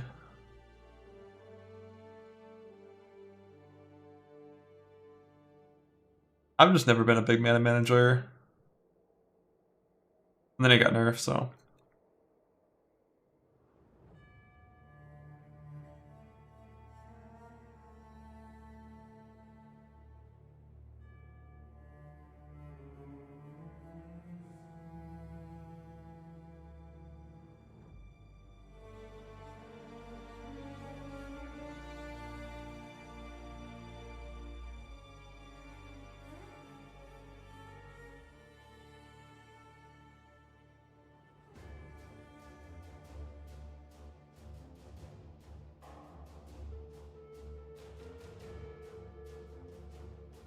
Like, Mana Man is good. I only ever liked Mana Man when I could play it as Ball Lightning, and that build caps out a little too low. Unless you go like big, crazy crit, no damage, or sorry, no defense endgame stuff. Maybe the Auto Bomber Sabo from Necro League. I'm definitely thinking about it. But I'd be so surprised to start anything other than melee.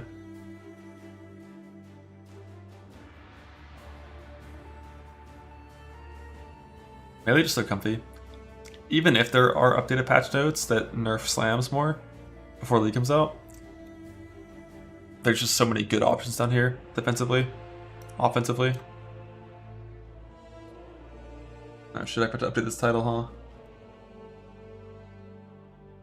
From drops soon to drops now. Or run over kills nice or late. That is one good thing about Sabo. Because like Sabo it has Born in the Shadows and Perfect Crime. And then after that, like your points kind of fucking suck. Unless you're doing like prod return stuff here. Like there's kind of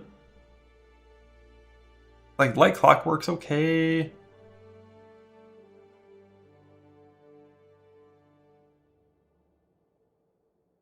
But like there's not that much. So Bloodlines. Oh, they buffed this one. I didn't even realize they buffed this. This is still not super good, but a lot better than it was. But if they were like really good bloodlines, Clockwork's okay. For all of these builds that use Perfect Crime, it's okay. Like these three and like one really good bloodline node. Doesn't remember 26 at all. I played a Zerker and a Trickster. That's all I played. I don't remember anything else, man.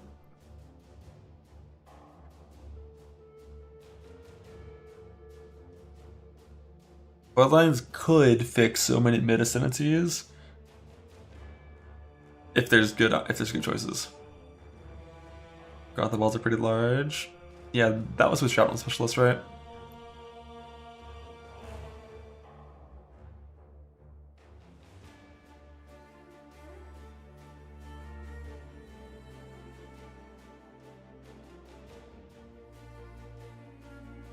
It's like random direction magma orc was crazy. But did he play that? Wasn't that as like traps or mines, not as trigger bots?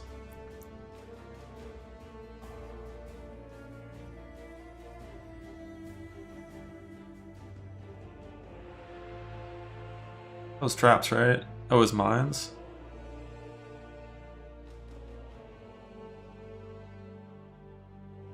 The mana cost requirements for playing the Arcanist Random Recall stuff is like really hard. Yeah, that build looks really cool. And the coverage is sick.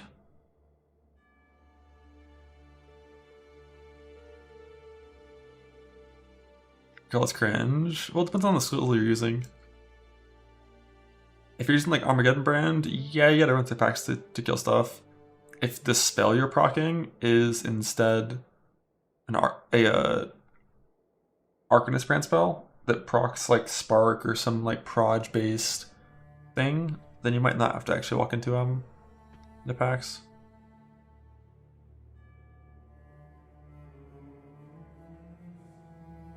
A lot of choices here.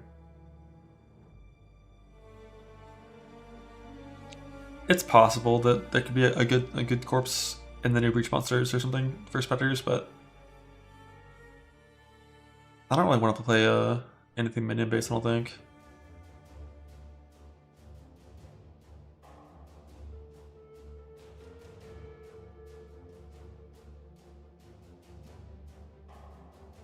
I think that the time to play good minion stuff was during Mercenary League. Mercenaries are better minions than every single minion thing that's ever existed in this game.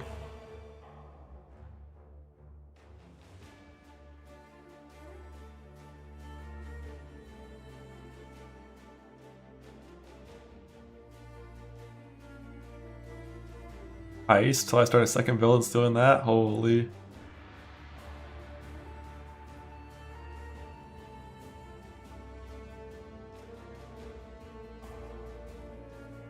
Rest in peace, my king. Rest in peace.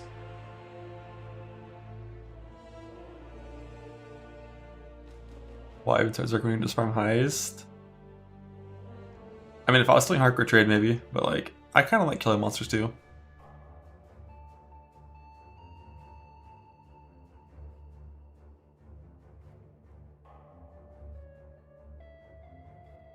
But definitely, like I'm not the biggest fan of Heist on a Zerker, just because like leaps on movement, it's rough.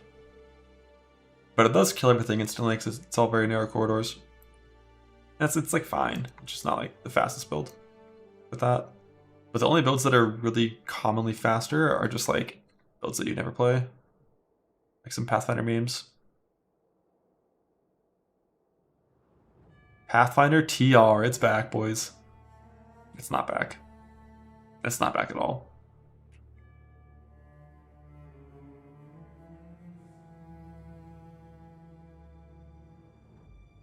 You tried it? Yeah, it's rough. What is the bleed bunch that are happening? I don't know. Now, like, a nice little Deadeye Wander could be really fast.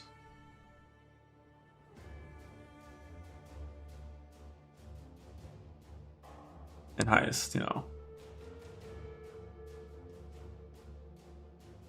I don't think the Oshabi Rage them is that good. Unless you somehow, like, just keep your rage high, but not too high.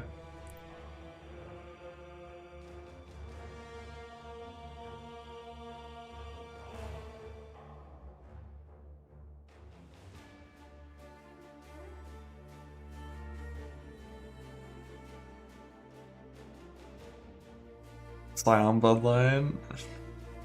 Nah.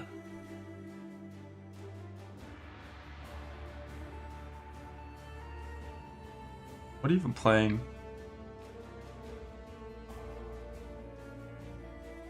If only like Fizz mitigation wasn't so fucked on the right side of the tree.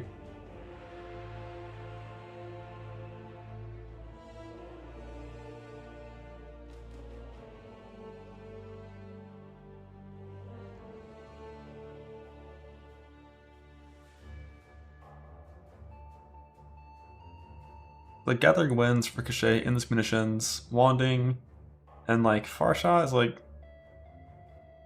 eh. Because you got to be kind of close to the wall to actually hit it with all of your proj.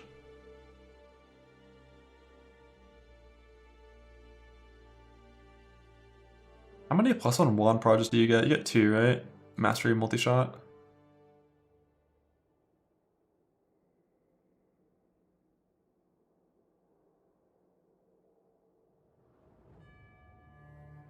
Only problem is like surviving on those builds is genuinely pretty much impossible. Yeah, Point Mike's really good.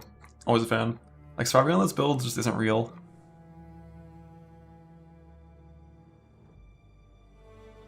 Until you're in stack.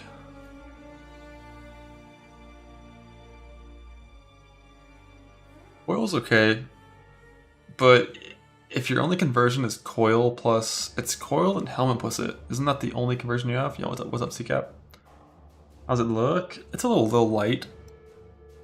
There's a few really nice changes that are like core and improvements to the game. It'll last forever. Big quality of life stuff, but in terms of content, pretty light. X-Arc Shield. Yeah, I guess you can X-Arc Shield too. If you X-Arc Shield and Helm implicit and up coil on, your phase mitigation gets to a point that's good enough. But then you have to account for like your gearing is so much shittier because you're wearing coil and a shield with no suffixes and...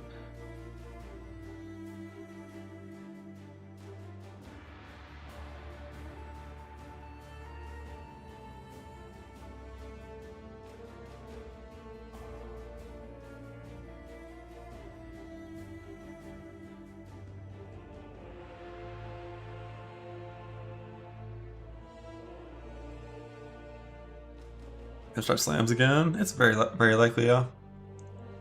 Just such a good day one league start.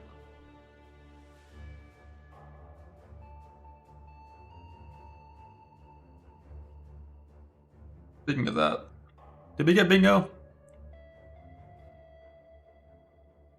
I don't think we did.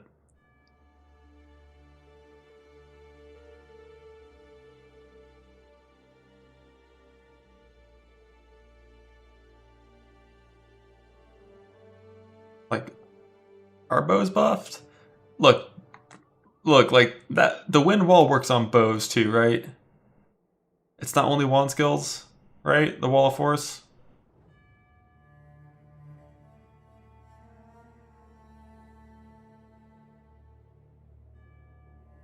Nah, does it not? One sec, let me hit Trickster nerfed again.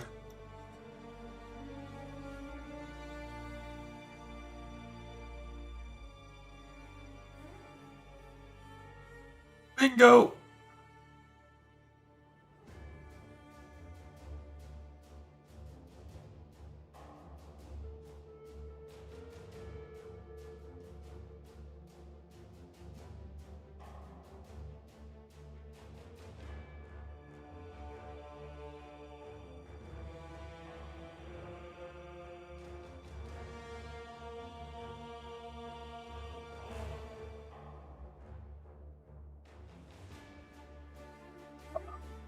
I need to watch this thing again real fast. Let me see. YouTube. What's this called? Live. 27.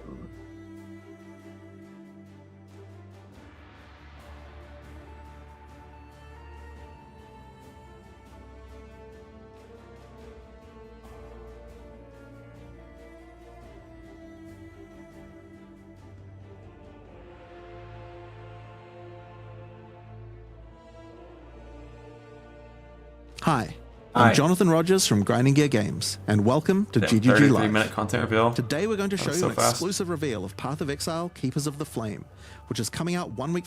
Projectiles. Kinetic Rain is a new wand attack, which covers the ground in unstable kinetic energy. These hazards collapse at the slightest touch, releasing their energies into any unfortunate soul who happens to be standing on them. With enough projectiles and area of effect, an enterprising exile could carpet the world in dangerous kinetic force. Wall of Force creates a barrier of kinetic power, causing allied projectiles to ricochet towards targets automatically. Drop one behind a boss and redirect the bolts of your armies. I'm sure you'll find ways to break this one. And redirect the bolts of your armies. It seems like the wall is consumed like super Drop fast. one behind a boss and right, like redirect the bolts. He presses the wall. Armies. I'm sure It's like already you'll find gone. ways to break this one. There's definitely The bolts of your like a number of hits it can have or something. arm towards targets automatically. Drop one behind a boss and redirect the bolts of your armies. Like it's there. Too bad it's fucking KB. It's right here. Automatically. Drop one behind a boss and redirect the bolts of your armies. I'm sure. Drop It actually one is so behind a faint. boss and Oh, it's for redirect sure not the bolts time-based. of your armies. See this little purple line right here? Little like purple like black bottom kind of thing. Is the first all better? Barrier of dangerous kinetic force. Wall of Force creates a barrier of kinetic power. Is this line? Very faint.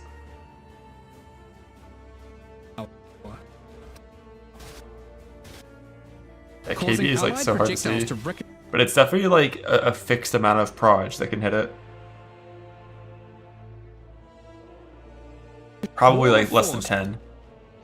Creates a world in dangerous kinetic force. Wall of Force creates a barrier of kinetic power, causing allied projectiles to ricochet towards targets automatically. Drop one behind the boss and redirect the bolts of your armies. I'm sure you'll find ways to break this one. Conflagration is a new bow attack which rains down fiery bolts from above that stick into the ground and pulse as you approach. Once you get close enough, these bolts detonate, causing ravaging ignites.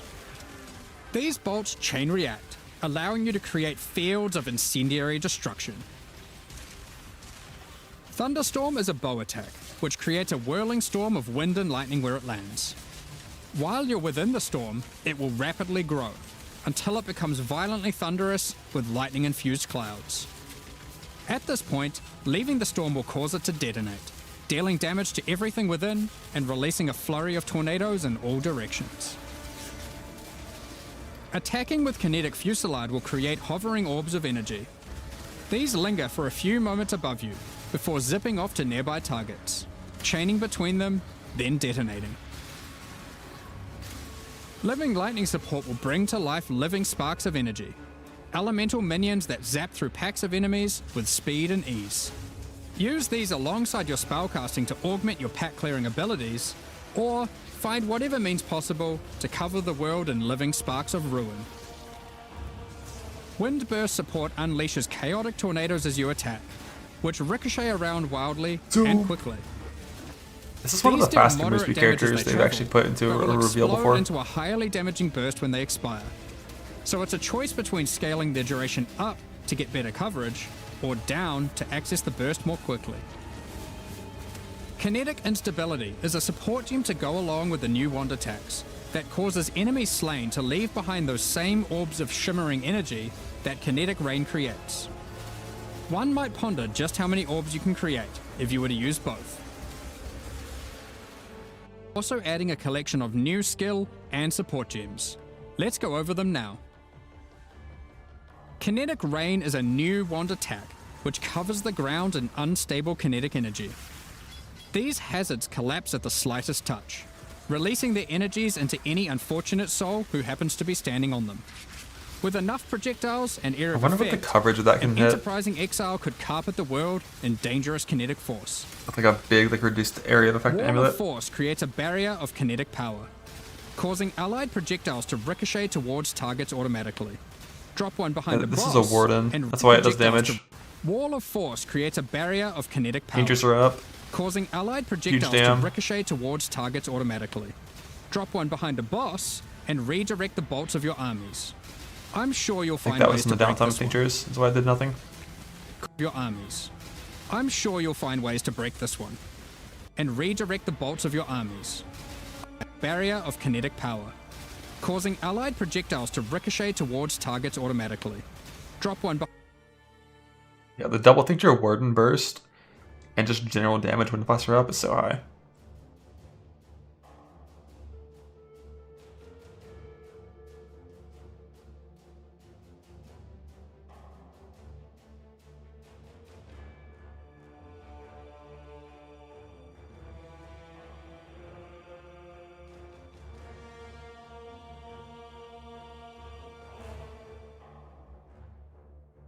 Warden DR, yeah, like Warden defense is basically like eventually you're in stack fake trickster with a bunch of BS, and that's the only defense.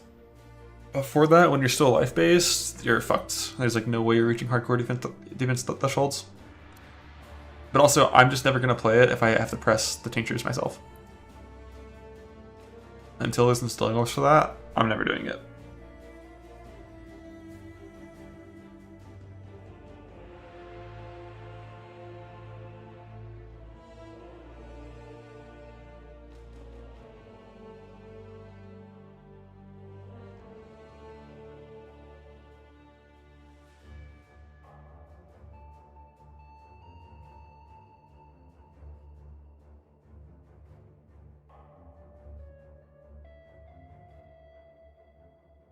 Pressing buttons bad. It's not that pressing buttons bad. It's that pressing the same 2 buttons every like 10 seconds or 12 seconds, and there's a forced like 0.5 second downtime where you do like a third of your normal damage. I just don't want to deal with that. I don't give a shit about retail skills ever. You're gonna ask for ages.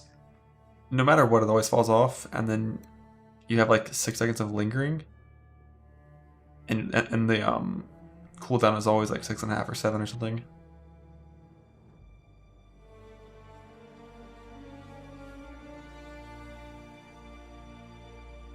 Yeah, instilling more for Pathfinder Life Node and for Tinctures. Let's go. Scion sucks, right? Like, what's the world where you're taking 2 silent things and 1 Bloodline Ascendancy? Because, like, you're losing out on 3 passive points and then probably saving points out in pathing right off the bat. Like, the Scion last 2 points are usually pretty decent. If you use the new jewel, yeah. I feel like that's literally always the answer with Scion. Like, nothing in here matters for Scion. All that matters is if you have some crazy way to benefit from jewels right here, then Scion is good. And if you don't, then it's bad.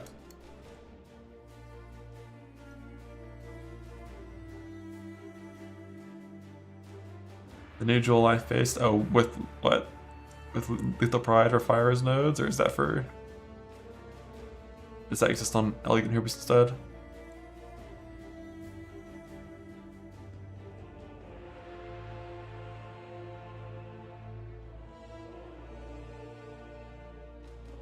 Yeah, like the Fire Astral thing is really good. But that's not only good on Scion, that's good on everyone. Every life build that has strength pathing and can just make them tattoos. Traps you can poison with a new assassin. I'm trying to think of trapper builds I've seen played that looked playable recently. The only one requires return proj, or random direction proj from Sabo. With the magma orb stuff.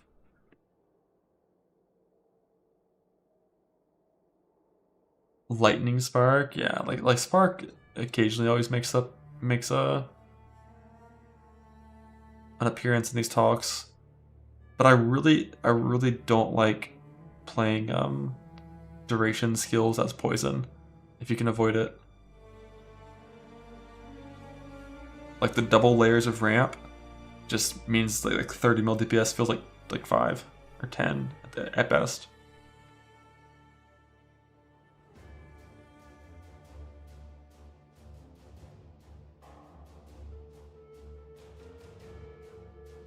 Yeah, it's way easier to play it if you want to.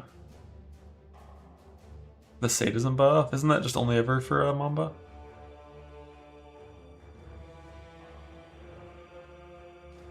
And even then, isn't it still going to be like 0.5 second duration Mamba at that point? Maybe 1. It was a decent little buff.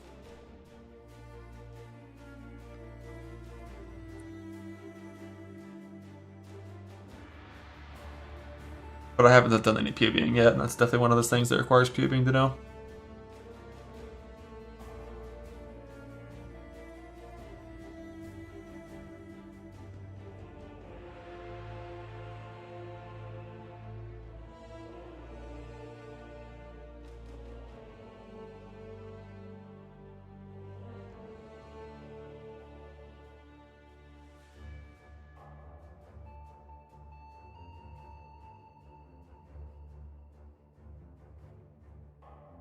Does Life Regen still apply when you're playing this setup?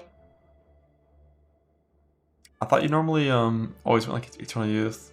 That's recharge. You still have regen. Yeah, Blood Barrier is really cool. The problem with Blood Barrier is you have to corrupt 8 pieces a year, which is like, fuck that.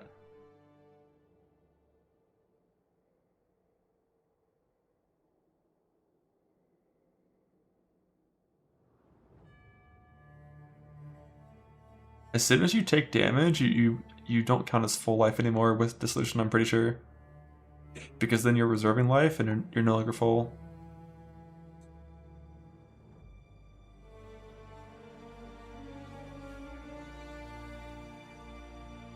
Depending on the wording of Blood Barrier, actually, it might use the word unreserved on the keystone.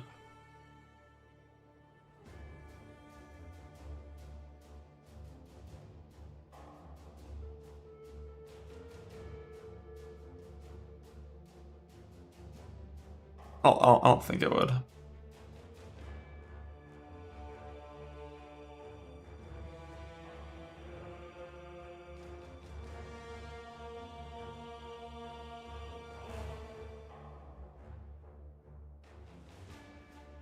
What's this poe1 ping? Oh, just patch notes.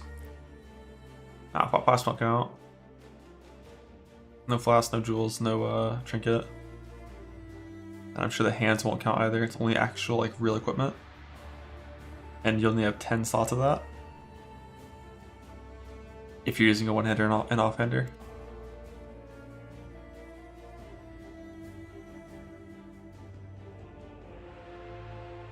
Corrupting Cry buff. Did he play that in this game, or was that only in PoE2?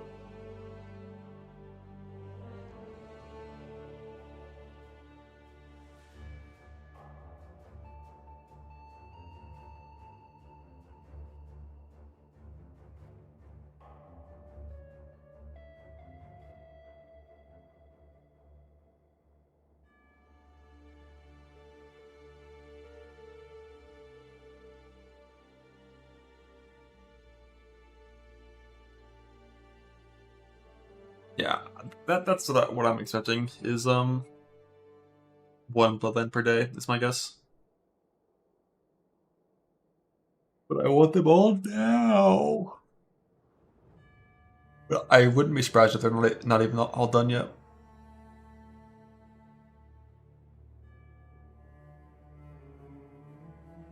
Sell all carries, all league. I could see it. Practice Urge Shadow run. I'm very refreshed on Urge Shadow runs. I think I only have to do like 2 of those to be pretty competent.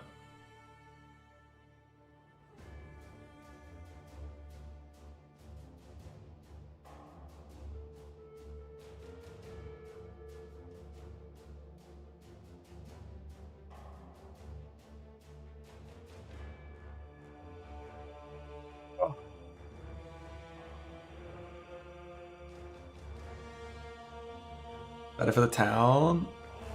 The town is going to be easier to set up. The members are going to be less shitty with their jobs, and it's going to be cheaper. Except the whole, like, we get way less gold now. That's a minor problem for getting the town set up, but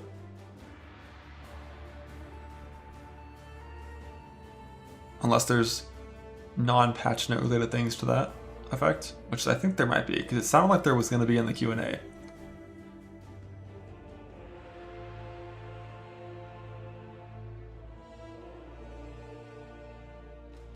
Instant Jug will be good using 2 other Ascendancy opponents. Definitely a chance, yeah.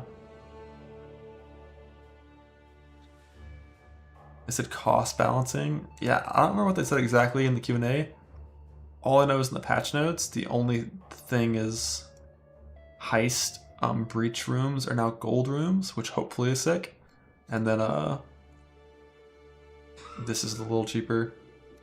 But right off the bat, the removal of mercenaries already means like 33% less gold. Right off the bat, so.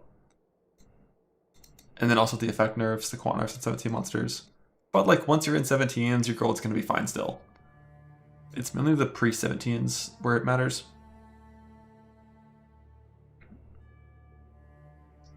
Flat out buff gold by 50%. Yeah, definitely. Just bake in that mercenary gold buff, because even with mercenaries, it felt kind of rough at times. But if you do play Trade League, you can do like gold rotations with all flames. The Gravicious nerf. I was dead. Yeah, I saw that too. Pretty much every single good endgame strategy that a solo player can do got like deleted. Like all of the meta farming strategies got deleted except for ambush. But ambush was way worse than all of the other strategies.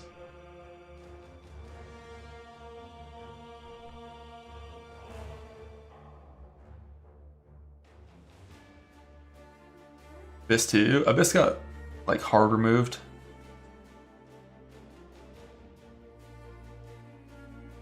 Like the hordes are not in the game anymore.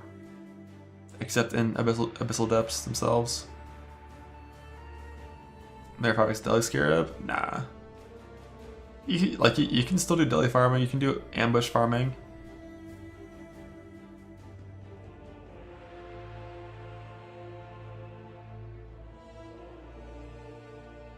To be a Voldo farmer. I'm really excited to see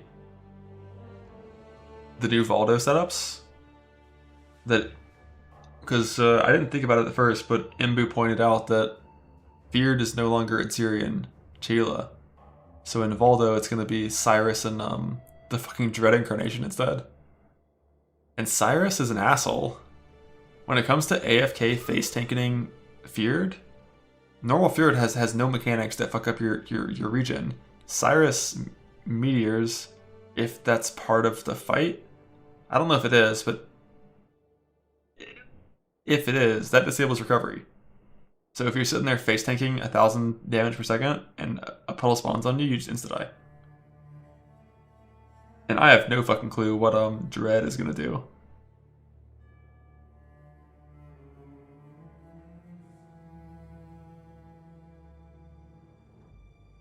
But I'm excited to see it.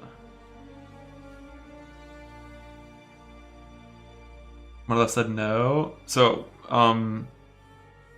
when it comes to Cyrus, we don't really know what Maven's gonna do. The only version of Cyrus we've seen aside from the main one is the Loneliness version. And that one does do a small version of Meteor. I wouldn't be surprised if Big Meteor, if the Labyrinth doesn't happen in the Maven version of the fight. But when we're talking about meteors related to recovery, we're talking about small meteors that just drop in the sky randomly. They're like small ones, like I guess we'll call them meteorites instead of meteors. And they leave behind permanent degen that fucks you so bad.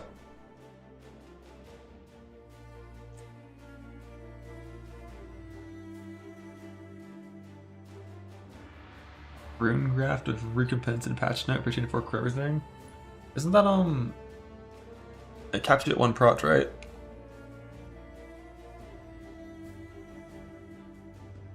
Which is really good for KBF clustering.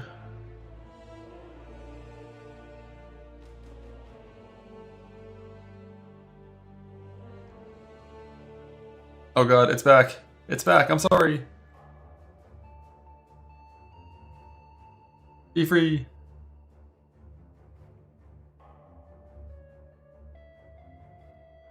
What if we just didn't start Shutter again? I'm gonna spend the next week looking for it at bricks clustering. Really? The wording on it made it seem like it would work with clustering. Like skills now fire at most 1 proj. It's not the exact wording of modifiers to the number of projectiles. I wouldn't be surprised if it works. But also I wouldn't be surprised if it doesn't.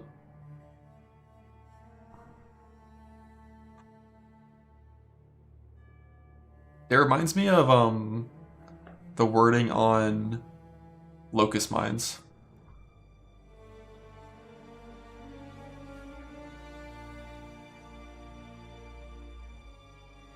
Where it's like supported skills always fire at least 1 proj.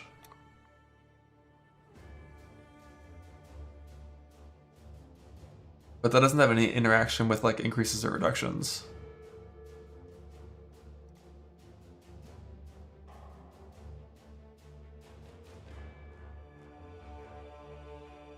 One is 1-2 if they don't win this. Wait, are they gonna lose? No. Alv Elsagon? Yeah, basically every single good farm from last patch, like not every single good farm, all of the best farms were just like deleted from the game. So in terms of like farming vibes, I think it's really important that Breach is good.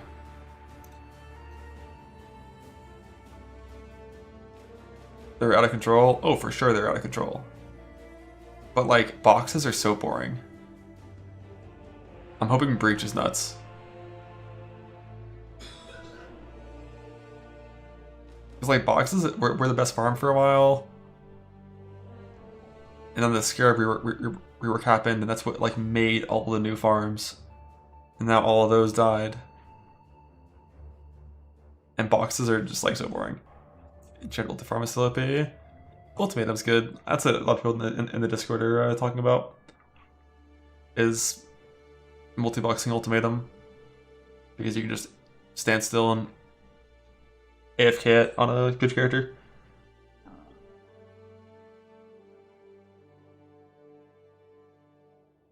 That's like absurdly cringe. Obviously, I would never do that. Quite a few good T2 strats. Yeah, we'll see. The thing is, like, at least from like a self-found perspective, it needs to be a strategy that generates like raw scarabs and raw currency, not like things that are valuable to be sold.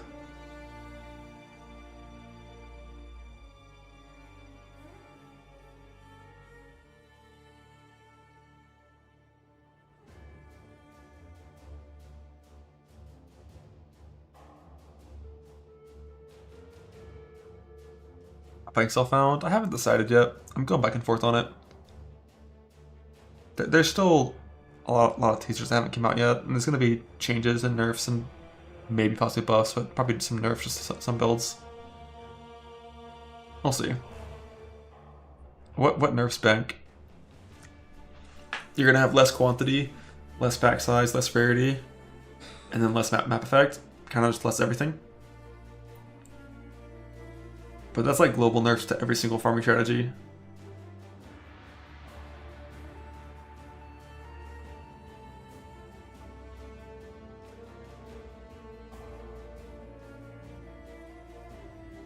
VD and Spellslinger buffs.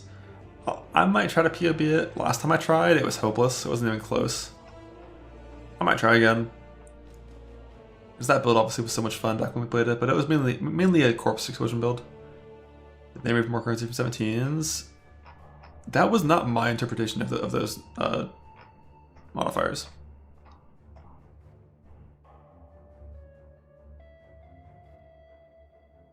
Where was that change at?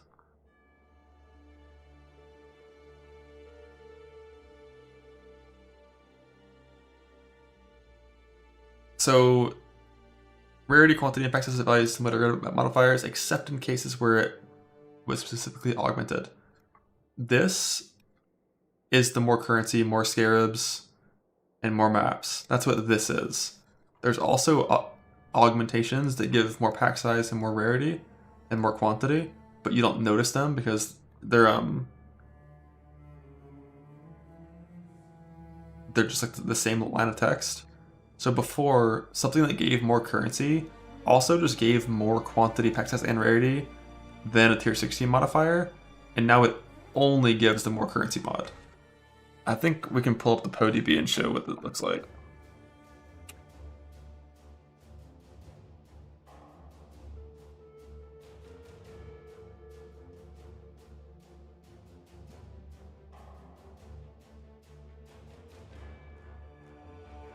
Need to find the 16 version as well. But if you look at like this chain thing, for example, that's not a good example because it doesn't have a more currency on it.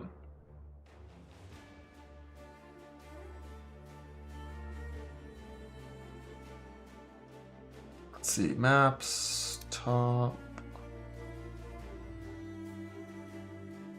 Where's chain? Let me see if I'm just wrong about all this. I don't think I am. Like, chain gives like 16.96 by default, and the T17 version is 24.45.7. This is augmenting rarity. So we're getting a big chunk of rarity from the T17 augmentation of the mod, but we also just get more quantity and more packs as well. And that's going to change. Like instead of 24.7, it would be 16.6, and the rarity would be a slightly smaller number as well. An easier example will be one that's not augmenting something. Like, let's see if charges do it as well. Like, monsters getting a friendly charge on hit gives 13 quant, 8 rarity, 5 pack size, compared to 20, 12, 6. So this 20, 12, 6 is going to become 13, 8, 5.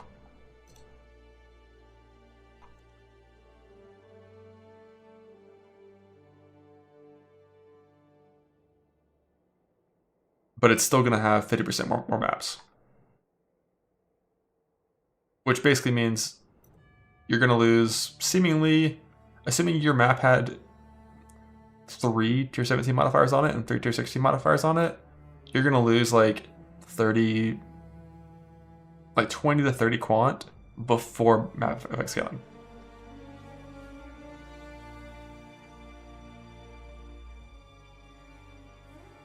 And it's a pack size and rarity, but who cares about those stats? Cards looking into Bishop staking POV. That skill is super dead.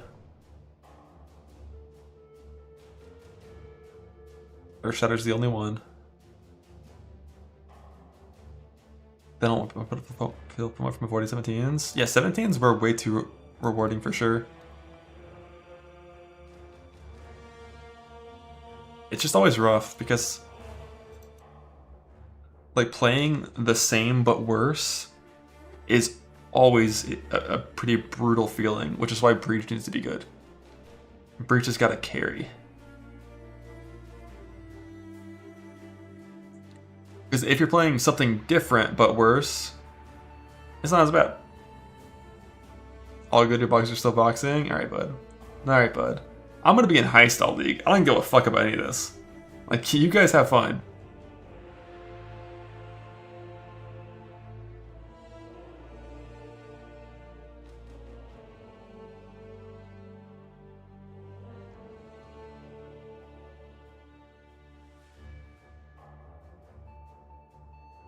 Breach will carry.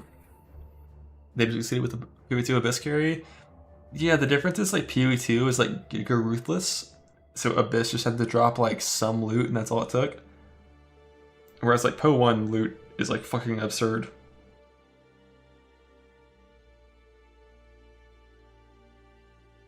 I'm not too worried about this.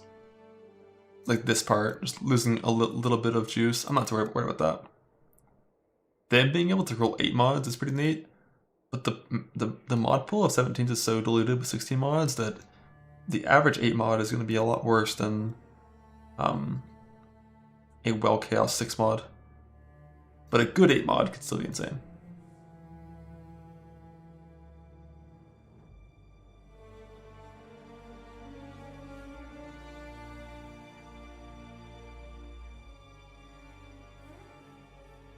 Wait, Perforated Duality actually does damage? I tried playing Perforate back in like 316 or some shit. Is that one we have to swap back and forth? Like, so many melee skills have such high damage numbers.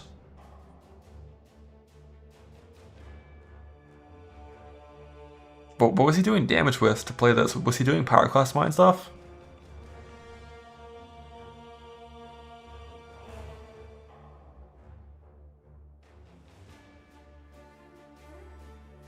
Just base Zerker, just attacking monsters? How the fuck did that have enough damage to go to 6k?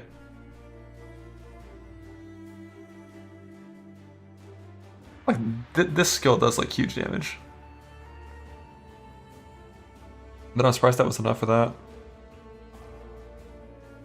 I guess like just having oh right, we had crit last league, right. I forgot that's all you had to do is be crit and then Fizz conversion to lightning with Doryani. Yeah, without the helmet and Doryani, this build loses like about 93% damage probably.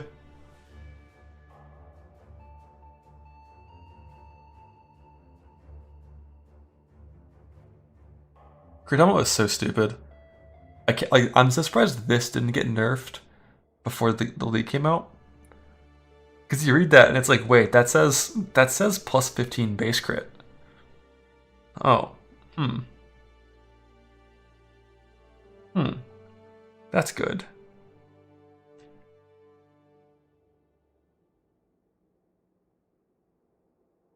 But yeah, I'm not surprised. This is the kind of slammer that I was gonna build. Oh god, the voice crack. Oh, more water, more water. This is what I was gonna build if I decided to min-max a slammer. Except I wasn't gonna play perforate because Earthshatter is just cooler. You can play pretty much anything though. Like any slam just wins with this setup from last league. Because I'm pretty sure just normal Earthshatter vibes with nothing crazy, no Durani, no crit, could reach like 40 mil? Probably. And then you add both in, and then you're just at like 300 mil.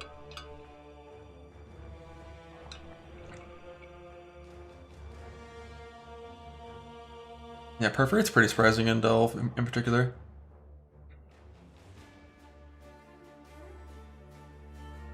Just because when you have walls, Earthshatter damage is disgusting.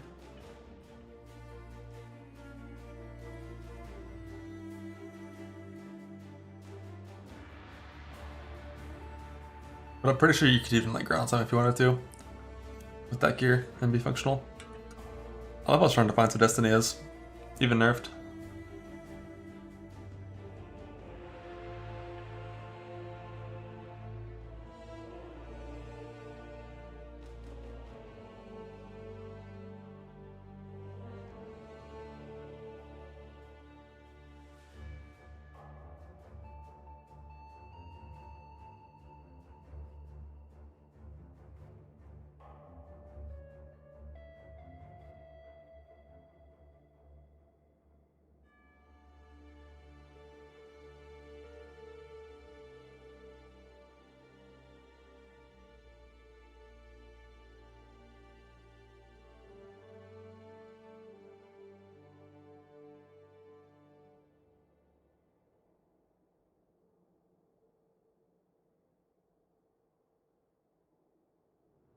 Bro, I keep hitting fucking full screen on accident. I'm so diagonal to my keyboard.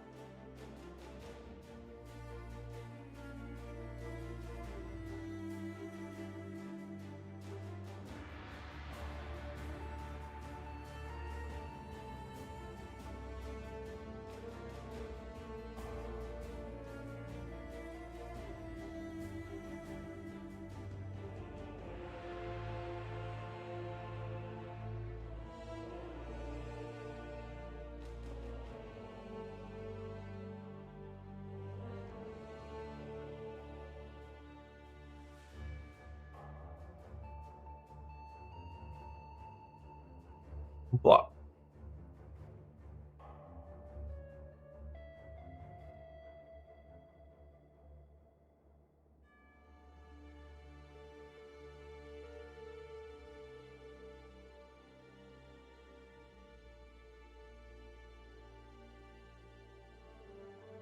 Playing Bone Shatter Assassin with 3 Moku's Embrace. The fuck? How do you recover life when it self hits you?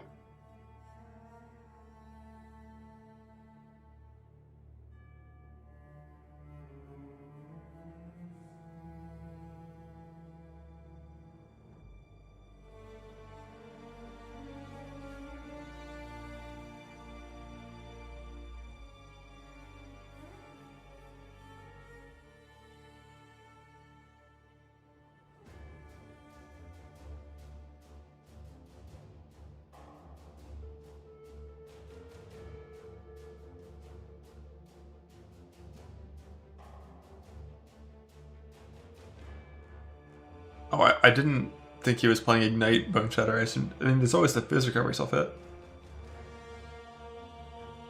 Oh, the Assassin 40% Fizz Recoup? 40% is not that much.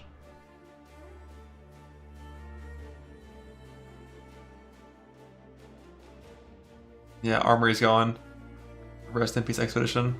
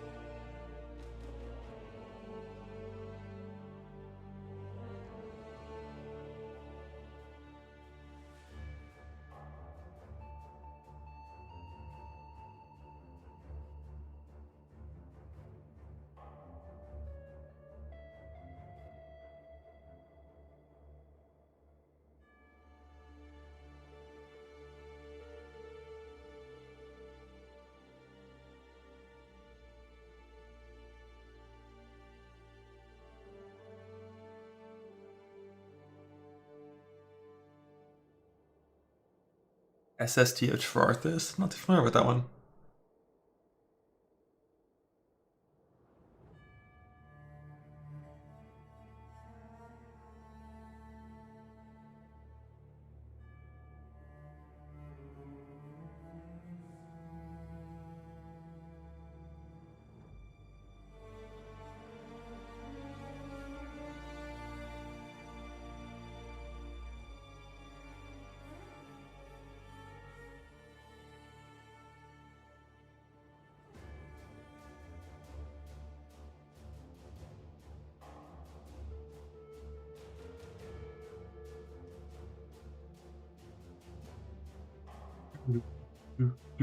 Do.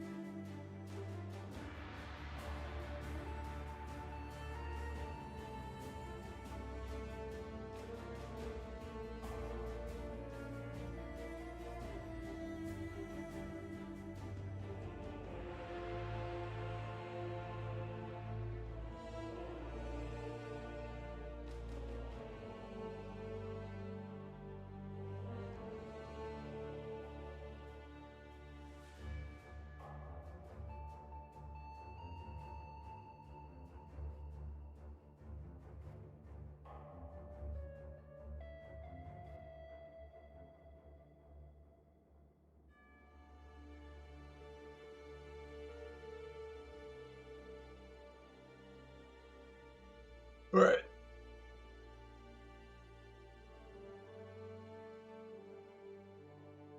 Time to log in. Sounds like a quad time with your Merc until it's time for you to break up. Yeah, I do kind of regret not doing a Merc support build during Merc League, but I already did a lot of stuff. Didn't get around to it. Get a skeleton new buildings and skills before launch. Typically the way it works is there's going to be things teased over the next week. Probably 1 Bloodlands per day for the next week. And then sometime before League start, typically 2 or 3 days before, they'll post all the finished gems. Which, in this case, there's, you know, it's like these like 7 new gems, 8 new gems, whatever this is. And you normally will have full info in Path of Exile 1 for the League, except for like, you know, things that are related to the game. Like things related to your character, you typically will have full info for, like right about the time the League starts happening.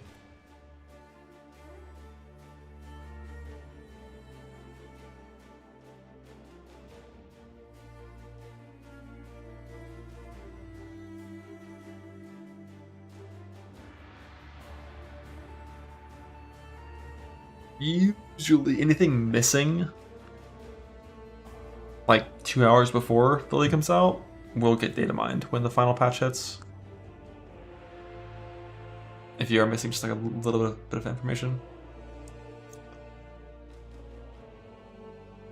I really just don't know what build to do for like the long-term min-max in this one. Or if I even want to do that. I could do like a multi-build league instead. If I did that, I feel like I'd do it in trade. Cock DD Assassin, log in.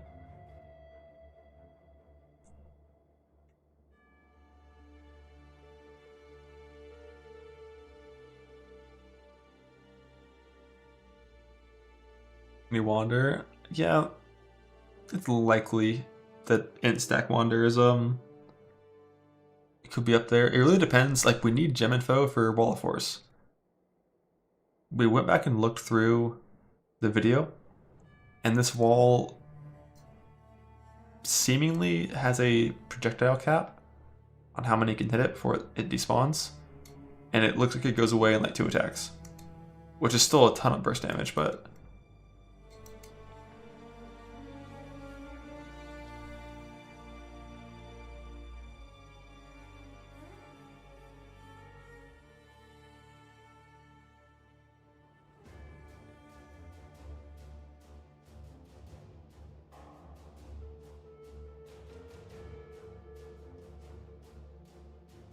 we spell sling the wall. That's a cooldown. Cooldown looked like it was about 8 to 10 seconds.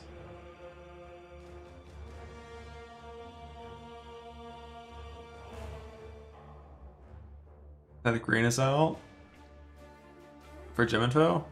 The thing with Kinetic Rain, the only way this skill is like properly good is if you can do area damage, area scaling shenanigans to make it have like crazy overlap.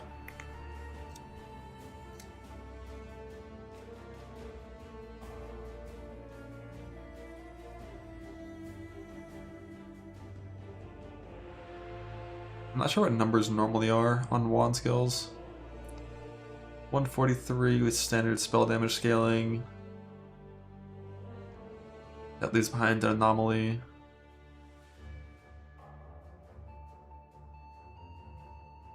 So like 300%. If you're getting 1 prod hit, 1 anomaly hit. But I think you should hopefully get a lot more than that. It really just depends on how the overlaps actually work. How do wand skills normally work damage-wise? Let's see. What is a good old power siphon? That one's a bad example because it has all the crit scaling stuff. Like KB has better spell damage scaling, 115, 155. Yeah, it just really depends how many overlaps. If you're getting if you're getting 3 to 4 overlaps of both the top number and the bottom number, that is a ton of fucking damage. If you get that.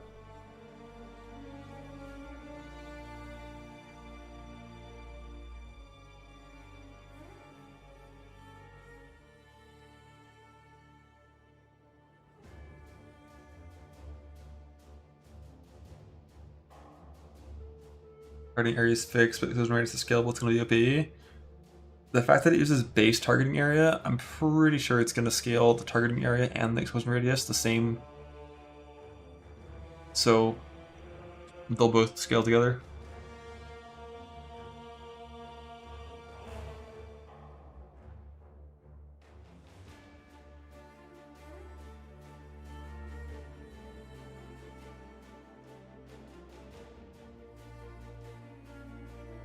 I need to find this one again. Assuming it's ROA logic. Drop one behind a boss and redirect the bolts of your army. They use that pretty early in this preview, right? An unstable.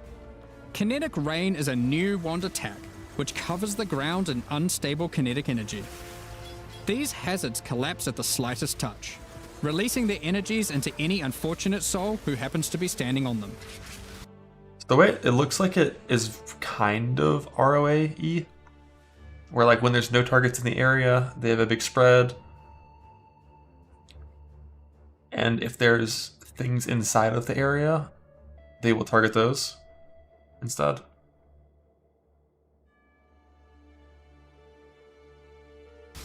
releasing their energies into any unfortunate soul who happens to be standing on them. You can see here like how tight it is around all these monsters. Unstable compared to kinetic here energy. when it's running with nothing in there. These hazards collapse at the slightest touch. It's much spread out. So it has some kind of ROA logic there where if there's things within its targeting radius, it'll go on them instead of being random.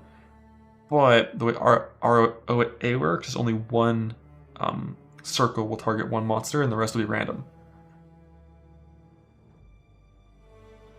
But it definitely seems like with the size of this,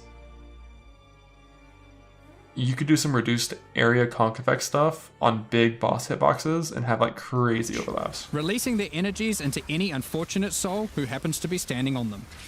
With enough projectiles and area of effect, an enterprising exile could carpet the world in dangerous kinetic force. Wall of Force creates a barrier but will explode into a highly damaged to access to leave behind those same orbs of shimmering energy that kinetic rain creates. One might ponder just how many orbs you can create if you were to use both. In 327, exiles will be... But the orbs being on the ground, if they aren't like instantly consumed, I wouldn't really count on them ever being consumed. Depending on the kind of content you're doing. No orb cap. The cap is 30 for the main skill, and then probably 30 more for the support is my guess. I don't think you'd use the support though.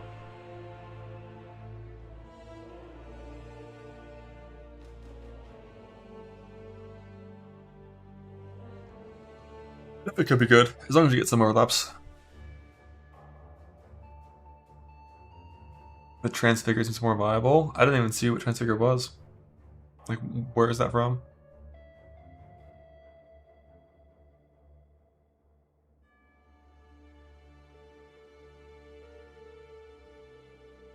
And that's a much bigger spread. Isn't the patch notes?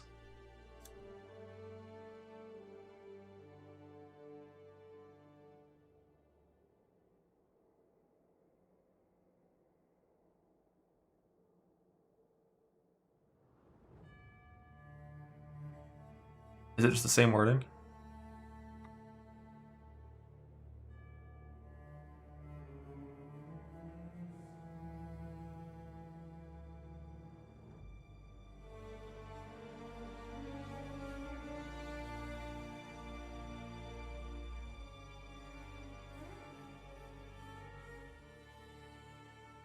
Oh, it doesn't lay behind this thing. Is that this one they had here? Because this version that this template uses right now, that spread is way bigger than the spread from the video. Although maybe the video already had conk on.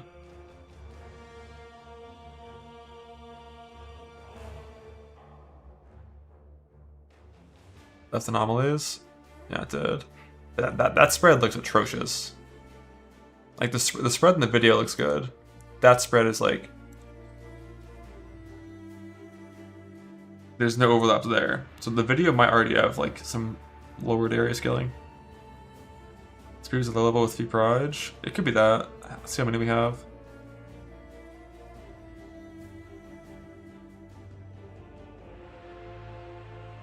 It is like a naked character, it looks like.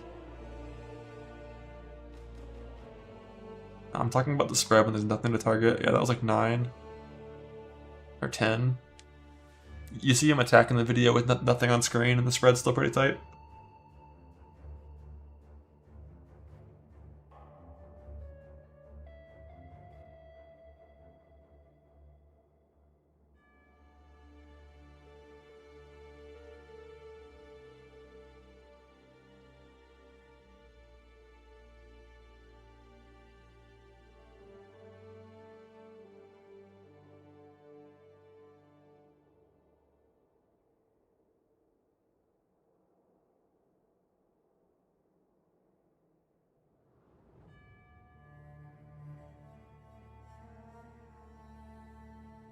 It is like 618. Yeah, it could be that.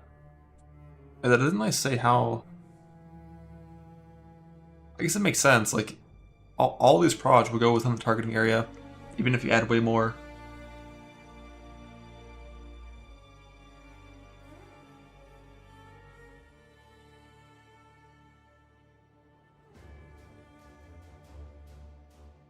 Drop one behind to any These head on attack, which covers the spawning. ground in unstable kinetic energy. These hazards collapse at the slightest touch.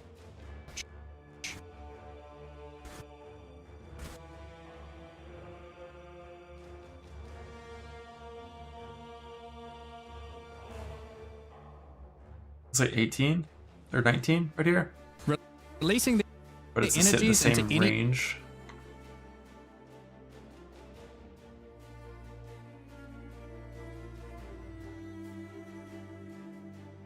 Is Kong go back to C?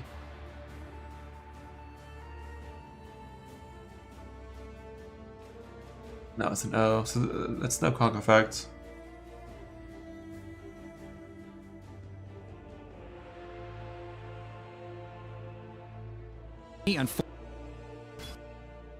is a new wand attack, which covers the ground in unstable kinetic energy. These hazards collapse at the slightest touch, releasing their energies into any unfortunate soul who happens to be standing on them. With enough projectiles and area of effect, an enterprising exile could carpet the world in dangerous kinetic force. Wall of Force creates a barrier of kinetic power, causing allied... You can alt-tab, but...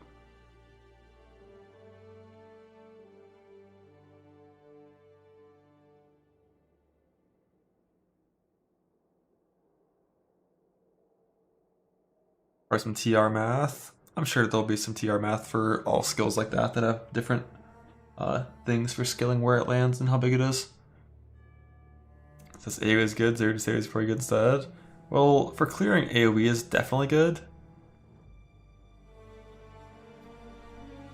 Because of how it targets. Because monsters in a pack are, typically a little bit tightly condensed, and this skill naturally targets monsters that are there. It's not a full random spread. When you have a bunch of increased area, even though you're increasing the targeting range by a lot, you're still going to have a dense spread on packs of monsters. And then you're going to get more overlaps. But then for single target, you actually want less. Because monster hitboxes are not a pixel, they have a mass. Theoretically, if you had enough reduced AoE, you would have full overlaps. The reason that's not the case for Earthshatter, and why you always want more area on Earthshatter, is because of how it interacts with walls. Because it stops when it hits a wall, it means you get to benefit from the increased area without having the detriment of a bigger spread.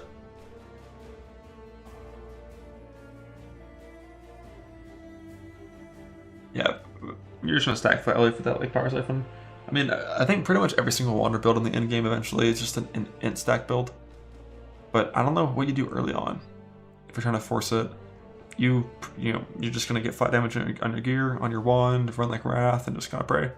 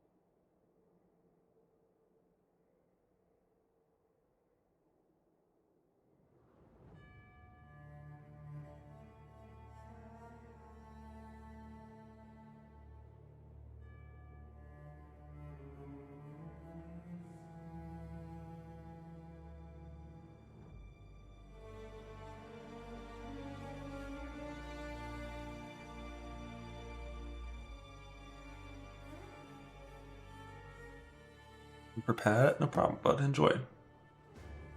Yeah, what was the light radius shit someone was talking about? I didn't actually read to change this. 2 to 5 fire damage to attacks for every 1% your light radius is above base value. I didn't think this stat was very scalable.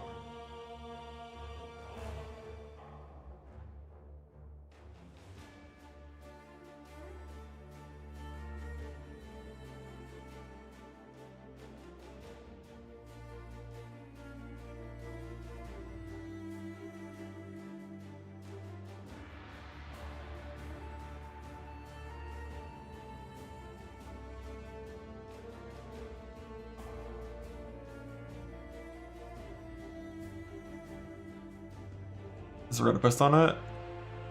Let's see it.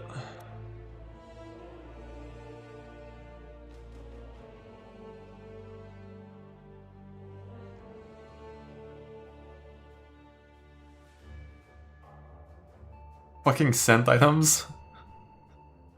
What is this? How does he have 4 rings on?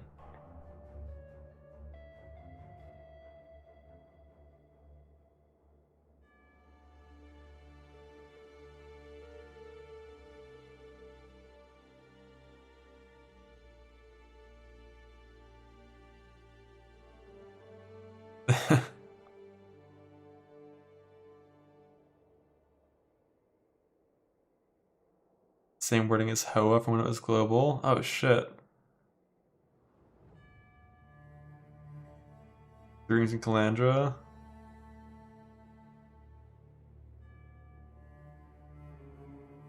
I mean, I think it's 2 rings without the Ascendancy. It's Symptom plus it, plus the Light Radius Accuracy Hybrid. So if you had the Ascendancy for an extra ring at the cost of just a measly amulet, it could be good. 4 makes sense.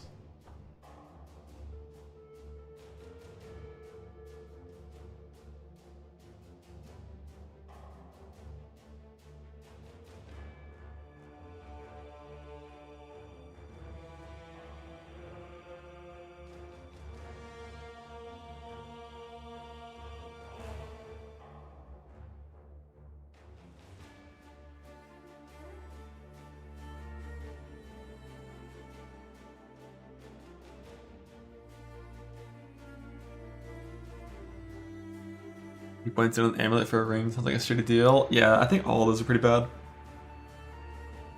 Like, pretty much all of those are about the power level where they would be, like, okay if they were free. The only real scenario where I think any of them were going to be good is in, like, hyper endgame heist, like, mirrored rings. Or with, like, some unique ring setup where you just, like, you have to have a bunch of rings.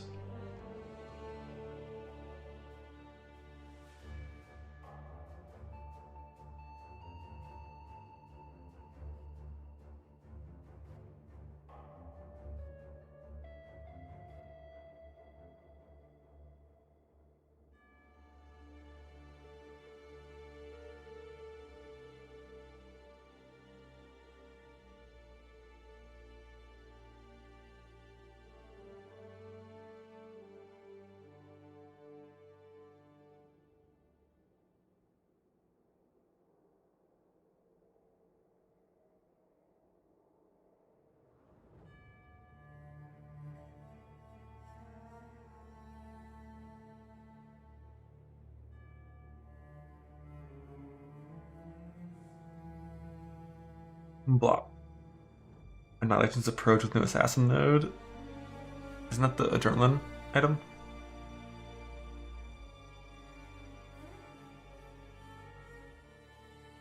Still run tincture with the no utility class 1. 2 tinctures, warden, 2 life class 1 mana pot. Let's go. I'm starting slammers. It's very likely.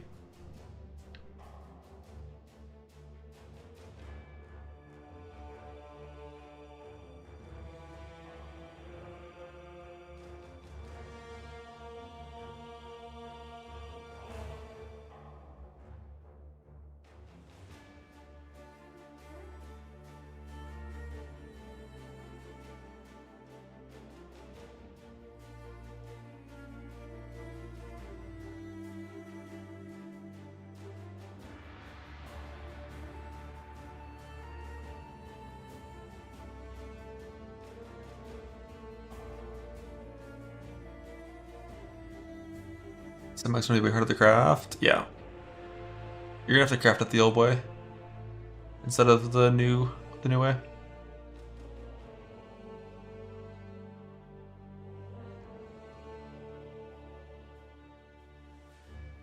Self-chill tech and Nemesis. Yeah, you could.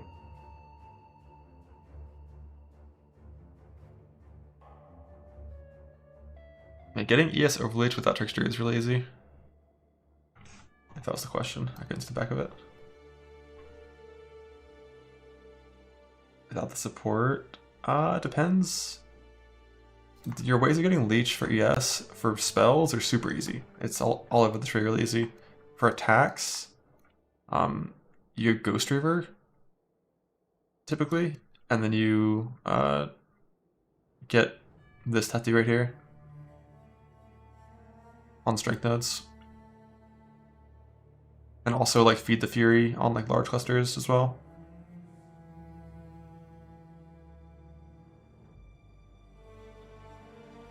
Like a bunch of locks. Now the old way of crafting is with imprints. You imprint it, regal it, chaos for percent increased, and feed your woke orbed percent increased attributes, feed your amulet into it, win a 1 in 3 annul, and then win a 1 in 10 reforge influence. And if you fail at any of those steps, you use the imprint back to magic and start again.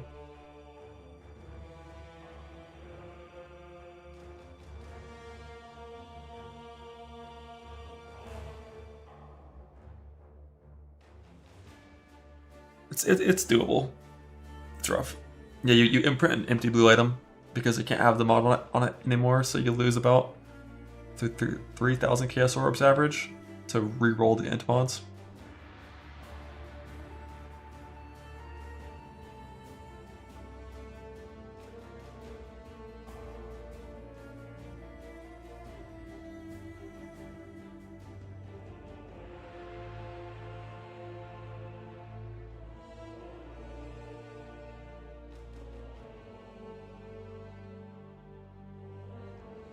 How much sanity? Not, I mean, if you're farming fucking 150,000 blue juice and 30 woke orbs, frogs, and Oshabis, you're not sane. 3,000 chaos is nothing at that point.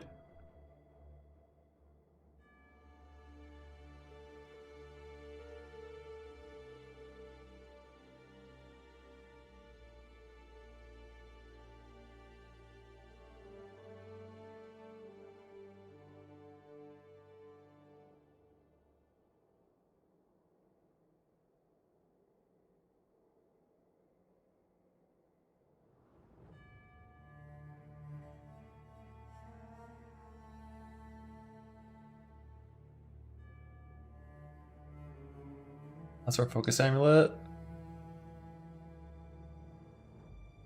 Oh shit. Just recombine it. Have fun.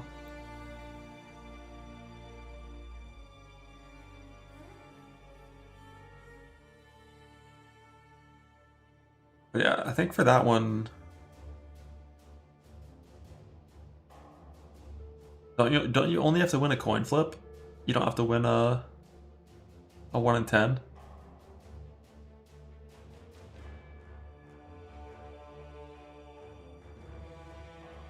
You don't want a third mod? Yeah. Like +4 crafted suffix is what I normally went for on those, I think. Or like, you know, Lock Hunter Exalt or some shit.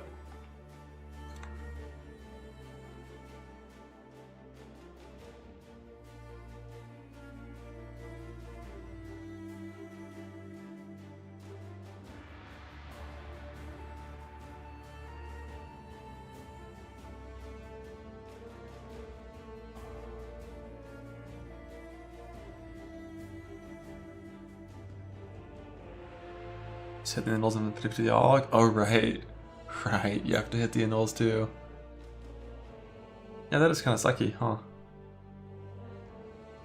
But like, would you rather farm like 20,000 chaos? Or all those woke orbs?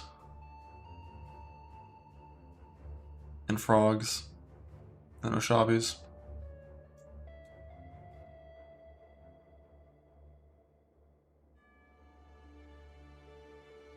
Isn't guarantee +4 only chaos? If it's any of the other types, you have to cannot roll attack, augment, and then it's a coin flip on the augment, I think. And even for the chaos one, you'd have to annul the suffix still to craft what you wanted. Right? Oh wait, no, because you can just previously have changed augment. Yeah, chaos easy. The rest rough.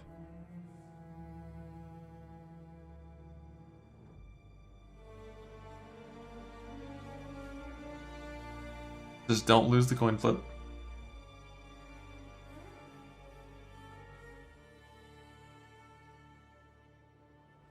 Right on the pair with thinking about light radius builds? I'm not.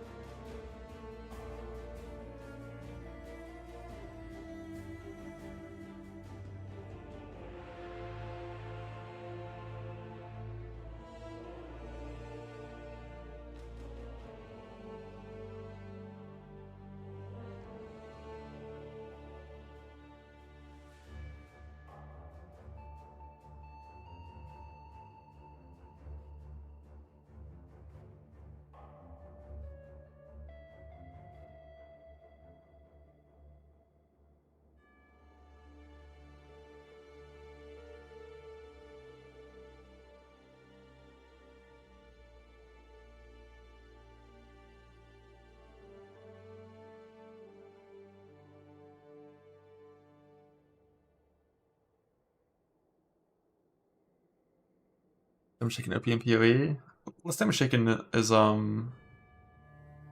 usually worse than reduced damage taken because it can't stack. But it also has the benefit of not being offset by like increased damage taken from like shock and intimidate and stuff.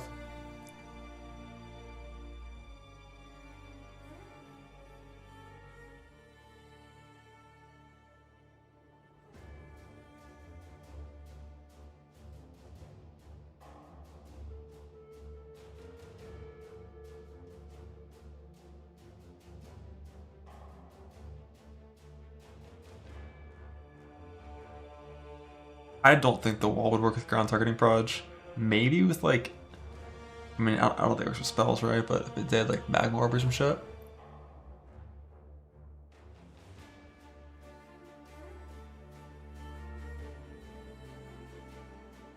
The bottom right's the most depressing. You're right, you're right. Let's go to the good part of the tree to look at.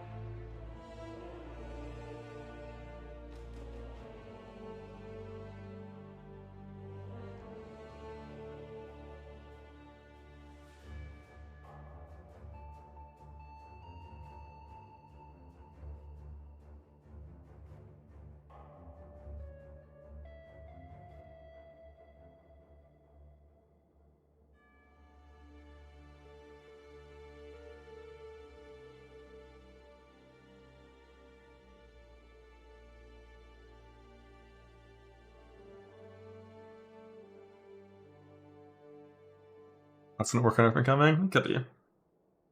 Unique to crayons that's I'm most excited about. I haven't really thought about too many yet. It's only ground drop uniques, right? I feel like most of the uniques that I hear about are like not ground drops.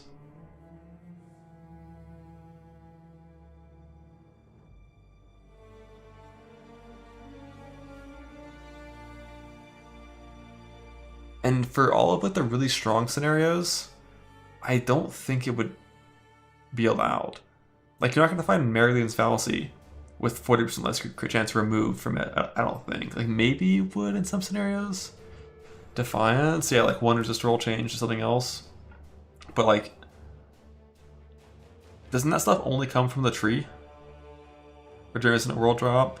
Well, I think Breach drops being Foulborn makes sense, because it's like, Breach is the mechanic that's causing Foulborn. But for everything else, it's only world drops, right?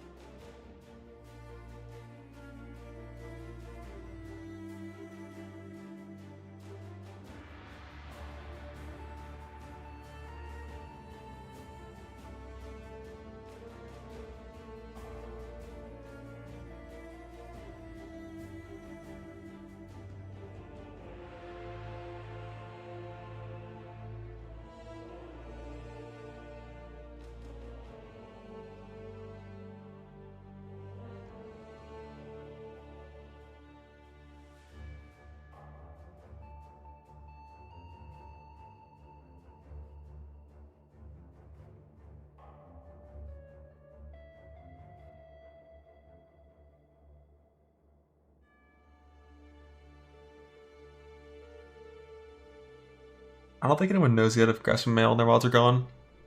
My assumption is they're still going to be in the game the same they are right now, and rings are going to drop the same way, but like, I'd be surprised if they were just deleted. Express still mandatory for like any self-respecting, really good in-game build. You probably want to find a way to have it. Still, yeah.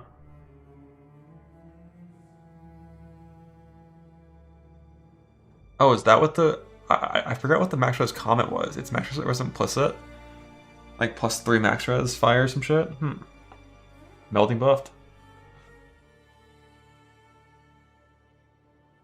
Out of the BRB 1 minute.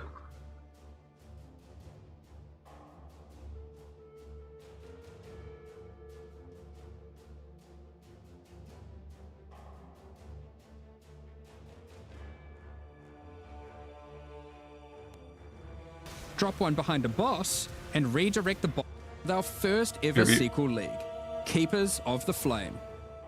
This develops every aspect of Breach, adding new layers to discover. Richer lore, scarier bosses, and entirely new mechanics. That said, this is still Breach, so you will still be opening breaches and slaying hordes of otherworldly monsters. The Breach Lords have found the means to stabilize the connection between their realm and Rayclast. Now, with their grip tightening, we learn their true goal in our world: conquest. The threat they pose has now escalated to home soil. On the coast in Act 1, you'll encounter Aelith, the founder of the Keepers of the Flame. This is a monastic order sworn to defend Rayclast from the Breach Lords. The exit to the Mudflats has been barricaded by Hiveborn, Breach monsters that are working to claim every inch of Rayclast. Aelith can grant you a small spark of the power of the Flame, allowing you to blast away their barricade and move onwards. Once you enter the Mudflats, you'll find it infested with Breach monsters. They appear to be constructing a kind of hive, creating strange shapes and structures that absolutely don't belong. Time to purge them with fire. Aelith needs you to protect her as she empowers the Flame to do so. Hold off the assault long enough, and she'll be able to demolish the hive with cleansing flame. In other areas, the gap between worlds is strained. Here, you'll find a more familiar encounter with a new twist. A massive breach hand sunders the space between dimensions, and touching it will open an unstable breach, causing monsters to flood in. If you can slaughter them quickly enough, you can stabilize the breach. This brazen action can draw the attention of Vroon, Marshal of Zesht, who will do everything it can to stop you. Defeating this boss will permanently seal the breach, severing another connection between the Breachlord's world and Rayclast.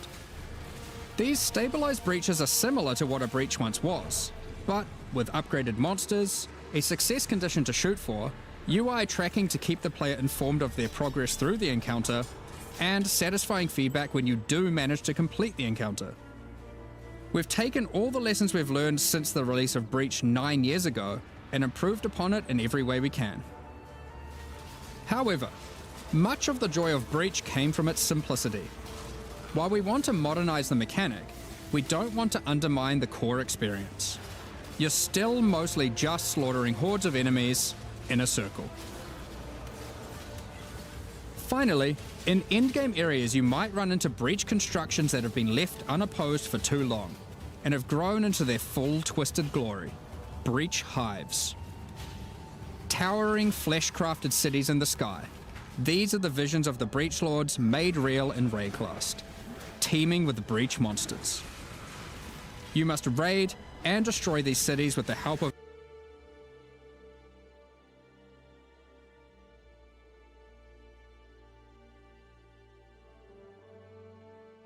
Aelith, just slaughtering hordes of enemies in a circle. Find a more much of the joy progress through the encounter and satisfying feedback when you do manage to complete the encounter. We've taken all the lessons we've learned since the release of Breach 9 years ago and improved upon it in every way we can. However, much of the joy of Breach came from its simplicity. While we want to modernize the mechanic, we don't want to undermine the core experience. You're still mostly just slaughtering hordes of enemies in a circle. Yeah, the density is still pretty Finally, decent. in endgame areas you might run into breach constructions that have been left unopposed for too long and have grown into their full twisted glory. Breach hives. Towering flesh-crafted cities in the sky. These are the visions of the Breach Lords made real in Rayclast, teeming with breach monsters. You must raid and destroy these cities with the help of Aelith and her flame. In some of these hives, you may even encounter some of the Breach Lords themselves, Only in some of them, who will not be happy you're intruding on their planned conquest. Now, let's talk loot. Like right off the bat, that's a pretty solid amount of density spawning around you. Of course, being an exile is hard work, and you're unlikely And then to it slowed help down a good entirely bit. out of the goodness of your heart. Fortunately, Aelith has power and rewards aplenty, born of the Breach Realm itself, to offer you for your assistance. Help her, and she'll bring you to the Monastery of the Keepers, the hallowed halls of her order. Here, you'll find the Genesis Tree, the growing heart of the Keeper's power. On interacting with it, you'll find that this tree has a tree. That's right, it couldn't be Path of Exile unless the tree also had a tree. More importantly, the Genesis Tree is an engine of unholy creation, and a profitable one. As you complete breach encounters and work more with Aelith, you'll be able to grow the Genesis Tree larger and larger, sprouting additional limbs. Each of these limbs, you'll notice, has their own inventories. These can be used for an unusual method of crafting new items. Green is red. Oh shit. Oh shit. With this system, you'll be able to grow currency, uniques, equipment, and a new kind of otherworldly item, grafts. Grafts are breach hands grown directly from the Genesis Tree, born of the same flesh and sinew as the invading monsters. These fuse directly to your body, in a completely safe process. Don't worry about it. With grafts, you can harness the power of the breach. Some provide passive benefits like this, or this, but they can also grant a wide selection of powerful skills. These graft skills can provide a flexible way to fill gaps in your build, offering everything from damage to potent defensive buffs and crowd control. For example, the Battering All Graft will call massive arms to erupt from the earth, stunning all those they hit. For some additional pack clearing power, you could consider the Squalling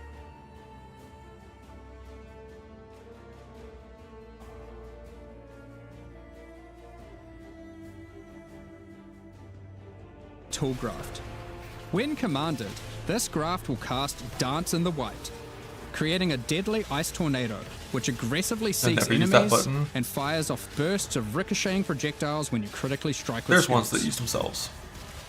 For some further utility and a useful buff, work on the first one.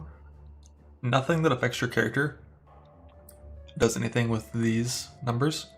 The only way to increase the damage of this stuff is by debuffing the target with things that reduce its resist, increase its damage taken, things of that nature. And also, modifiers on the hands themselves can also affect the skill they use. So you can get like Ignite Chance and other things. We haven't seen too many options, but like this one is just like a buff. You press it, you get Radiant Ground. If you stand on that ground, you get some damage and you get lucky damage. So it's not actually there for some further utility and a useful to do buff, anything. Try out the Storming Ishgraft. And then there's a different one that basically is like call down a ring of cast on damage taken. That's a pretty big range. It's a ring, right? Yeah, so the middle here doesn't have a buff. It's a ring that has the buff. That's a lot of space to stand in. Any of this ground gives you this damage and lucky damage. Will leave behind the new Radiant Ground. Radiant Ground grants a potent damage buff to allies standing within it and makes their hit damage lucky. If you're simply after raw damage, look no further than the Erupting Zothgraft, which causes massive eruptions of fire where you command, which then re-erupt when you Warcry. There are a total of 16 different graft types you can grow, each with their own skill. You can even unlock a second graft slot as you progress through Aelith's questline.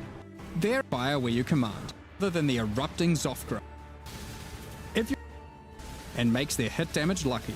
Ground the sky that will leave. This can be commanded to call down a ring of bolts from the sky, Storming Ishgraft. I think all these skills are instant. This can be commanded. Yeah, the 1 second's a lie, I'm pretty sure. To call down for a cast animation. Try out the Storming Ishgraft. There's a lot of skills that say 1 second that aren't actually 1 second. Can be commanded. Like, there's no animation, and it starts moving instantly when it's falling. To call down a ring. Yeah, I'm pretty sure the hand is the cast time, and you just command it. I'm pretty sure it's how it works. Ground command.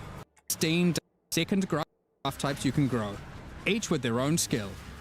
You can even unlock a second graft slot as you progress through Aelith's questline. So feel free to mix and match Flesh Zone horrors to your heart's content. Also your means of feeding the Genesis tree. They aren't just here to make you stronger, they are also your means of feeding the Genesis tree, which needs constant supplies of graft blood to grow anything useful. You can do this by defeating breach monsters, which will leave behind blood that your graft will automatically collect. When you feed this blood to the tree, your allocated passives will be put to work. This section of the Genesis tree can be used to grow new grafts for you, which the Genesis tree will then birth in a gruesome display. How does that work? For you, this section of the Genesis tree can be used to grow. So level 68, growing womb gift, requires that much blood. You put it in the tree. New grafts for you, which the Genesis and it's chilling, and then the button below will consume blood, which is currently stored in your hands, to fill it in.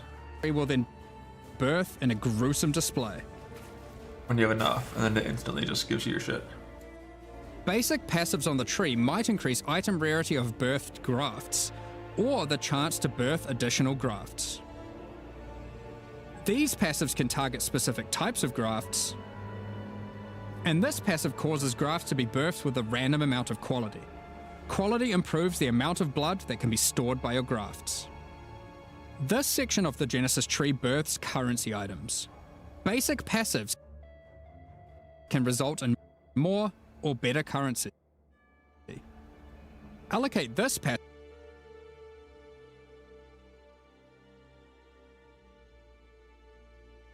passive to sometimes cause a shower of currency to burst forth from the flesh of the tree. That one requires a little more, level 76. Yeah, it's a bit gross. There's your blood. But working with the organic matter of a bunch of dead otherworldly creatures was never going to be a clean affair. Grafts themselves. So he has 2, you get 2 hands. This is a bigger number. A little bit longer duration. Like, that's a solid amount of extra damage. Assuming actually is instant, like every boss you walk up to and you press that, that's a lot of extra damage.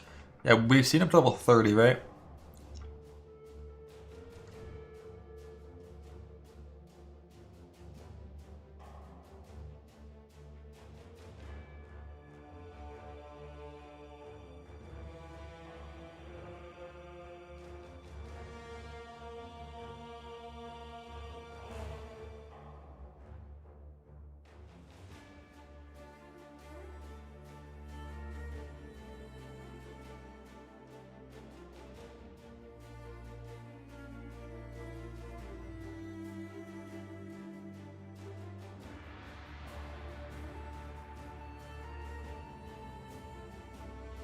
Are born of a different world, so are unmodifiable by most currencies.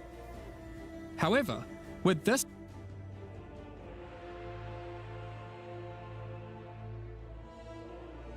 passive, the Genesis tree can occasionally grow fleshy mockeries of currency orbs. Yeah, that's pretty important. These function like augmentation orbs, regal orbs, or exalted orbs, but they work on your grafts instead of normal gear. Regal orbs. And that's a... Yeah, so these are 4-month items, not 6-month items. Yeah, I'm not really sure. My or exalted orb. Initial assumption would have been it's like some of the modifiers affect the skill and some affect yourself, based on like a prefix-suffix split for how like RuneGraph modifiers work. But they work on your grafts. Like we have prefix-suffix here. One, like, prefixes helping, suffixes helping the hand. Instead of normal gear. Yep. It's graft crafting. Like, we have 2 skills used by, and then 2 things that affect you. It could always be kind of like that, but things that affect you being, like... Because even it's a lavish womb gift. Like, womb gifting Genesis is what you put into... most currencies. Of creatures in the tree, right? Currency items. Basic passives can result in more or better currency. Allocate this passive to sometimes cause a shower of currency to burst forth from the flesh of the... So this one is lavish.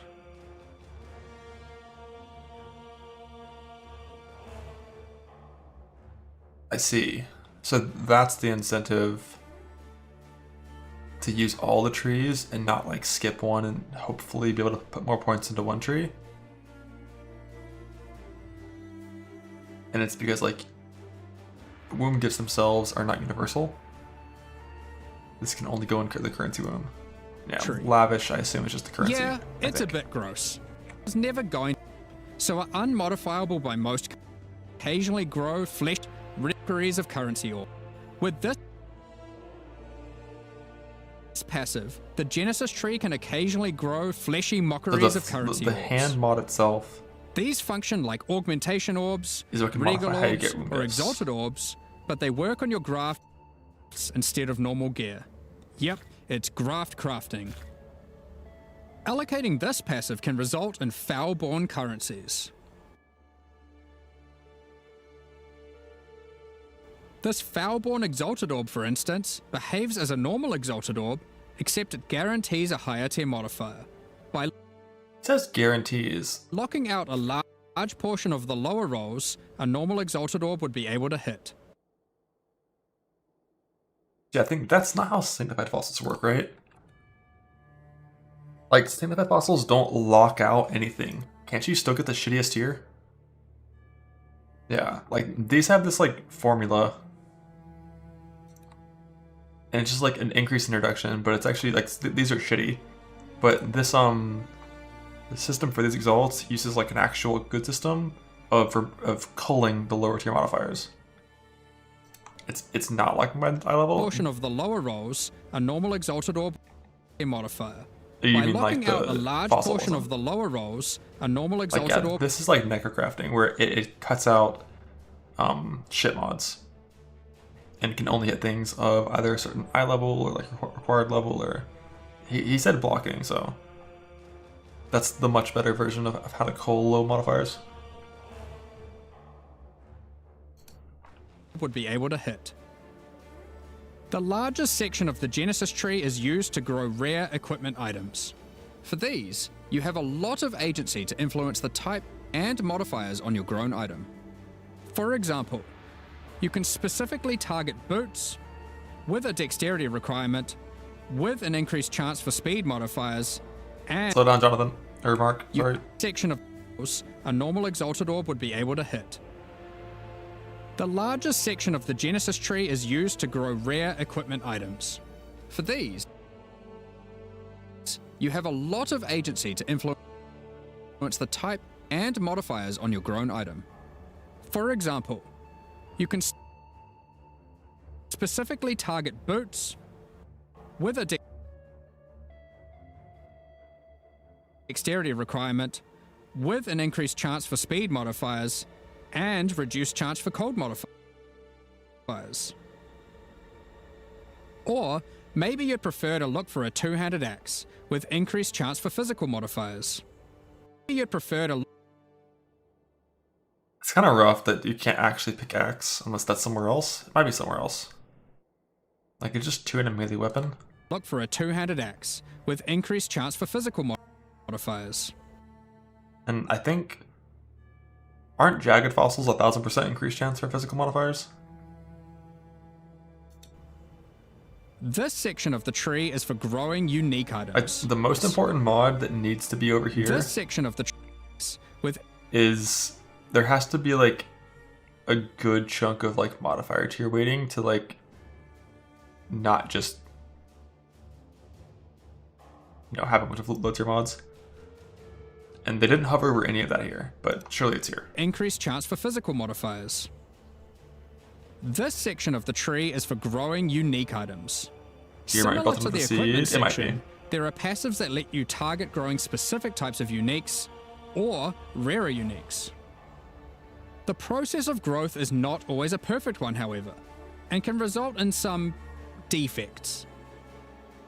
This passive can result in birth uniques becoming foulborn, which mutates one of the existing modifiers on the item into a new one, resulting in some interesting new ways to use that unique.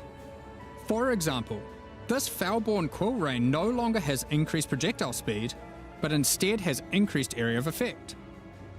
Another foulborn quill rain could replace the mana gained on hit with the much more powerful modifier where insufficient mana doesn't prevent your bow attacks. Here are some other examples. What did that remove from Zal's blood?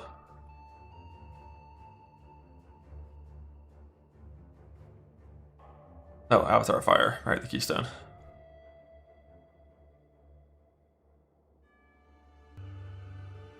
This passive even gives a rare chance for foulborn uniques to have multiple different modifiers mutated. I'm sure you'll come up with some extremely powerful uses for these. We'll leave it up to you to discover what this mysterious part of the Genesis tree can grow. So, ultimately, you'll be slaying masses of breach monsters, harvesting blood with the aid of your grafts, feeding that to the Genesis tree, growing some items and better grafts, and back again to the slaughter. As with all our challenge leagues, this league will come with a set of 40 challenges to pursue, and completing them will award you with the Keeper of the Flame armor set, allowing you to truly embrace becoming a monk and worshipping the Dreamer. Now, graft skills won't be the only new tools to play with. In 327, we're also adding a collection of new skill and support gems, called Bloodlines. Bloodlines. Bloodline classes are a new means of character customization in the endgame. They are secondary Ascendancy classes that are unlocked by defeating specific endgame bosses. They are allocated with your normal Ascendancy points, and you'll have to choose how many of your points go into the original Ascendancy and how many into your Bloodline class. This means there is a nigh limitless ability to mix and match here, as you could choose to invest just a couple points into your Bloodline, or max it out, and you could take any Bloodline with any base Ascendancy class that you see fit. To unlock your Bloodline, hunt down the endgame boss whose power you desire, and defeat them, or have a friend help, and claim the power for your own. There are 10 Bloodline classes to discover. Bosses who offer this power are typically associated with past leagues, giving additional reasons to engage with that league content. Let's run over a few examples. The Chaos Bloodline will be offered to you by the Trial Master, if you manage to succeed his final challenge. With his blessing, you can greatly augment your Vow skills in different ways. Priest of Yalmak lets you use Vow skills much more often, while Priest of Kopek makes it harder to build up Vow skills much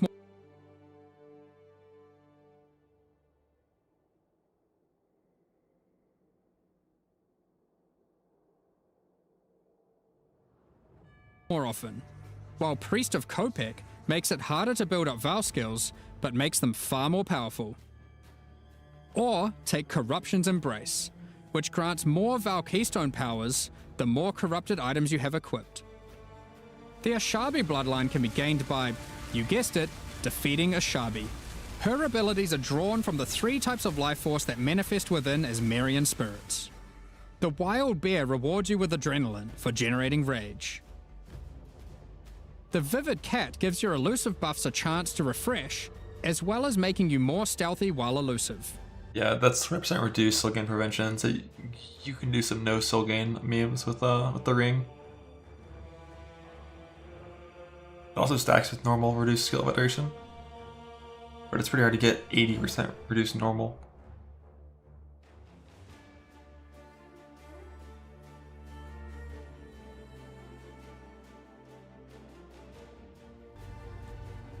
The Primal Owl allows your unleashed spells to reoccur many additional times, and get stronger for each time they reoccur. The Nameless bloodline comes from the King in the Mists. Be forewarned, his menacing power comes at a great cost. With the Unseen Hand, you can equip a 3rd ring, but you'll have to decide if that comes at the expense of having no amulet, no belt, or no flasks. Unlight Silhouette adds a hefty life cost to all your spells, but they deal additional chaos damage based on the amount of life spent. Of course, there is more to come. What powers might you glean from delving deep underneath Rayclass to fight all the Crystal King? What secrets can you learn from Lycia, Herald of the Scourge, waiting at the end of the Forbidden Sanctum? As you can imagine, there are countless possible combinations with the system. You could be a Slayer that embraces corruption and vile power, or perhaps you'll play an Occultist that doubles down on their dark power by integrating the Nameless bloodline. We are excited to see what crazy and 0.01% is then it's lootable. Yeah, those are pretty big downsides to get the extra ring.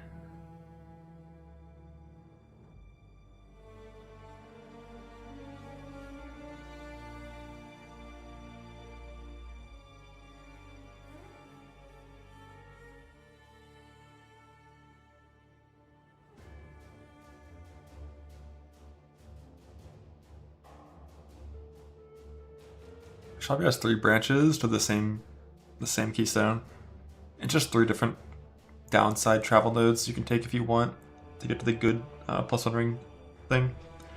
The thing is, how good is a ring really? That's nameless. Oh, right. Ashabi has 3. Ashabi has 3, but every single one of them is they're not synergistic at all. For the most part. Like Elusive, Rage, and then Unleash, they're all like very, very different. But you could, if you wanted to, take all 3 technically. And again, it's pretty good. until you're wearing like fucking either like synth jewelry or reflected like misted jewelry, I feel like 2 points are better than a ring slot on most Ascendancies. Before you even factor in the downside.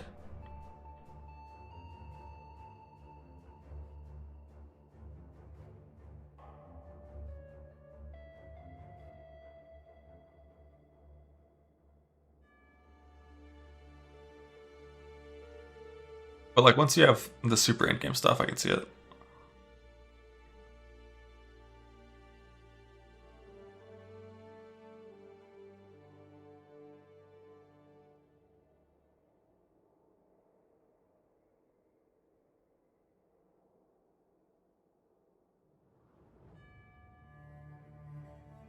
Time does this actually come out at?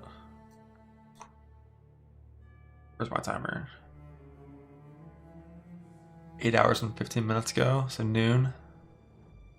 Or no. Yeah. Noon.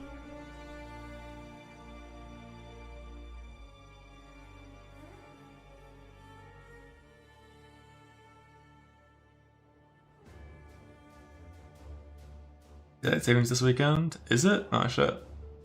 Well, maybe 1 then, maybe 11. I don't know how that shit works. Forward, backwards, all I know is it's illegal. 3 Ming cards. November 2nd? Okay, so it is noon.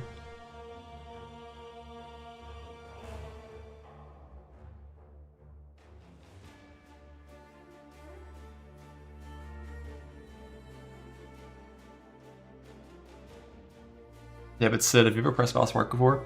That shit moves so slow. Like, even on Spark builds, I never bothered playing Valspark because it's such a shit skill. The punishment for being an insane meta-defining skill for like 3 leagues.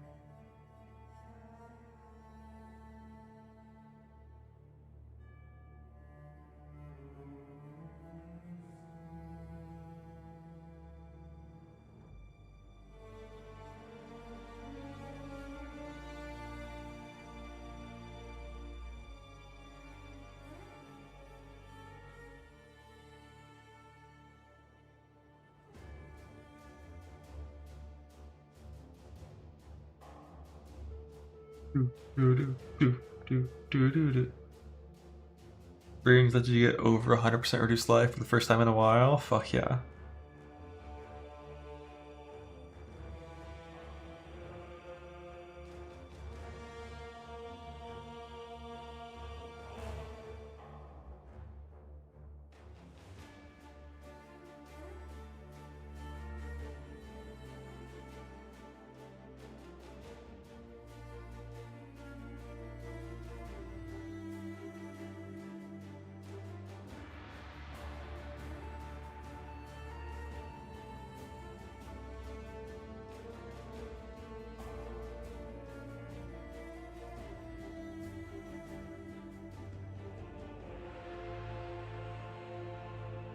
Or should I still meta? Yes, sir. Ellen Bean should be multiplied Valsar projectiles instead of adding to them. Oh, dude. I forgot about that. Because they're sequential. I'm pretty sure it works that way for Val Fireball too. Just what the new one bases have. Basically, they already had these in the game for daggers and staves. but there's an issue where, like, because wands are used by multiple different things, casting and attacking, having both caster and attack mods on one wand makes it really hard to roll one kind of wand. So for daggers, they just split them up, and like normal daggers roll only attack related things, like they're like a mace. Then rune daggers roll some attack related things, but they also have all of the spell mods, and that's going to be similar. Basically, those new wand bases, seemingly instead of just doing it behind the scenes, they're using the implicit to force it to only roll attack mods, which is unfortunate. Because you just like lose the full implicit value. But it'll just mean you come over here, you grab wand, and you click non-caster, and that's what you can roll. Instead of, well, you'll have 45,000 waiting at prefixes instead of 78,000. So you cut out like 40% of all prefixes that exist. And importantly, it gets rid of cast speed. So I think the only speed suffix is now attack speed for reforging, I think. Yeah, it makes it a lot easier to roll for like your league start wand. Oh, is prod speed here still? Fuck. Damn, bro, that's so awful. You just can't win. You just can't win. But yeah, for early to mid game wands, it's going to be a lot easier to roll on these. But losing that implicit, if that is the way they choose to implement it, does suck a lot.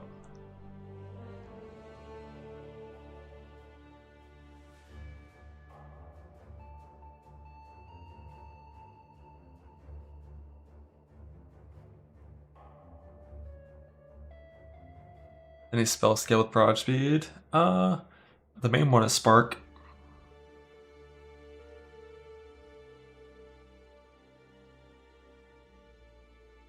I think caster wands can still roll attack damage. And the thing is, in-game attack wand builds eventually still want to be using wands that can have spell damage in them, in addition to having like a bunch of influence mods and shit.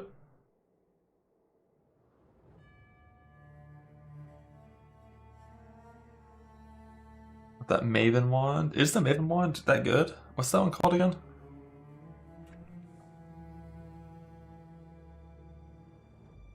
I know it got buffed a lot recently.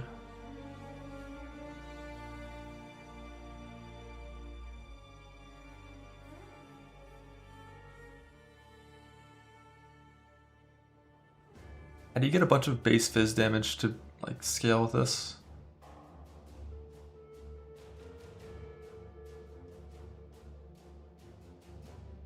Can you use this thing? Oh no, that's just chaos in this game. EBF clustering? Oh, I see. The mana stack one. Makes sense.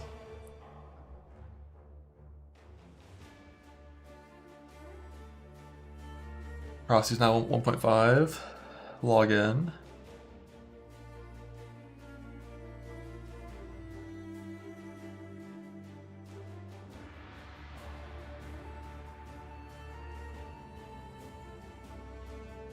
Base crit down, attack speed up.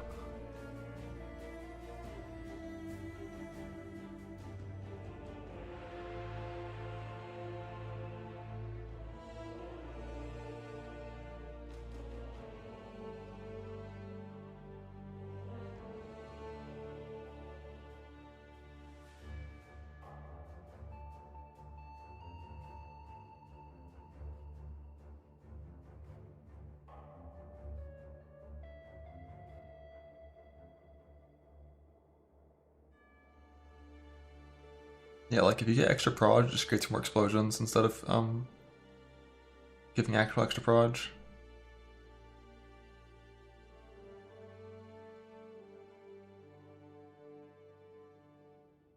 Is there another new update or just the alpha one?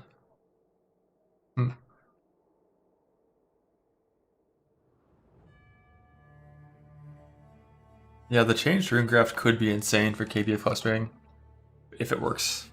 Like, fire's at most one proj, If that doesn't fuck with its extra charge scaling, this rune graft for KBA clustering is just free fork into chain. If it doesn't make it only have one explosion. But that's just based on how it's coded. Love to see.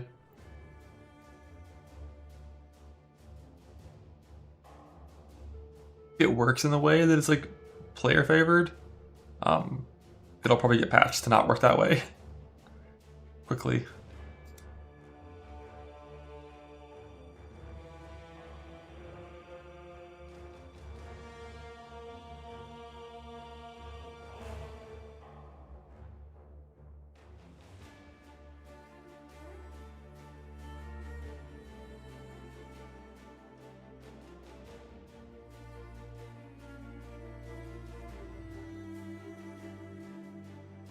At the end of the Forbidden Sanctum.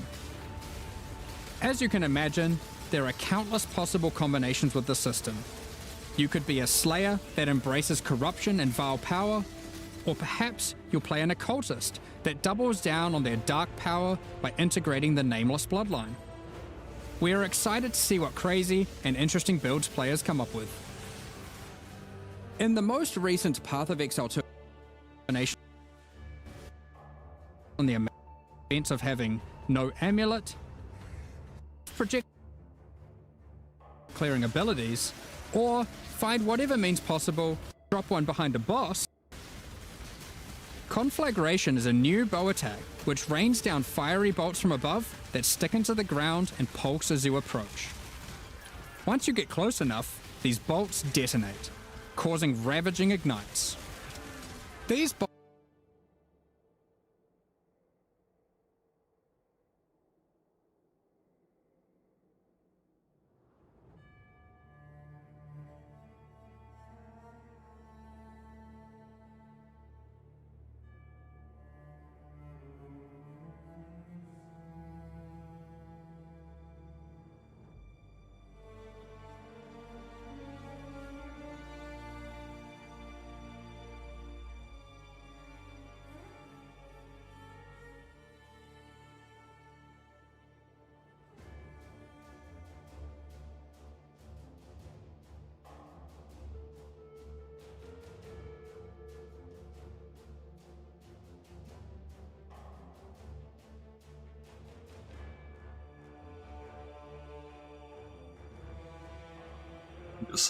I almost fucking yeeted my water off my desk.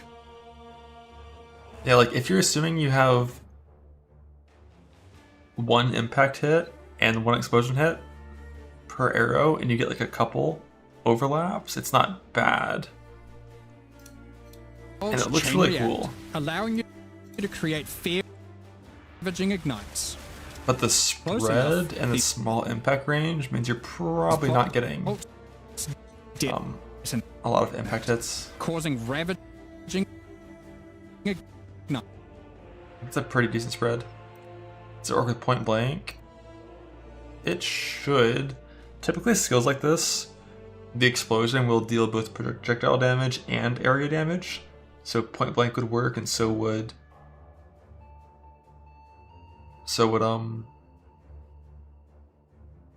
area. But I didn't already say that. Yeah, frame by frame is typically too slow on YouTube.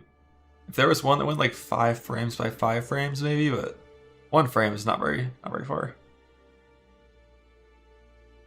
Yeah, if it lands at your feet, it'll explode instantly.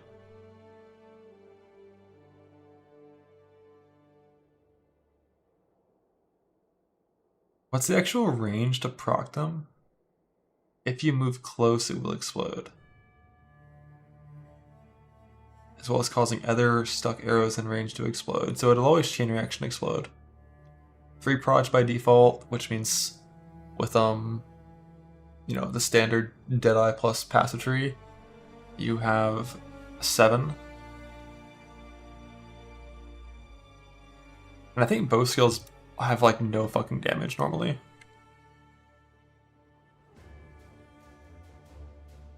Like 177 is what you're shooting when you're shooting your lightning arrows.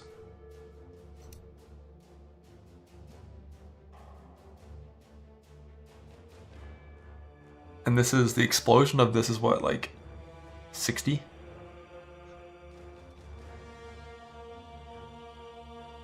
$64. So 3 hits barely does more damage. Well, 3 hits, I think 2 hits with 1 impact and 2 explosion hits is close to lightning arrow damage. But you likely would have at least like 4 or 5 with like 1 or 2 impact hits. But yeah, it's not the highest. Earth Shatter's 14.6 trillion%. For those that are unaware. Let's see if it's Storm Rain. Do you play base Storm Rain, or is it one of the different ones?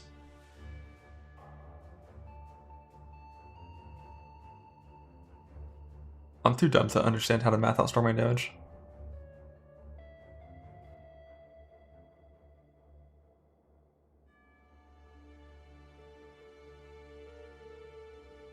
You play Conduit? Okay. That's the one with the cap up 10, right?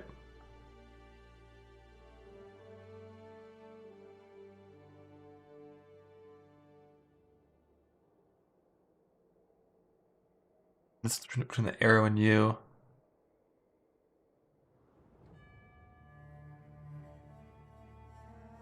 So every 0.41 seconds, you would do 900% weapon damage with no speed scaling. Doesn't it just get mana forge for a single target ship? Or do you do both?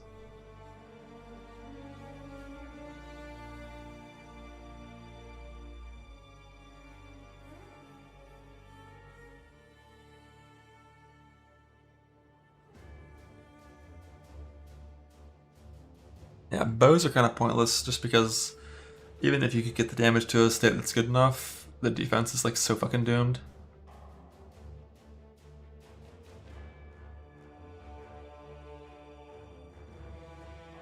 This is like...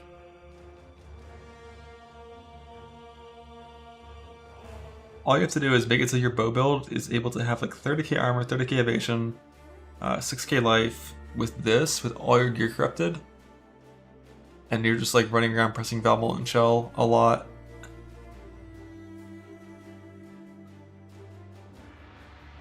With like some max res and life overflow. It's fine.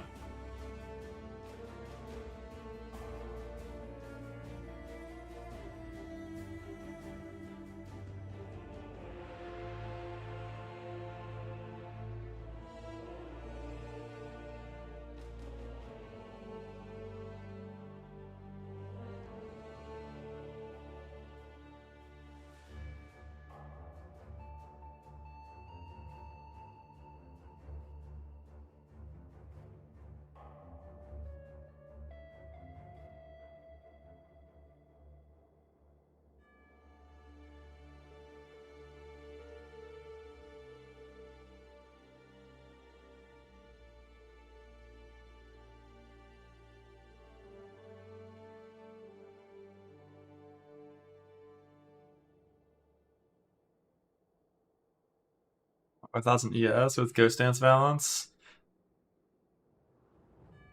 Yeah, that's not that much.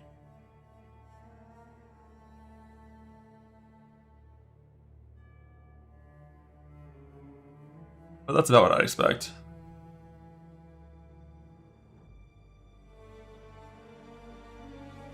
How you get life regen on bows though? Mage Blood, Flash Suffix, Zeo. GG. Solved. Gladiator and dump your last 2 labs in a regional bloodline ascendancies.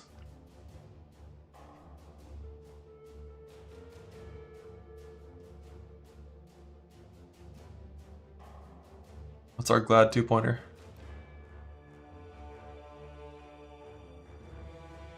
Lucky block and then get damage from bloodlines?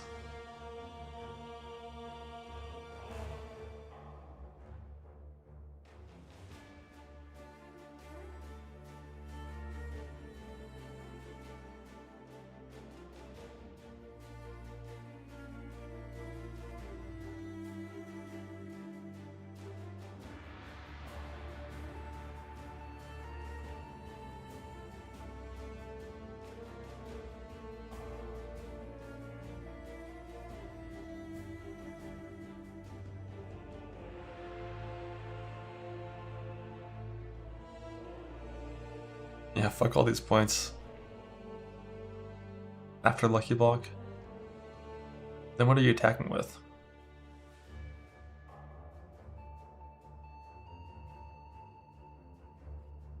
Going Kinetic Rain, its skill looks cool. It does look cool.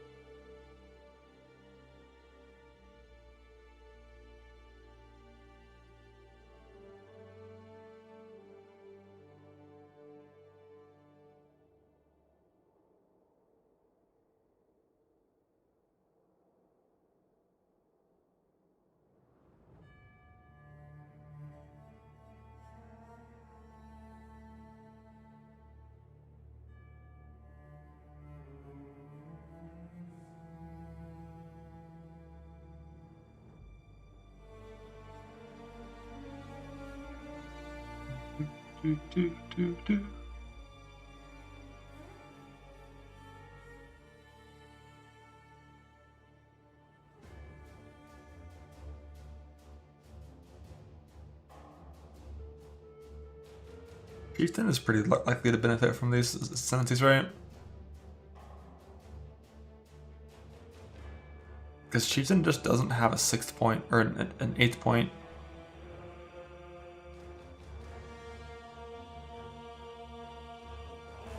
RF keeps winning. Because I don't think he really fuck with Ramako.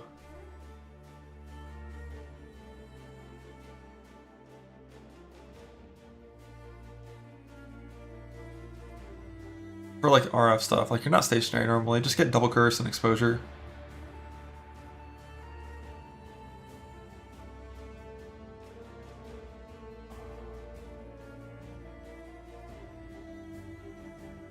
With enmity, that's the ring, right?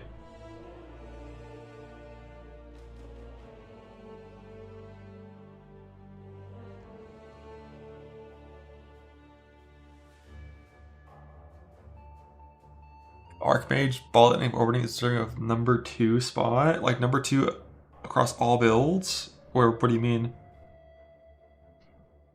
And specifically hardcore self-owned league start environments, it's definitely up there day one, like for sure it's up there. Like, slams are the best. But I don't know if Ball Lightning of Orbiting is better than some kind of Power Siphon Mind build. I don't know what Ascendancy you'd play it on after the Trickster changes. But, like, that build is still pretty good. It's probably better than that.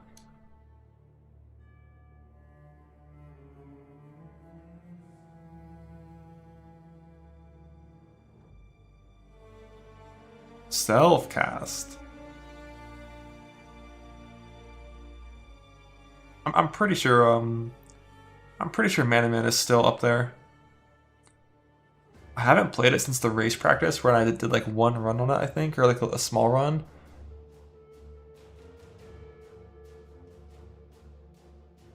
But it's definitely top 5. Without a doubt top 5. I would say like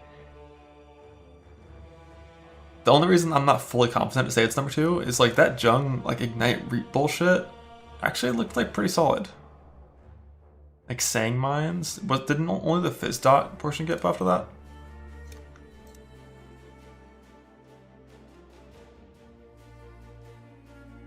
Yeah, for mines that part doesn't matter.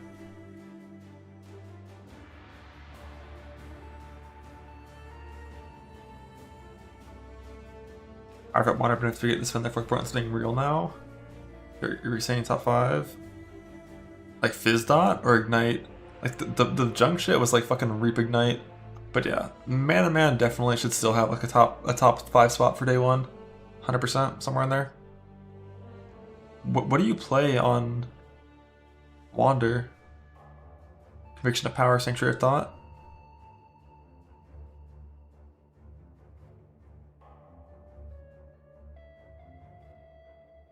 You're not Totem, so... And then you just get 2 more points back for something else. Hope for Bloodline works. There's gotta be a Bloodline for that build. That's something I would definitely be down to try. Because it has Mana Man defense without having Mana Man mana expenditure, right?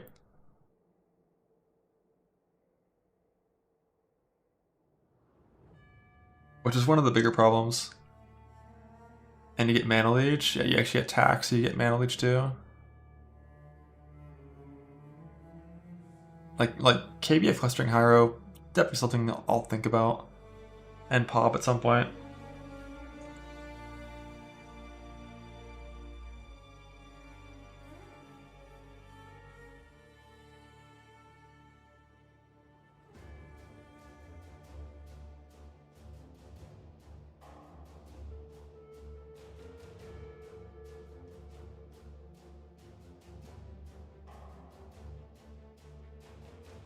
And figure out the rest. Like Slam's number 1.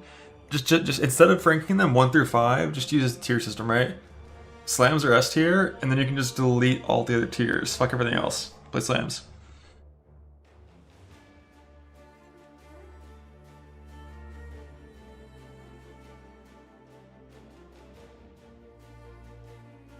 With Endagon. How do you have that much mana expenditure without Archmage? I guess Arcane Cloak always solves Endagon, doesn't it?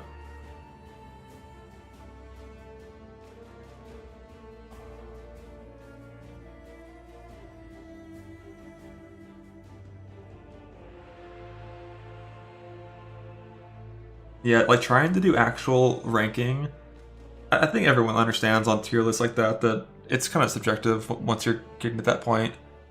Like everything that's kind of close to each other is going to be pretty similar power. But Slam League Start, with the current patch notes, is like, you know, just smooth sailing straight to 16s. Probably even straight to 17s in softcore.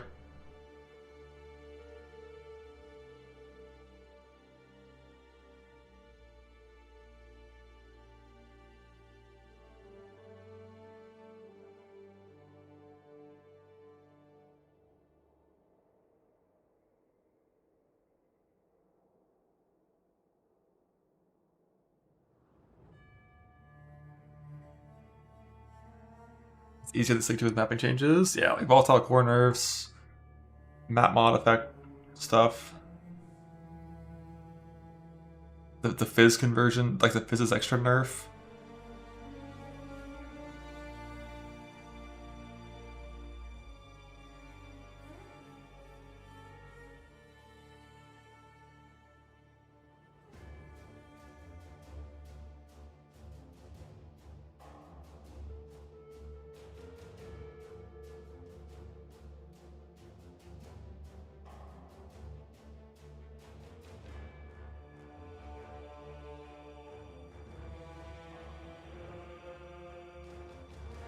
What Chieftain for Slam? So typically you don't play Slam Chieftain. Typically. It's like Fist of War isn't that good. The only reason that I would play Slam Chieftain would be if I was doing some Fire Pen shenanigans with the ring and this. And like there was really good Bloodline options for my last 2 points. Because like I'm not successing Warcries. I don't think Pops are very good without Ignite. And like everything else here sucks. Like Fire Pen, Ring, Bloodline could be a thing. I get. It's like this just doesn't have baseline chance to ignite, so even though I don't know.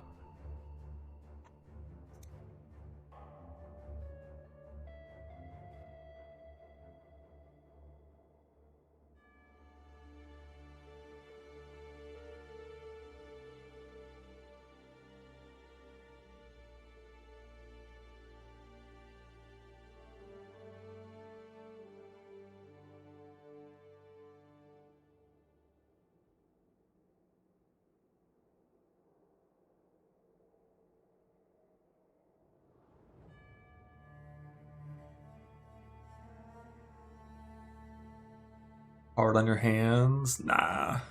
Full auto exert. Gotta fight in your Scuff Gamer until you down whatever boss. Oh well, and for the Chieftain thing, you need the ring as well. Fire Pen ring first. And then also the Bloodline kill, so it would just be like Zerker slams until then.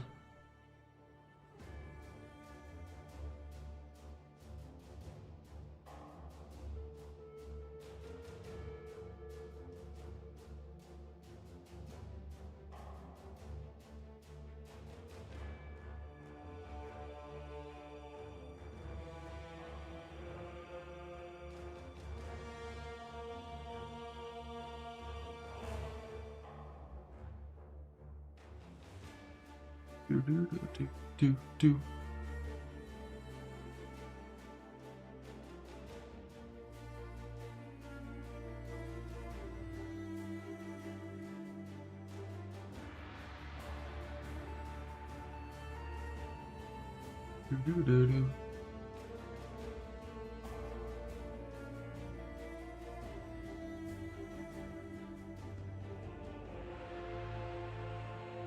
Swapping Rite of Ruin for Aspect. Swapping Rite of Ruin. I don't know, it's kind of weird. Zerkers have to path up here, right? Until they have crazy tattoos? Or no, they don't because they have Warbringer.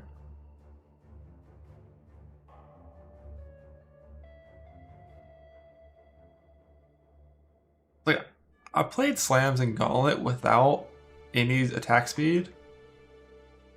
And it was fine. You know, I didn't need Zerker attack speed.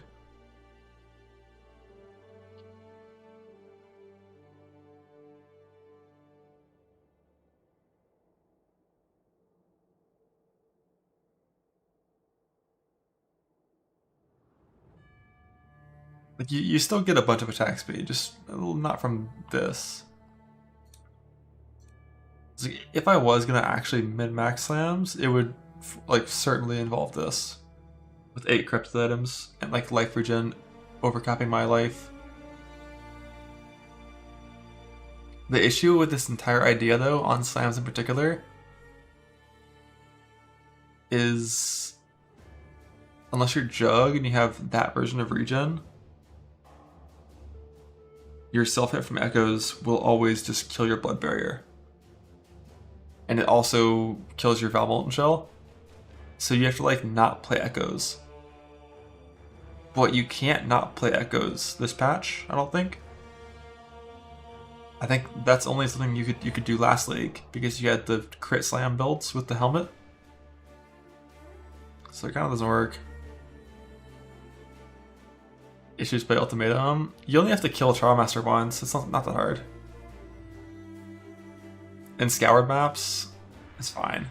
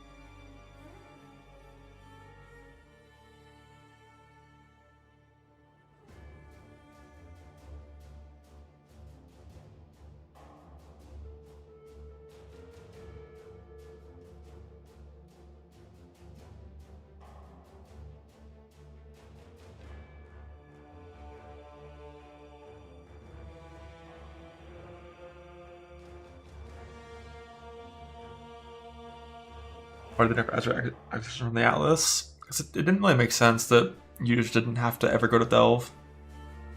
But Delve needs more than just being forced to go in there.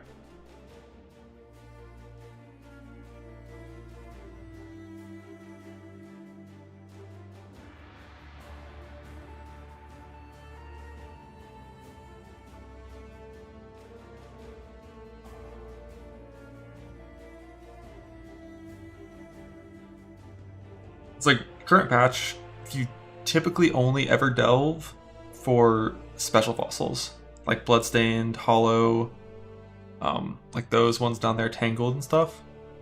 For everything that's not a special fossil, you get fossils from Expedition or Heist, or fucking Delirium or whatever, you harvest swap them and you get Resonators from the Atlas tree and you never delve. Well, that doesn't really make sense. You should need to delve to use delve content.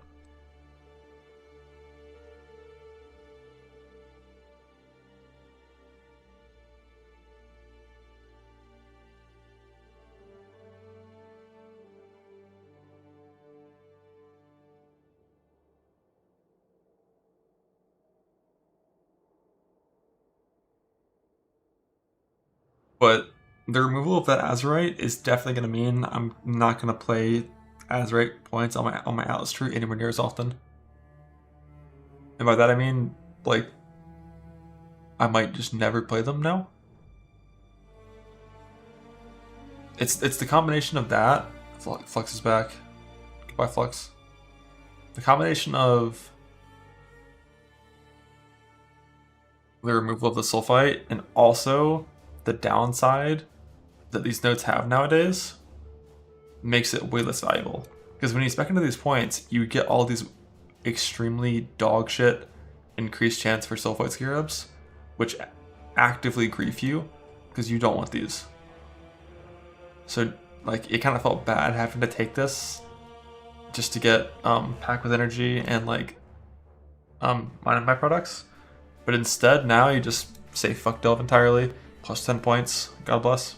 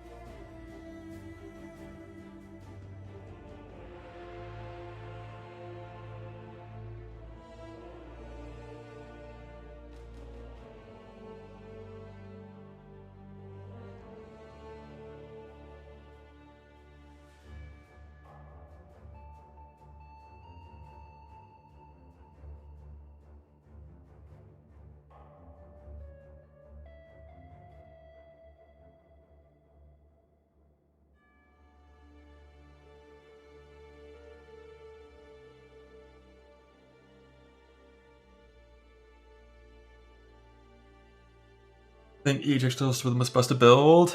No, I think that build, well, Trickster got nerfed a decent bit.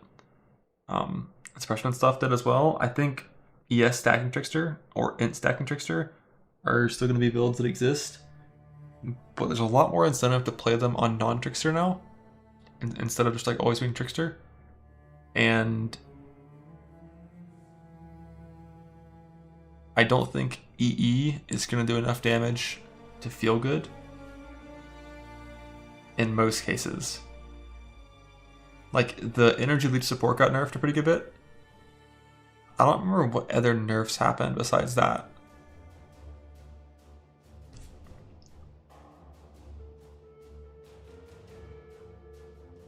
For damage. Like, Whisper's small nerf, but you didn't play that typically. Like, you did in some scenarios, but not often. It's still going to be playable, but like, EE Smite without Mercenaries was already like just like an okay build offensively. I think you're going to be very pushed into wanting to play Energy Blade now instead of the sword. And if you go Energy Blade crit, you'll do enough damage. Energy Blade crit Warden, say fuck Trickster, play fake Trickster with Ghost Shrouds. But then you have to press fucking Tinctures. I hate Tinctures. I love Tinctures, to be clear. I think they're sick. But I don't want to press them.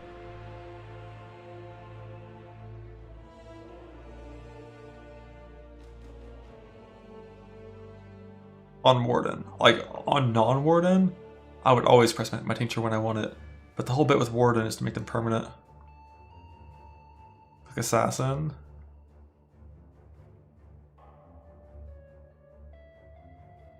I don't know, man. I don't know about that. I just don't know what skill to poison with on Assassin.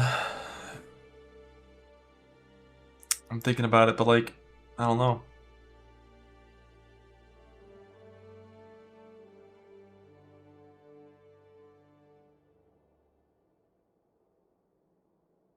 Bar, please.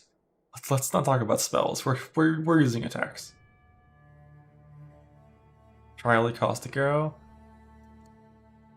Did that skill get buffed since Affliction League? Was it base or of poison for that? It's of poison, right? For higher hit? Because I remember watching this build in Affliction League when we had all damage get poison tinctures. And it was like mediocre.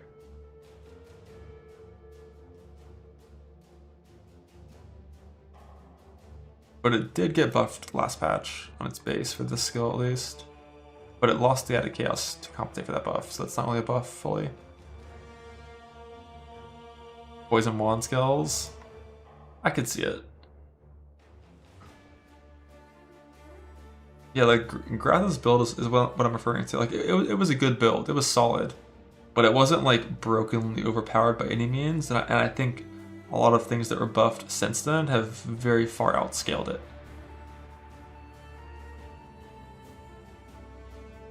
Like slams.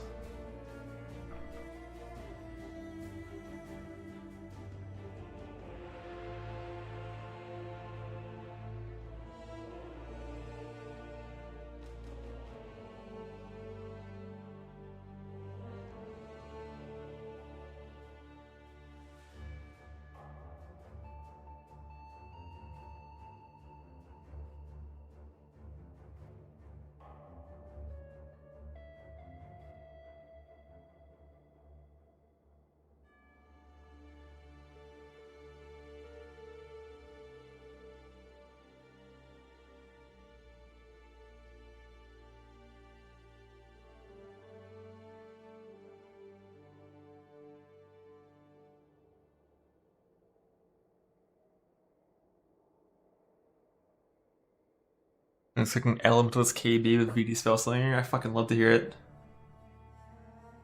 The bug out defense is nerfed. Yeah, that's like the one of the biggest problems with trying to play anything bow right now. Even if you can solve the damage, the defense is so hard to solve.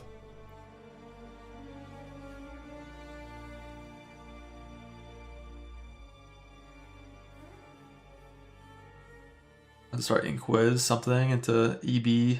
Cast on crit and quiz. I wonder if it's possible to make that have defense.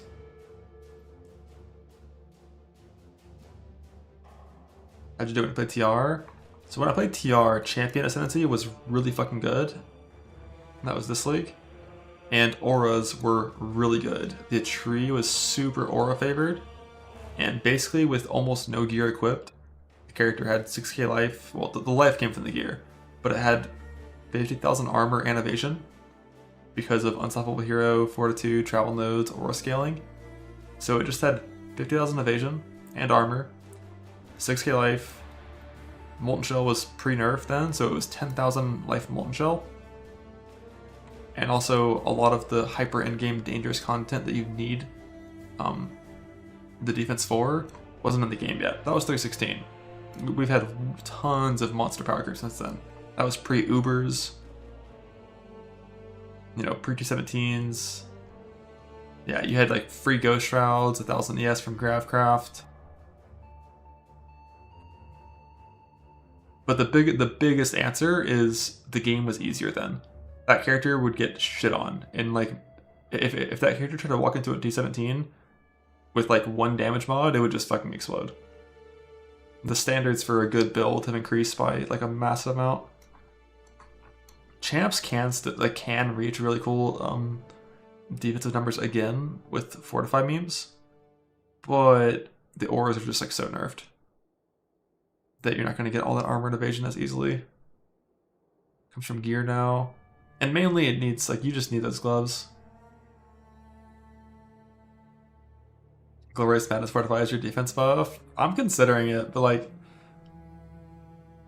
because that would be cool. But like all the max fortifies over here, so how do you play anything that doesn't attack like melee builds over here? But running around on a champ with like, if you use the Glorious Madness boots, aren't you running around with like 60 fortify?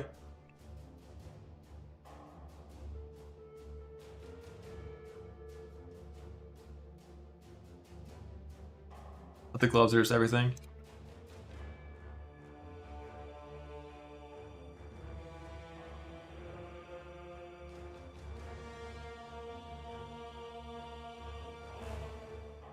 We run base with gloves, madness, and the nodes, and then it's what, like 3 on the amulet?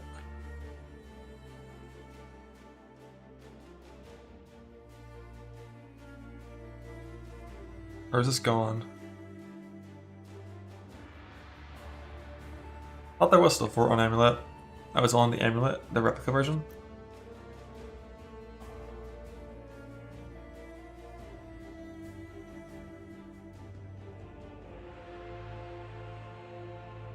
What even is this? Replica badge. So then you also have to have a bunch of endurance charges.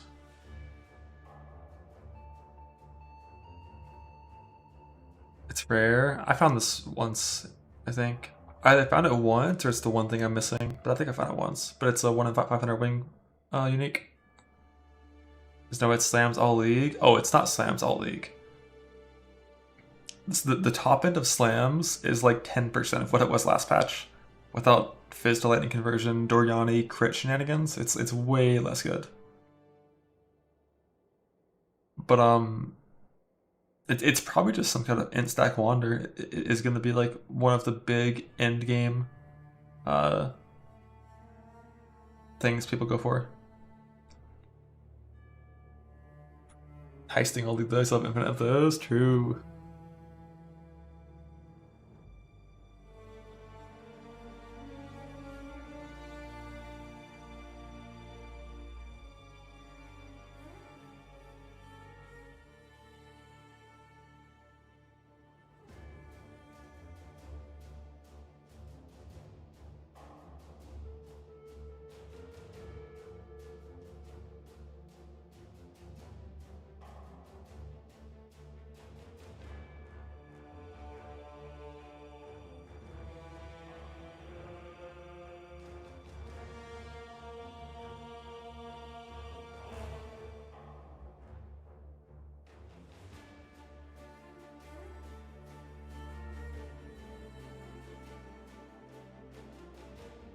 It's gonna be hard as well to get for Intcraft. I'm pretty confident I could farm the mats required to make an int stack simplex and self-found. So I'm not too worried about it in Trade League. Priced out of it, definitely. It's gonna cost more. But it's still a craft that has a semi-deterministic way of doing it. It just costs a lot. Like the old imprint craft still works the exact same, except you have to use some extra chaos orbs. You don't want to wear that much Cyrus? Yeah.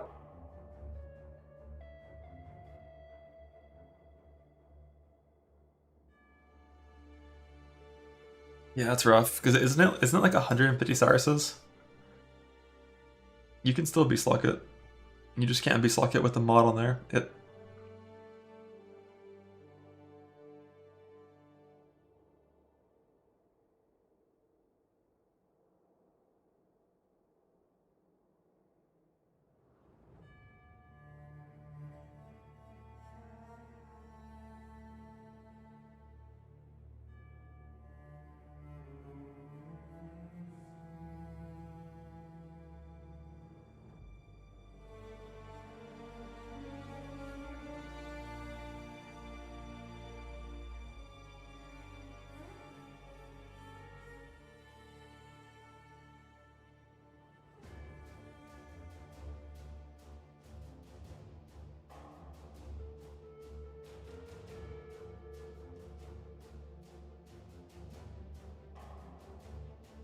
The breach trees only have a crafting graphs, right? That's what all we've seen on the breach tree is use it to craft.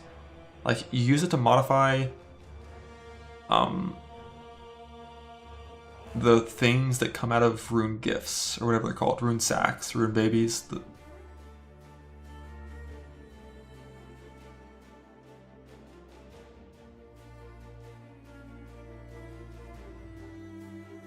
The rune womb.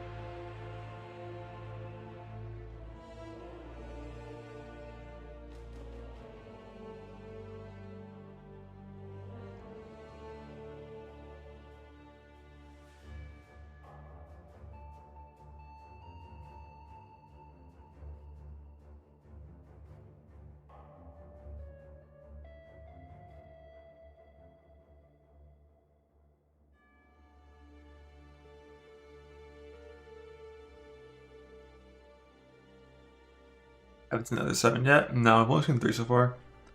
How good is the minion attacks now always hit? It's good enough that I'm actually a minion main now. Me and Gaz are doing a collab coming out tomorrow on the best minion builds in the game. Check it out.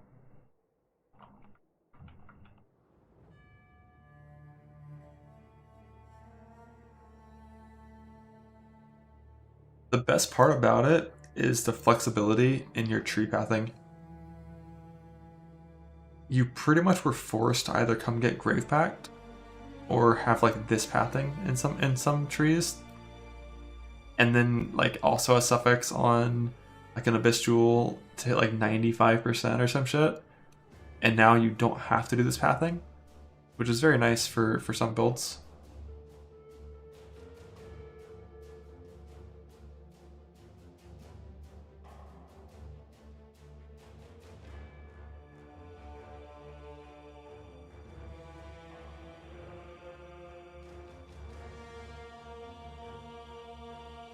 I mean, if minions seemed good, I'd play them.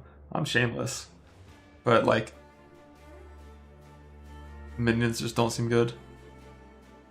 Unless it's like a 6 Spectre.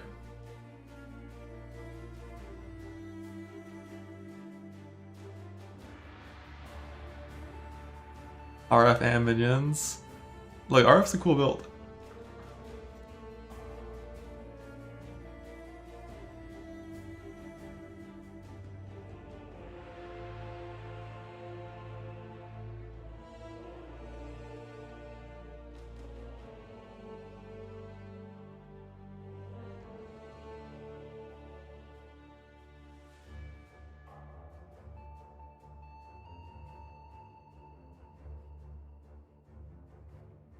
The thing that really sucks for minions is like most minions' problem. It's not like they just need some numerical buffs. They're just fucking stupid. And the reason why mercenary supporting is so good is because mercenaries aren't stupid. Monster in front of you, attack. Like that's how mercenaries work. But then on minions, they're actually just like fucking brain dead. You'll just watch like an absolution minion walk up to a monster and look at it for like 2 seconds for no reason. Like use the one ability you have, please. But for the guy that's talking about Alva, this is why Alva's dead, not the risk change.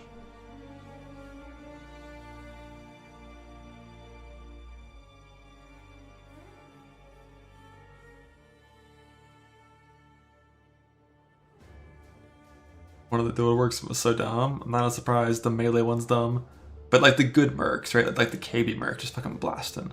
Blasting. Just Holy Relic.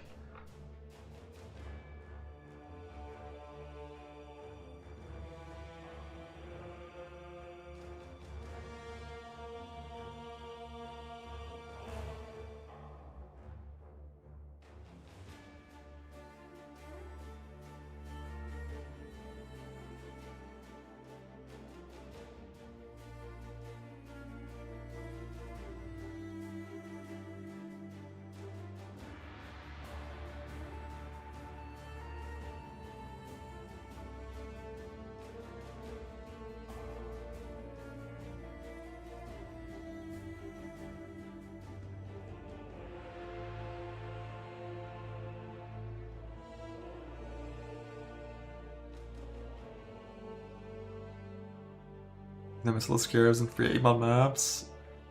Yes, sir. Easy minimum with the aggressive mod would help on that now. As far as I know, the only thing the aggressive mod does is it makes the minions see farther. And like attack things from further away.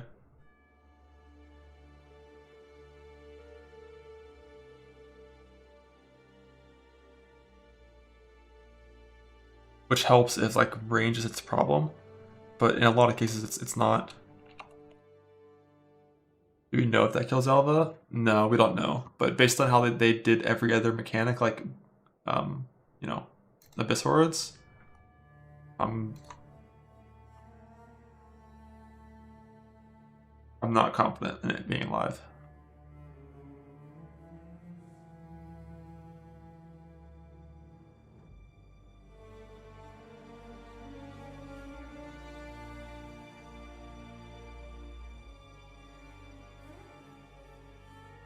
Yeah.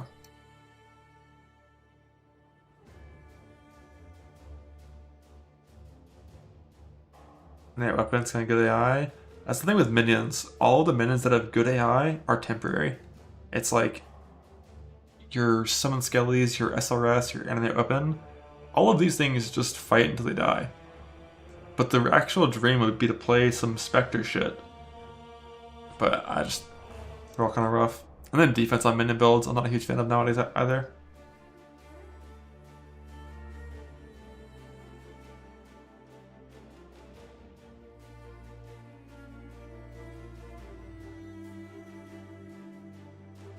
Well, it's gonna be spicy. I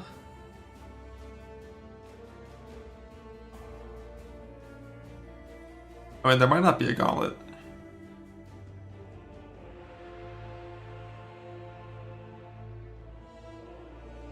But if the current gauntlet got ran back with just like Ephemeral Edge gone, no mercenaries, with all the same numbers, it'd be really fucking hard to clear.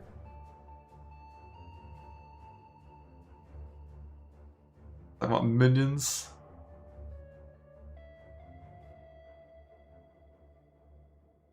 A real race for the new Ubers. I haven't seen one announced yet. It might be. Might not be.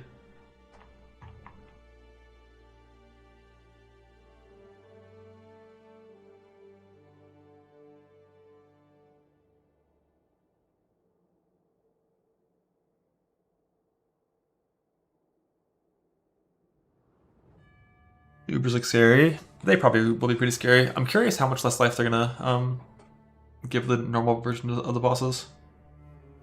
Reminds me to play a minion build. I'd be down, man.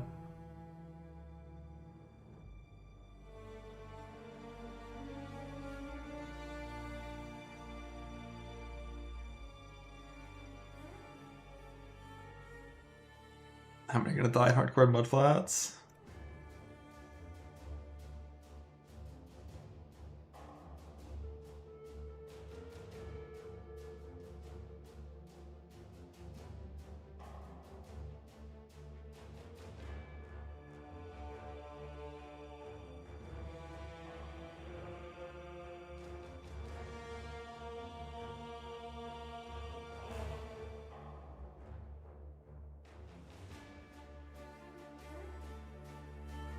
I haven't seen anything. How is it? Who knows? Who knows?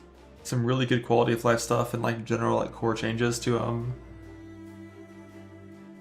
some things in the game, but based on the announcement we've seen so far, a bit light on balance and content changes to players.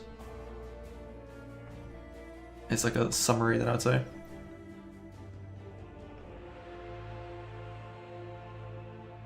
Try to move for everyone to start in hardcore trades with Rips go to softcore anyways. So Rips go to softcore.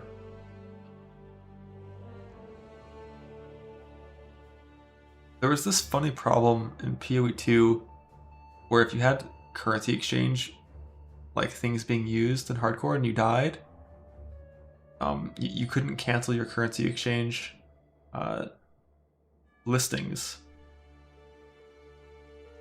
unless you leveled a character to a certain point.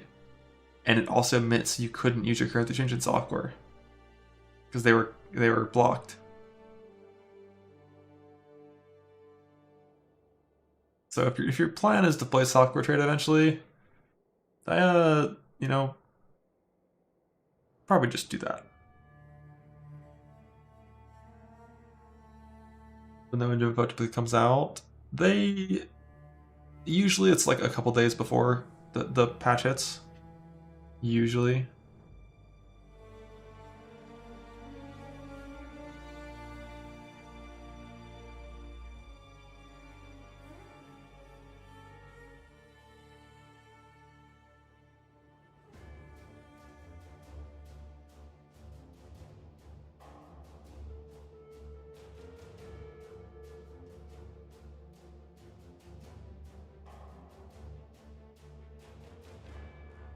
Hardcore software code leaks off self-one if you die? Not sure.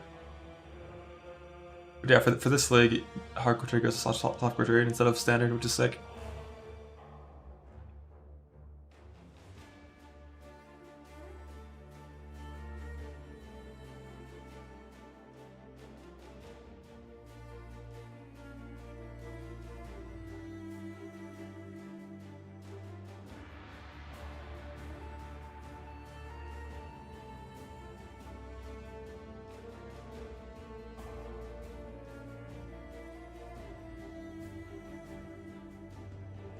Really mad in the forums. Yeah, that's fine.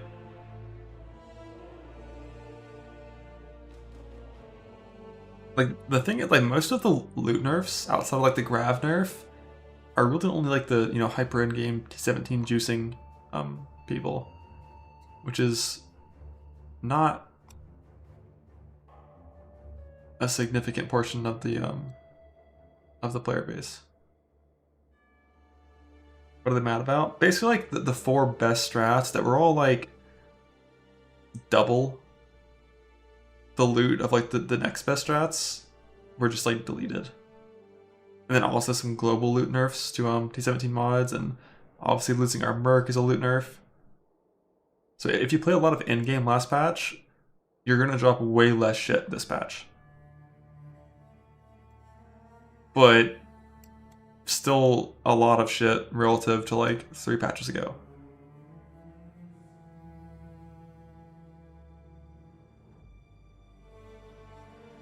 Breach will be sick. Yeah, hopefully Breach will be sick.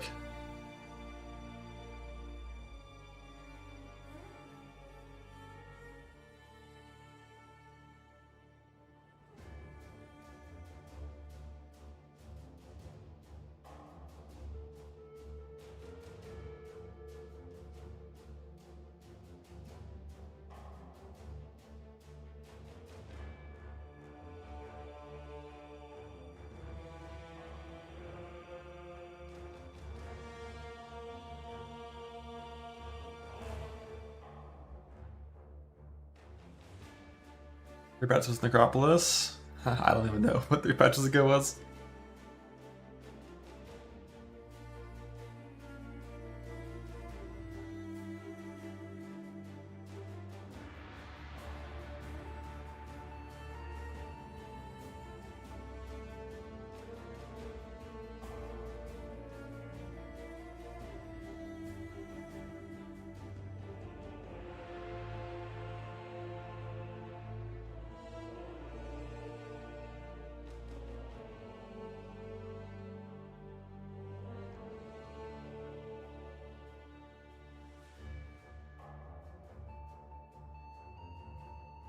But what if we played Juggernaut Bone Shatter?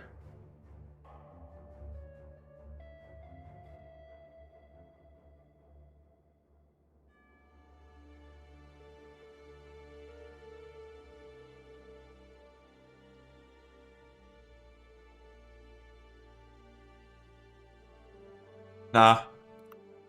I remembered how it sounds when you press the button. It's just so much more satisfying to press Earth Shatter. I think if Earth Shatter made the same sounds that Bone Shatter makes, I probably wouldn't like that one either. Like, you're just fucking default attacking, and like... No weight. No vibes. Bone Shatter Berserker. No, that's good. As long as you play Divine Shield stuff for yourself it.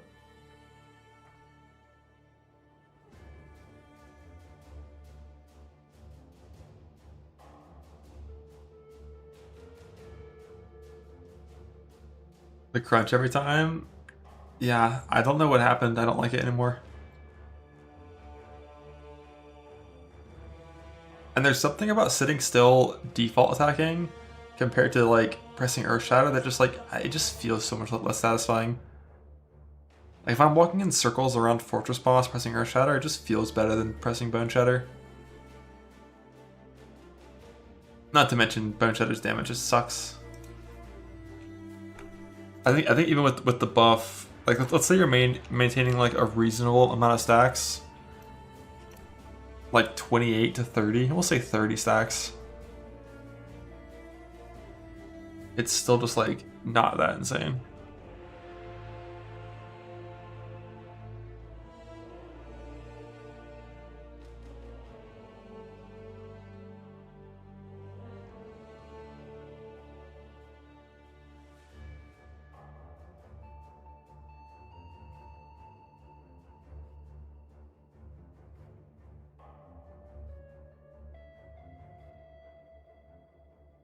Like 1100% damage per hit plus the...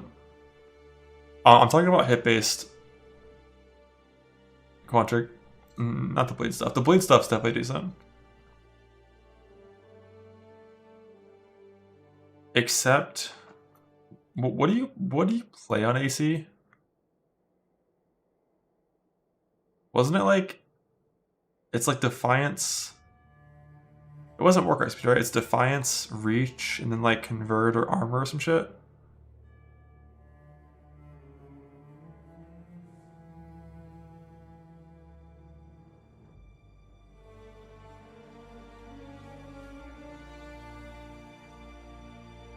It was Warcry CDR for Overexert. Oh, it was Overexert based. I mean, if it's Overexert based, why not just play it as Zerkarim base game? I guess you probably need Untiring.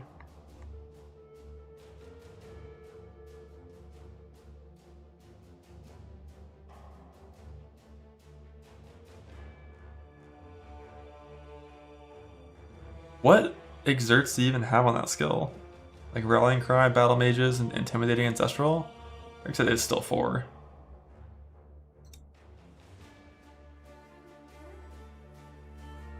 But if you do play Jug...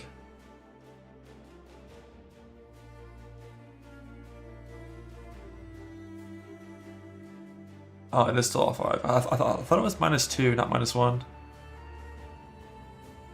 For some reason. If you do play Jug...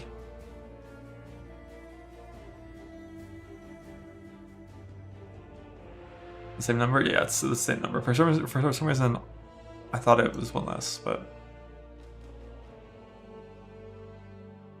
But like, you're using all those war cries, and like half of them are literally only for overexert. It's so dumb.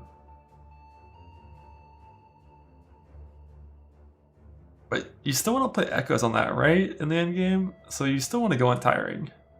Fucking self-hitting with Complex Trauma and Echoes? Hell yeah. Hell yeah. That's what I want to do.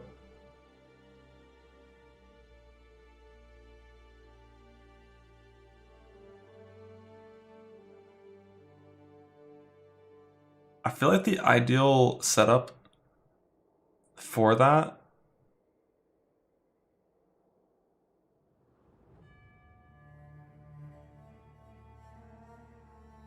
would be an Ascendancy that has 2 really good nodes.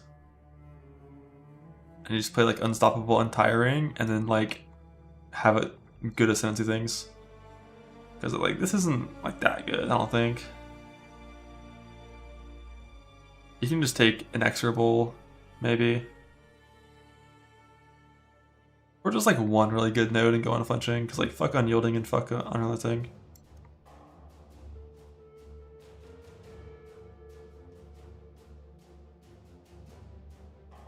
The Trial, I just don't think Trial Master shit is that good on self-hit builds. With specifically Juggernaut, it's a lot better, because you actually have enough regen.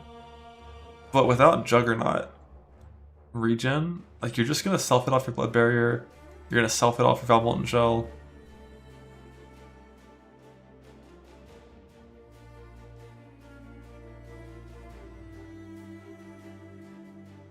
But if you weren't self-hitting, well, I mean, on Jug it's fine, because you still get the barrier. And like, unpunching's fine. But then you're quad defensive.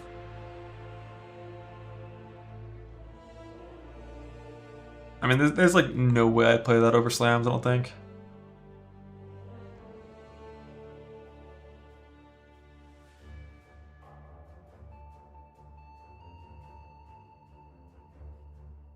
Over actual slams, over the good slams.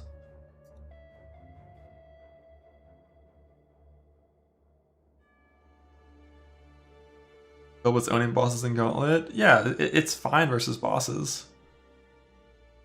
But like, the speed, the coverage. I'm pretty sure it was per character, Viro, like 85% certain.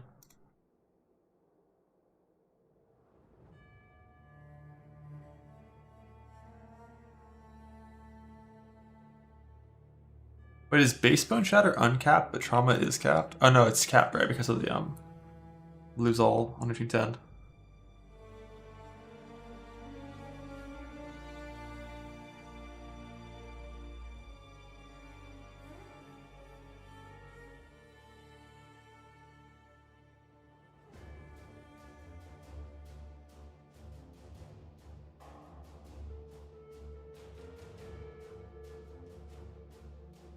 Up my screen. No, that was Soul and Gauntlet. I wonder if is what's that site? What is Poe Racing still up, or is that down? Looks like it's dead. Rest in peace. What info? Just Soul's character. Like his account name would be enough, probably. Poe Ninja has the builds. Huge.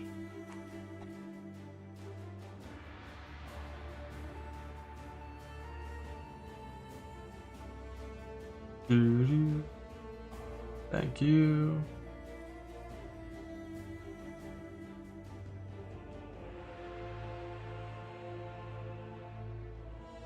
Right, he had coil too.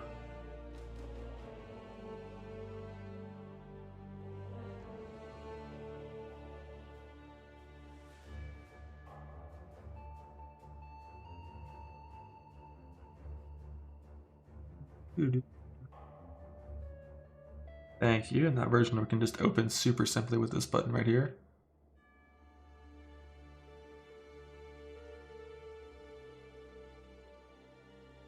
How much self-hit damage do you take with 9 stacks of this shit anyways?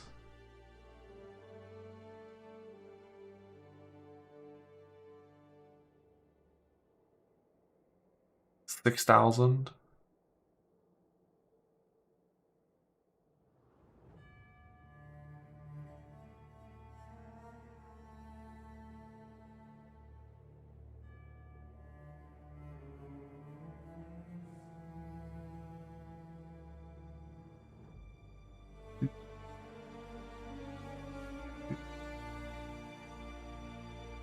Why play playing spells? Most spells, unfortunately, just kind of suck.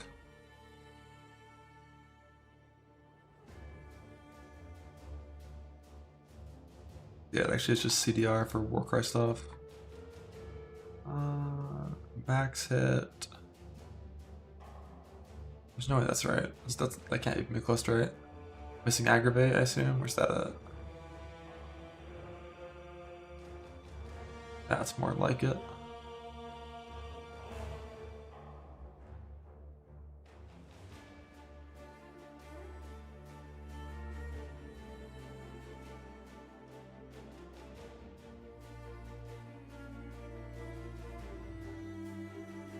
Does it play Herald of Purity? I don't think it does. Right, getting maimed from Infernal Cry.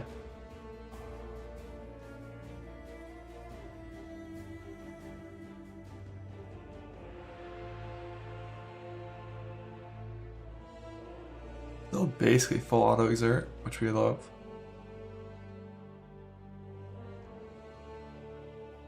So yeah, it doesn't bother playing Intimidating Cry. Or maybe it's a swap in for bosses.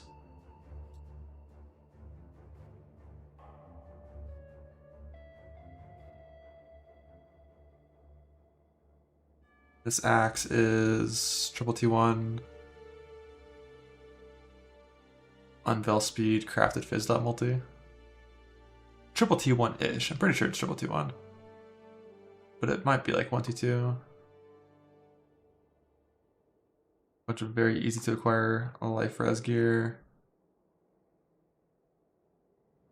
His neck didn't even have dot multi on it.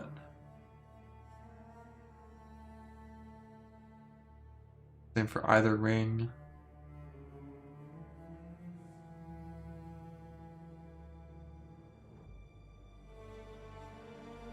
I love how much attack speed is on the jewels. That's what you gotta do on these builds. Yeah, skill level is really big damage. But it's also a big self-hit. So you have to make sure you're strong enough.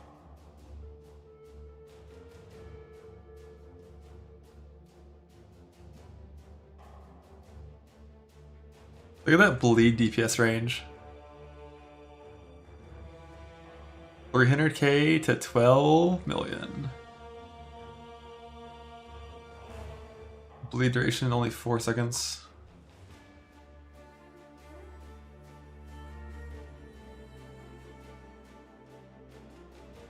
It's definitely...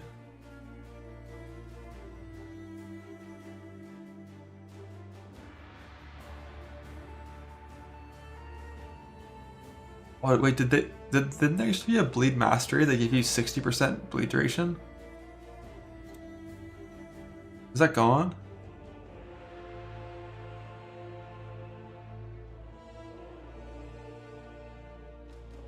No, it was before Retail was even in the game. That sucks. That was a really, really, really important mastery for bleed.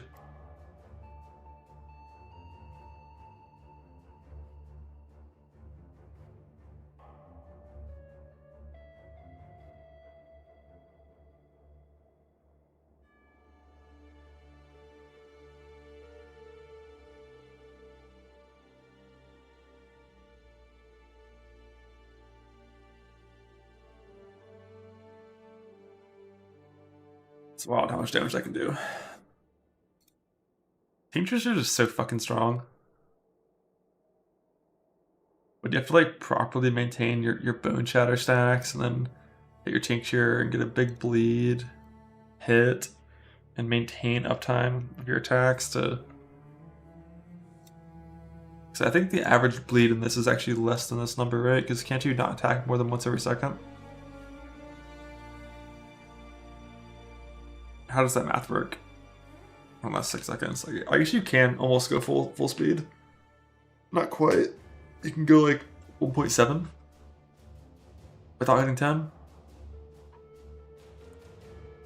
But the average bleed would still be a little lower.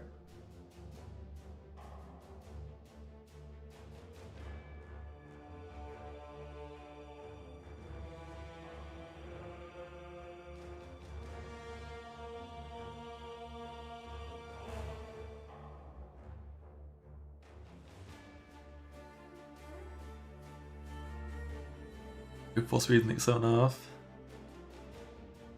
What actually was the speed on the sleep slime here? This is like no frenzy, no onslaught, no blood rage, so it's a little unfair to compare to a slammer PB that has those.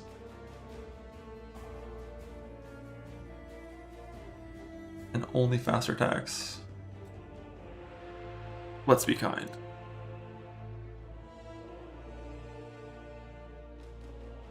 2.4.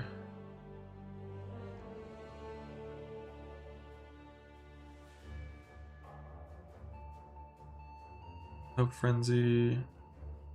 No onslaught. Yeah, I can't like get rid of onslaught very easily because it's right here.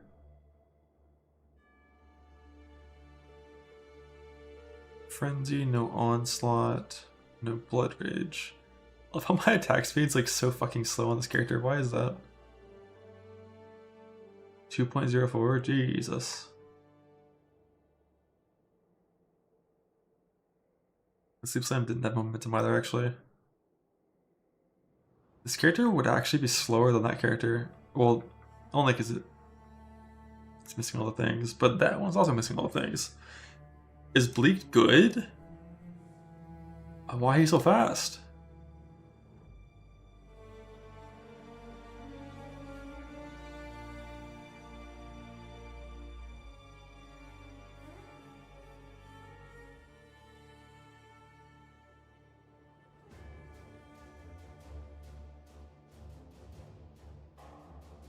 Or why is this character so slow? The map mod's a big brick bleed. I think there's one that bricks bleed, yeah. Or two, if you count fizz damage reduction. This fizz damage reduction does kind of brick bleed. Because you don't have a good way to mitigate that at all. So it's just like 80% less damage. Although it's less now with the map effect nerfs, like 75%, 60%, I don't know. But I think there is one that just bricks it.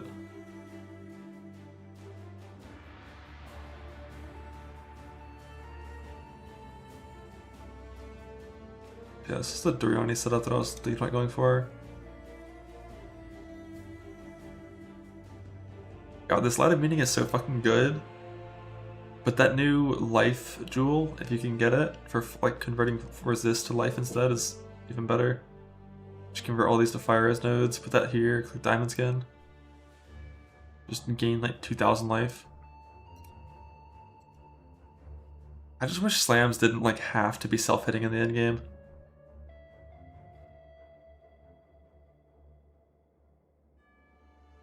That's like one of the biggest things that makes me just not want to like try to min-max slams the whole way through.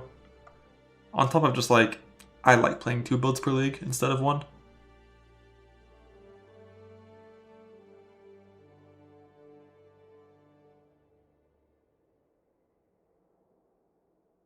Blame myself. I know, it's my fault.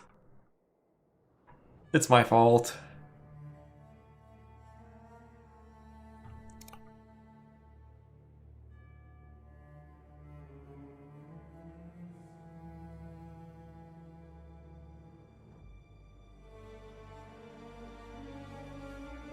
It's a sick fucking chest.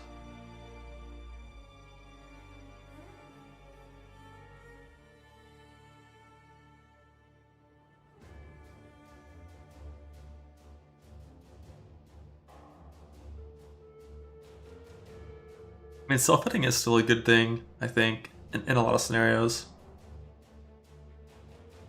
With Divine Shield and like recoup and stuff, once you're actually continuously self-hitting, it feels good. But those first couple hits just chunk you so hard, and it means your guard skills never up reliably, and that's a big downside. It basically like removes your guard skill.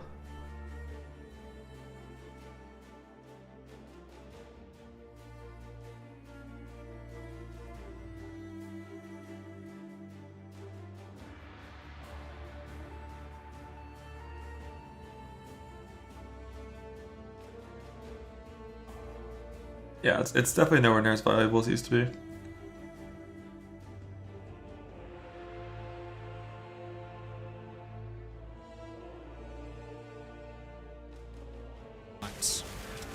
These bolts chain react, allowing you to create fields of incendiary destruction.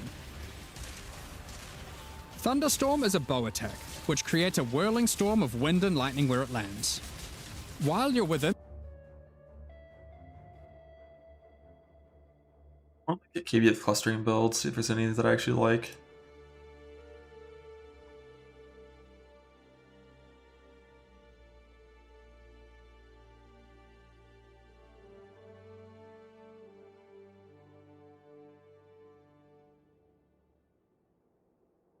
Let's see how many mirrored items are in this character.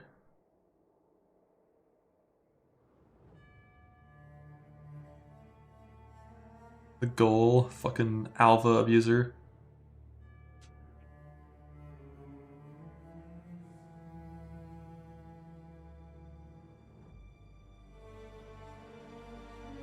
Is that a multi-modded wand? The fuck? I guess it's kind of just the 3 mod, like the 3 good mods that matter, and then things that aren't that important. Why dual wielding?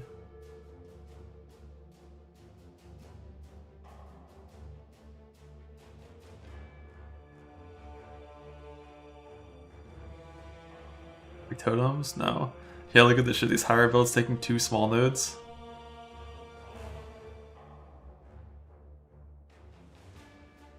The huge bloodline benefit on this build. Log in. Why 0 res? This is a sublime build. Only takes fire damage.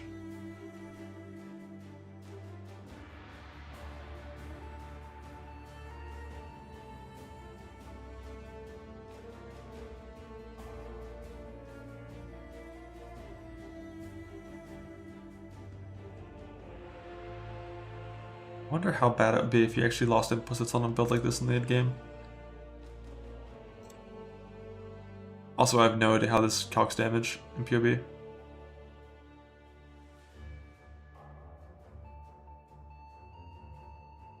So where's the Indigo net? Let's go.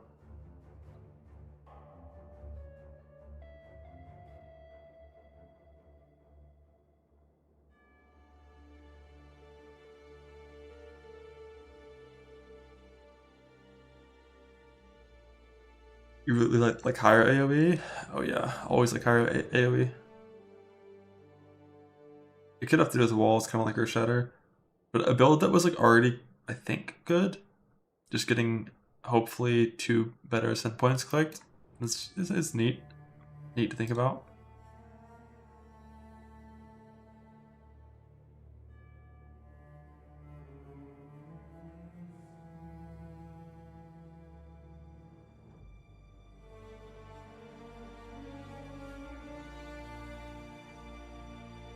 And then also that wall thing in addition.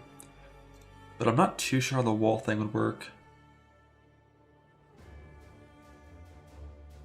I guess it'd be like your KB would go through the boss, fork, hit the wall, and the forks would go hit the boss again. It's a chain. If that rune graph works with the skill, that'd be so disgusting.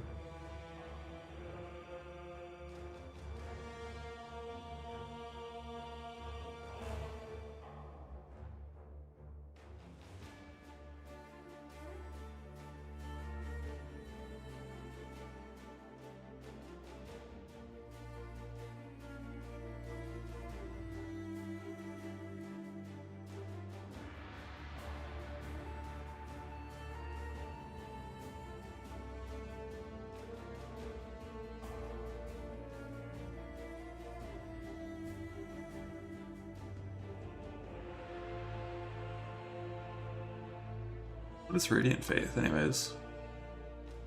Oh shit, just a bunch of BS. The coward, who needs it?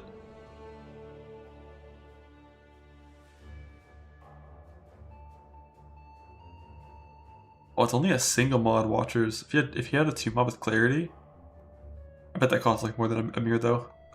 But if you had that, so much yes.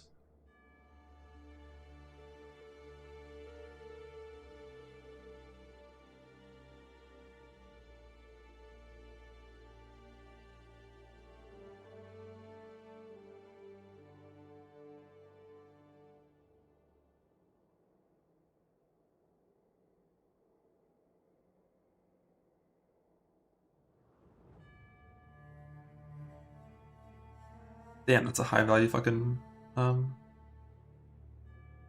possible escape. Load blood and disables. Alright. You can't ever have 2 mods in the sublime. It sucks.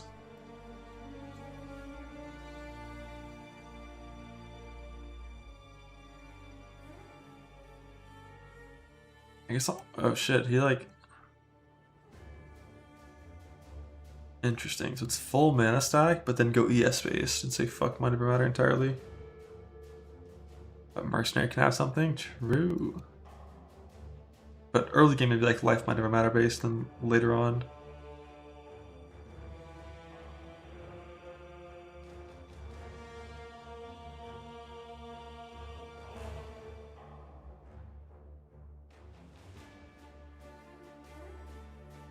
Last one has a lot of them.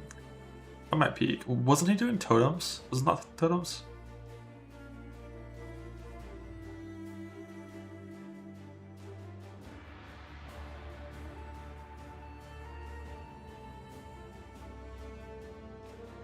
So how do this even work? Right, yeah, they're terrible. God, these are so bad.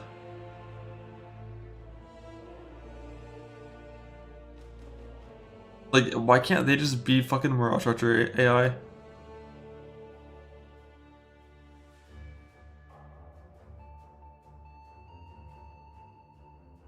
Is it 50% more damn? Yeah, but they only shoot when you shoot, which is rude. But like 50% more damn isn't like it's obviously not a bad support. Oh right, I forgot. Anytime you're importing something from fucking Mercenary League, you have to remember that these fuckers are all wearing Doriani, so they haven't solved any of the like pen part of their build, and the POB is never going to be like remotely accurate to what it should be. Fucker had an anime guardian on too? Oh my god. Also, how does Tornado actually work with the stuff? I guess it's just consuming the forked hits and then giving some extra damage.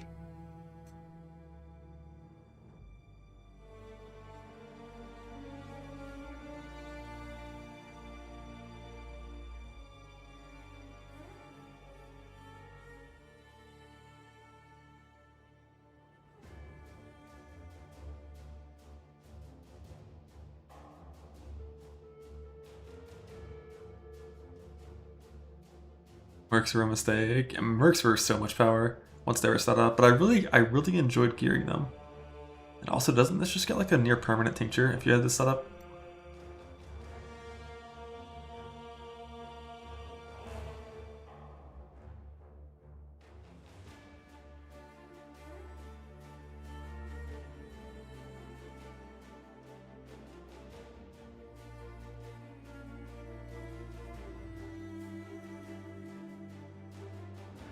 You typed fork 30 times, and all I'm gonna assume is that it does damage by hitting it with damage.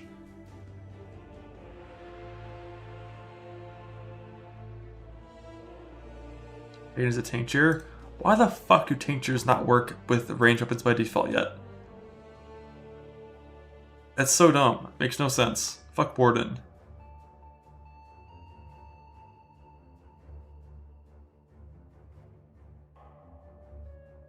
Is melee's OP? Maybe. Also make it work on spells? Nah, fuck spells.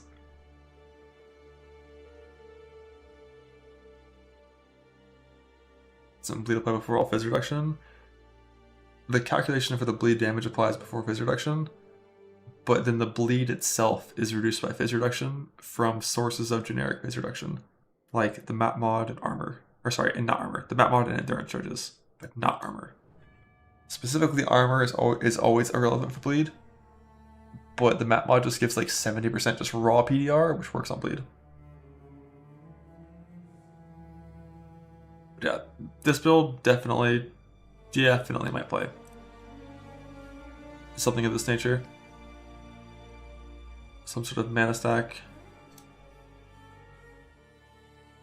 54,000.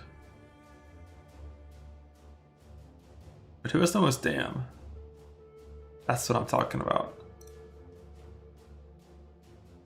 Defense? Why? Who needs it? Not me. Avoidance? None.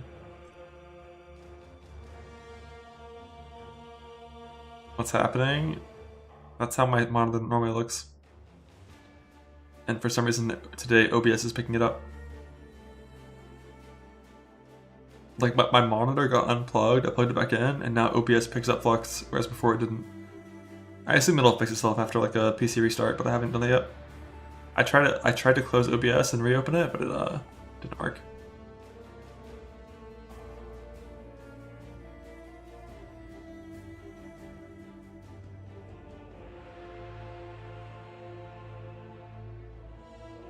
For independent even without mercs. Yeah, I mean you're gonna get like some shred. Oh, what the fuck?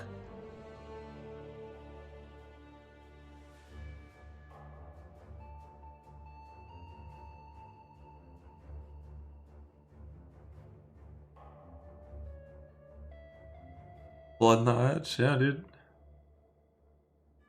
Blood Notch immutable force. I don't think this character even has like a reduced stun threshold.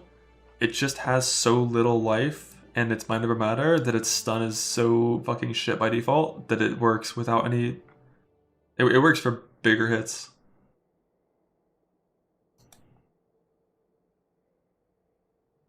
Like mind over matter characters get farmed by stun.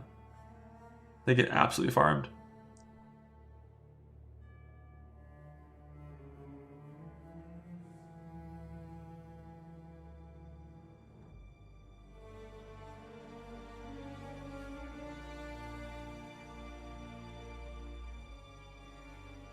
But I don't think I could ever league start that build. I could league start Mind Over Matter Hyro. Like Spellcaster, Archmage, like Ball Lightning, and then pivot to that later. But I don't think I could full league start that in hardcore, it'd be a little too rough. But no matter what, league starting slams is always the it's just always gonna be the safest thing.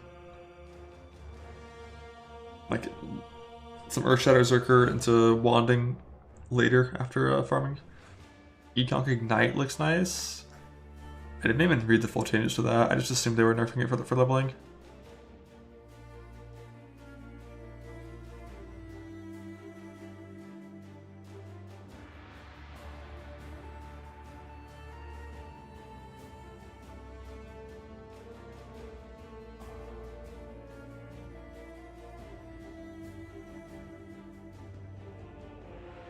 A bigger multiplier by a little bit.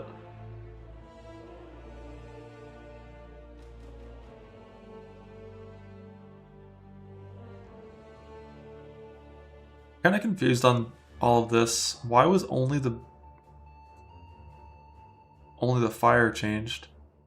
Did it only do fire by default if you had no flasks? Oh shit, I didn't realize that.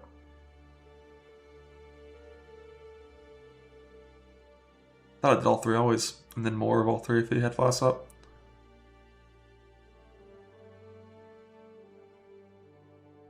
So yeah, just a pretty big leveling nerf. And then a slight buff to the endgame. A very slight buff to the endgame.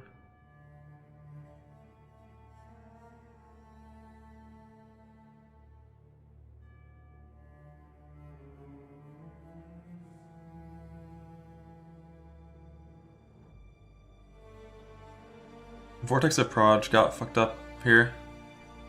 I'm not sure why this is here instead of in the bug fix section, which is where I would assume it would be. But the skill was never working in a way that you'd expect. And like Frostbolts could basically have multiple like projections queued up onto them.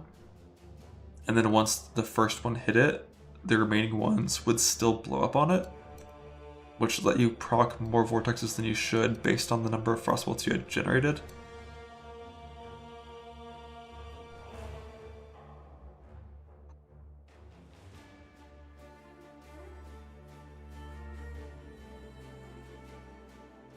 Damaging elements are bleed and poison. And ignite. I think that's it. Because I don't think impale is an ailment.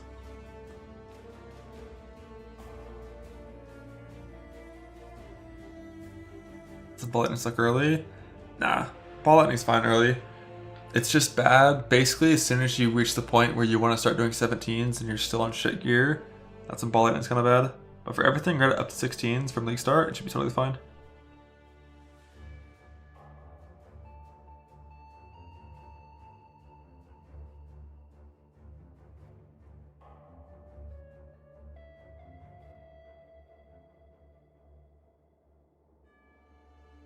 Oh yeah, some indoor maps it feels like shit mechanically. That's for sure.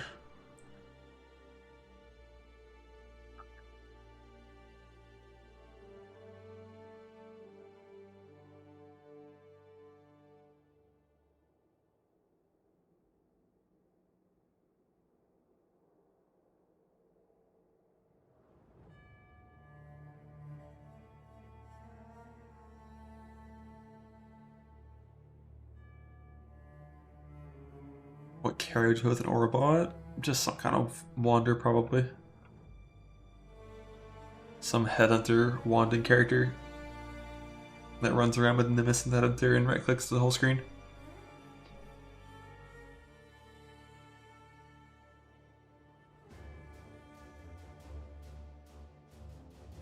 You can't leveling Dedge with the 30% damage nerf. It might not be Dedge. That skill seemed like it fucking cranked. It definitely might still be a top tier leveling skill. Tried Armor Sucker and Self-Found? No. I don't think Armor Sucker is even good in softcore trade. So I definitely wouldn't try it in Self-Found.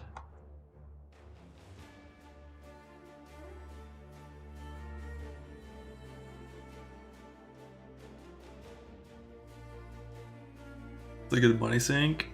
Doesn't the defense just suck now? Since they killed Viz conversion?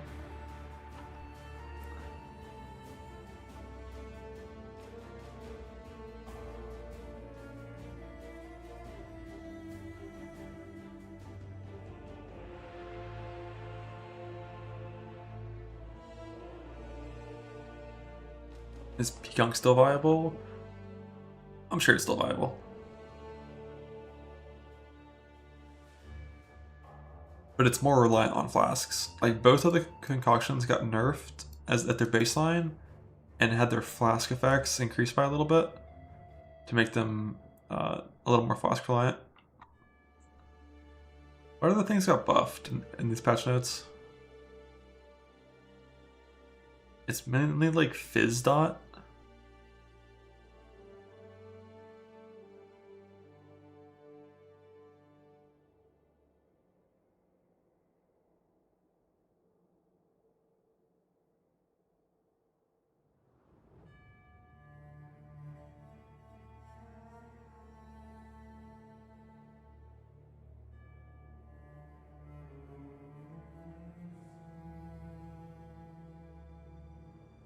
Permanent attacks faster.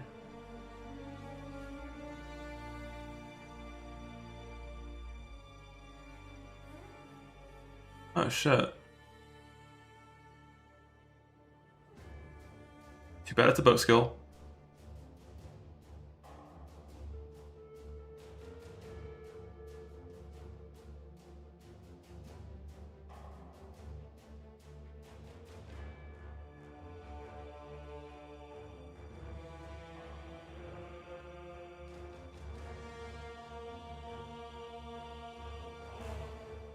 Winter Orb finally. Yeah, the skill's just doomed.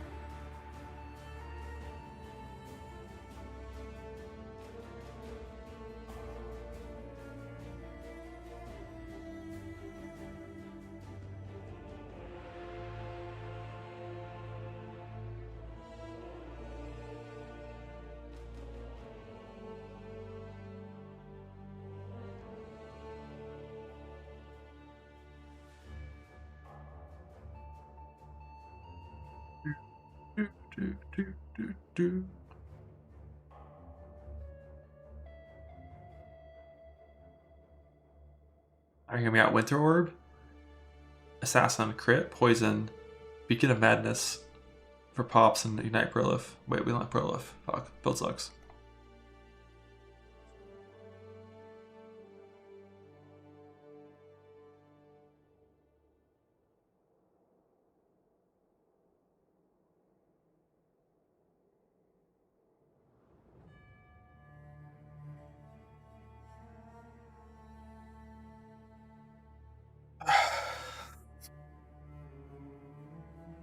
That's complete. No. There's gonna be some things added to them over time. If anyone makes any like really stupid build with something that's been shown here, they'll probably get nerfed beforehand. If any of the teaser items are too hyped about, they might get changed.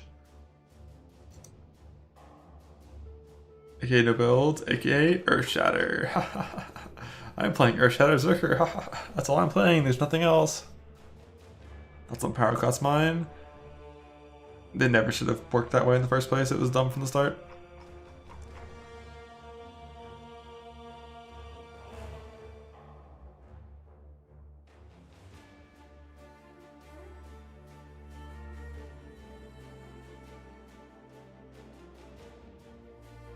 Amen, Burrow. Flex slams, but they're sick. An auto exert nerf has hit the nodes. Oh my god.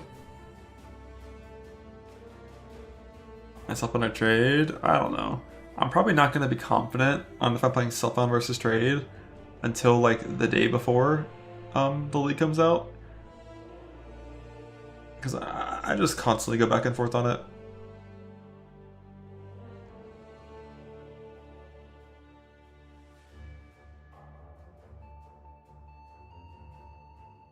Trade can let you scale harder, but mainly it lets you scale faster.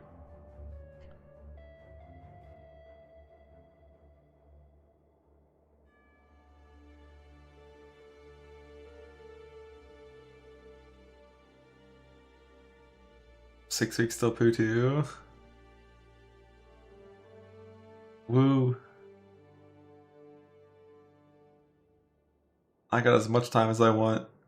Unless there's a gauntlet. That's the only time where I gotta worry about.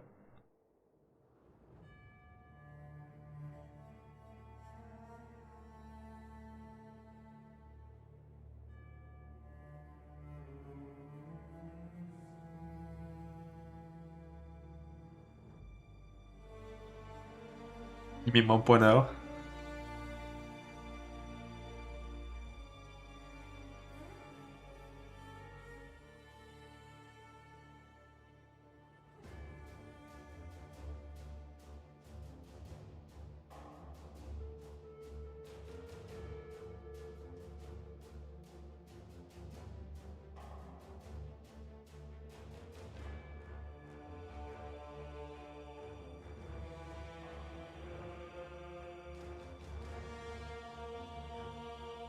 The never-ending cycle.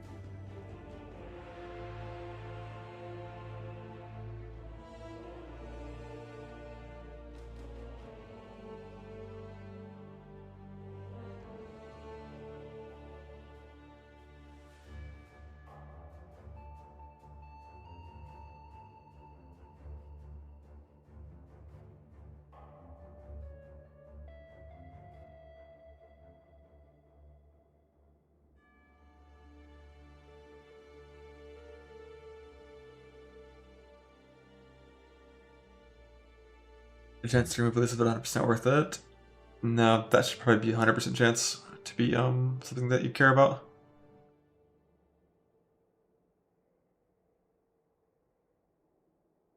Like, I think at 100% chance to remove this at 100%, it's probably still not like that strong.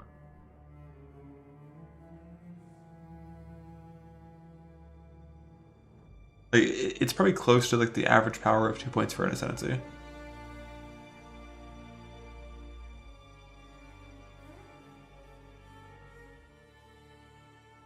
Plus 20% Cyclone, Cyclone Slayer, Shockwave. Let's go. It's time. Log in. Breach is back. Circle League. Attack in the circle. Spin in the circle. Become a circle. Circle League.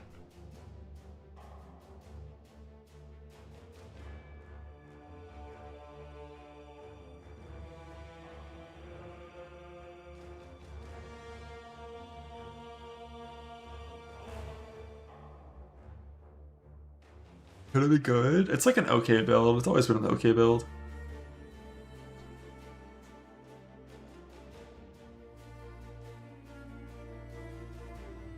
Yeah, Bladebot does have like huge base crit chance now.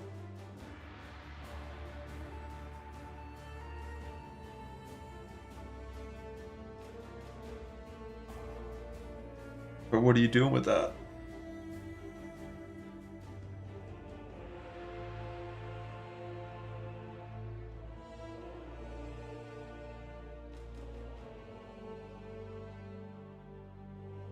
What even is the current Cyclone damage number?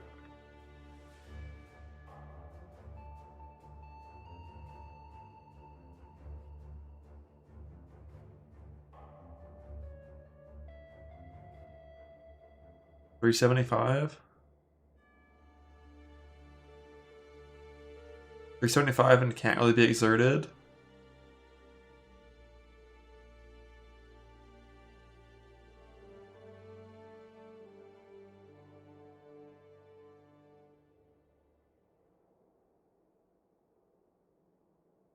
So it's like barely better than no spike Earthshatter. Pre-exerts. It's kind of rough.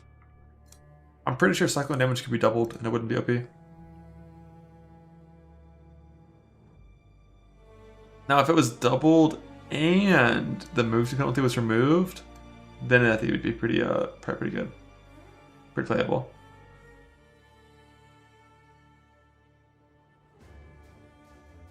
Yeah, what's the selling to the raid? Although I'm probably fleeing soon as well. I'm hungry and tired.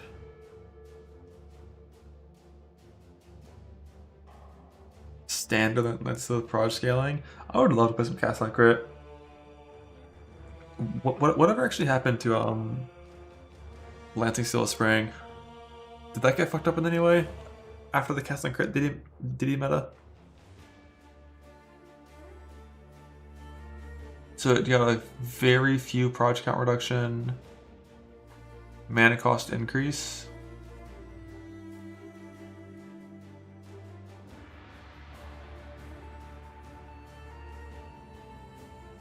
So yeah, it seems like it's still gonna be fine.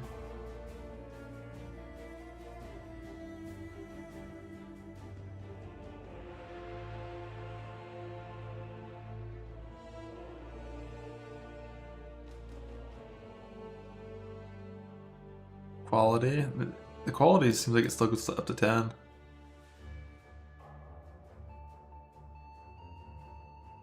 So yeah, I think spraying cast on crit is probably still how you do it. I just don't know what you cast on crit. Because like all spells suck. And cast on crit can't proc more attacks, can only proc spells. Volatile. Mechanically that one's still doomed, right? DD of chain reaction. Oh my god, he's correct. But yeah, I'm not really sure. If it didn't get like double tap killed after it was already dead because of its Archmage shenanigans, maybe. Why do spells suck? For some of them, it's too hard to get enough area or coverage to feel good. For some of them, they don't have good enough proj mechanics to like have good coverage. And for almost all of them, their damage numbers are low.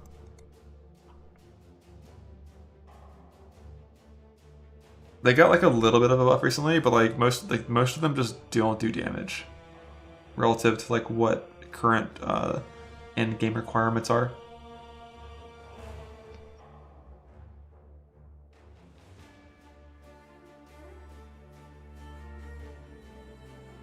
Oh, end game. I want to kill the map boss too. Like I need like 5 million DPS to clear the map really fast, and then I need 50 million DPS to kill the map boss if it has a tank mod in less than a minute. Like, why?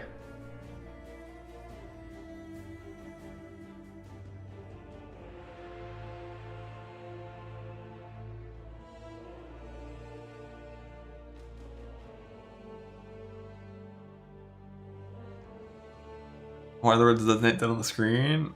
I don't know how I got there.